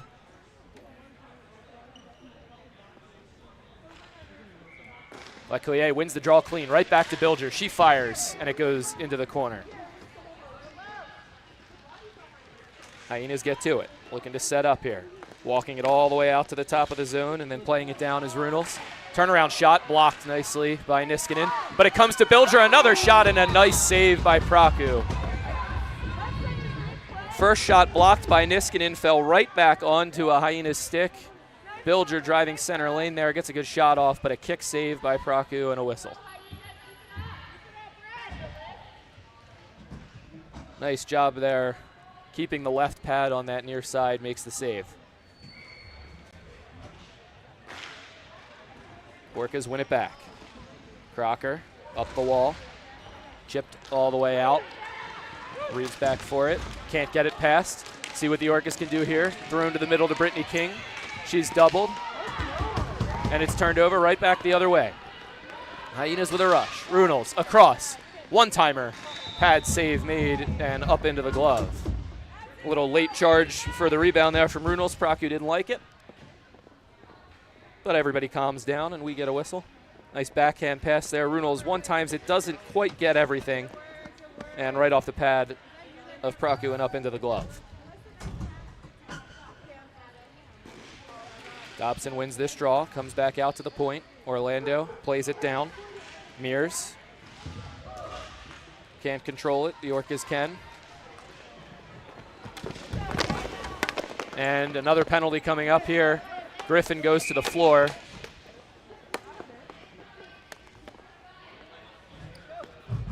I believe this call is on the Hyenas. Oh, no, excuse me. The call is going against Randy Griffin here. She went to the floor on that play, but she's the one who's been called for the penalty, and let's see what the call is here. Delay of game is the call, so it's a penalty both ways. The first call on Jada Mears there for roughing on that back check, but I believe, and we'll take a look here, as Griffin goes down, I think she gathers this ball into her body right there while she's on the ground, and if you pull it into the body, that's delay of game. So the penalties go both ways. No power play here for the Orcas. They'll get the ozone draw since the first call was against the Hyenas, but lose the power play there.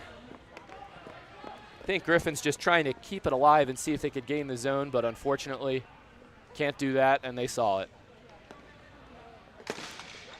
5-a-side hockey still. Oh, excuse me, we'll go 4-on-4. And a good forecheck there by the Orcas. They've been able to win a lot of balls down low, just haven't gotten to the middle yet. Frade back out to the point. Murphy plays it across for Niskanen. Niskanen goes all the way through for Frade. It was on her backhand, though, so she has to gather and control. She'll switch with Murphy. Go over to Niskanen.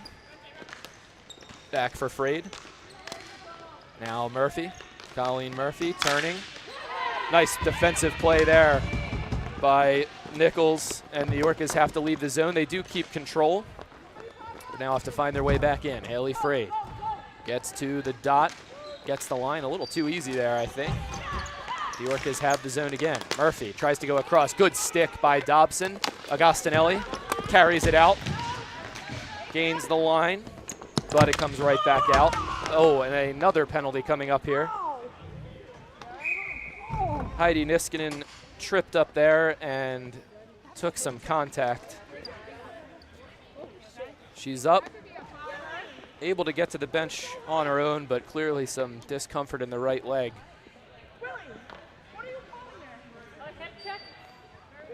And just a late hip there from Orlando is what they're going to call.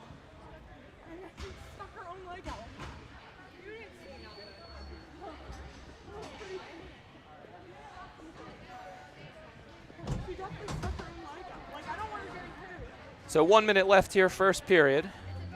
This will be a 4-on-3 here for the Orcas for the last 30 seconds of those first two penalties.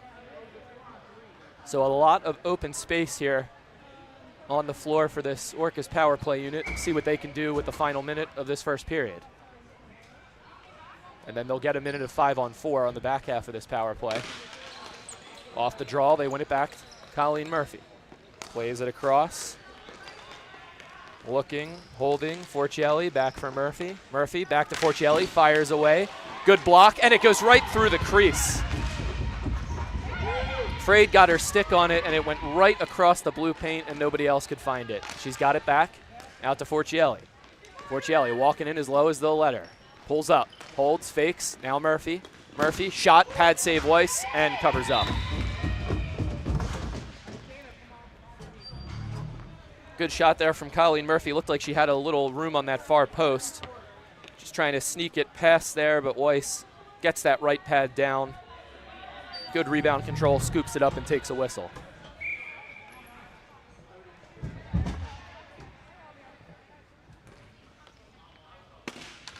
Another face-off win here for the Orcas. Ball up high behind the net. Forcielli finds it out of the air, then walks it over. Kat Murphy, back for Forcielli. All the way out now, Colleen Murphy. Colleen to Kat. She shoots, deflected, and loose ball to the corner. Murphy gets there first, out for Frade. Frade winds, fires, and it goes wide again. Another one. loose at the side of the net. And that is the end of the first period. So some good movement there from the Orcas at the end. They'll have 29 seconds left on the 5-on-4 at the start of the second period, but after one, Hyenas lead 1-0 with a shorthanded goal early in the period by Maddie Nichols after a turnover by the goaltender.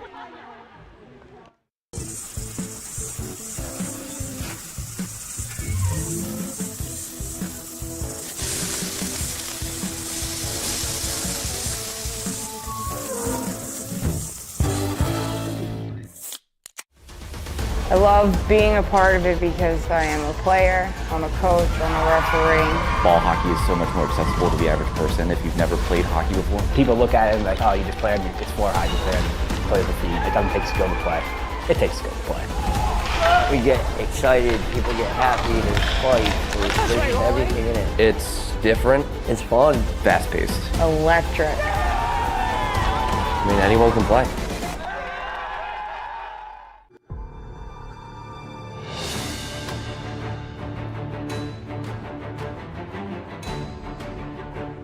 From the beginning of time, men and women have been friends, family, but yet rivals as well. Some of the most epic battles have been fought from the North to the South Pole and anywhere in between. As time flies, battles have transformed themselves into sports. Yet, the fundamentals remain the same, with lighter shields and a different type of sword. But evolution is clever. It introduces new rules but keeps one thing intact: adrenaline. So it's with honor and pride that we present to the world all of the above into one sport. Hockey ball, the game born in the North that can be played from the mountains to the ocean and from America to Europe, all the way to the land of the rising sun. Napper, anyone? All right, underway here, second period. Orcas and Hyenas. Forcielli right off the draw, walking in, fires and scores. Power play goal for the Orcas. Samantha Forcielli right off the face-off. Orcas win it into that open space. Drives in on the left wing. As you look right off the draw here, gets to it first, wins it to herself. Briefly thought about the pass, then decided, let me just fire it in near post. And this game is tied. 7 seconds into the second period.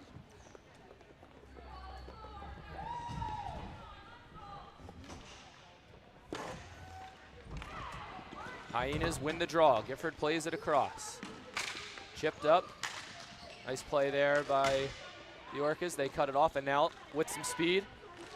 Shot, glove save, Weiss. Govalik with the wrister there.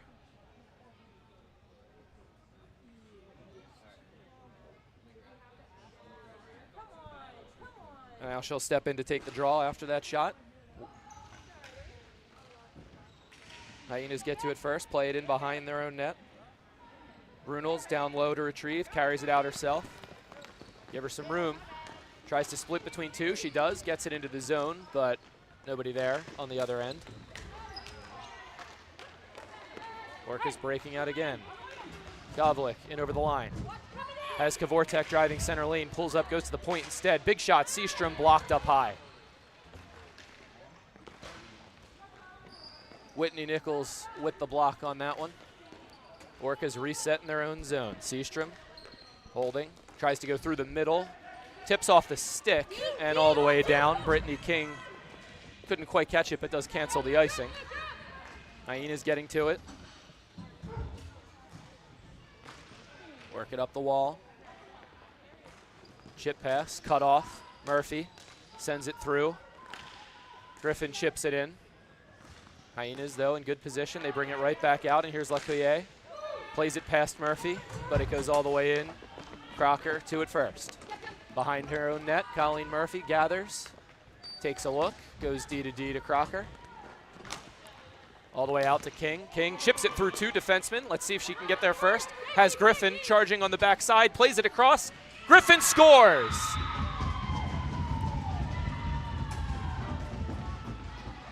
Randy Griffin puts it top shelf.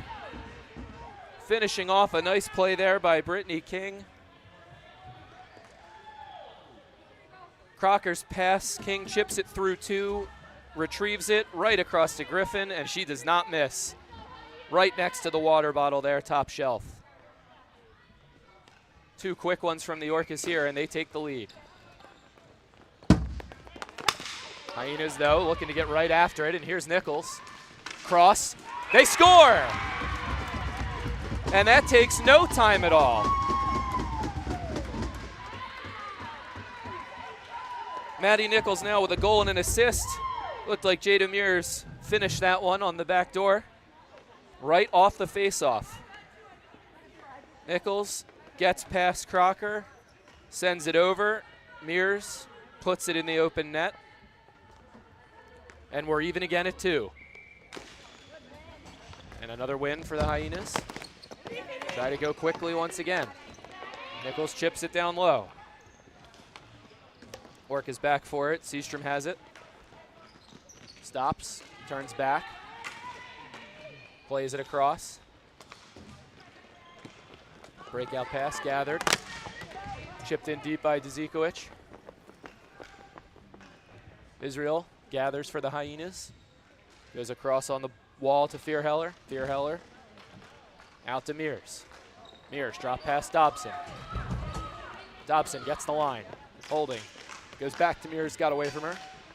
Dzikovic gets to the loose ball.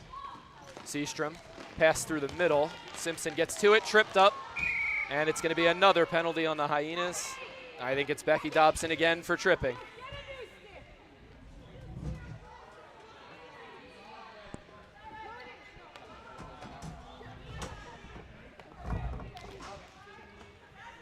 As that pass from Seastrom kind of died coming off her stick a little bit. Simpson able to recover it. Dobson never saw her, gets the stick in the feet, and she'll go back to the box. Orcas back to the power play.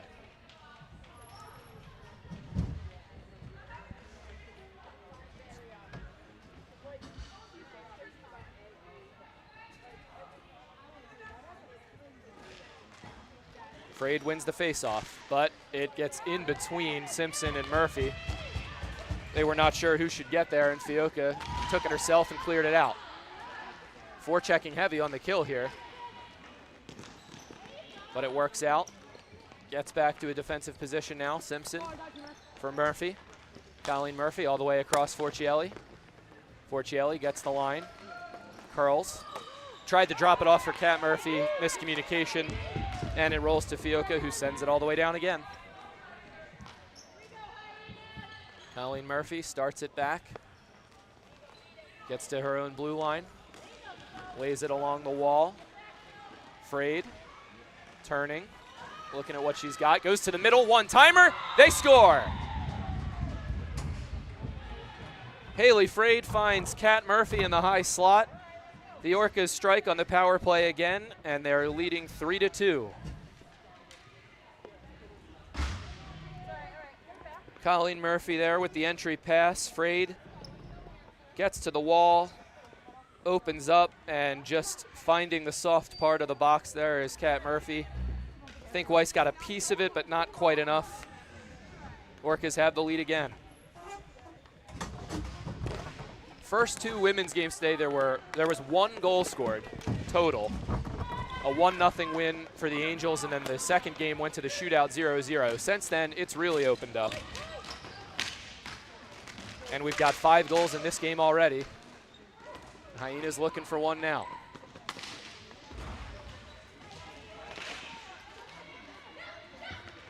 Orcas coming up the wall. Slowed down a little bit, but they do get it to the line, and it is out. Forcielli, good play there on the stick of Orlando to get it out of the zone. Now she gets it into the offensive zone. Turns it in deep, looking for Stewart. Gifford marking Stewart. Played in back behind the net, nobody's there. It's gonna go all the way around. Brunels has it. Brunels trying to get it up the wall. It gets out to the point. Shot blocked and goes above the net. Orlando. Breakout pass. They reset back to Orlando. She's now chased down low, but they're able to break the press of Kavortek there. Hyenas looking to gain the zone. Send it into the corner. Colleen Murphy back to retrieve. Plays it to the wall, but her winger's not there. And a shot on goal by Runels, turned away by Praku. Murphy then, a little misfire on that pass, but gets some help from Marinelli, but they do eventually turn it over. Now into the middle, one-timer blocked. Nice block there by Crocker. Lecuyer wound up for the slap shot, gave Crocker enough time to take the lane away.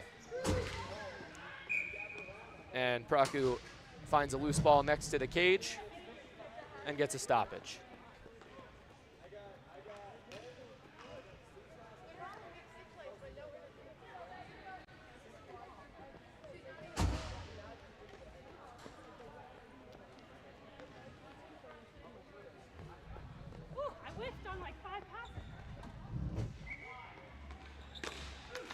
Dobson wins this draw. Israel back out. Vierheller chips it into the corner. Seastrom gets there first. Plays it back. Little give and go behind the net. Seastrom now tries to reverse the other way. Maddie Nichols all over it on the forecheck though. Trying to win the ball back for the Hyenas. Tied up in the corner. All the players converging now, trying to just get this ball moving. Does come a few feet up the wall, tied up again. Now it winds up, Nichols finds Dobson, shot blocked.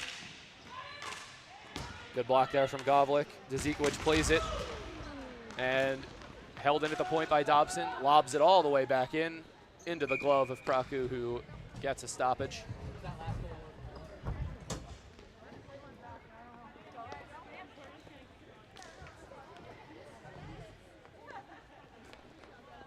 Orcas keeping the heavy forecheck going even with the lead. It's been working out for them. Hyenas here trying to draw even with just under 4 minutes left in the second. Dioka wins the draw. Bilger walks it, takes a shot through traffic, finds its way to Praku. She kicks it aside. Now trying to carry it out is Grivnovics. It got out of the zone. Hyenas have to tag up, and that gives the Orcas enough time to send it ahead. Randy Griffin in over the line, pulls up. Tries to let the play develop, now goes all the way back to Crocker at the point. She goes point to point. Murphy fakes, walking in even further, fires. That one got blocked. Griffin behind the net. Off the wall for Crocker. Crocker plays it right back in down low. And then it's cleared right back to her. This time turns middle, tries to go to Murphy. Does get it there. Good press by Agostinelli, so Murphy has to just throw it in the corner. And the Hyenas get to the ball. Crocker, another keep at the line, sends it in. In behind the net, Grivnovics. Defended by Bracco. Bracco turns it behind. Reeves gathering. She'll hold here, and they'll try to set up the breakout. Kara Reeves back around. Fioka right back across to Reeves. Reeves going through. Agostinelli and Murphy. Agostinelli loses a stick. Murphy comes away with it. Brings it over. Now plays it through. Murphy to Murphy. In over the line. Kat Murphy firing. Save Weiss. Rebound. Stays in front. Side of the net. Simpson couldn't find it. And now it goes to the corner. Back down for Murphy. Kat Murphy into the middle. It's loose. And Bilger gathers it for her goaltender. Weiss made the first save on that angled shot. Didn't know where it was, but the defense helps her out.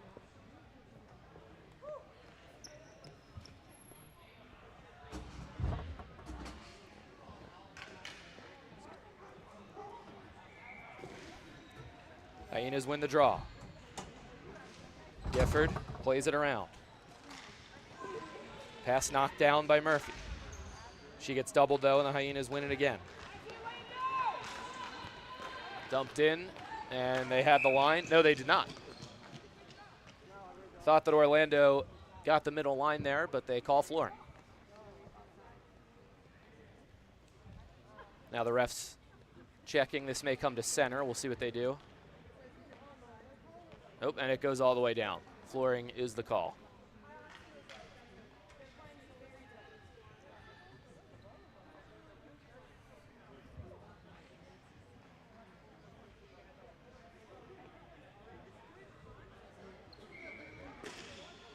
Frade kicks it off the draw. Simpson's shot hits something on the way in, into the corner.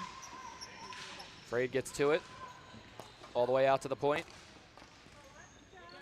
Zikowicz shot hits a body, but Murphy finds it, finds some space, fires. I think that might have hit the helmet of Weiss there, but she keeps it out of the net. Whatever works. Oh, trying to make a move in your own zone. It's a turnover. Another save, Weiss. Hyenas played through the middle. That gets out and slow enough that it won't go all the way down.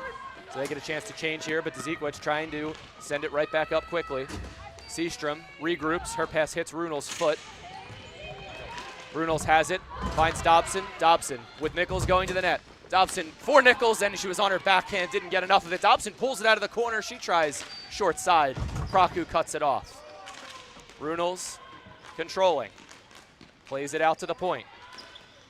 Return pass. Runels tried to chip it in front. Finds it again, another shot. Praku with the blocker down low, keeps it out. To Zikowicz, chips it around. Forcielli gets doubled, and Nichols comes away with it.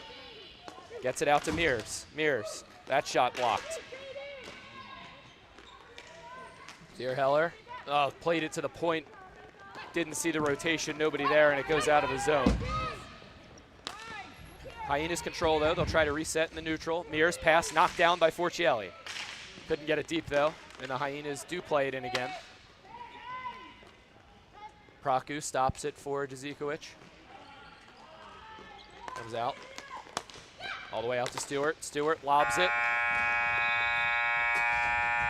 And the period ends.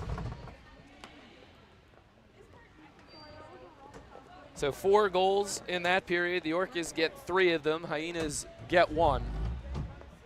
And with 1 period left to play, Orcas 3, Hyenas 2.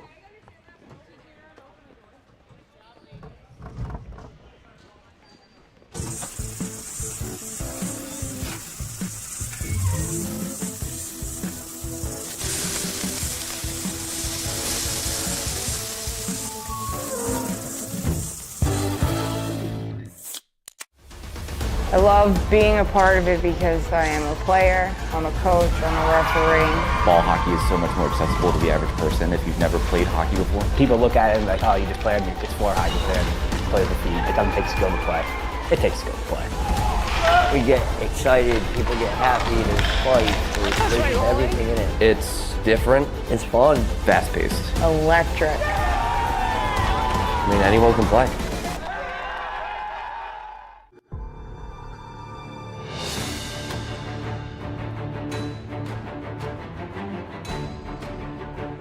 From the beginning of time, men and women have been friends, family, but yet rivals as well.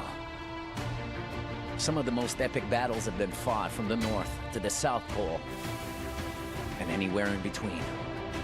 As time flies, battles have transformed themselves into sports. Yet, the fundamentals remain the same, with lighter shields and a different type of sword. But evolution is clever. It introduces new rules but keeps one thing intact: adrenaline. So it's with honor and pride that we present to the world all of the above into one sport. Hockey ball, the game born.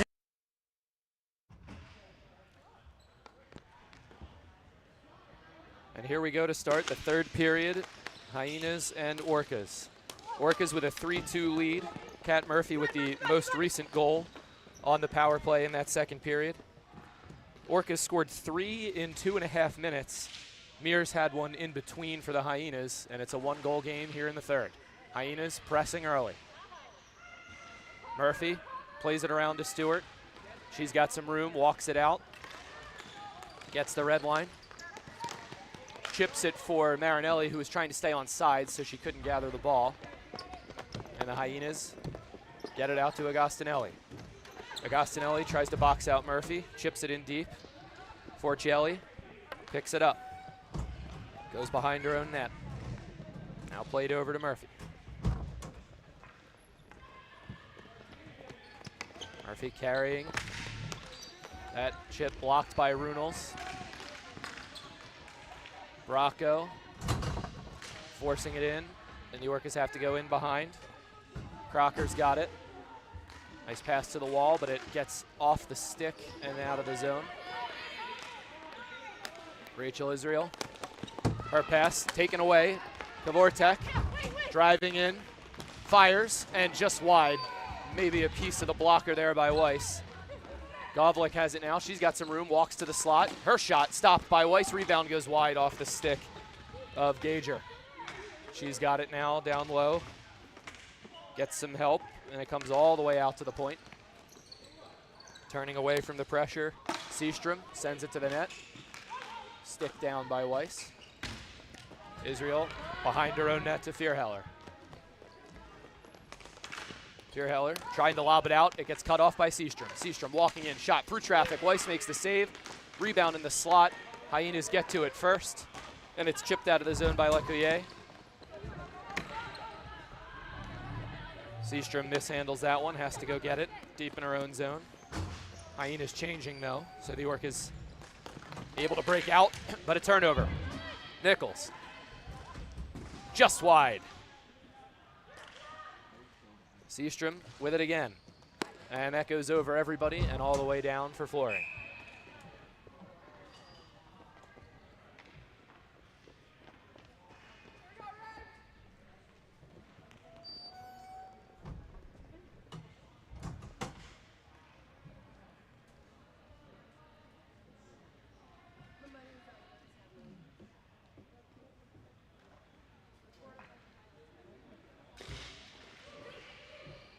Tied up off the draw. Orcas get to it first. Played out to the point. Orlando knocks it down and sends it back in. Mears trying to find it. Spinning away is Seastrom. Loses it though. Dobson has it. Walking out. Shot, save. Into the corner. Dobson has it again. Goes all the way out. Shot by Nichols, partially blocked. And sent down again by the Orcas. Is this one going to have the legs to get to the line? No, it's called off. So Orlando has to go get it, no flooring. And she's pressured by King. Spins it back though to Gifford. The Orcas cut it off. Good back check there. Canceling out the centering pass, and now the Hyenas trying to rush. But at the end of their shift, Orlando just dumps it in. Orcas in behind the net, taking their time, playing with the lead here, just trying to be smart with the ball. Murphy has it. Goes across. And sent back for Crocker again. Back to Colleen Murphy. D to D behind the net. Too low here for the Hyenas. They are sending the forecheck. The Orcas making the right pass so far on this one. Frayed, she gets pressured by Bilger, and the Hyenas do steal it into the middle. Shot off the glove and into the corner. Follow-up chance from Bracco. Nice defensive play there. And it's chipped out of the zone. Forcielli shields off Kat Murphy and gathers it. Sends it through. Fioca for Bracco. Bracco by herself here on this rush. See if she can get the shot on net. It goes wide, far side. Murphy. Back to Crocker again. Hyenas changing. Orcas just waiting and letting the seconds tick away here. Holding on to a one-goal lead with half a period left.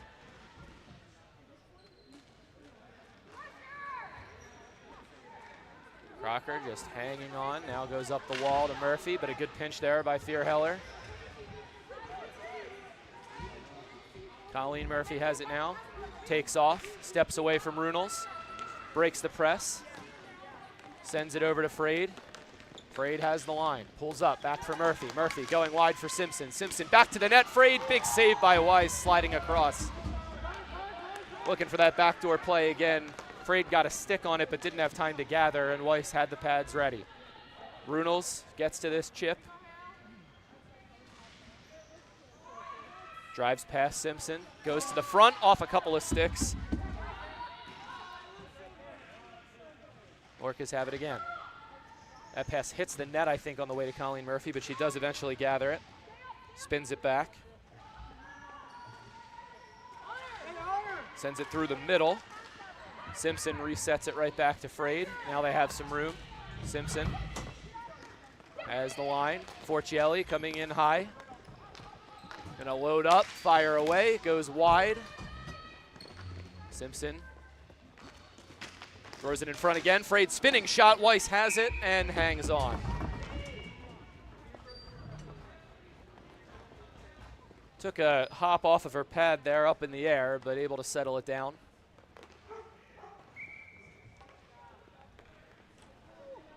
Four minutes left here. Orcas still with the 3-2 lead. A burst of scoring in that second period. Nothing since then. Seastrom off the draw. Sends it over. That pass blocked by Dobson.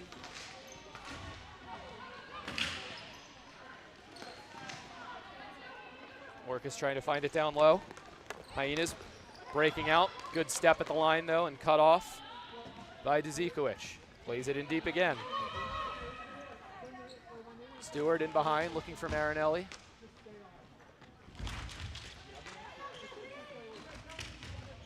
Now, tied up on the wall there. Dzikovic just trying to keep it down low. Gifford, seeing if she can free it up. 5 players converge. Dobson comes away with it. Sends it over to Orlando. Now some room here for the Hyenas to start out. Orlando has Mears. Mears turns middle. Sends it across for Dobson. Dobson dumps it in on goal. Praku has it and decides to take a whistle. So the Hyenas will get the ozone draw here. 3 minutes left to play. Keep an eye on the net and see if they pull Wise at any point.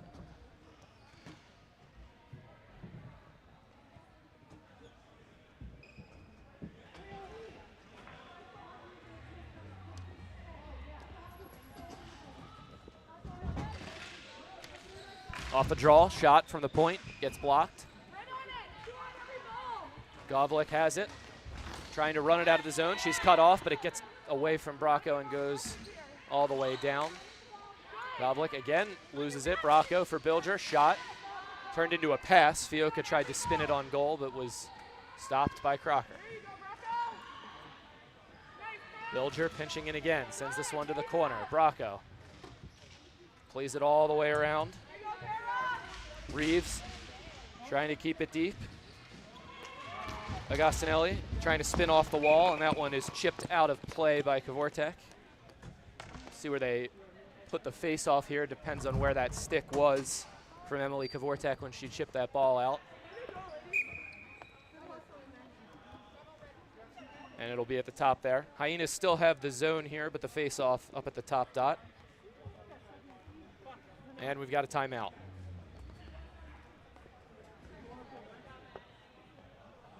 .2:23 on the clock. Orcas using their timeout here to keep the top defensive unit fresh to try to protect this lead.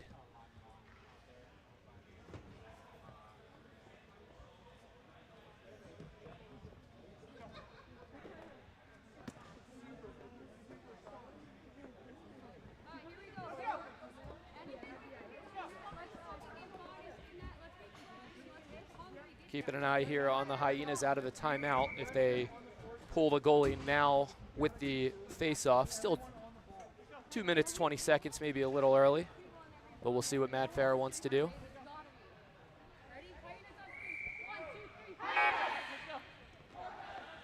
And Wise is going back to her crease, at least for the face-off.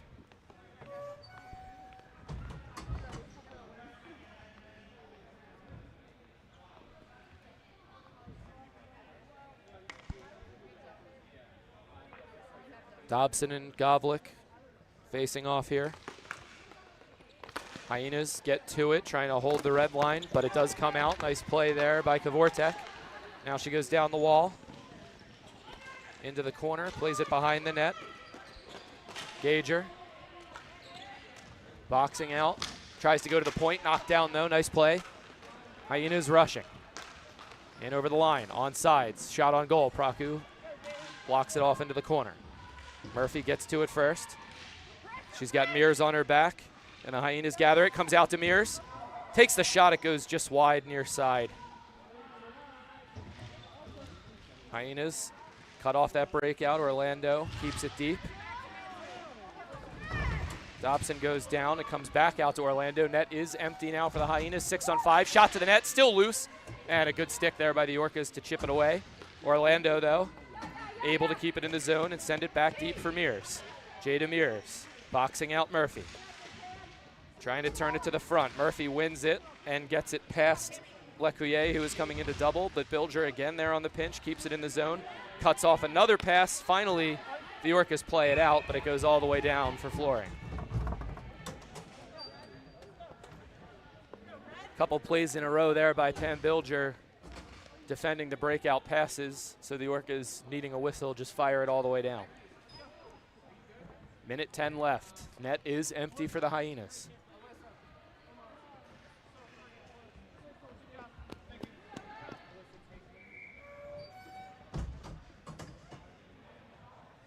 And now it looks like the Hyenas take their timeout.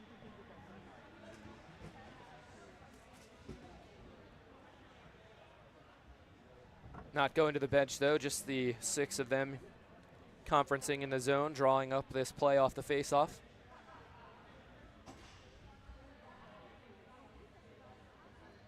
Dobson, Runels, Fiocca, Fearheller, Bilger out there for the Hyenas.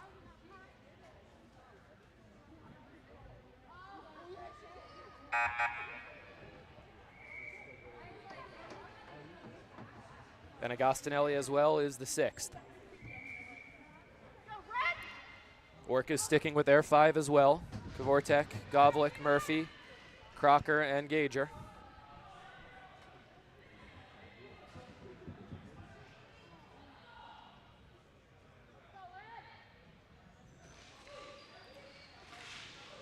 Orcas find it off the draw. Murphy, it's in her feet.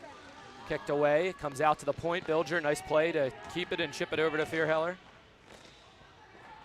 They go to the half wall. Back across, Bilger, down low. Gets it back. Keeping it on this right side. Now they go across. Fearheller has some room, fires it, it hits something and chips into the corner. Runels gets to the loose ball, centers it in front. Agostinelli couldn't get it on goal. Does get to it, though. Hyenas keeping it alive. Out to the point. Fearheller, shot blocked. Gager gets the leg out. Keeps it away from the net. Runels has it now. Runels walking it out to Dobson. Dobson winds, fires, blocked again. Dobson plays over to Runels. Her shot tips on the way in into the glove of Praku. Back-to-back block shots there from Olivia Gager at the top of the slot.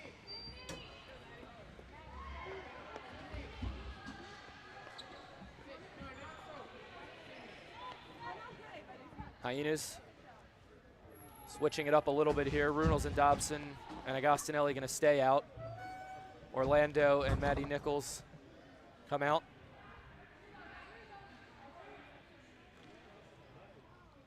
Frade taking this draw for the Orcas. Dobson had it, lost it. Into the corner, Crocker trying to just melt down as much time as she can. Under 10 seconds to play here. Orcas just keeping this ball in the corner. Hyenas do gather it, though. Out in front, one last chance, skips over the stick, and that'll do it.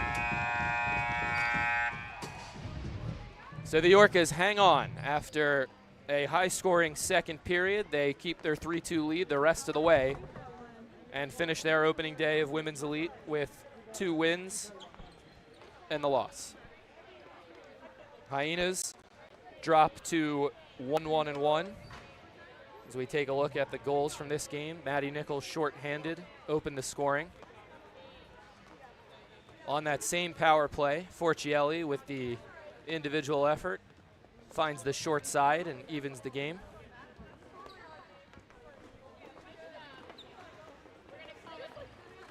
And the 2-1 goal there from Randy Griffin on that cross-ice pass. But right after that goal, Hyenas came right back. Nichols, this time with the assist, finds Mears back door. Just a couple minutes later, though, the Orcas on another power play. Haley Frade working the wall, finds Kat Murphy open in the slot. She buries it. That made it 3-2 Orcas, and that was the end of the scoring in this one. One more women's elite game to round out our Saturday. It's the Novas taking on the Angels in a few minutes here on NBHL YouTube.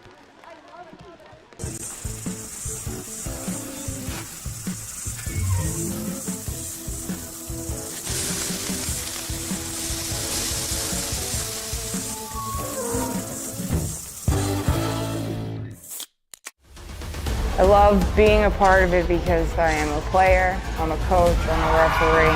Ball hockey is so much more accessible to the average person if you've never played hockey before. People look at it and like, oh, you just played it's floor hockey, play the feed. It doesn't take skill to play. It takes skill to play. We get excited, people get happy, there's fights, there's everything in it. It's different. It's fun. Fast-paced. Electric. I mean, anyone can play.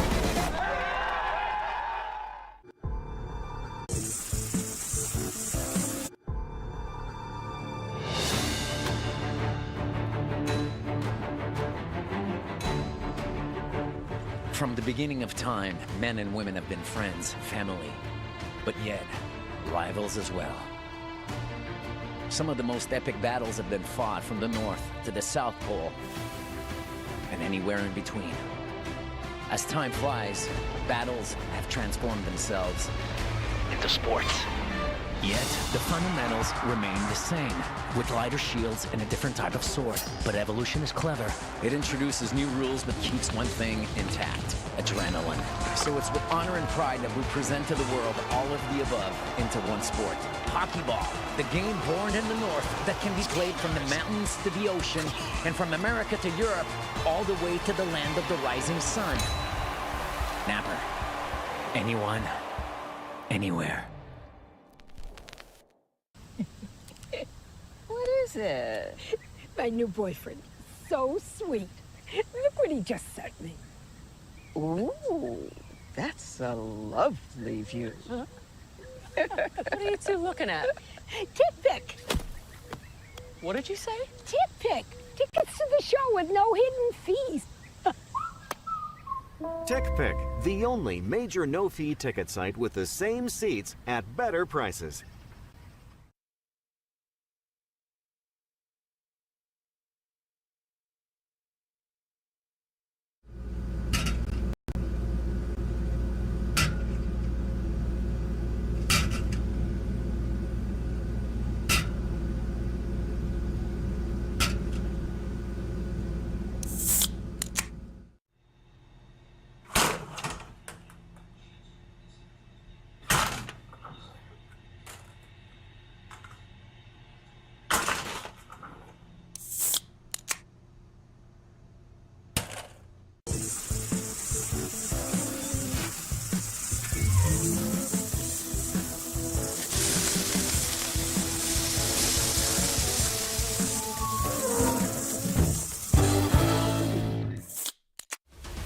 I love being a part of it because I am a player, I'm a coach, I'm a referee.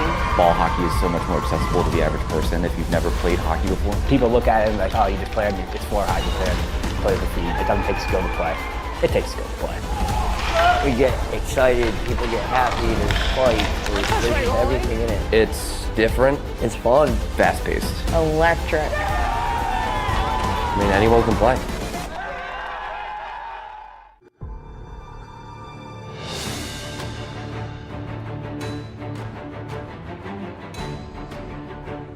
From the beginning of time, men and women have been friends, family, but yet rivals as well. Some of the most epic battles have been fought from the North to the South Pole and anywhere in between. As time flies, battles have transformed themselves into sports. Yet, the fundamentals remain the same, with lighter shields and a different type of sword. But evolution is clever. It introduces new rules but keeps one thing intact: adrenaline. So it's with honor and pride that we present to the world all of the above into one sport. Hockey ball, the game born in the north that can be played from the mountains to the ocean, and from America to Europe, all the way to the land of the rising sun. Napper. Anyone, anywhere. Underway here in our final game of the Saturday slate. Women's Elite 2025. Angels taking on the Novas.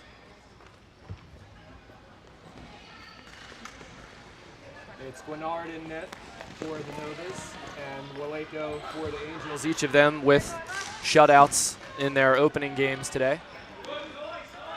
And this icing is waved off. Kosakowski gets to it, sends it around to Lowen. Out of the zone, Lowen trying to push past Carl. Good play there defensively, and the Angels turn it right back around. Shot on net, caught and held on to by Guinard.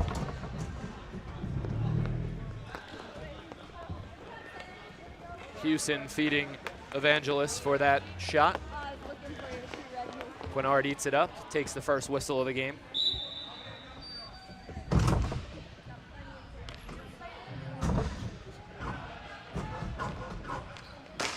Clark wins this draw for the Nova. Horn starts out from behind her own net. Played out, but Lisa Bach cuts it off. Sends it in, it gets past Monahan. Flooring waved off. Monahan in on the forecheck. Good escape there by Persiano. Back around for Horn. Horn to Persiano. We'll bring it down low again.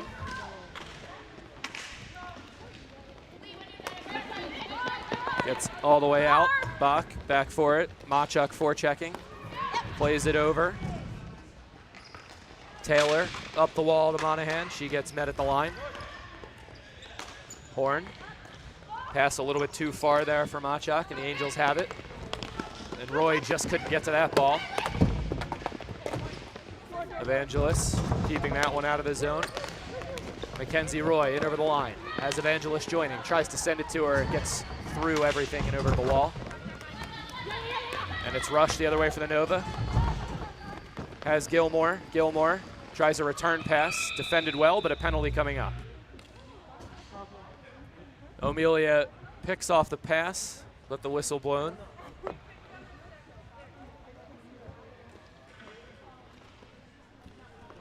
And waiting for a signal on what this penalty is. It's on the Angels. And it looks like Tori Bratton, the guilty party, heading over to the box.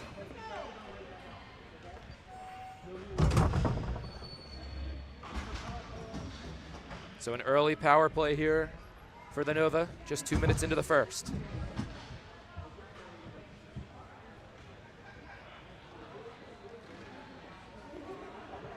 Jocelyn Forrest on this face-off, but it's one away by the Angels. They play it all the way down. Good win there by Sarah Hewson, and they clear to start this kill. Levin. Kosakowski comes to the line, chips it into the corner. Megan Lavery back to try and retrieve, cuts off the forecheck, and it's cleared out again. Lavery cut it off and kicked it over to Taylor, who sent it all the way down. Nova will start right back up. Levin into the middle. Forrest sends it deep. Driving to the net, backhand try goes all the way through. Turnaround shot, and that goes just wide. Nova's finding it again. Kosakowski goes out to the top. Levin fakes the shot, sends it to the point. Holding. Wagner now walking to the middle, sends it through for the tip play in front. Waleko makes the save and holds on.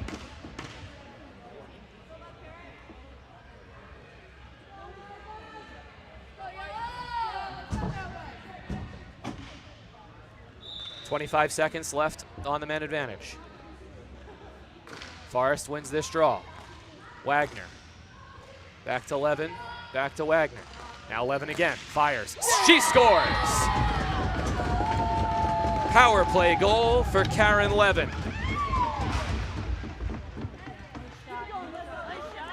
Levin and Kelly Wagner just working the half-wall pass play there until a lane opened up, and then Levin fires away, finds the top corner. See there, just playing it back and forth, shrinking in on the box, and then into the far side. So an early 1-0 here for the Novas. Evangelos has it for the Angels. Turns it inside. They can't gain the line though. And here come the Novas with some numbers if they hurry. Pass goes all the way through and into the corner. Martinez plays it down low. 2-on-2 play in the corner here. Tiberi trying to control it for the Angels. She's got Rush on her back. Novas come away with it. But the Angels find it again. Out to the line and cleared away. Horn gets away from the pressure. And now chipped in deep by Bailey Horn. Rush has it in behind, curls out, sends it to the middle. A little bit too far there for Gilmore. And Evangelos has it, but her pass is blocked and intercepted. Another shot blocked in front. And another save there by Waleshko. Novas have it in behind now. Cut off by Tiberi. Monahan carrying it out. Chips it to the line, but not out. Held in again at the point. That time by Haley Bookwalter. Wagner has it now. Wagner curling. Walking up. Waiting to see what she's got. Now in behind the net. Coming out of the corner. Shot on goal. Rebound kicked aside. Caitlin Chan spun that one to the net. And now another high slot chance here. And a save made by Waleko on Wagner's try and takes a whistle. Novas controlling the play here early. Got a power play goal to take a 1-0 lead. Pushing here to see if they can double it.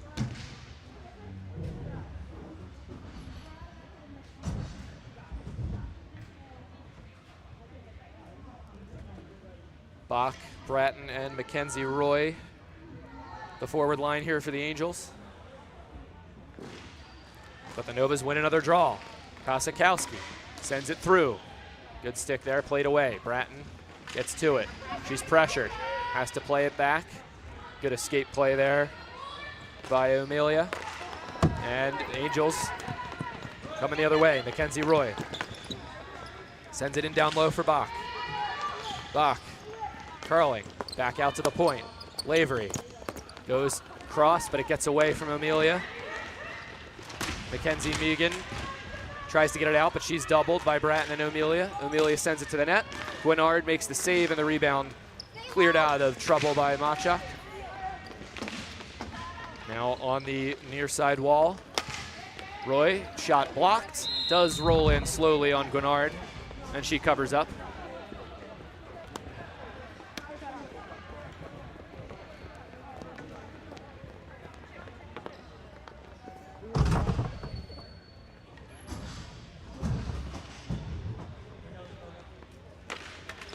Stone wins that one away from Evangelos. Novas play it out. It goes past Taylor. And they do not rule that she had a play on it. So flooring called, and it'll come back to the Novas end.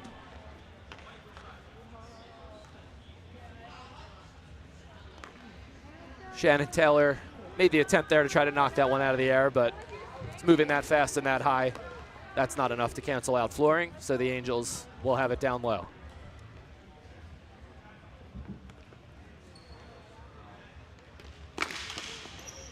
Off the draw, Angels control, Helling, shot, goes off a glove. Into the corner, Evangelos gets cut off. And it's Stone carrying it out up the wall for Seitz. And now a break in here for the Novas, but they're canceled out, and it comes right back the other way. Numbers if they hurry. Evangelos in over the line. Has a couple drive into the net, tries to get it through. Good back check there by 11. Cuts it off and gathers. Nikki Lowen getting by Amelia. On the backhand, can she get to the forehand? Nope, tries the backhand. Save made by Waleko. And Taylor has it for the Angels. Over to Evangelos. Evangelos gets the line, pulls up. Tries to go across. Not there, though. Cut off by Persiano. But her clearing attempt is stopped by Monahan. Right back. Monahan has it in the slot. Backhand shot just wide of the post. Little give and go there from Monahan and Sarah Hewson. Best scoring chance so far for the Angels. See if they can get some momentum from it. Hewson has it again, looking for Monahan again, but a good stick there by Stone. Sent out to the point. Gets past the pinch from Bach, so that's going to rule off the flooring. Nova's getting to it. Machak held up against the wall by Tiberi. Help coming in from Bach and Forrest. Still 2-on-2 here on the wall. Tiberi ends up with it. Nice backhand pass there. Bach chips it for Monahan. Monahan down into the corner. Angels again, or excuse me, Novas again back defensively. And they play it around the wall. Chip pass though, nobody home. Lavery has it at the point, plays it across to Bach. All the way over to Helling. Helling has some room, winds and fires. It was a shot pass there looking for Monahan. Got past her into the corner. And a steal away now by the Novas. Charging ahead is Clark, kicks it across. Machak plays it into the corner. Kosakowski with her back to Bach. Nova's with it again. Getting the cycle game going. Angels back defensively though, and they're able to steal. Mackenzie Roy though couldn't clear the zone. Machak has it, sends it in deep again. Nova's looking to change, so the Angels with some time here to get it behind their net.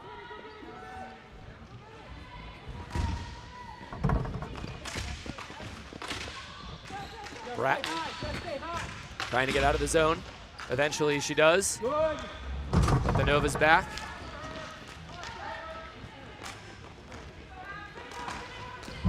Martinez turns it to the middle. Good pass there to Bookwalter, who plays it down. Comes back to Bookwalter at the point. Goes into the corner again, but it gets away from everybody, and Taylor's gonna get there first for the Angels. Nice cutback move there. Makes some space for herself behind the net. 30 seconds left, first period. Nova's hanging on to a 1-0 lead after Karen Levin's power play goal. Bookwalter plays it down low for Martinez. Martinez sends it in front, off a stick. Roy finds it, plays it out. Bookwalter back for it. 10 seconds left here for the Novas if they can hurry. Play it across. And Martinez fires it. It gets blocked, so there won't be flooring, and that will do it for the first period. After 10 minutes, it's the Novas 1, the Angels 0, the power play goal. Karen Levin from Kelly Wagner. Novas looking to pick up their second win of the weekend. Angels looking to do the same, both teams 1-1. Second period coming up in a minute.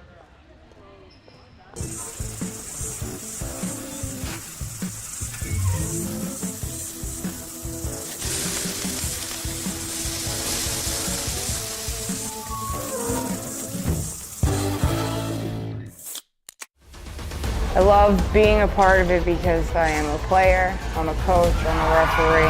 Ball hockey is so much more accessible to the average person if you've never played hockey before. People look at it like, oh, you just play it's floor hockey, play the feet. It doesn't take skill to play. It takes skill to play. We get excited, people get happy, there's fight, there's everything in it. It's different. It's fun. Fast-paced. Electric. I mean, anyone can play.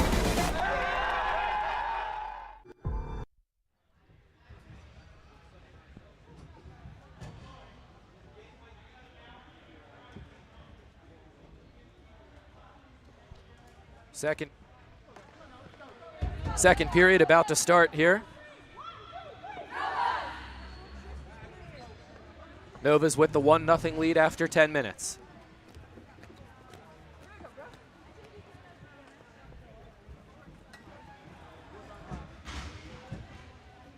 Angels with only 1 goal in each of their first 2 games so far today. That was enough for the 1-0 win in the opener against the Orcas. Then they dropped their second game 3-1 to the Hyenas. So looking to get that offense going a little. They're going to need at least 2 here in this one.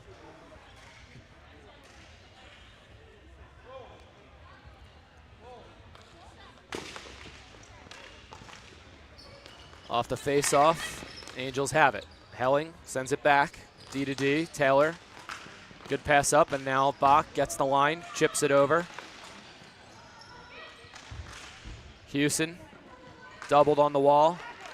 Nova's break out. Helling back on defense, cancels that one out to the corner.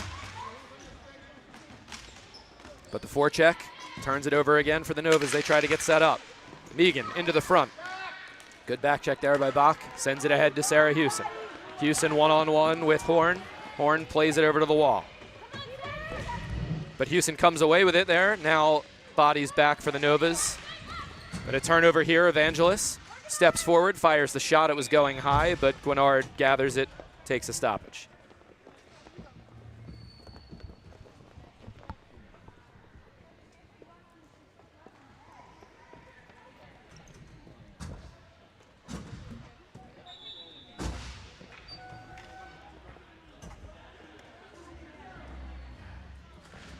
Evangelos wins the draw, gets past Monahan all the way to the point. Amelia tried to get it deep, but it got cut off. Charging the other way is Lowen. Nikki Lowen fires, and that one goes a few feet wide, curls all the way around. Evangelos takes that pass, chips it behind the defense, goes and gets it herself. Tries to play it across to Monahan, good defensive play there. Comes back out to Amelia. Her shot into the corner. Monahan getting to it first, has Levin on her back. Boxing her out, now lays it in back behind for Evangelos. Evangelos gets away from Stone briefly, goes to the front of the net, was looking for Smith, but it's played away. Tabiri back for Monahan. Monahan tries to go in front, Levin cuts it off. Nice breakout pass there for Lowen. Lowen gets it back, it hit her foot, and she couldn't get the shot off. Wagner trying to make one extra pass there, just a little too far inside. Angels now have the zone. Bratton with some time and space, letting the Angels finish their change, throws it down in the corner. And it finds its way to Mackenzie Roy, looks for Bach. Bach back for Roy, but it got through her feet. Novas coming up 2-on-2. Forrest gets the line, drops it back. Kosakowski goes to the net, and it's in! Kosakowski takes the shot. Emma Seitz was going to the net. Not sure if she got a tip on it.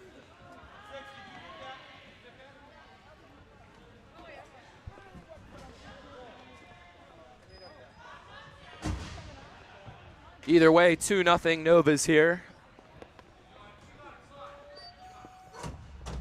As we take another look. Good hard shot there. I do think that got a piece of the stick of Seitz, changed direction and went up over the glove of Waleko. Novas now with a 2-goal advantage. Angels got to try to get back in this game. Good defense again from the Novas. Comes out to the point, Lavery. All the way down into the corner for Houston. Houston, backhand pass, nobody in the slot. Clark has it. Sends it all the way down. And flooring the call.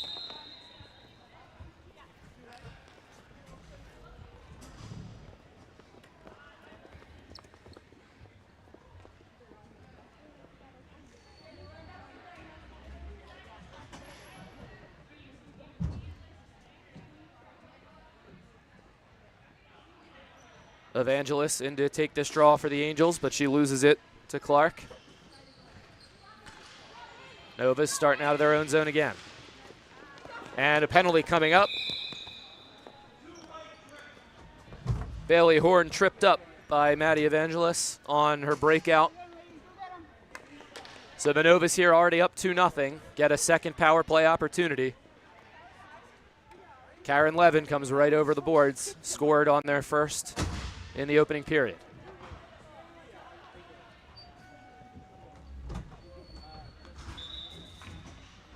Jocelyn Forrest to take the draw. She's got sights on the far wall.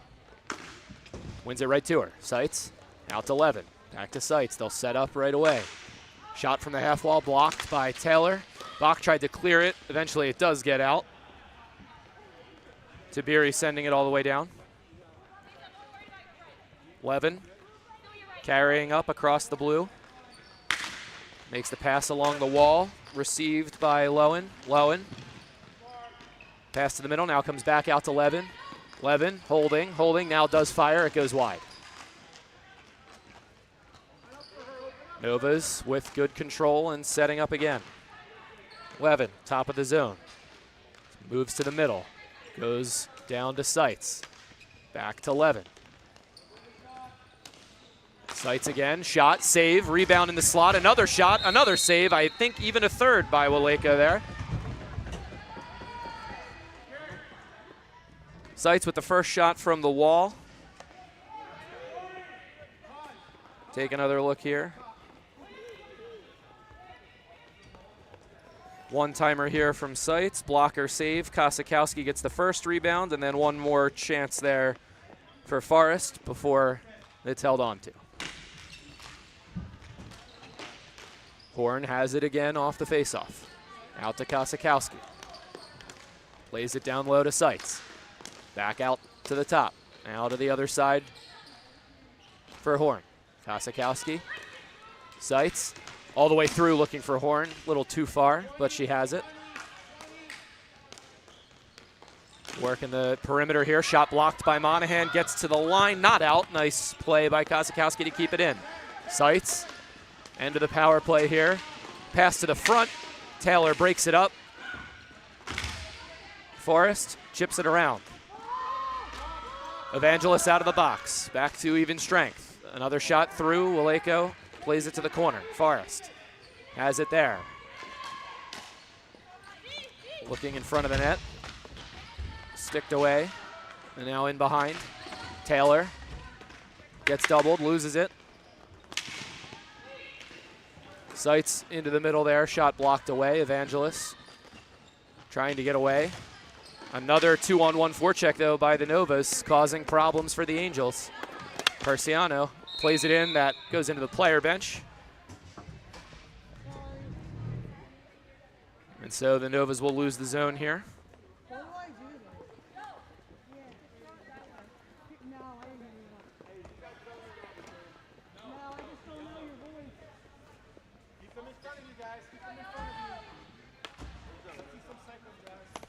Gilmore wins the draw cleanly back to Persiano, right back into the zone. Martinez throws it in behind. Tabiri for the Angels. Try to start the breakout. They bring it back and reset. Tabiri in behind again. Amelia out to the point. Nice pass by Houston. Has Carl driving through, but another good defensive stick there by Persiano. Who's helping? Come on, guys. Carl back out. Houston finds open in the middle, and they score. Tori Bratton finds some open room in the low slot, takes that pass, slots it 5-hole, and the Angels are on the board.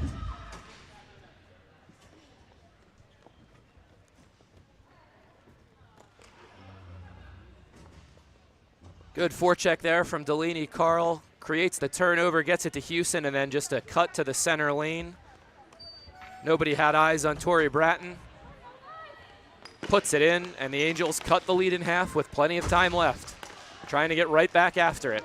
Carl lost it, trying to gain the blue line. Carl does get into the zone. Bratton gets it down on the wall. Chipped past to Amelia, but Tabiri to it first.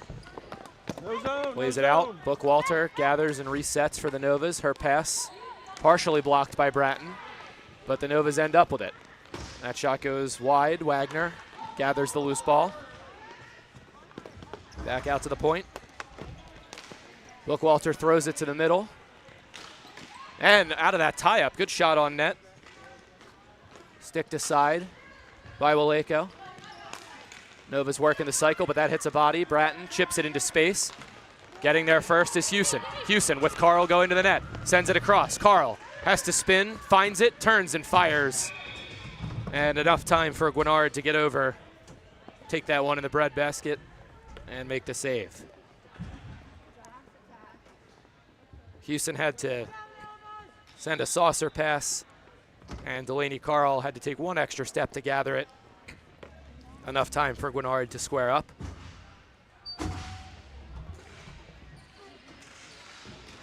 Right off the faceoff, Evangelos gets it to the net. Second try goes right across the crease. Mackenzie Roy getting there first to that rebound.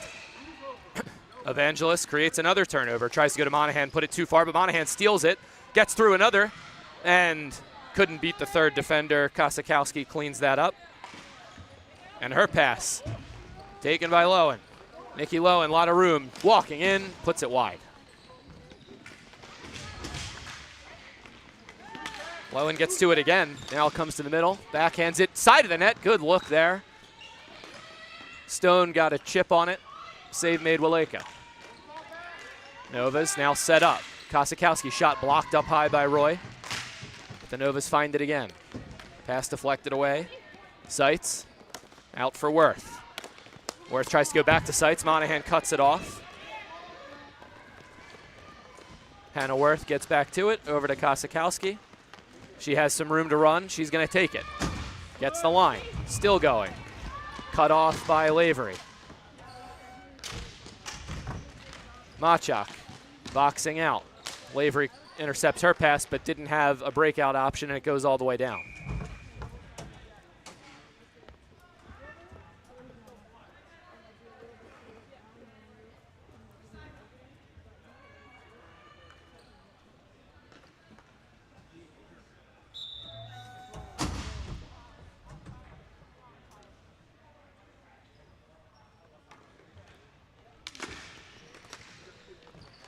Off the face-off, Novas. Forrest back out, Persiano. All the way across. There's Horn. Horn sending it through high behind the net, hoping for Clark to get there. But it's Helling instead for the Angels, and they start up. Smith couldn't get it in. Novas coming right back the other way. Clark driving wide. Now backhands it to the front. Broken up, but a second chance, save Waleko. First pass to Machak got blocked aside, but Forrest followed it up, got a good shot on net. But the Angels now coming back the other way. Hewson can't get past. Forrest all the way across for Clark. Clark. Bach defending her. They go all the way out to the lines, and it finds its way out. Angels are going to have to, or Novas are going to have to regain the zone, but now the Angels continue to push down the wall. Martinez has it now for the Novas. Good stick there from Taylor. Martinez in the corner. Backhand pass. They get the cycle going. Back out to the point. Bookwalter taking her time. Now goes back to Rush. Rush. Give and go. Shot on net. Saved by Waleko.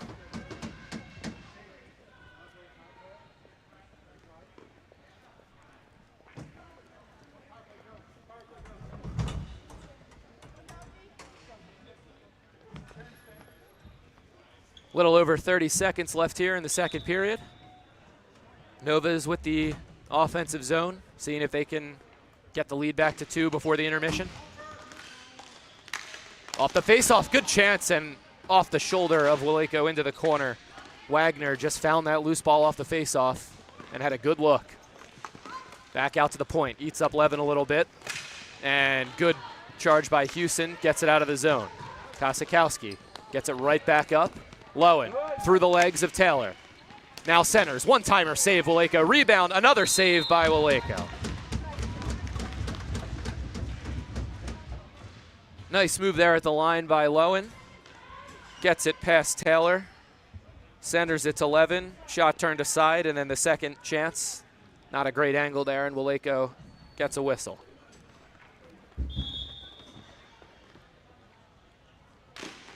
Lowen wins the draw, 9 seconds left. Shot, Kosikowski blocked up high. Evangelos is going to carry it out, get to the red line, and just run out the rest of the second period. So 2-1, the score after 2 periods of play. Novus scored early in that period to double the lead, but the Angels get one back from Tori Bratton. See if they can find the second one in the third period.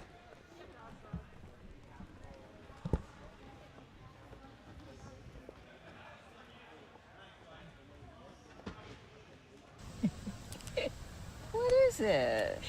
My new boyfriend. So sweet. Look what he just sent me. Ooh, that's a lovely view. Huh? What are you two looking at? Tip pick. What did you say? Tip pick. Tickets to the show with no hidden fees. TickPick, the only major no-fee ticket site with the same seats at better prices.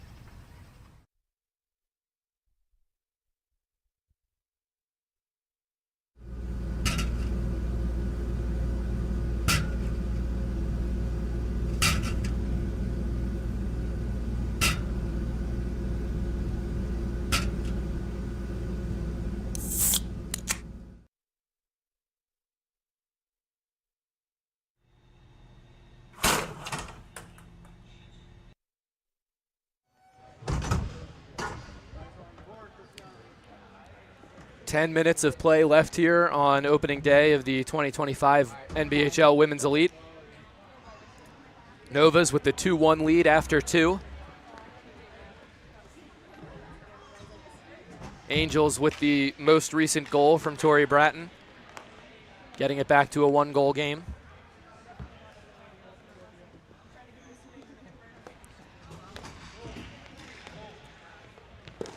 Bratton wins the opening draw. Roy can't get it through. Comes back to Taylor. Taylor plays it off the glass, gets away from Roy. Cut off by Horn. Gilmore chips it ahead. Rush gets the line, now sends it all the way down for Gilmore. Gilmore plays it in behind. Back down low again for Rush. Abby Rush backhands it for Gilmore.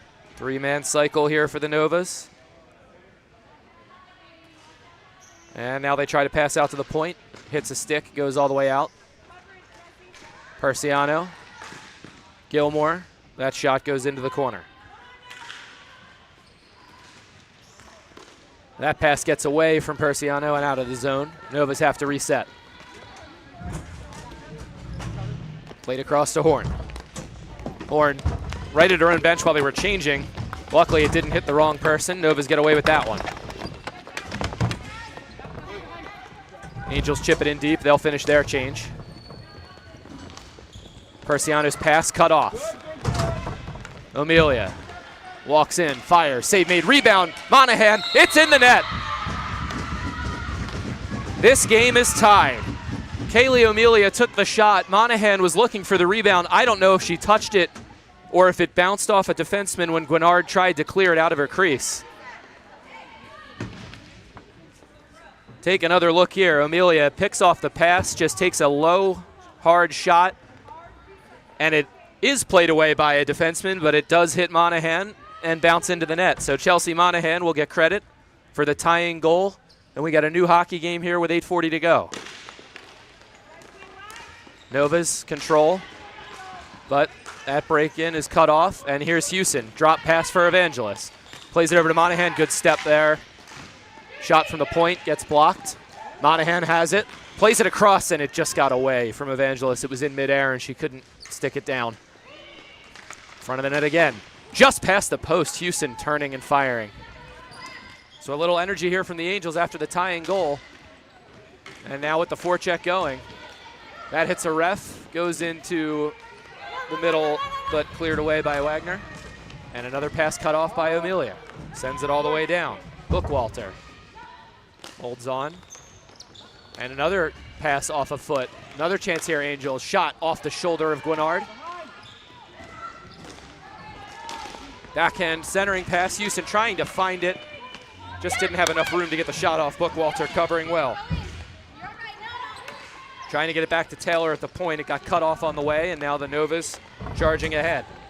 Megan blocked again. Helling sends it. Bounces off the stick there of Smith. Helling shielding off the forecheck from Chan. That pass gets away from Bach, but it eventually finds her. Charging through the middle. Bach tripped up. There's a penalty coming. Got the shot off, and Guinard made the save. And there will be no penalty shot there since she got her chance, but there is a tripping call. So the Angels tie this game early in the third period and now draw a penalty. Get the power play out there with a chance to take their first lead.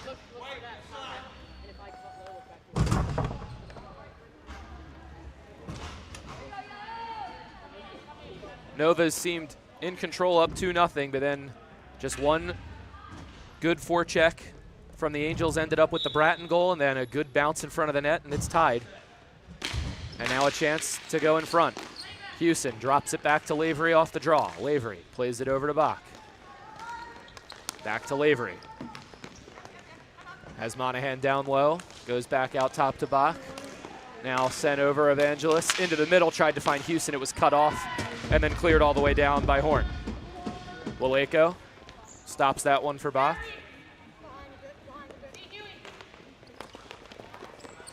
Chips it to Lavery. Lavery working on Persiano is going to get to it.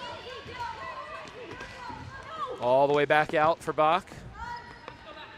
Has some time up top to Evangelist. Evangelist back for Bach.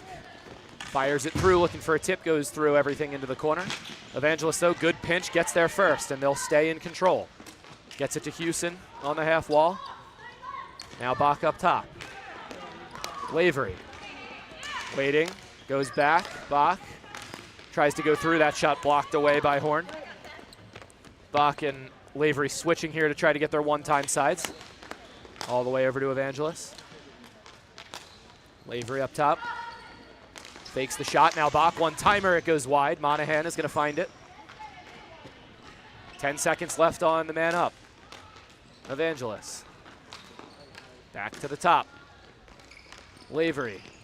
Shot through traffic. Guinard finds it and gets a whistle with just 2 seconds left on the kill. Angels have to be careful here with the penalty about to end. We'll see if the Novas have anything drawn up if they win this face-off.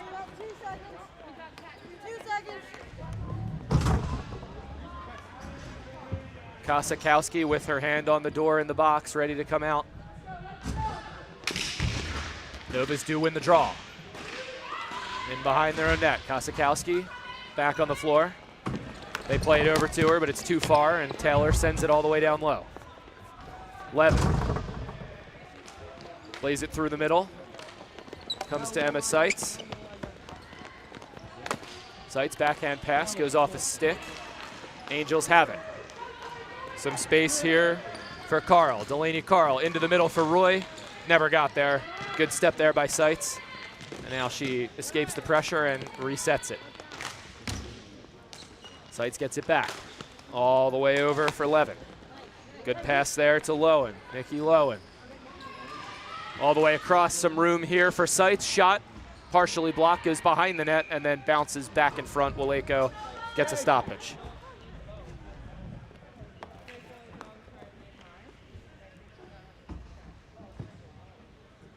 Little under half a period left.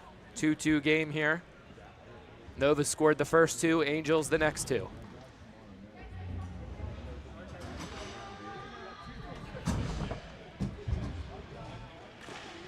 Lowen wins the faceoff, shot right off the draw, kicked aside by Waleko. It comes all the way out. Kosakowski sends it in to the half wall. And the Novas try to get that cycle going again. Gets away from Tiberi though. And her lob pass cut off. Kosakowski steps in, shot wide. Evangelist Marking Sights. Sights sends it all the way down low. Gets away from everybody, and Amelia finds it. Tries to reset, but she's cut off. Now charging to the front, centering pass. Didn't find anybody. Held in at the line by Worth, but now it does come out. And here's Smith with some room, takes the shot, and it goes over the net. That pass skips over the stick of Sights. It's going to go all the way down. It'll come back to the Nova's end. Back check there from the Novas took away any time Missy Smith might have had to make a move, so she just fired the shot a little bit over the far side.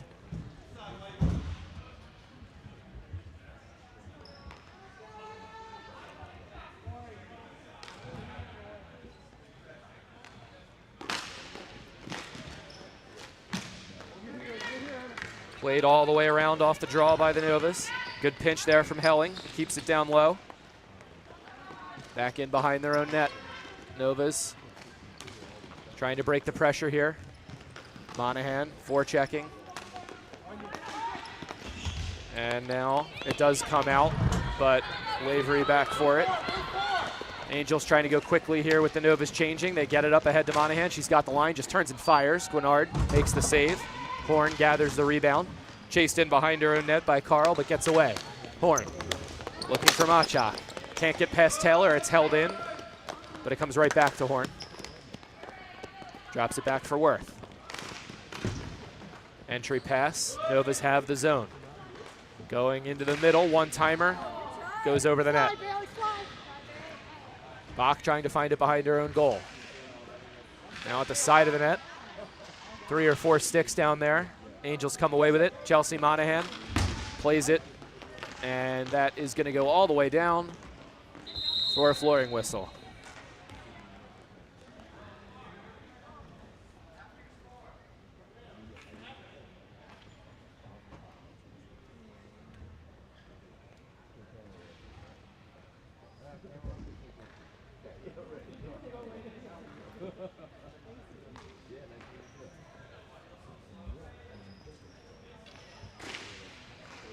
Novas right off the draw, another shot into the corner.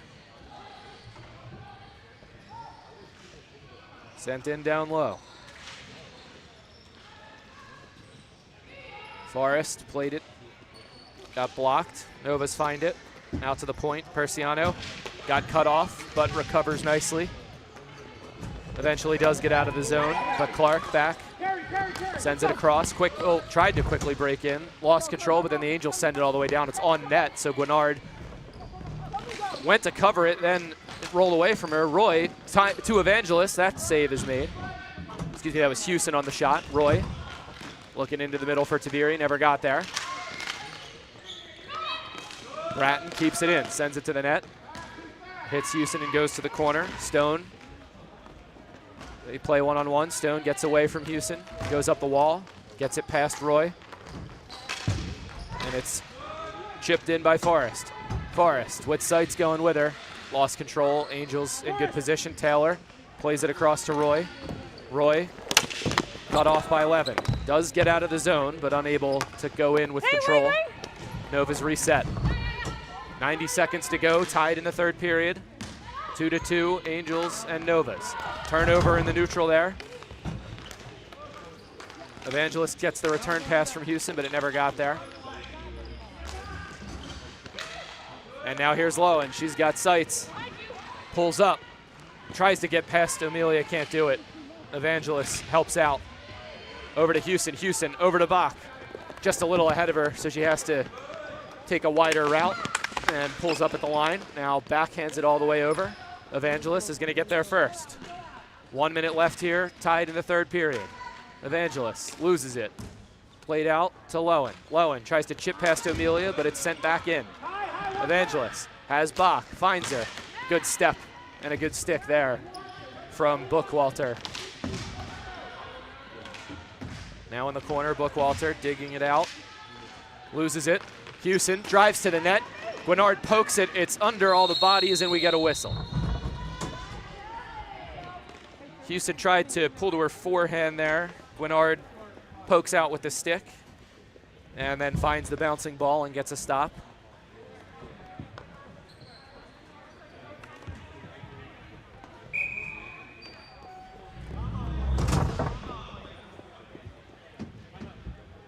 And we've got a timeout here from the Angels.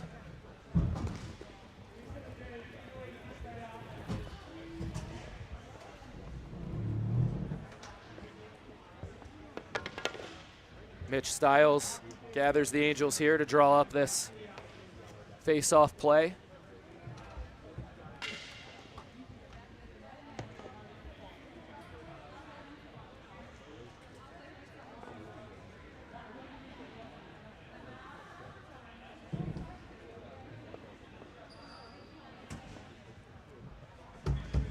Novas took the 2-0 lead early in this game with 2 goals from Emma Seitz, but then Tori Bratton and Chelsea Monahan evened the score.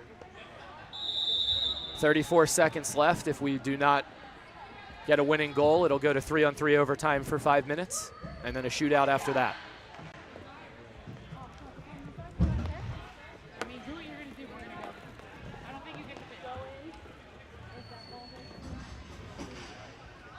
Evangelist, Monahan, and Houston back out there for the Angels. Clark taking the draw for the Nova. Has Machak very close, and now they're going to back her up. Evangelist wins it, back to the point. Bach over to Lavery, fires away, goes to the corner. Houston turns it right back out in front. Monahan couldn't get a stick on it. Angels cutting off the breakout again, but now Clark finding some space. Plays it to the wall. Forrest sends it into the corner. Machak trying to find it. 10 seconds to go. Nova's seeing if they can get this ball to the middle. Angels happy to keep it on the wall.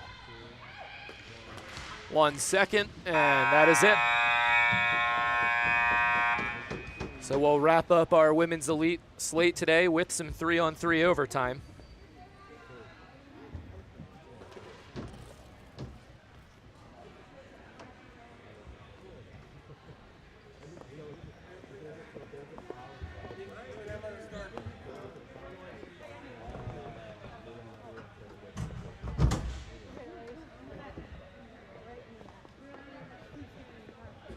So each team will now take a point from this one. Both looking to see if they can grab a second point with the overtime winner. Angels could jump over the Hyenas into second place. Novas could tie the Hyenas at 4 points.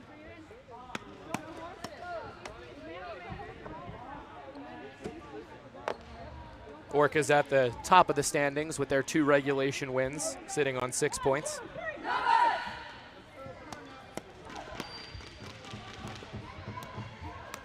So it's Seitz, Kosakowski, and Lowen for the Novas.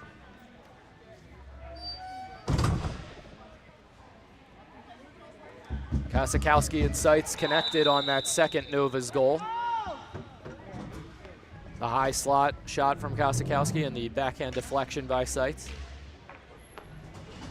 Lowen has had a lot of chances today, and with some extra room on the floor with the 3-on-3, watch out for her speed here. It's Bach, Monahan, and Taylor for the Angels. Nova's control. Kosakowski over to Seitz. They give her the line, takes it, plays it back to Lowen. Lowen on Bach, back out Kosakowski. Angels staying in a triangle here, playing man-to-man. Kosakowski turns to the middle. Seitz gets there. Quick change here from the Angels. They get Evangelist out there. Backhand pass gets just away from Kosakowski. Now Evangelist has it. Goes to the middle, but it's cut off by Lowen. One-on-one with Bach. Nikki Lowen fakes the shot, pulls it down, holds, looks, tries to go to the middle. Good stick by Lisa Bach. And enough time now for the Angels to get back in that triangle. Lowen backs it out to Seitz. Seitz stepping inside, fires, gets blocked on the way. Lowen gets to it. Nikki Lowen goes to Kosakowski, tipped just wide of the far post. Good cut there from Kosakowski, did not quite get enough blade on it. Now she's got it again, and a nice play by Evangelist to block the shot. Bach trying to get out. She turns back into her own zone. Nova's looking to change, though, so the Angels are going to be able to clear the zone. Chipped in. Evangelos running to get there first. Kat Helling on the floor with her now. Houston coming off the bench. Evangelos trying to go past Kosakowski. Can't do it. Kosakowski pass to the middle. Gathered with the feet by Forrest. Could be a 2-on-1. Forrest has Stone with her. Pulls up. Waits. Now goes across. Gets it to Stone, but it just got away from her. Got a little too deep there before the pass, and Stone did not have an angle. Comes to the slot. Houston's there. Plays it to the wall. Helling takes the run. Gets the line. Curls. Has Bratton coming off the bench. Goes back to Houston instead. 1 minute left here. Angels setting the zone up for the first time in the OT. Houston lobs it on. Gwinnard eats that one up. Timeout, yellow. Timeout, yellow. And the Novas save their timeout in regulation, use it now in overtime. See if they try to get that first unit right back over with the extra rest. And it sounds like Seitz and Lowen are going to go right back out.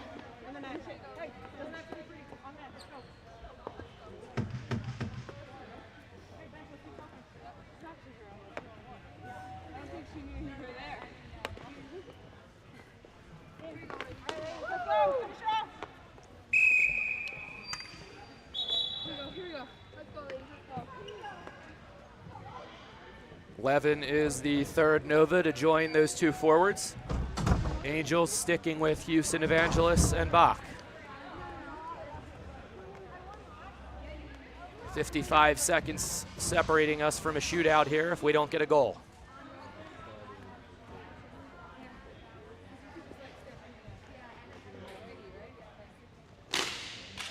Novas win it. Levin plays it out. Bach steps, has it, has Houston in front, takes it herself, goes to Evangelos, back for Houston, and it hits the post. Oh, Houston had to play it out of midair. I think it caught some iron, and then it fell into the crease, and Gwinnard covers it up. Take another look there. Bach goes backhand to Evangelos, and yeah, right off the near post there. Out of midair by Houston. Nice play, but just doesn't get the hop. Novas again control off the draw. Levin has some room, fakes the curl, and then turns up. Gets by Evangelos, could be a 2-on-1. Levin walking in, holding, fires, save Waleko. Cleared to the corner by Bach. Bach has it. She's doubled on the wall. Lowen pulls it out. Gets away, Lowen into the middle, backdoor, what a save, rebound, still not in, and somehow it's cleared aside, but Seitz has it, another shot blocked. Oh, that was in the crease for a few seconds, they just couldn't find it.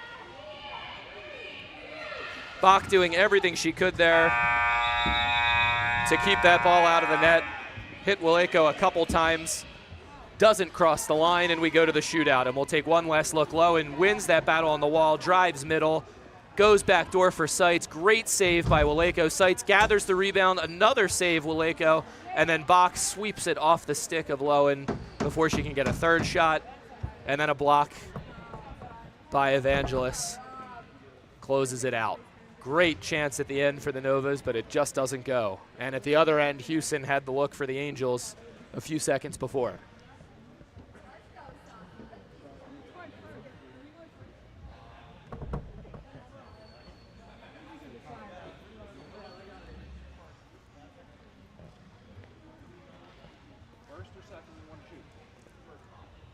Yellow wants to shoot first.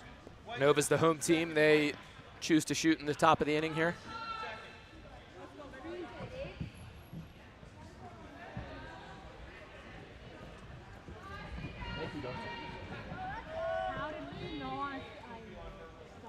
Jocelyn Forrest of the Watatic Wild will have the first shot here.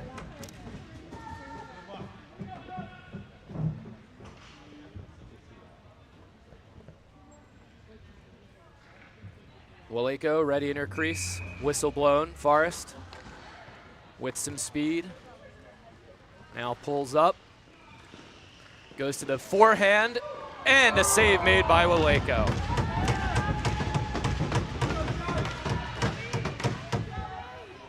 Stutter step there from Forrest. Looked like she was going to go backhand, then pulls it back one more to the forehand. Maybe got some posts there. Not sure if Waleko got a foot on it or not. Sarah Hewson shooting first for the Angels. Hewson fakes the shot, goes back. No goal. What a save by Guinard. Hewson had her going the wrong way with the fake, but she gets the paddle down and keeps it out. Fake shot, backhand, forehand, has the look she wants, but the strength from Guinard there to just put that paddle on the line and hold it out. Still 0-0 in the shootout. Emma Seitz goes second for the Novas. Brings it in to the slot, fires away, and she hits the post. 2 posts from the Novas on their first 2 shots. Seitz holds it wide, has the angle, and just fires it right off the right post.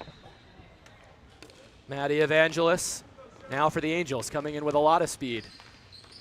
Just fires away, stick save. Well, Evangelos is going to tell you it's lucky. Guinard's going to say it was on purpose. Makes the save with the butt end of the stick.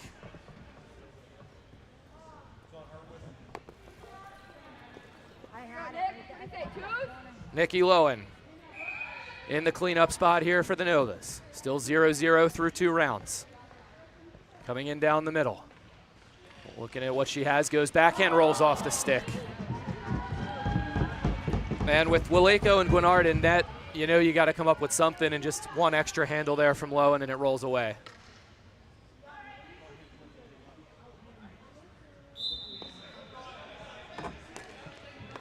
Delaney Carl, the last shooter here for the Angels, can win it. Comes in on the right-hand side, and good poke check there from Guinard. Carl trying to get it back to the backhand. Read well by Guinard, fires out with the stick and pokes it away. So tied through regulation, tied through overtime, and now extra innings in the shootout. Oshie rules here. Seitz is going to go again. Hit the post the first time. Does she shoot this time? No, fakes the shot, pulls it back, and puts it just wide. Oh, she had Waleko down on the fake shot. Just left it a little bit to the left on the second shot.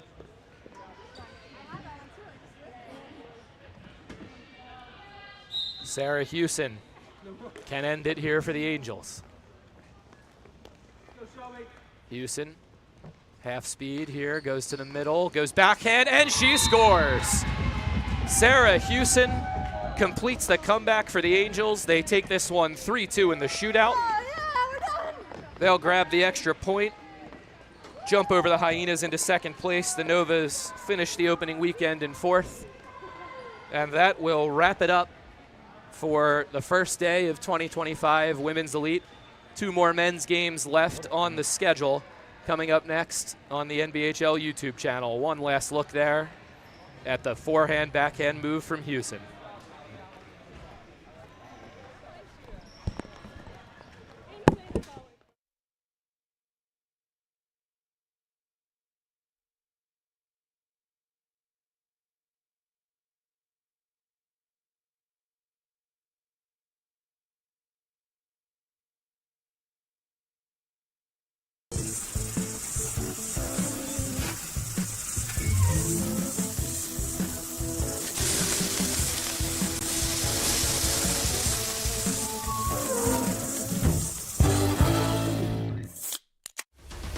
I love being a part of it because I am a player, I'm a coach, I'm a referee.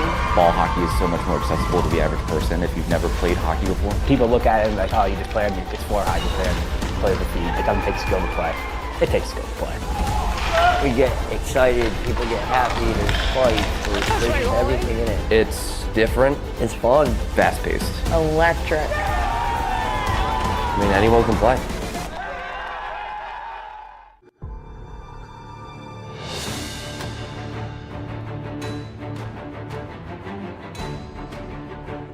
From the beginning of time, men and women have been friends, family, but yet rivals as well.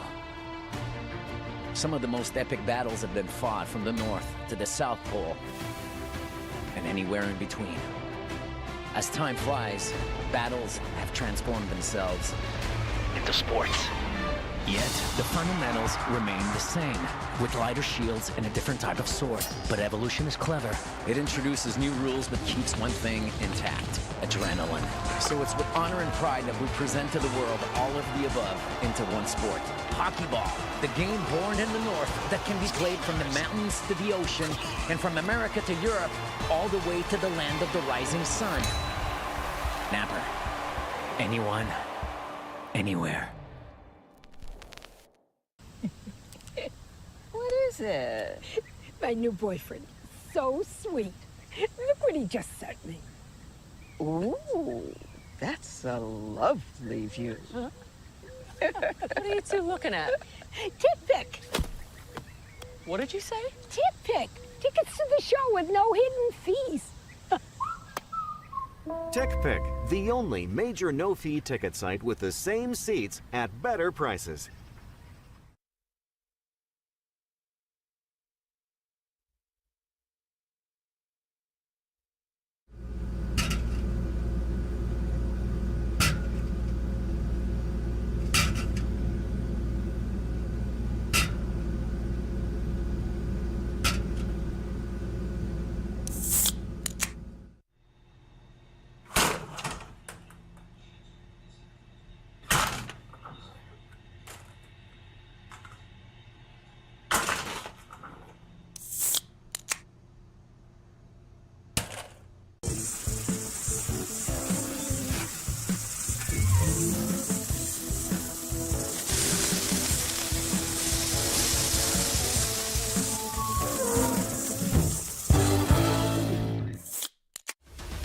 I love being a part of it because I am a player, I'm a coach, I'm a referee. Ball hockey is so much more accessible to the average person if you've never played hockey before. People look at it and like, oh, you just played it's for hockey player, play the feed. It doesn't take skill to play. It takes skill to play. We get excited, people get happy, there's fights, there's everything in it. It's different. It's fun. Fast-paced. Electric. I mean, anyone can play.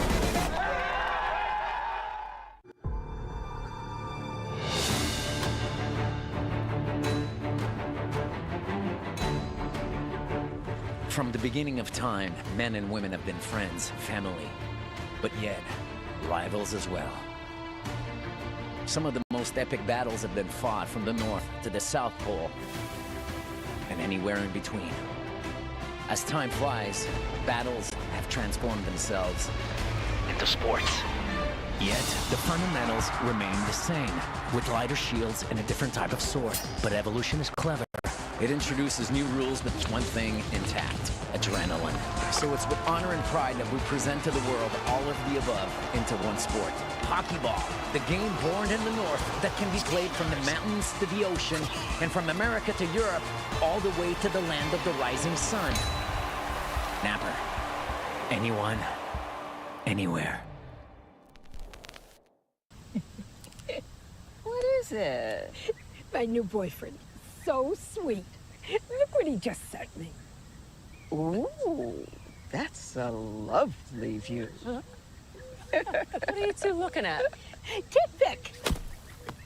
What did you say? Tip pick. Tickets to the show with no hidden fees. TickPick, the only major no-fee ticket site with the same seats at better prices.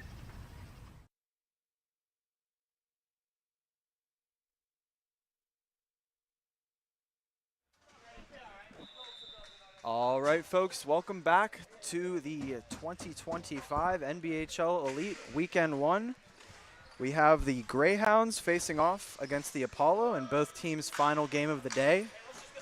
And the Greyhounds are off and running as Pat McCall heads into the corner.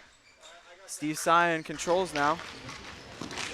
And Mike Andes runs away with it as he tries to find Caden Wysong streaking up the far side boards, but Chris Carnival is there to intercept the pass, and Greyhounds control behind their net now. Behind Robbie Mangini, Greyhounds starter for this game. Took a break last game as Greyhounds lob it up to Dennis Hickey. Looking for trailers here, McCall. Back to Hickey. Hickey looking for a shot, can't get anything through, dumps it into the corner. Joe Melillo controlling behind his net as the Apollo coaches are calling for a change here. Pleased to be joined by co-commissioner of the NBHL, TJ Janus. Thank you. TJ, great to have you here. Pleasure to be here. Beautiful weekend for Elite. Beautiful inside here. Yes. Cool 60 degrees. Loving the air conditioning this week. Absolutely. Here come the Greyhounds, thrown in front. Pops over the net, and that'll be out of play, unfortunately. Ball did not bounce out there. Good little look there to Cody Hollingsworth. Try to get a stick on it, but did get some wood. Couldn't get it on net, and face-off will go outside, right in front of the Apollo bench. On the draw, Corey Wilson and RJ Gibbs for the Apollo. Jacob Archambault gains the zone, drops it back. Now Archambault has it again. Looks for a pass in front. Kyle Bukonowitz is there to intercept. Now Corey Wilson takes it away, wide open in front. Ooh, tricky little play there by Jake Miller. Try to go between his legs for the redirect. Didn't get enough wood on it. As the Greyhounds continue to work down low, Corey Wilson, AKA NFK, on the attack as usual.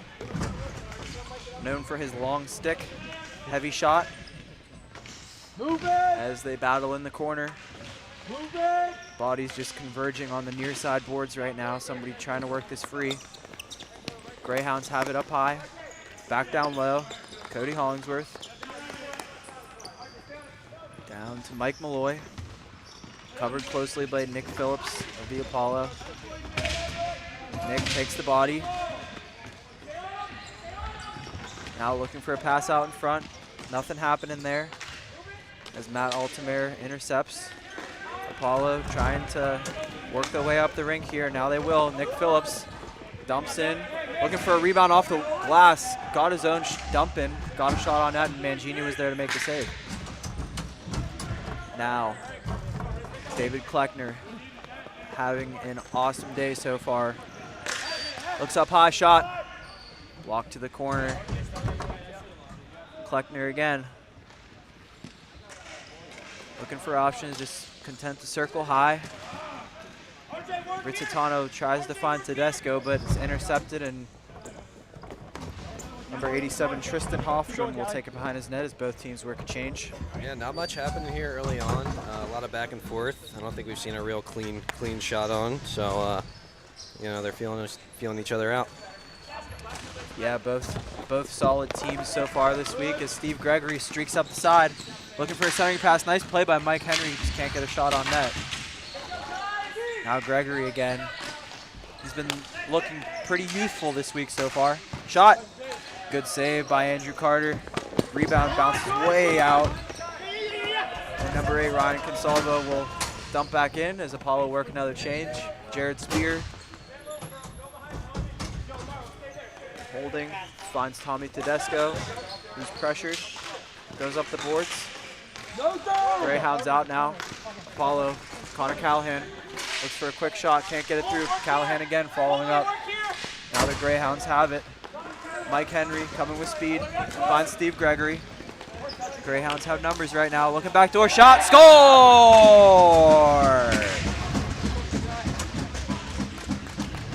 And that is Jacob Morrow on the back door on a beautiful feed by Steve Gregory. You could see it developing. He had that lane down the far side, finds the open slot, and Steve Gregory is going to make those plays all day long. Great breakout by the Greyhounds. And here we have it. Henry gets across the line, and then Gregory finds him in the corner. And just a good wrister right on net. Good entry by Henry there as well.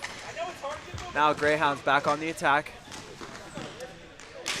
Flips it up to Hickey, can't control. Wysong beats his first man. Tracked down by Cody Hollingsworth. Wysong taking his space up the near far side boards. In front of our incredible men's elite banners.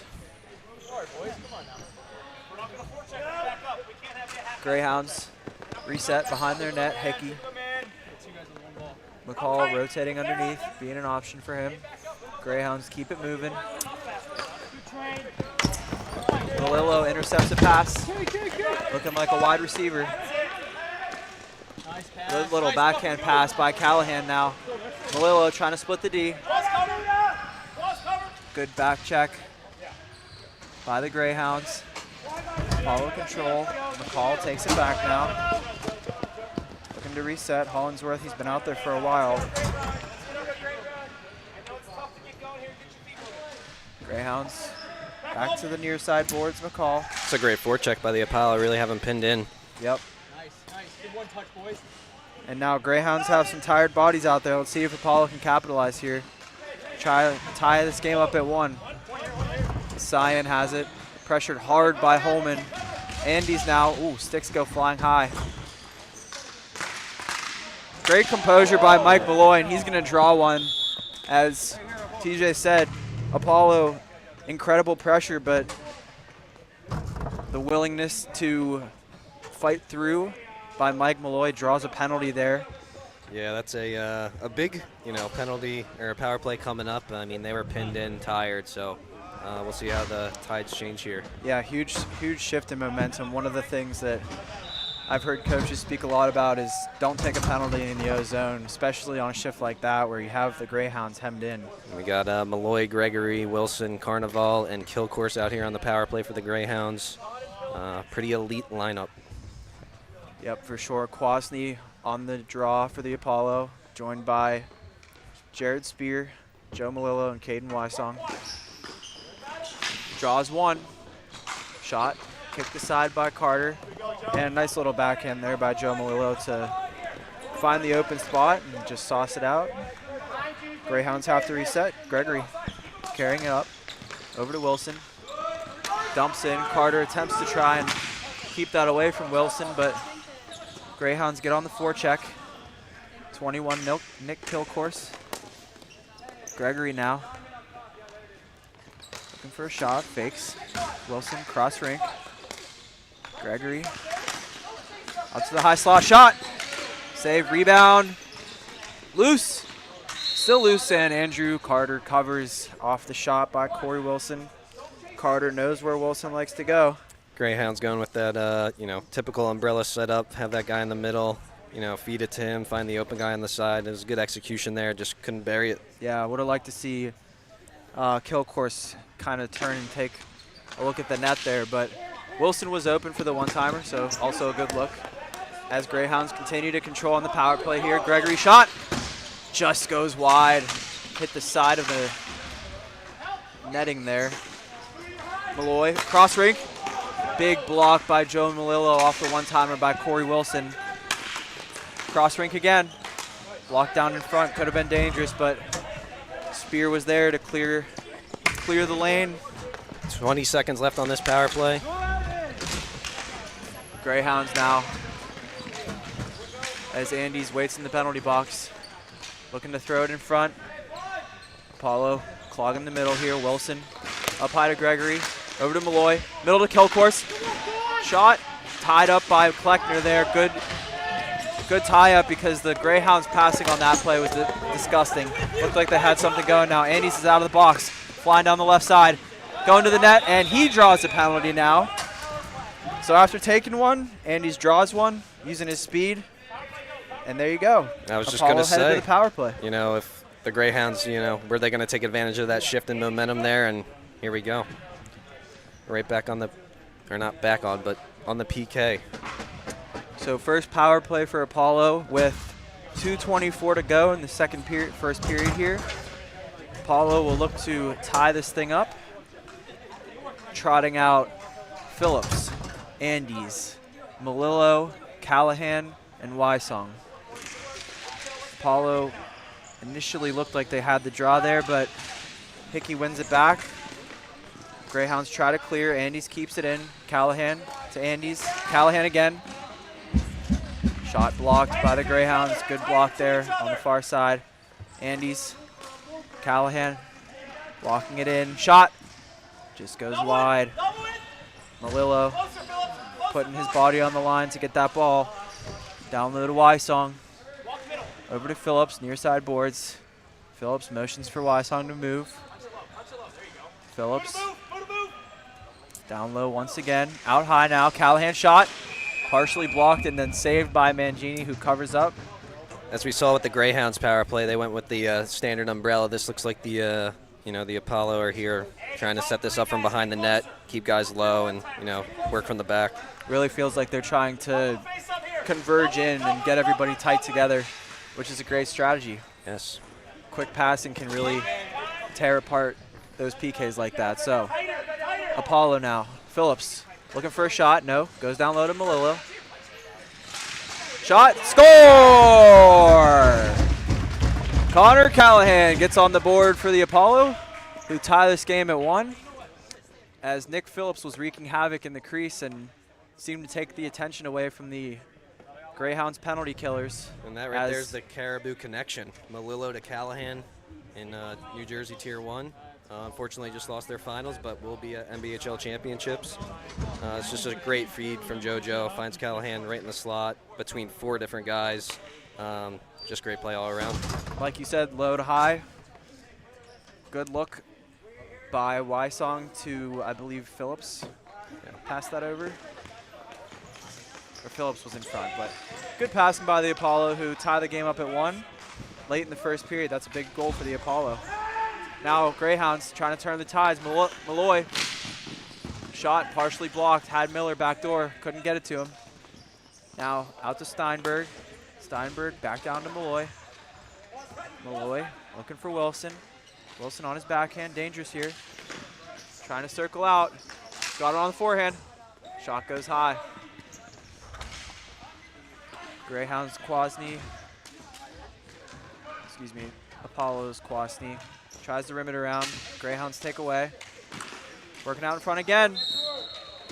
Andrew Carter covers up, and Apollo have to slow down these spin out, circles out by the Greyhounds, because they're going to capitalize on one of these if they keep getting wide open shots in the front. Yeah, still kind of tough to get a gauge on this game with the 2 power plays and a little bit of back and forth play, but less than a minute here in the first period. We'll see how the boys are feeling after their break and intermission, and we'll see what happens in the second coming up soon.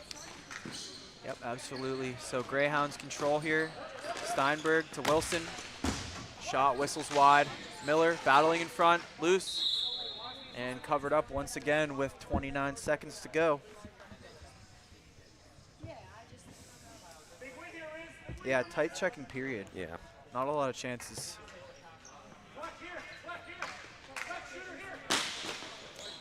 Greyhounds win the draw here. Wilson looking for the one-timer. Can't get that off, but gets a shot towards the net. Jared Spears sprinting up the left side. Wilson tracking him down. Great poke by Wilson to keep that away. Now Malloy bats one out of the air. Malloy, shot. Ooh, just goes wide. Good positioning by Carter to cut down that angle there. Now Rizzitano finds Kleckner. Kleckner spins away. 3 seconds left. Kleckner takes a shot after the period ends. Surprised there was no reaction there by the Greyhounds, but 1-1 headed into the second period. Greyhounds get the scoring started by Corey Wilson, and Connor Callahan ties it up late as we head to the second, tied at 1. I love being a part of it because I am a player, I'm a coach, I'm a referee. Ball hockey is so much more accessible to the average person if you've never played hockey before. People look at it and like, oh, you just played, it's floor hockey player, play the feed. It doesn't take skill to play. It takes skill to play.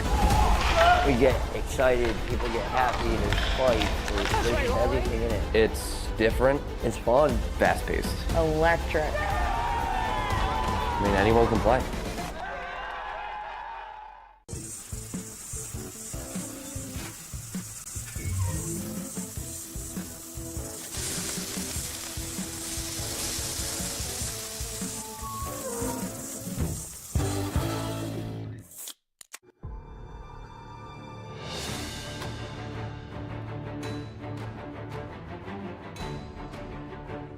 From the beginning of time, men and women have been friends, family. But yet, rivals as well. Some of the most epic battles have been fought from the North to the South Pole and anywhere in between. As time flies, battles have transformed themselves into sports. Yet, the fundamentals remain the same, with lighter shields and a different type of sword. But evolution is clever. It introduces new rules but keeps one thing intact: adrenaline. So it's with honor and pride that we present to the world all of the above into one sport. Hockey ball, the game born in the North that can be played from the mountains to the ocean and from the... Oh! What a save by Robbie Mangini as we get the second period started here. Right Straight back out into of the action. commercial break. Yeah, right back into action. Apollo 2-0 on the day.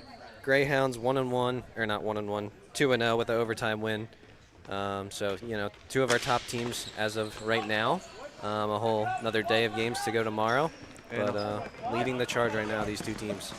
Yeah, both very strong so far. But you got to think with these guys never playing with each other, the chemistry will come with, 3, 4, 5 games. Yeah, their third game of the day. Probably feeling a little bit more comfortable together at this point. The feeling out stages are probably over.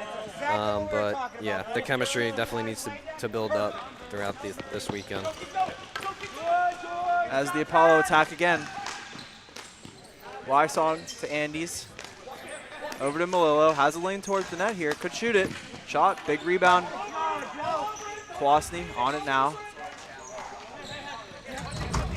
Kwasny surveys the scene.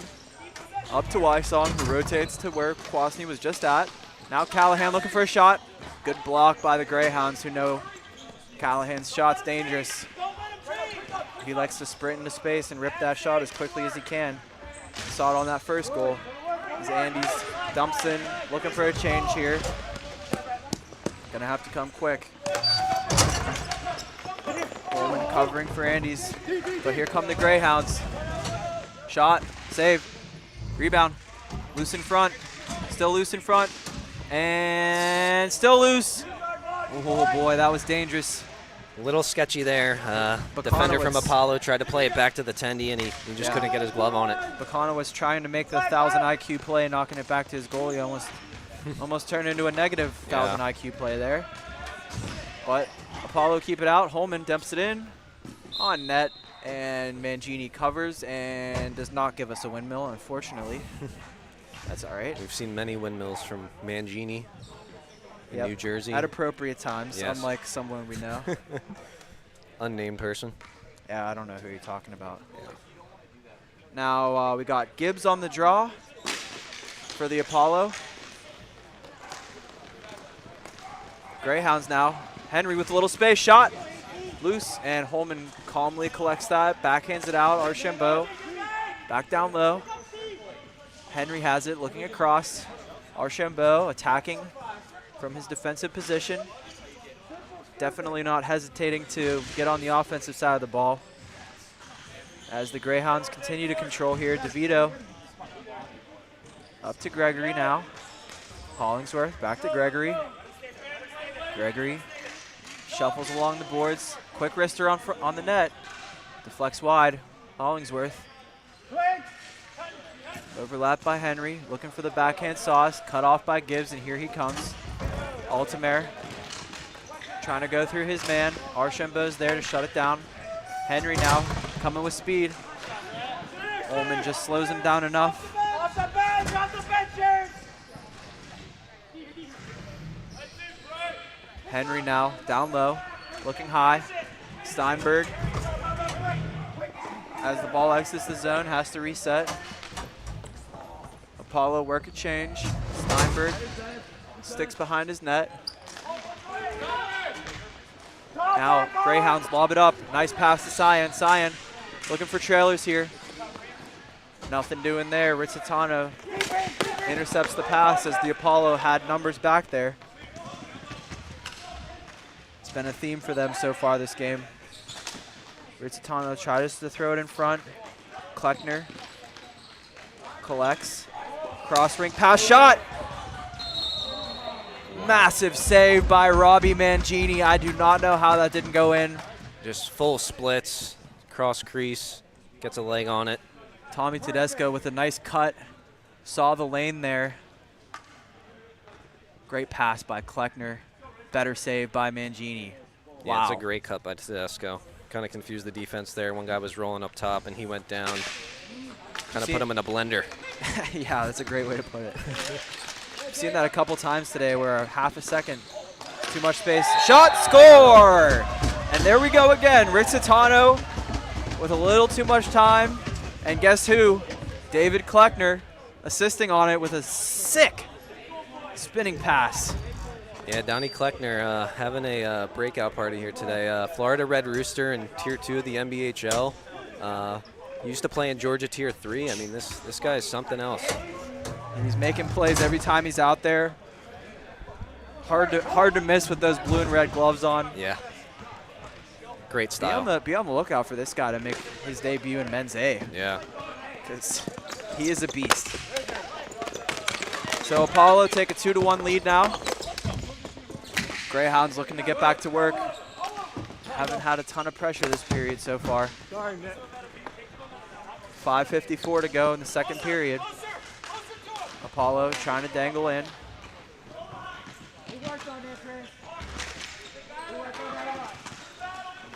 Callahan behind the net. Oh, he tries the Michigan again. In the game earlier, he did a fake Michigan and then tried to go for a wraparound on the reverse side, and he was pretty damn close to pulling it off. We'll see if he actually pulls one off we might this see weekend. a Michigan this weekend. Sheesh. There's a high chance. Callahan wants to be on the highlight reel, and we'll make sure that he is. If he pulls off a Michigan, there's a 100% chance that's going on the highlight reel, folks. But hasn't executed yet, so we'll keep a tab on that as Miller goes to battle with Joe Malillo. Malillo never shying away from the physicality. As Miller's checked hard by Wysong. Callahan smartly stick lifts through Carnival. Up high to Malillo, just a little bit too far in front of him, and now the Greyhounds have numbers, 3-on-1.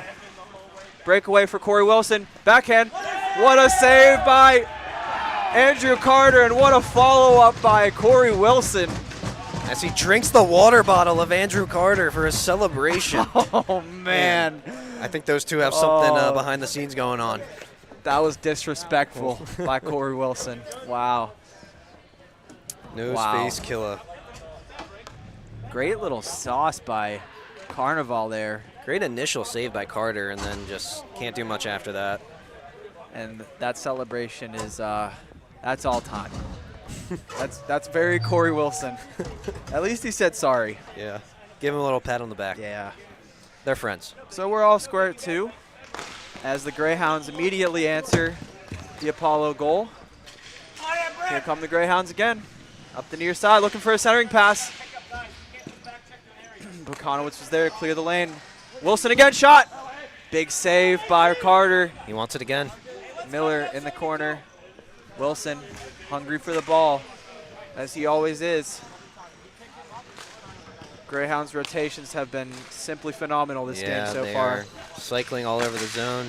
Back up high. Archambault blocked by Altamare. Big block there to get that out of the zone. Miller centering for Wilson. Toe drags past Bukanowicz. Shot. Gross move by Wilson. I was like 95% sure he was passing that across the kill course, and the toe drag got me. Solid backhand there by Wilson, but better save by Carter, who has had to come up with some big ones this period.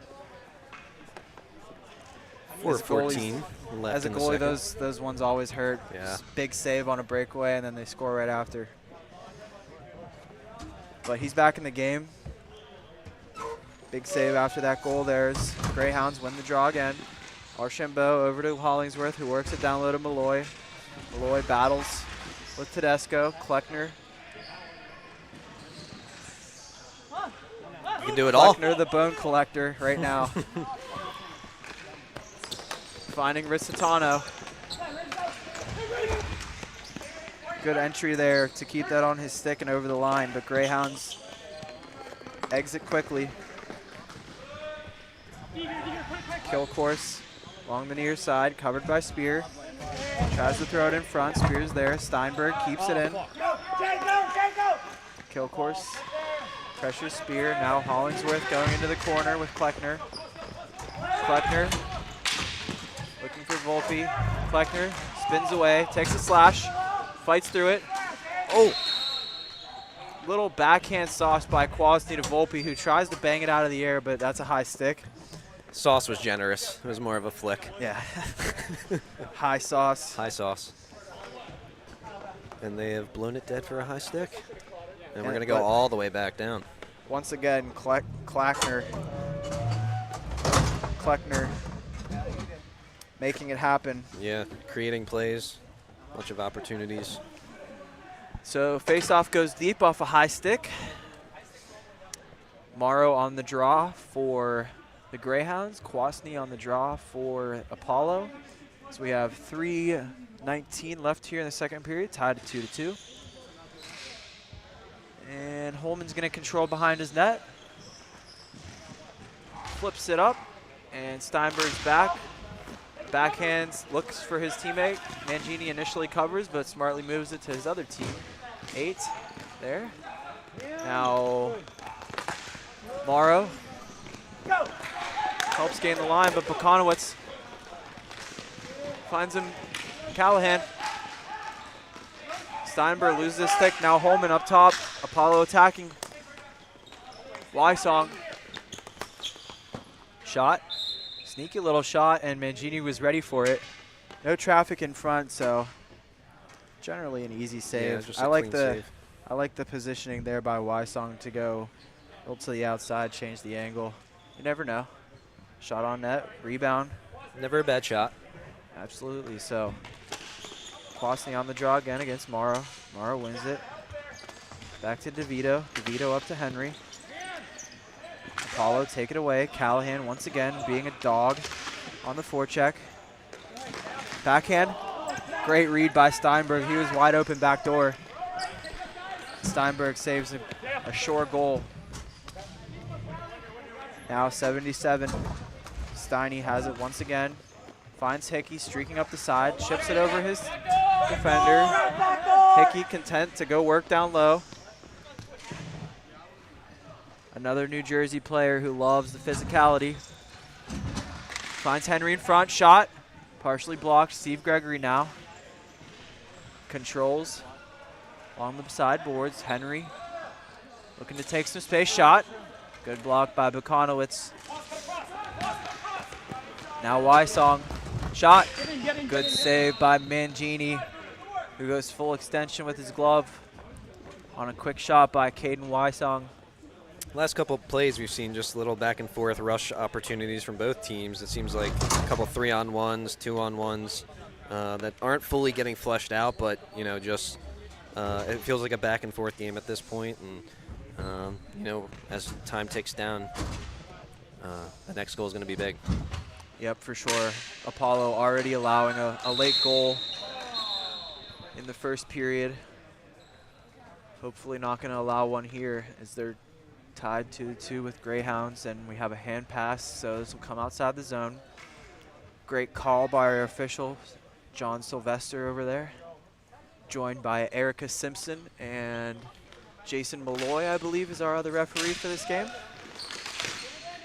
As Altamare has it, tries the backhand in, but Greyhounds take it, and they will ice it. Consalvo trying to go for the bank pass there. Got to get that angle just right. Yeah, it's not one you like with a minute and a half left in the period. You know, just take your time, look up. We'll see. You know, ozone draws late in the period, never great. So draw will be to the right of Robbie Mangini. Gibbs against Hickey as Cyan takes his time getting back. Hickey, definitely one of the best face-off guys in Elite, I would say.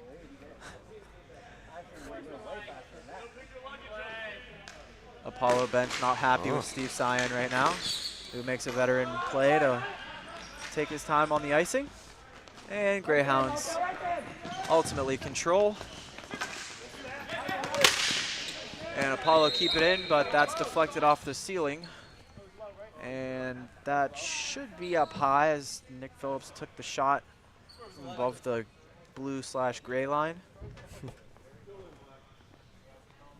And they're going to have the zone still as Gibbs takes another draw, and he wins it sort of, but Sign followed up there. And now Melillo tries to chip by Hickey, who's there for the forecheck, and Melillo fights through that. Great cross-rink pass there by Melillo. Another cross-rink pass here. Melillo's pass is intercepted by Cyan, who gains the zone as Carnival toe taps. Cyan down low by himself. He's dangerous here. Tries at Michigan. They must be hearing us. Cyan takes a check and holds on to Nick Phillips, who's pinning him against the boards. Cody Hollingsworth. And we're going to have a penalty on, I'm not sure, I'm guessing. They might take both. Greyhounds. Could potentially be both, just how that situation played out back there. It didn't really look like that was a hockey play. And we are going to have a power play for the Greyhounds as Steve Cyan threw Nick Phillips' stick. Power play for the Apollo. Apollo, yeah. Yes. My bad. No worries. And we're going to have Callahan, Wysong, Phillips, Andes, and Joe Melillo out there for the power play on the Apollo. And DeVito, Griffin, Miller, and Morrow out there for the Greyhounds on the PK. 26 seconds left in the period. And see if they can get one in. Big opportunity here for the Apollo, but big draw won by the Greyhounds to get that out. Phillips with just 15 seconds left. They got to hurry up here if they want to get a legitimate shot. Phillips dumps it in. Stick to side by Mangini. 7 seconds left. And the Greyhounds will dump this down, and that'll end our second period here. As the Greyhounds and Apollo are tied at 2. And Apollo will start the third period on the power play. I love being a part of it because I am a player, I'm a coach, I'm a referee. Ball hockey is so much more accessible to the average person if you've never played hockey before. People look at it and like, oh, you just played it's floor hockey player, play the feed. It doesn't take skill to play. It takes skill to play. We get excited, people get happy, there's fight, there's everything in it. It's different. It's fun. Fast-paced. Electric. I mean, anyone can play.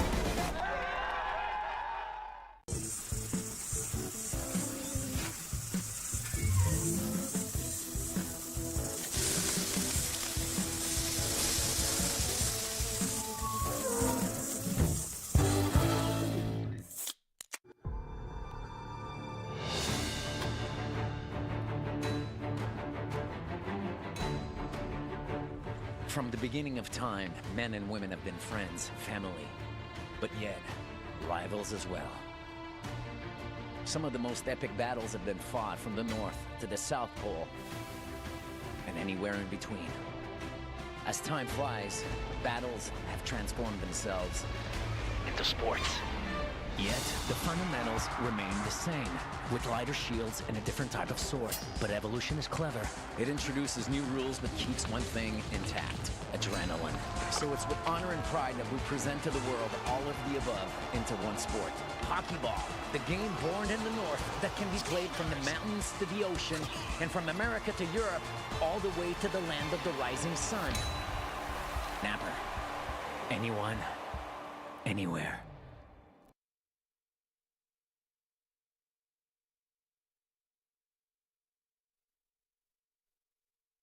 All right, folks, welcome back to Edison, New Jersey.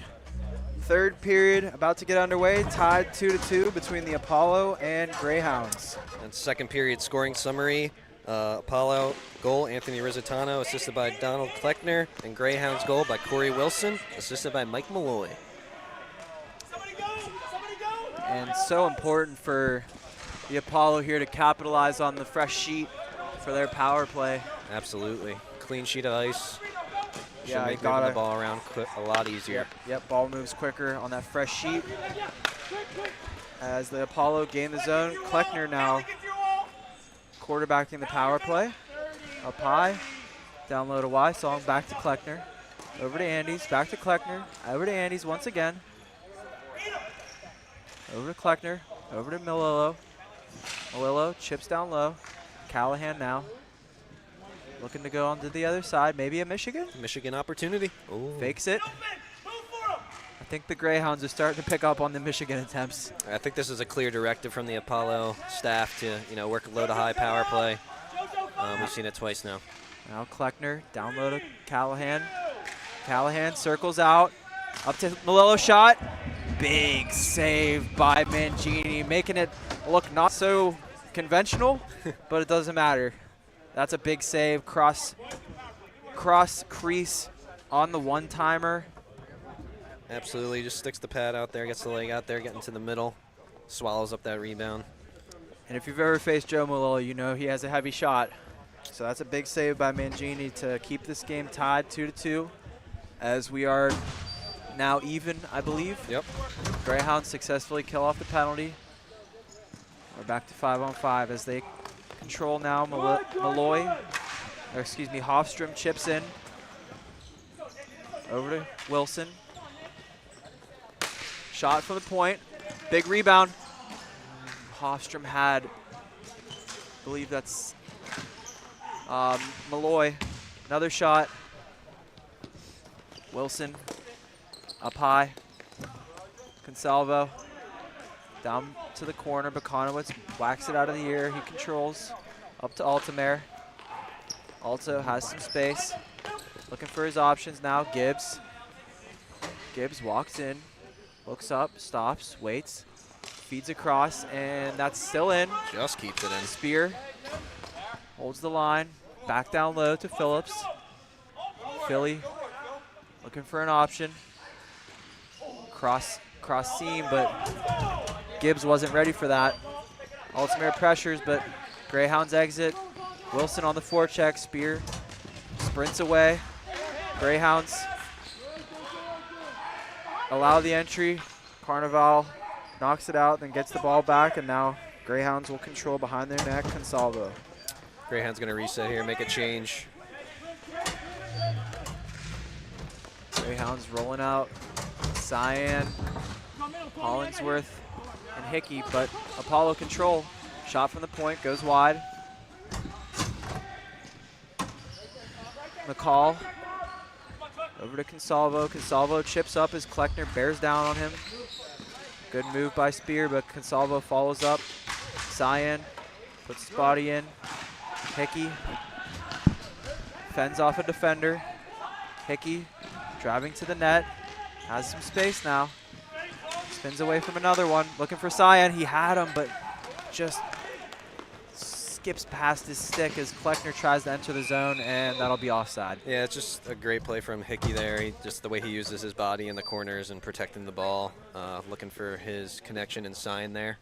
Just a little out of reach, but we've seen them connect many times on the Marlton Dogs, who are your New Jersey Tier 1 Yep. champions. Shout out to the Dogs. Shout out to Dennis Hickey. Special guest on the Comets chat earlier this year. Yes. Massive martial arts guy. Yeah. He would probably kick all of our butts in a fight. Absolutely.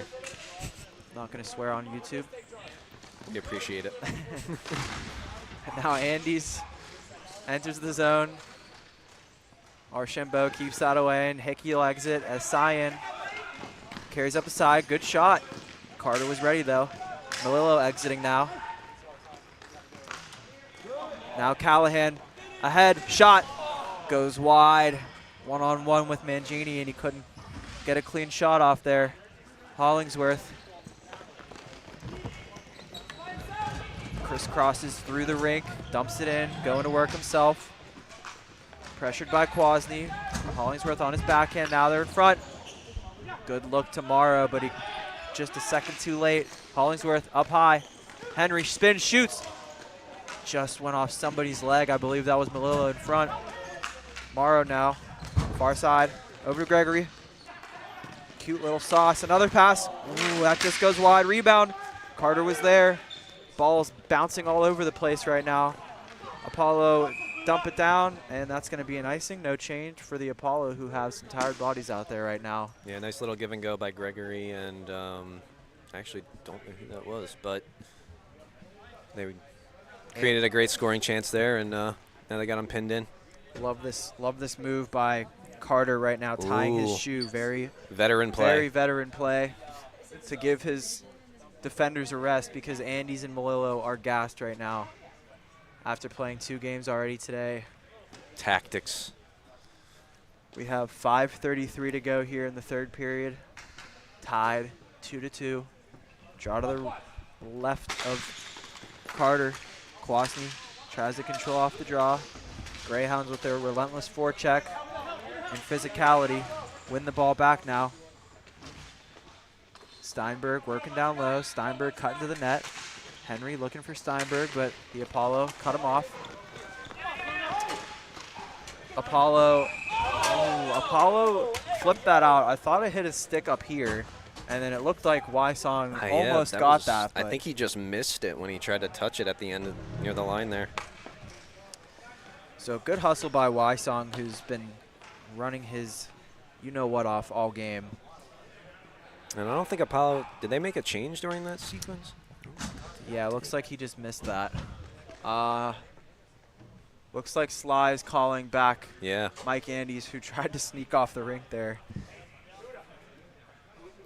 He's feeling it right now, and we're going to switch sides, as you do get to choose what side the face-off is on. Nice little rule that the NBHL has. I've always loved that. Yeah. So we have Caleb Griffin on the draw for the Greyhounds against Kwasny. Shot. Carter in position. Saves and covers. No rebound. And now the Apollo can make that change, that much-needed change, as we have 5:07 left in the 3rd. The boys were tired, so hopefully they can get out of here. I can just hear Mitch's voice saying full sail as soon as Carter makes that save and cover. So Apollo roll out 5 new players. The ever-dangerous Kleckner out there now. Greyhounds, shot, rebound, loose in front. Spinning attempt by Kilcourse. Greyhounds throw it in front, but guess who is there? Now Philly up the far side. Has a couple guys cutting. Shot, rebound, score! The Apollo take the lead with 4:49 to play. And that is Matt Altamare banging home the rebound. Yeah, as you can see, Kleckner finds his winger Phillips on the wing here, gets it out, and from there it's just find a guy in the middle there and just gets a stick on it right over the goalie's stick. Great shot by Philly. He knew that he didn't have any other options there. Just threw it on net, low and hard. Big rebound, and Altamare is there to follow it up to give the Apollo the 3-2 lead. So Greyhounds, they're going to be back on the attack. Here they come. Driving to the net. Carter, poke check. And that's a big save as Caleb Griffin was driving the net. Nice power move there by Griffin to fend off Kleckner. And Kleckner, credit to him, he stayed with him there. Yeah, at this point in the game, if you're the Greyhounds, you need to get balls to the net and, just focus on scoring. Yep, that might be important.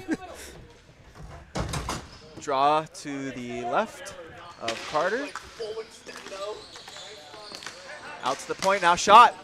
Big rebound. Ooh, that just goes wide. As the Greyhounds were there for the rebound, but just couldn't put it home. Consalvo backhands to Malloy. Malloy wide open in the slot, shot. Just goes wide. Apollo playing with fire there, giving him that much space. Again, Miller wide open, up high, but a big block by the Apollo. Now Miller again, shot. Another big block by the Apollo. Miller works it down low. Greyhounds stretching the Apollo out right now. Malloy has a couple cutters, but Bodies not moving as much as they were earlier in this game. Wilson. Shot. Oh, man, that was sneaky. I think it just rode the top of the net. Now Rizzitano attempts to dump it out, and that's not going to be an icing as Consalvo is there to just barely touch it. And Apollo are able to work a change with 3:23 left to go here in the third period. Final game for both of these teams today. And one of them will be 3-0 after this game. Yes. Greyhounds lob it up. Carnival on it. Hickey now tries to find Cyan, but the Apollo cut it off. Andy's coming with speed. Wysong looking for a backhand pass. Good cutoff there by Hickey. Now Kwasny, another great defensive play, this time by Carnival. Little miscommunication there from Consalvo. I thought he thought he had a winger on the right there, but just delivers it back to the Apollo, and they're going to break out. Yeah, might have been looking for a change there, but either way, Greyhounds give it up. Apollo have the ball once again, and they're content with this, just controlling the pace, but they turn it over. Cyan blocked by Melillo. Those two battle in the corner, Cyan and Melillo. USA men's national team teammates. Melillo wins that battle. Sauces to Kwasny. Pops off his stick. Kwasny has two on him. Hickey pokes it away. Cyan. Now Archambault as Greyhounds enter the zone. Cyan. Shot blocked. Hickey shot. Big save there by Carter. Stick with it as Hickey with a quick spinning shot. Now Holman with those iconic yellow shoes. Going behind his net. Coach is telling him to hold it, hold it, hold it, hold it. I think he said it one more time. Now Apollo just playing around with it in their zone, killing the clock here. This is perfect for them as they're up a goal. They exit the zone, and this will not be an icing. I believe that's Archambault. Yep. Over to Hollingsworth now. Cross rink to Gregory. Gregory knifing through the neutral zone. Whoa, big collision over here. Almost took out our monitor. Now Apollo, rim it around. Altamare, the leading score. Shot. Oh man, what a save by Andrew Carter. And I meant to say Altamare with the game-winning goal as it stands right now, but Greyhounds are looking to tie this one up. As Altamare tries to do a cross-ice pass and just gets, it's a bad turnover late in a game like this. You just got to make the simple play, but Andrew Carter makes a big stop to keep the Apollo in the lead. Bailing his teammate out there. Carter, masterful in both games so far he's played today. And you expect nothing less from the Americans and U.S. men's national team goaltender. Also, Cleghorn Crooks, Tier 1 champions goaltender. Yes, I think Apollo took a timeout here. I don't know. Yep, looks like timeout by somebody. What kind of conversation's going on right now? It's just, simple play, get the ball out above the red, get it deep, and just survive. If you're on the Apollo Greyhounds, it's direct everything to the net. They're probably talking set up a play potentially off this draw, but, with less than a minute left, we'll see if they pull the goalie here. Yep, 57.6 to go. I feel like for the Greyhounds, you got to get not only traffic, but you got to look for those bank shots off the boards here. They've already scored on one of them. If you rip a shot on net, hits off the boards, guys, they're right there in position. So they are going to pull Mangini, 6-on-5, 57 to go. Is it too much to ask for a goalie goal here? I would love to see an attempt by Carter. So, Wilson, Rizzitano on the draw. Gray, battle for it. Gregory controls. Gregory looking for a shot, fakes it. Wilson, backdoor. Good stick by the Apollo to pop that up in the air now. Archambault up to Henry, back to Archambault. Down low to Malloy, out front, Cyan, can't keep it. but the Greyhounds maintain the zone. Gregory down low. Shot goes wide. Back up to 94, Archambault. Shot deflected. High and over the net. Malloy tries to sauce. Can't get it out though. Gregory, shot. Big block. Andes tries to flip it out with his hand. Wilson, great effort by Buddha. Greyhounds still have it here, and their last pass does not connect, and the Apollo improved to 3-0 on the weekend with a 3-2 win over the Greyhounds. Great game by both teams, great goaltending on both sides. Excellent pace the entire way through. And the Apollo take a 3-0 record into Sunday, where they will finish their first weekend of group play games. As for the Greyhounds, nothing to hang their heads at. Great game by them. They are now 2-1 on the weekend. And both of these teams will have 2 more games tomorrow. Correct. So we'll see how these teams fare on Sunday. But good effort, and we have 1 more game to go here on Saturday in Edison at the 2025 NBHL Elite Weekend 1.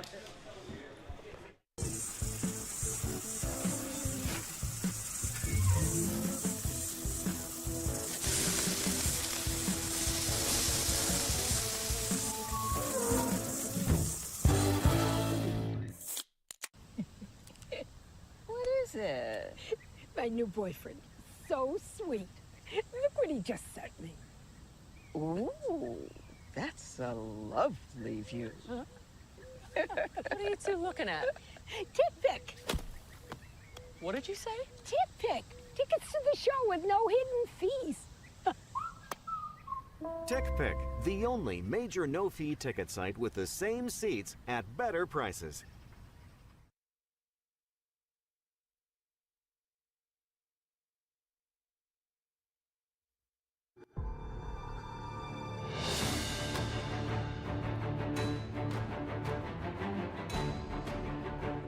From the beginning of time, men and women have been friends, family, but yet rivals as well.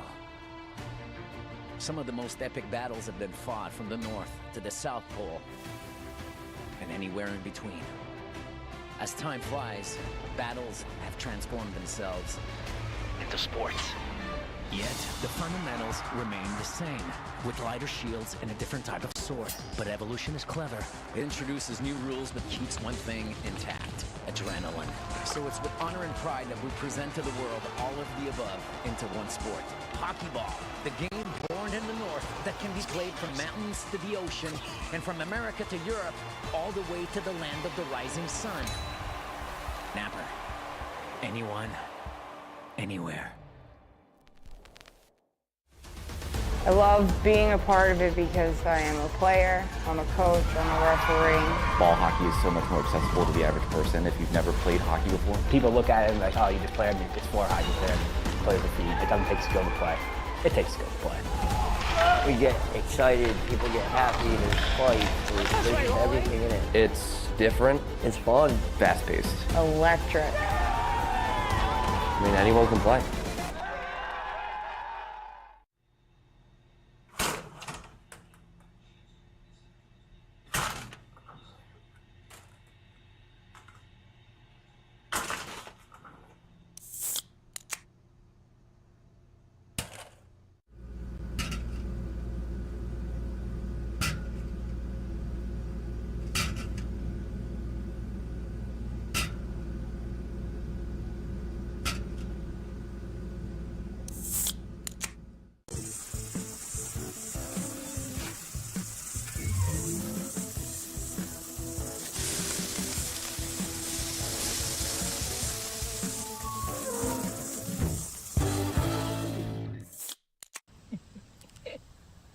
It? My new boyfriend. So sweet. Look what he just sent me. Ooh, that's a lovely view. Huh? What are you two looking at? Tip pick. What did you say? Tip pick. Tickets to the show with no hidden fees. TickPick, the only major no-fee ticket site with the same seats at better prices.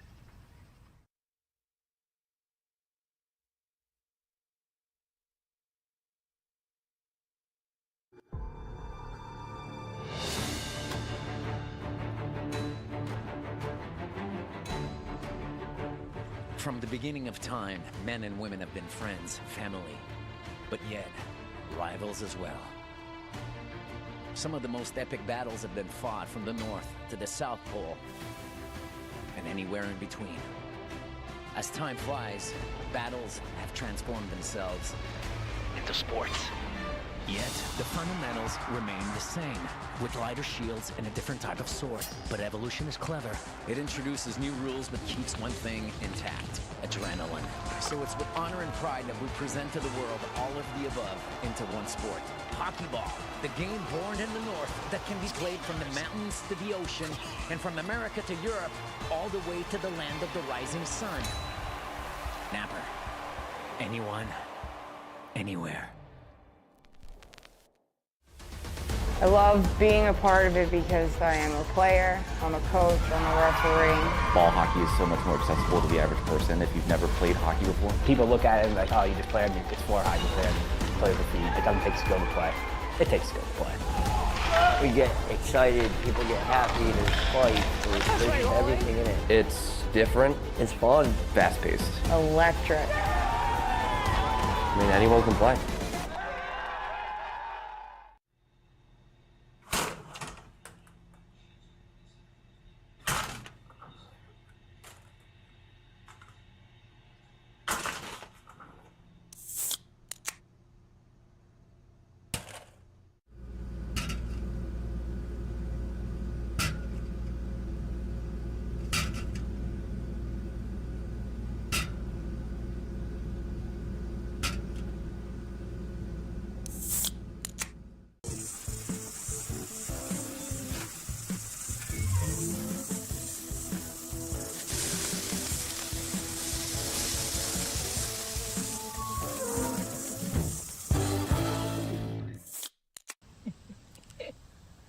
It? My new boyfriend. So sweet. Look what he just sent me. Ooh, that's a lovely view. Huh? What are you two looking at? TickPick. What did you say? TickPick. Tickets to the show with no hidden fees. TickPick, the only major no-fee ticket site with the same seats at better prices.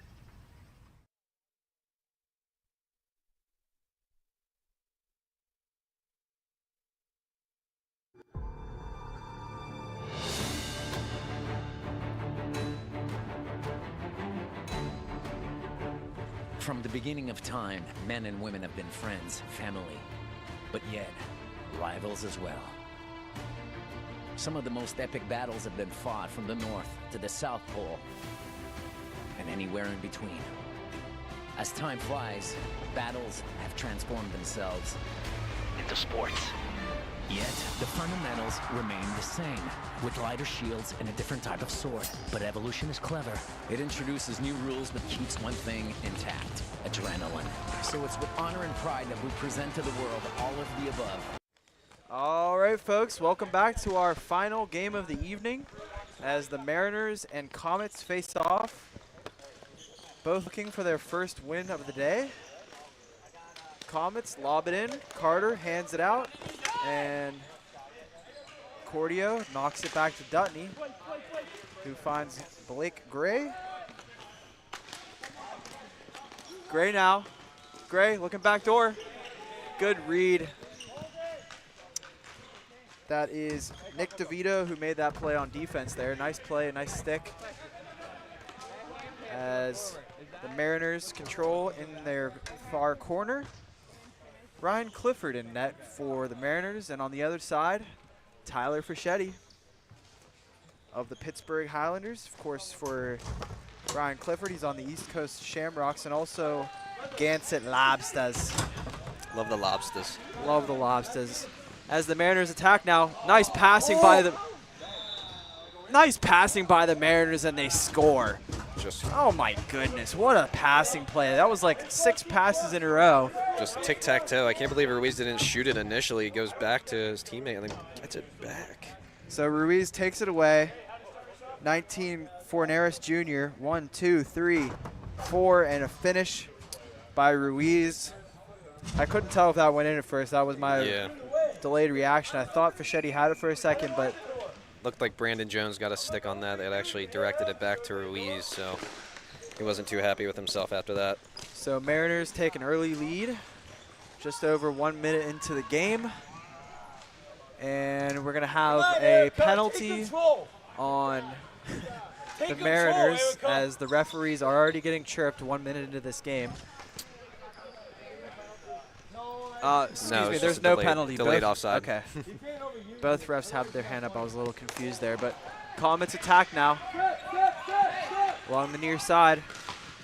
Looking out front was Jack Rhodes. Now Batista going up against Luckenbach, who rides him into the corner. Luckenbach, signature red gloves, lumbering up the floor, dumps it in. Huffnagel comes for a change, and here comes the Mariners' top line. Niziali, Chernitsky, and Fredrickson, who were very dangerous last game. For the Comets, Luke Malloy controls along the near side. Mills dumps it in. Zach Mills, another DC guy. Shout out to Naptown Lightning. Viniziali carries in shot. Goes wide. Chipped over. Viniziali goes to work against Shane Ferris, who literally got here 5 minutes ago, driving from Pittsburgh. Great to have Shane here with us, and of course his family. Truly love the commitment from all the players making their journey down to Edison to play in this weekend. We truly appreciate it, and it's just awesome. Yeah. Dedication to ball hockey is something else. So, Comets, control. Looking to answer the Mariners' fast start here as Ferris goes into the corner against Fredrickson, who takes it away. Tries to sauce in front, but Ferris breaks that up with a good stick. DeVito keeps it in at the point. Fredrickson. Someone's out! Someone's out! With those iconic shoelace shin guard secures. Massachusetts staple. Yeah, fun fact, I think I saw on the Mariners Instagram that Dutney has to tie the shoelaces for him every time. Wow. Before a game. Now, is that a superstition thing or a Fredrickson cannot tie his shoes thing? I'm not sure. People want to know. Mariners gain the zone as Wargan spins away. Oh, what a spin move away from Dutney. Now Dutney goes down. Wargan dipsy doodling, but he fans on the pass. As his Mariners teammates were hoping for a highlight reel play there. But Comets control. Jones up to Zavola, who's changed helmets. Dutney shot, blocked aside, rebound, backhand. Oh my God, what a save by Ryan Clifford, who somehow kept that cross-crease pass out. I think he just reached back with his blocker there and somehow, some way. Just a dynamic, fluid play from the Comets, getting out of their zone into the Mariners zone and just getting a real grade A scoring opportunity, and Cliffy just denies that. The big red Clifford in net for the Mariners, keeping this game 1-0 for his squad. Just about halfway through this first period, Dutney. And those bright orange shoes, and I would say his helmet sticker is honestly more iconic than the shoes. He really stands out with that yellow sponsor on his bucket. As he finds Malloy, who finds Batista. Cordio was carrying it in, but the men in white are offside, and this will come back outside the zone. Just going back to Zavola, changing the helmet. Just great eye from you. Interesting development here in Edison is Nate Zavola, who typically wears a cage, recently graduated, put on a visor. Good for him. Glad to see that. Was wearing his red bucket at McKeesport a couple nights ago, was wearing it earlier today, and decides to switch it up. So maybe it's a little superstition thing, just like the Frederickson. Searching for their first win, got to change something. Yep, for sure. That's you still. Do anything you can here at Elite. Luckenbach finds Huffnagel. Now Fernaris. Oh, tries a power move, and Fischetti stands his ground.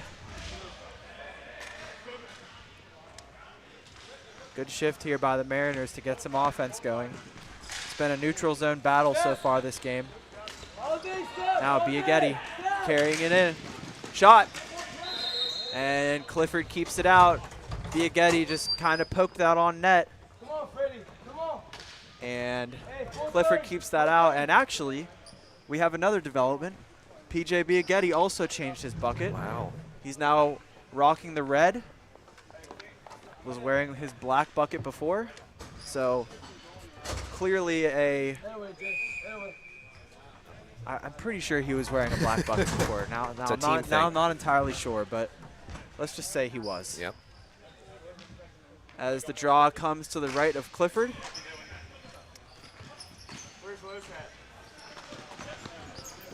Mariners controlling low. Gager goes cross rink. Veneziali. Dangerous in this spot. Loves to shoot from here. Tries to. Fans on it. Chernitsky finds him. Another shot by Veneziali. Saved by Fish. Now Chernitsky battling along the boards. Now he has two on him. Good tandem work there by Romanecki and Mills to get that away from Chernitsky. Now shot. Save. Rebound. And a good stick there by the Mariners on number 2. No name on our sheet here. As Fischetti covers up.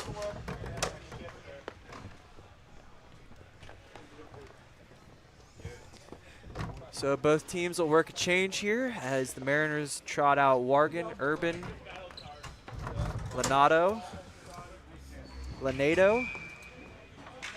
and DeVito on defense. Also Nick Carter on D with DeVito. Oh, number 2 is Casey Cormier. Oh, yes, of course. Of course, Casey Cormier, part of NBHL staff. How could we forget about Casey Cormier? Got thrown in here late. My roommate. Yes. This weekend. That's kind of embarrassing. Yeah. That's all right. Wargan looking for a shot. Good save by Fish. Kicks that into the corner. Lenato trying to power towards the front. Rimmed around. DeVito tries to keep it in, can't. Finds Wargan. Wargan circling back. Lenato, one of the few Tier 3 players playing this weekend. Jonesy up to Cordio. Cordio tries to go through his defenseman, but he can't. Jones has it for a moment. Carter takes it away. Wargan now up the far side. Has 2 men on him, looking for options. Gonna have to exit the zone here as Cordio's there waiting for him. Wargan tries once again to attack, but the Comets create a takeaway. Dutney looking for Cordio wide open, who was in front, but Ruiz has it now. Shot. Good save by Fischetti, and he covers as Ruiz was bearing down on him. Yeah, and you see this line come out. Huffnagel, Fernaris, Ruiz, 3 professional ice hockey players, which is kind of insane.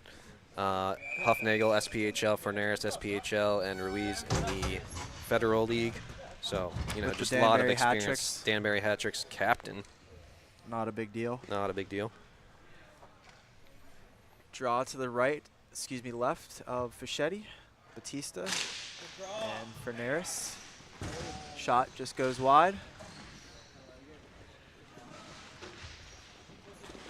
Biaghetti works the ball free. Luckenbach back in his own zone. Great breakout pass there. Now Fernaris is in alone. Good defense by the Comets as Biaghetti finds Batista, who finds Biaghetti once again. Shot. Good block there by 17. Irizarry. Huffnagel shows a little bit of poise there. Finds Irizarry. Looking backdoor and smartly caught on the bounce by Fischetti, who dives out, sacrifices the body to save a goal. Who for Huffnagel, I think, who was bearing down. Just trying to get it back door to Fornaris here. Fornaris, yep. Yeah, Fischetti just sticking that glove out. Yeah, good aggressive goaltending there by Fischetti. I would have done the exact same thing. Yeah, I know you would have. Now Chernitsky on the draw against his aces teammate, Jose Batista. Dropped by one of my favorite refs of all time, Erica Simpson, Taylor. Batista, cross rink to Biaghetti. Finds Batista cutting in. Biaghetti has it once again. Shielding the ball away from his defender here. Biaghetti looking for something in the middle, nothing there. Shot, redirected in front by Jack Rhodes. Jack Rhodes, yep. Of the Marlton Dogs. Now up high, Romanecki. Good stick there by Taras Chernetsky. Chernetsky fights it off. Chernetsky in. Shot, save, rebound, score!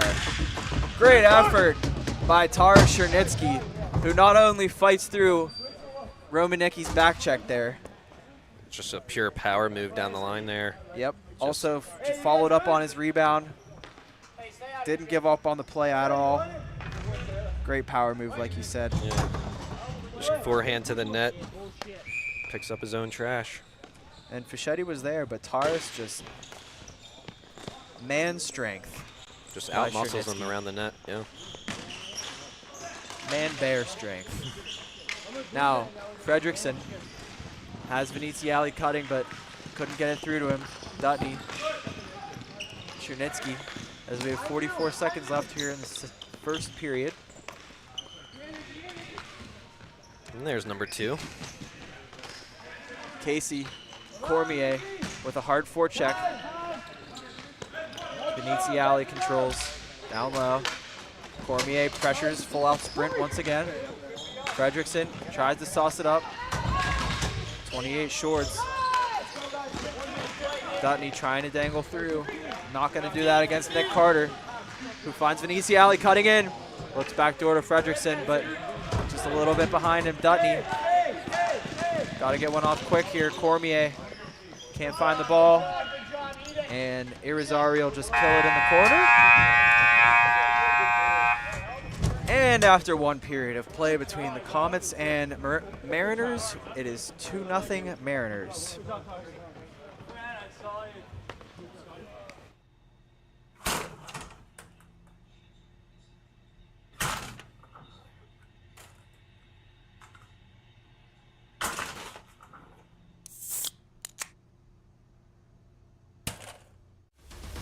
I love being a part of it because I am a player, I'm a coach, I'm a referee.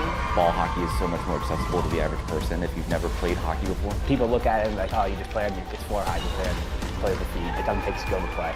It takes skill to play. We get excited, people get happy, there's fight, there's everything in it. It's different. It's fun. Fast-paced. Electric. I mean, anyone can play.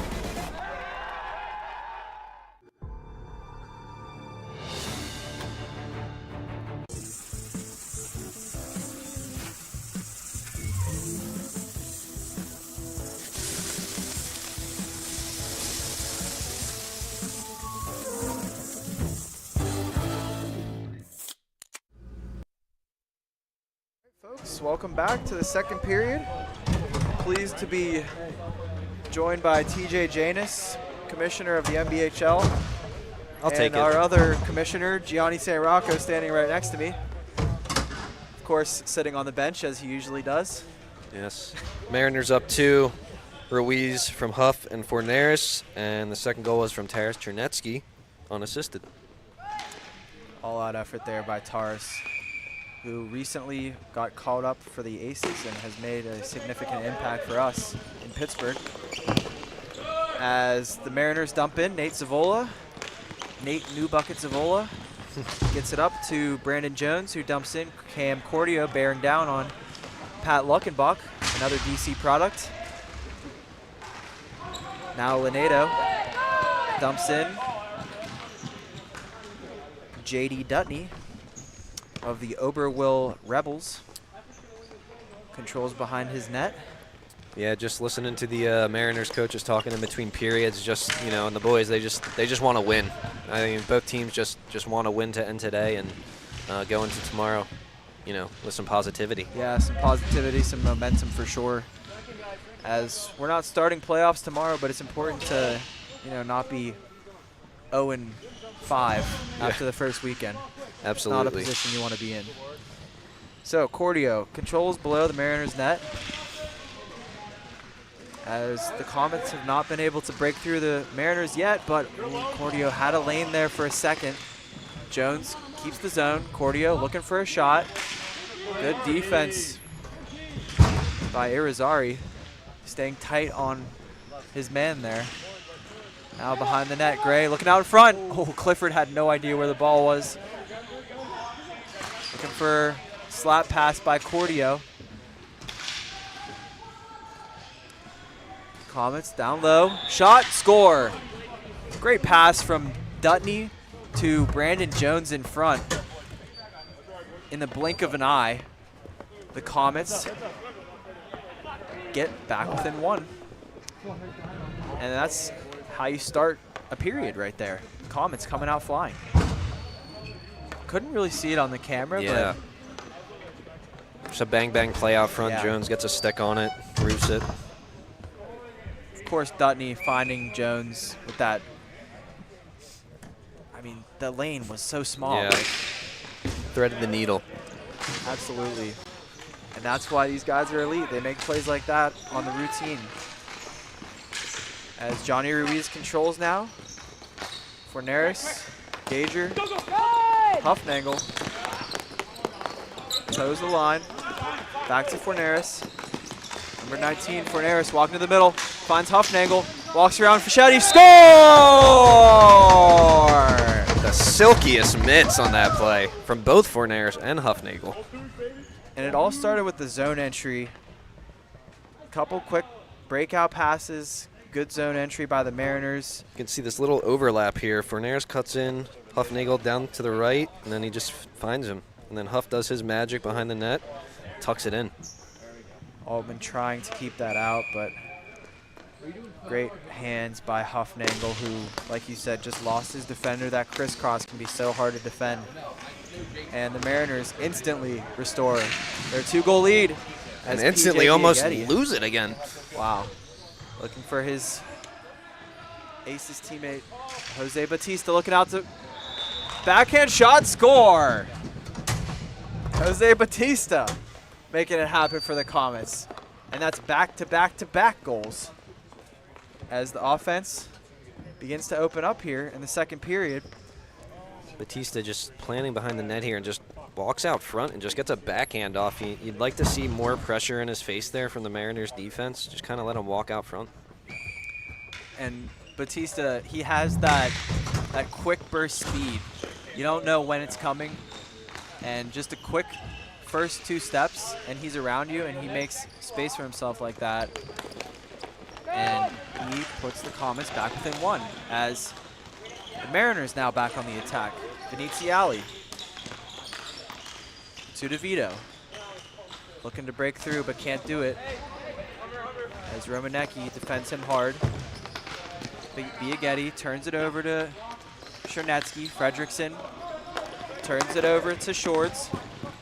Excuse me, Rhodes.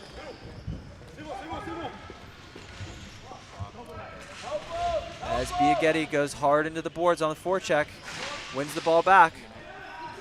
Rhodes now in the corner. Draws in a defender. Rhodes trying to work down low, but good defense by Freddie. Forward playing solid D in his own zone there. Mariners are able to reset here, work a change. 6:35 left in the second period. Freddie pushes it up to Veneziali, who gains the zone. Luckenbach shot, goes wide.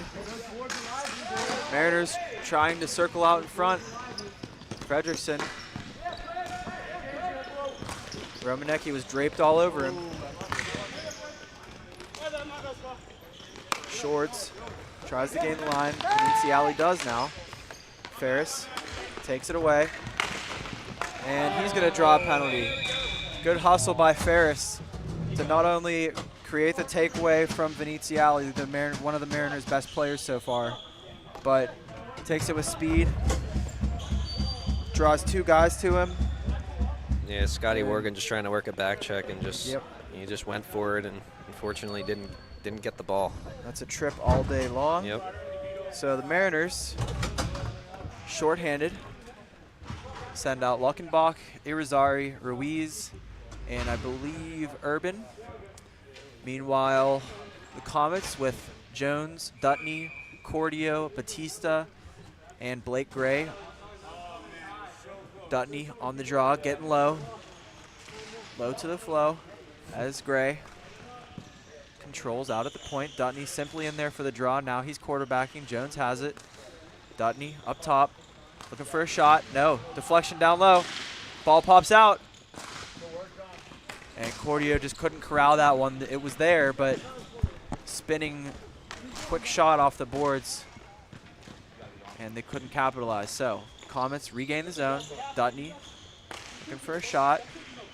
Jones walking into the center. Shot, score! Thought Clifford had that for a second, but that went through, hit the middle post. Jones ties it up. Big game, Brandon. Yeah, just going to say Brandon Jones just doing what he's known for, right? Just goal scoring. Just walks a wrister in from the top of the circle, and that's all you need Jonesy to get in that area and put one on net, and there's a good chance it's going to go in. Yeah, and you'd like to see Luckenbach step up on him there. Too much space for Jones to cut to the middle. Seemed like he was reading the pass down low there, but Jones is going to take the space that's given to him and rip those all day long as Comets attack again. Gray, good shot. Better save by Clifford. Ruiz. DeVito. Huffnagel. Forneris. DeVito. Forneris, shot blocked. DeVito follows up, shot. Score!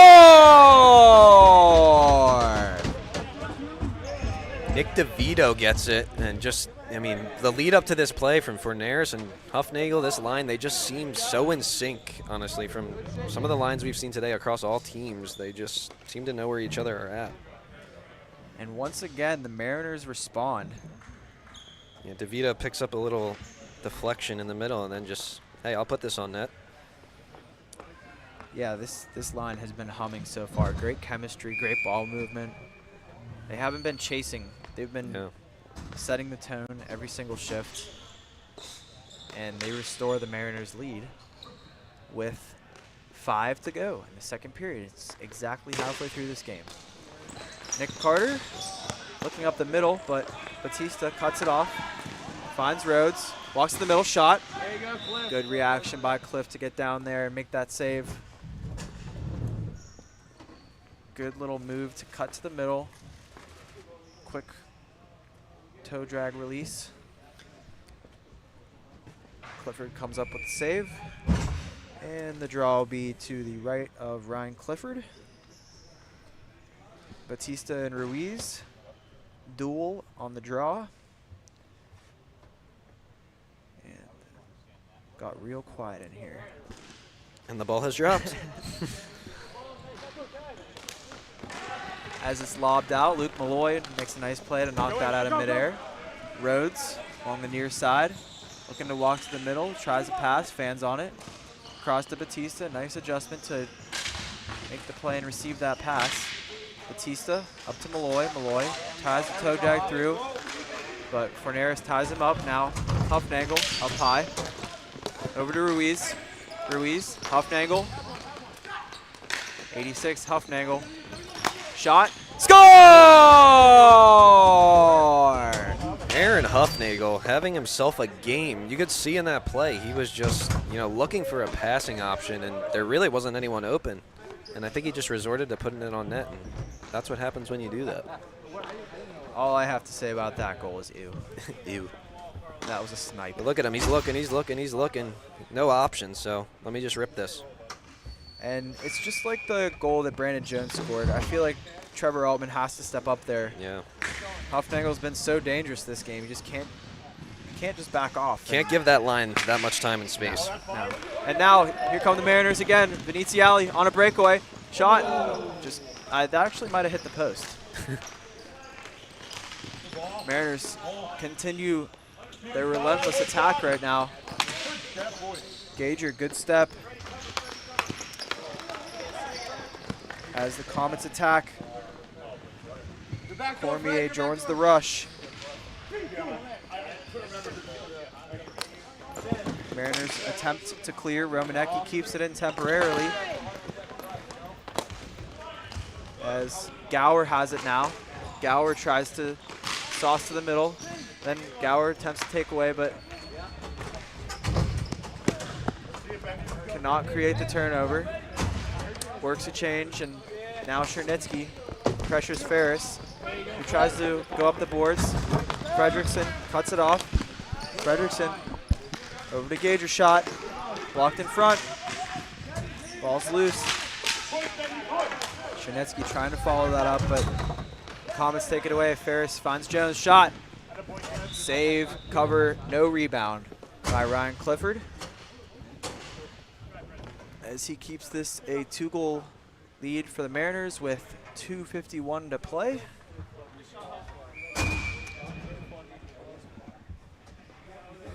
Our referees for tonight's match: Jason Malloy, Erica Simpson-Taylor, and John Sylvester. 3 excellent refs. We love the refs. Yes, we do. Scotty Wargan blazing up the side.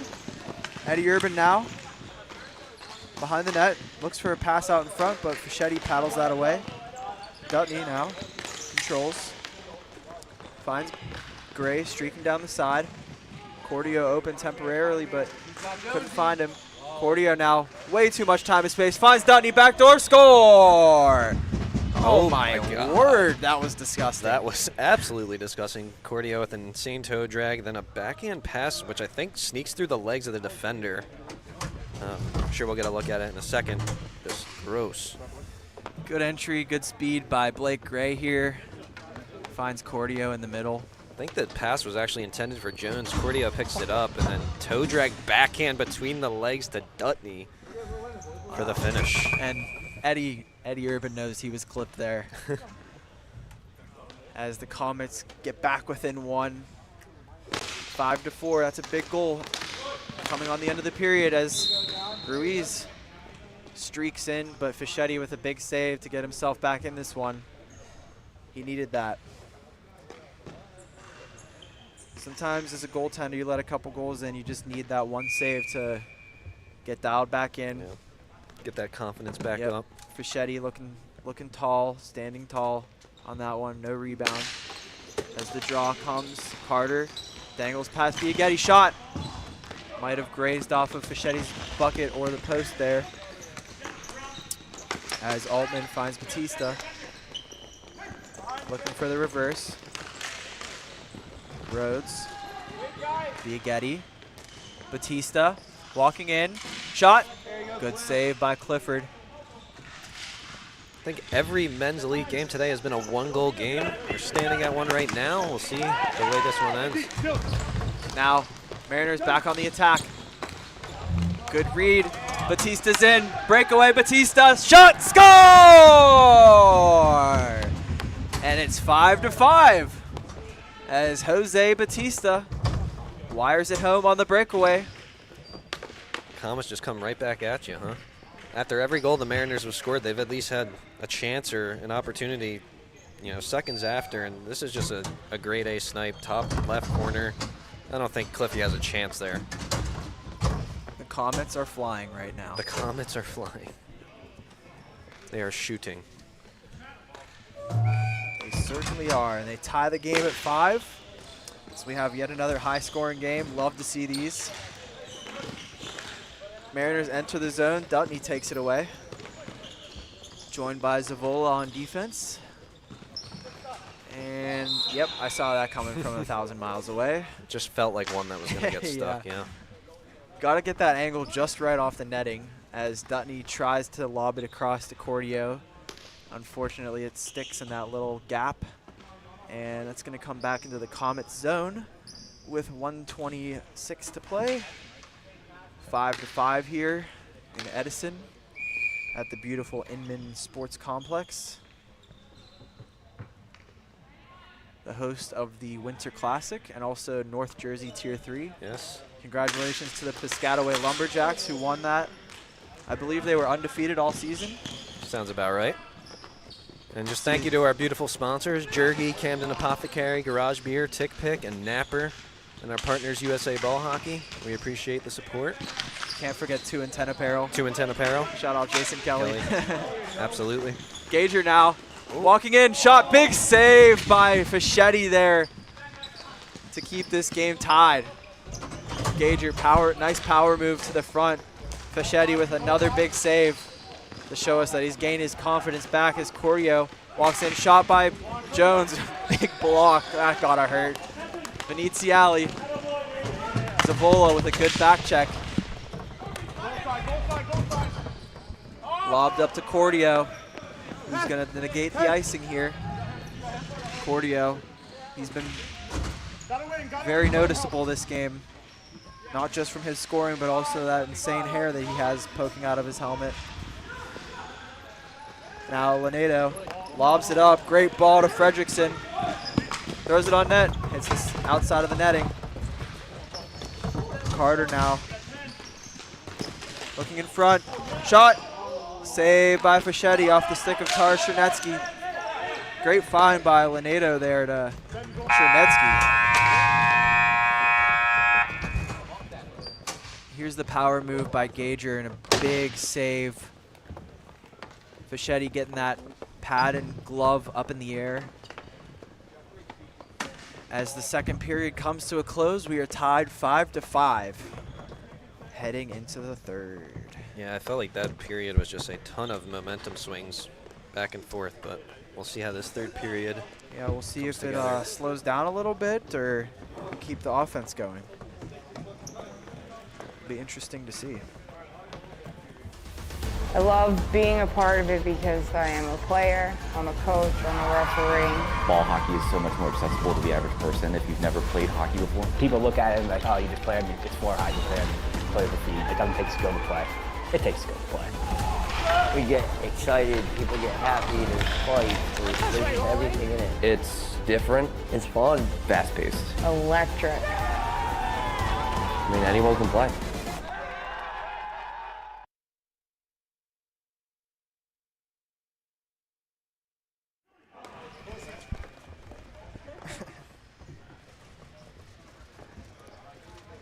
And we're back for the third period.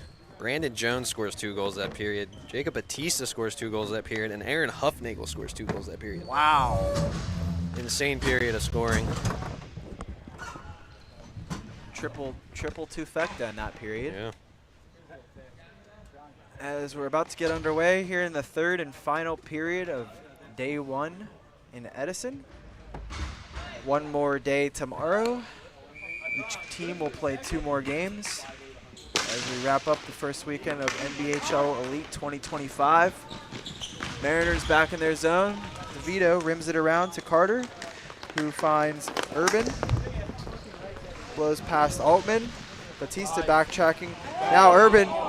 Good save by Fischetti. Nice hands, but better save. Now Batista tries to dangle. Shot. Huge save. Rebound. Oh, and Lanedo had it. I'm not sure if Fischetti got his stick on that or Lanedo kind of just spun off his stick, but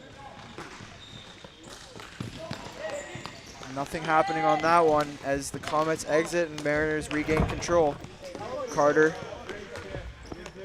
sauces for Neris. Also a 3-on-3. Oh, excuse me, PJ Biaghetti breaks it up. And a great sliding play by Dylan Irizarry. Yeah, at this point in the game, you want to be sure making those cross ice passes, especially in your D zone. It's a high-risk play. See if they clean it up. Mariners temporarily turn it over. Comets get the ball, then turn it over. Comets now have it again. Dutney fakes, fakes, fakes, walks to the middle to Batista. Dangles, works down low. Open in front is Biaghetti, but Rhodes can't get it there. Now Ruiz kept in by Zavola. Nice play by Zavola. Down low to Batista. Shot, score! It's a huge play by Nate Zavola at the line there, shutting down Ruiz and then finding his teammate. And once again, the Aces connection is real. Nate Zavola with a nice aggressive play at the red line to take that away. As it looked like the Mariners had a free clear.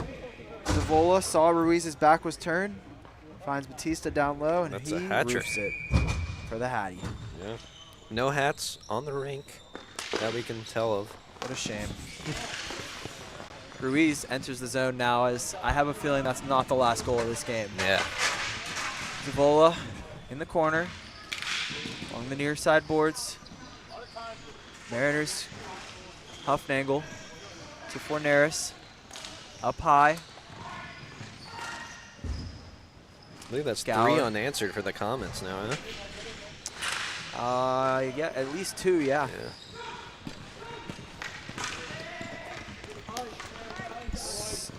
Gray chasing it down, negates the icing. Good hustle by Gray there. Gower shields it away, goes up the boards. Huffnagel has it now. Lobs to Veneziali. Veneziali looking for Huffnagel, backdoor. Great play by Cordio on D to the back check. Another great play by Nate Zavola. 2 amazing breakups there by the Comets, and both of those were going in if they didn't pick those up. Now Nate Zavola in low, in deep, down low. The defenseman trying to draw a whistle here, and he does. That'll stay down low to the right of Clifford. 2 amazing defensive plays there by the Comets to maintain their 6-5 lead.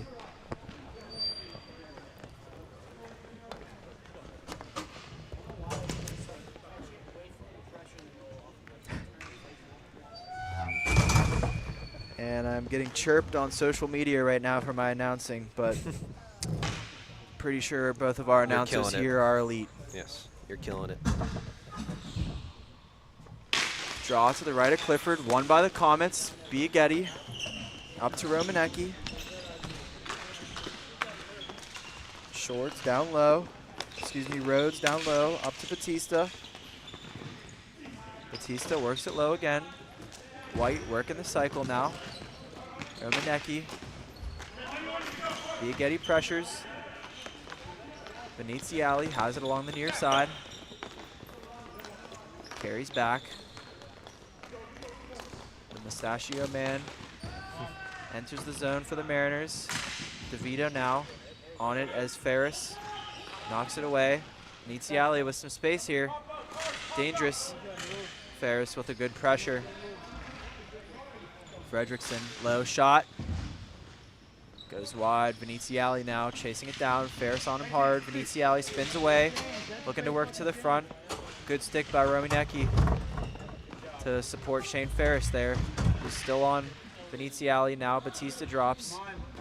Knowing that Veneziali cannot be given this much time with the ball. Luckenbach up high. Back to 25. Scotty V looking for a shot. Good save by Fish, who comes out high to cut down the angle. Scotty V has one of the best shots in ball hockey, I would say, especially as his wrister. Yeah, that slap shot's dangerous too. Yeah. He's good at the half clapper. And once again, that's, in my opinion, it's a little bit too much space for these big shooters for the Mariners. Yeah. Both teams have given up wide open shots to these guys, and both teams have capitalized on it. Now, Mariners shot blocked from Mariners working low, looking to work it out in front. Urban can't get it on net. Gray, Malloy now. Comets attack. tries a backhand pass. Luckenbach cuts it off.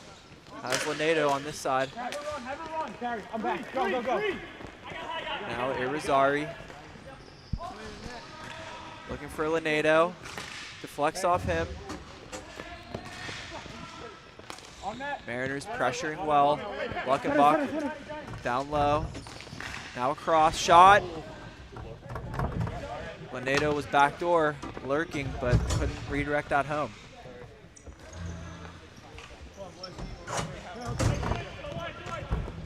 Seems like we've hit a little bit of a lull before the storm. I may have been wrong about that was the last goal. Yeah.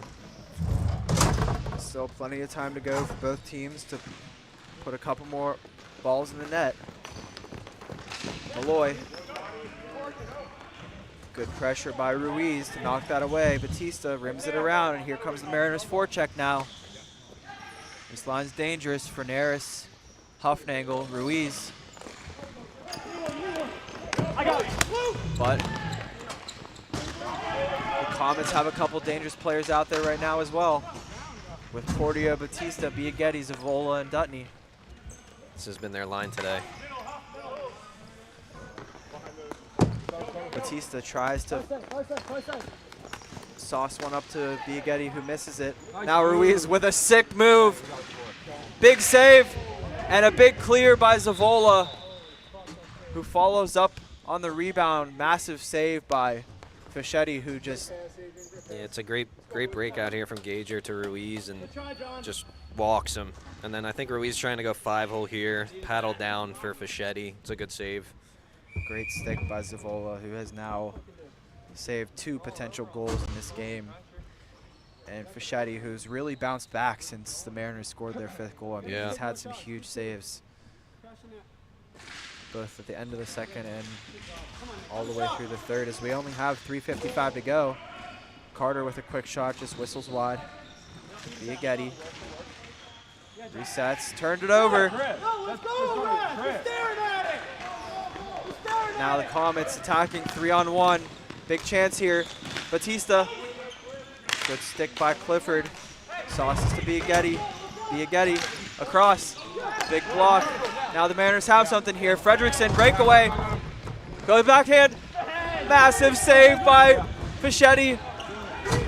And the Comets clear. Fischetti down and out, but I believe Dutney cleared that out. Now Carter shot. Big save again by Fischetti. Fischetti standing on his head right now. Look at this breakaway by Fredrickson. Looks like he tries to go to the backhand, and the foot seems to block toe, it. and then he reaches up on the second opportunity. Wow. And then they come right back down, and he makes another grade A save. Carter wide open in the slot. And that's men's national team player right there, folks. Yeah, he's looking to the rafters a little bit there. I think he kind of shot it right into his stomach, but that, you know, the momentum has shifted here. I think the storm is coming. Mariners now. Irizarry. And a tough pass there, goes out of the zone as the Mariners have to reset. Veneziali, a rare bad pass there. Luckenbach walks it to the middle. Fredrickson. Finds Scotty V. Taken away by Cordio. Cordio back behind his net, 2:37 to go. Ferris. Cross ring, Romanecki. And he's gonna ice it. No change for the Comets, as the Mariners are gonna have a draw to the left of Fischetti. You know, both teams are digging deep at this point in the day. Last games, their 3rd game of the day, so you know legs are gonna get tired, but you know who wants it more? That's what it comes down to right now. Yep, with 2:26 to go, there's not a lot of time left for the Mariners to get it done here. Gotta think that Clifford will be running to the bench fairly soon. Fredrickson. Looks like the Mariners are gonna be riding their big dogs these last couple minutes here. Gager working down low. Big body, hard to get the ball off him.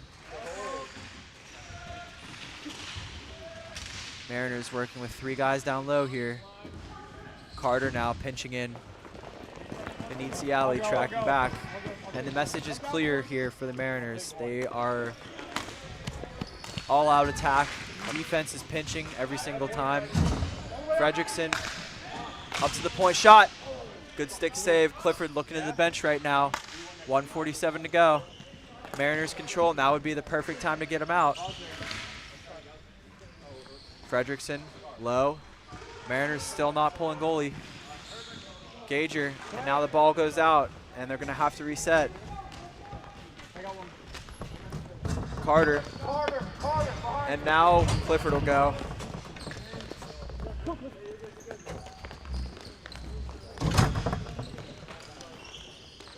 Carter walking it up slowly. Maybe look for a shot here. Good pass to Urban. Fredrickson feeds it down low. Rebound. Good sticks by the Comets. Mariners turned it over. PJ Biaghetti chips it in. And he negates the icing. Good hustle by Biaghetti. Mariners work it free. Biaghetti with a great forecheck. 1 versus 5 right now. Carter, Huffnagel. Not much time left, 30 seconds for the Mariners to get something done here. And they're gonna have to reset again. Carter looking up the middle shot. Huge rebound, and Fischetti was going the wrong way, but Malloy has it. And the Comets are gonna clear again as Dutney takes a shot, and he finishes it off.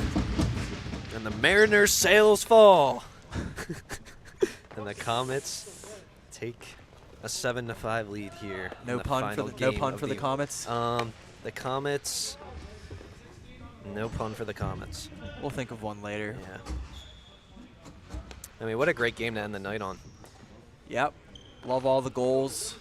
Great breakout pass there by Malloy to find Dutney, who makes no mistake to make the game 7-5 Comets, who are going to get their first win of the weekend. Mariners will fall to 0-3. Another strong performance by the Mariners, though. I like their game. They're just lacking a little bit in the defensive zone right now. Seemed like a highly powered offense. Just got to tighten up on defense, and yeah, that's about it. And for the Comets, I think that they're just getting started. Chemistry's still building. It's only 3 games, and a lot of these guys haven't played together before. Obviously, for the Comets, you got Jonesy, Dutt, Cordio. There may be another guy on there that I'm missing. They have good chemistry, but for both teams, it's going to take some time. And ultimately, all it comes down to is the playoffs. And make sure to join us tomorrow morning at 9 a.m. right here back on the NBHL YouTube channel as we have more games. And then in November, we'll have weekend 2 of NBHL Elite where teams will play regular season games and the playoffs, and we'll crown a champion. So men's and women's Elite right back here tomorrow at 9 a.m. Awesome. Yep. See you guys there, and appreciate everybody for tuning in. See you tomorrow.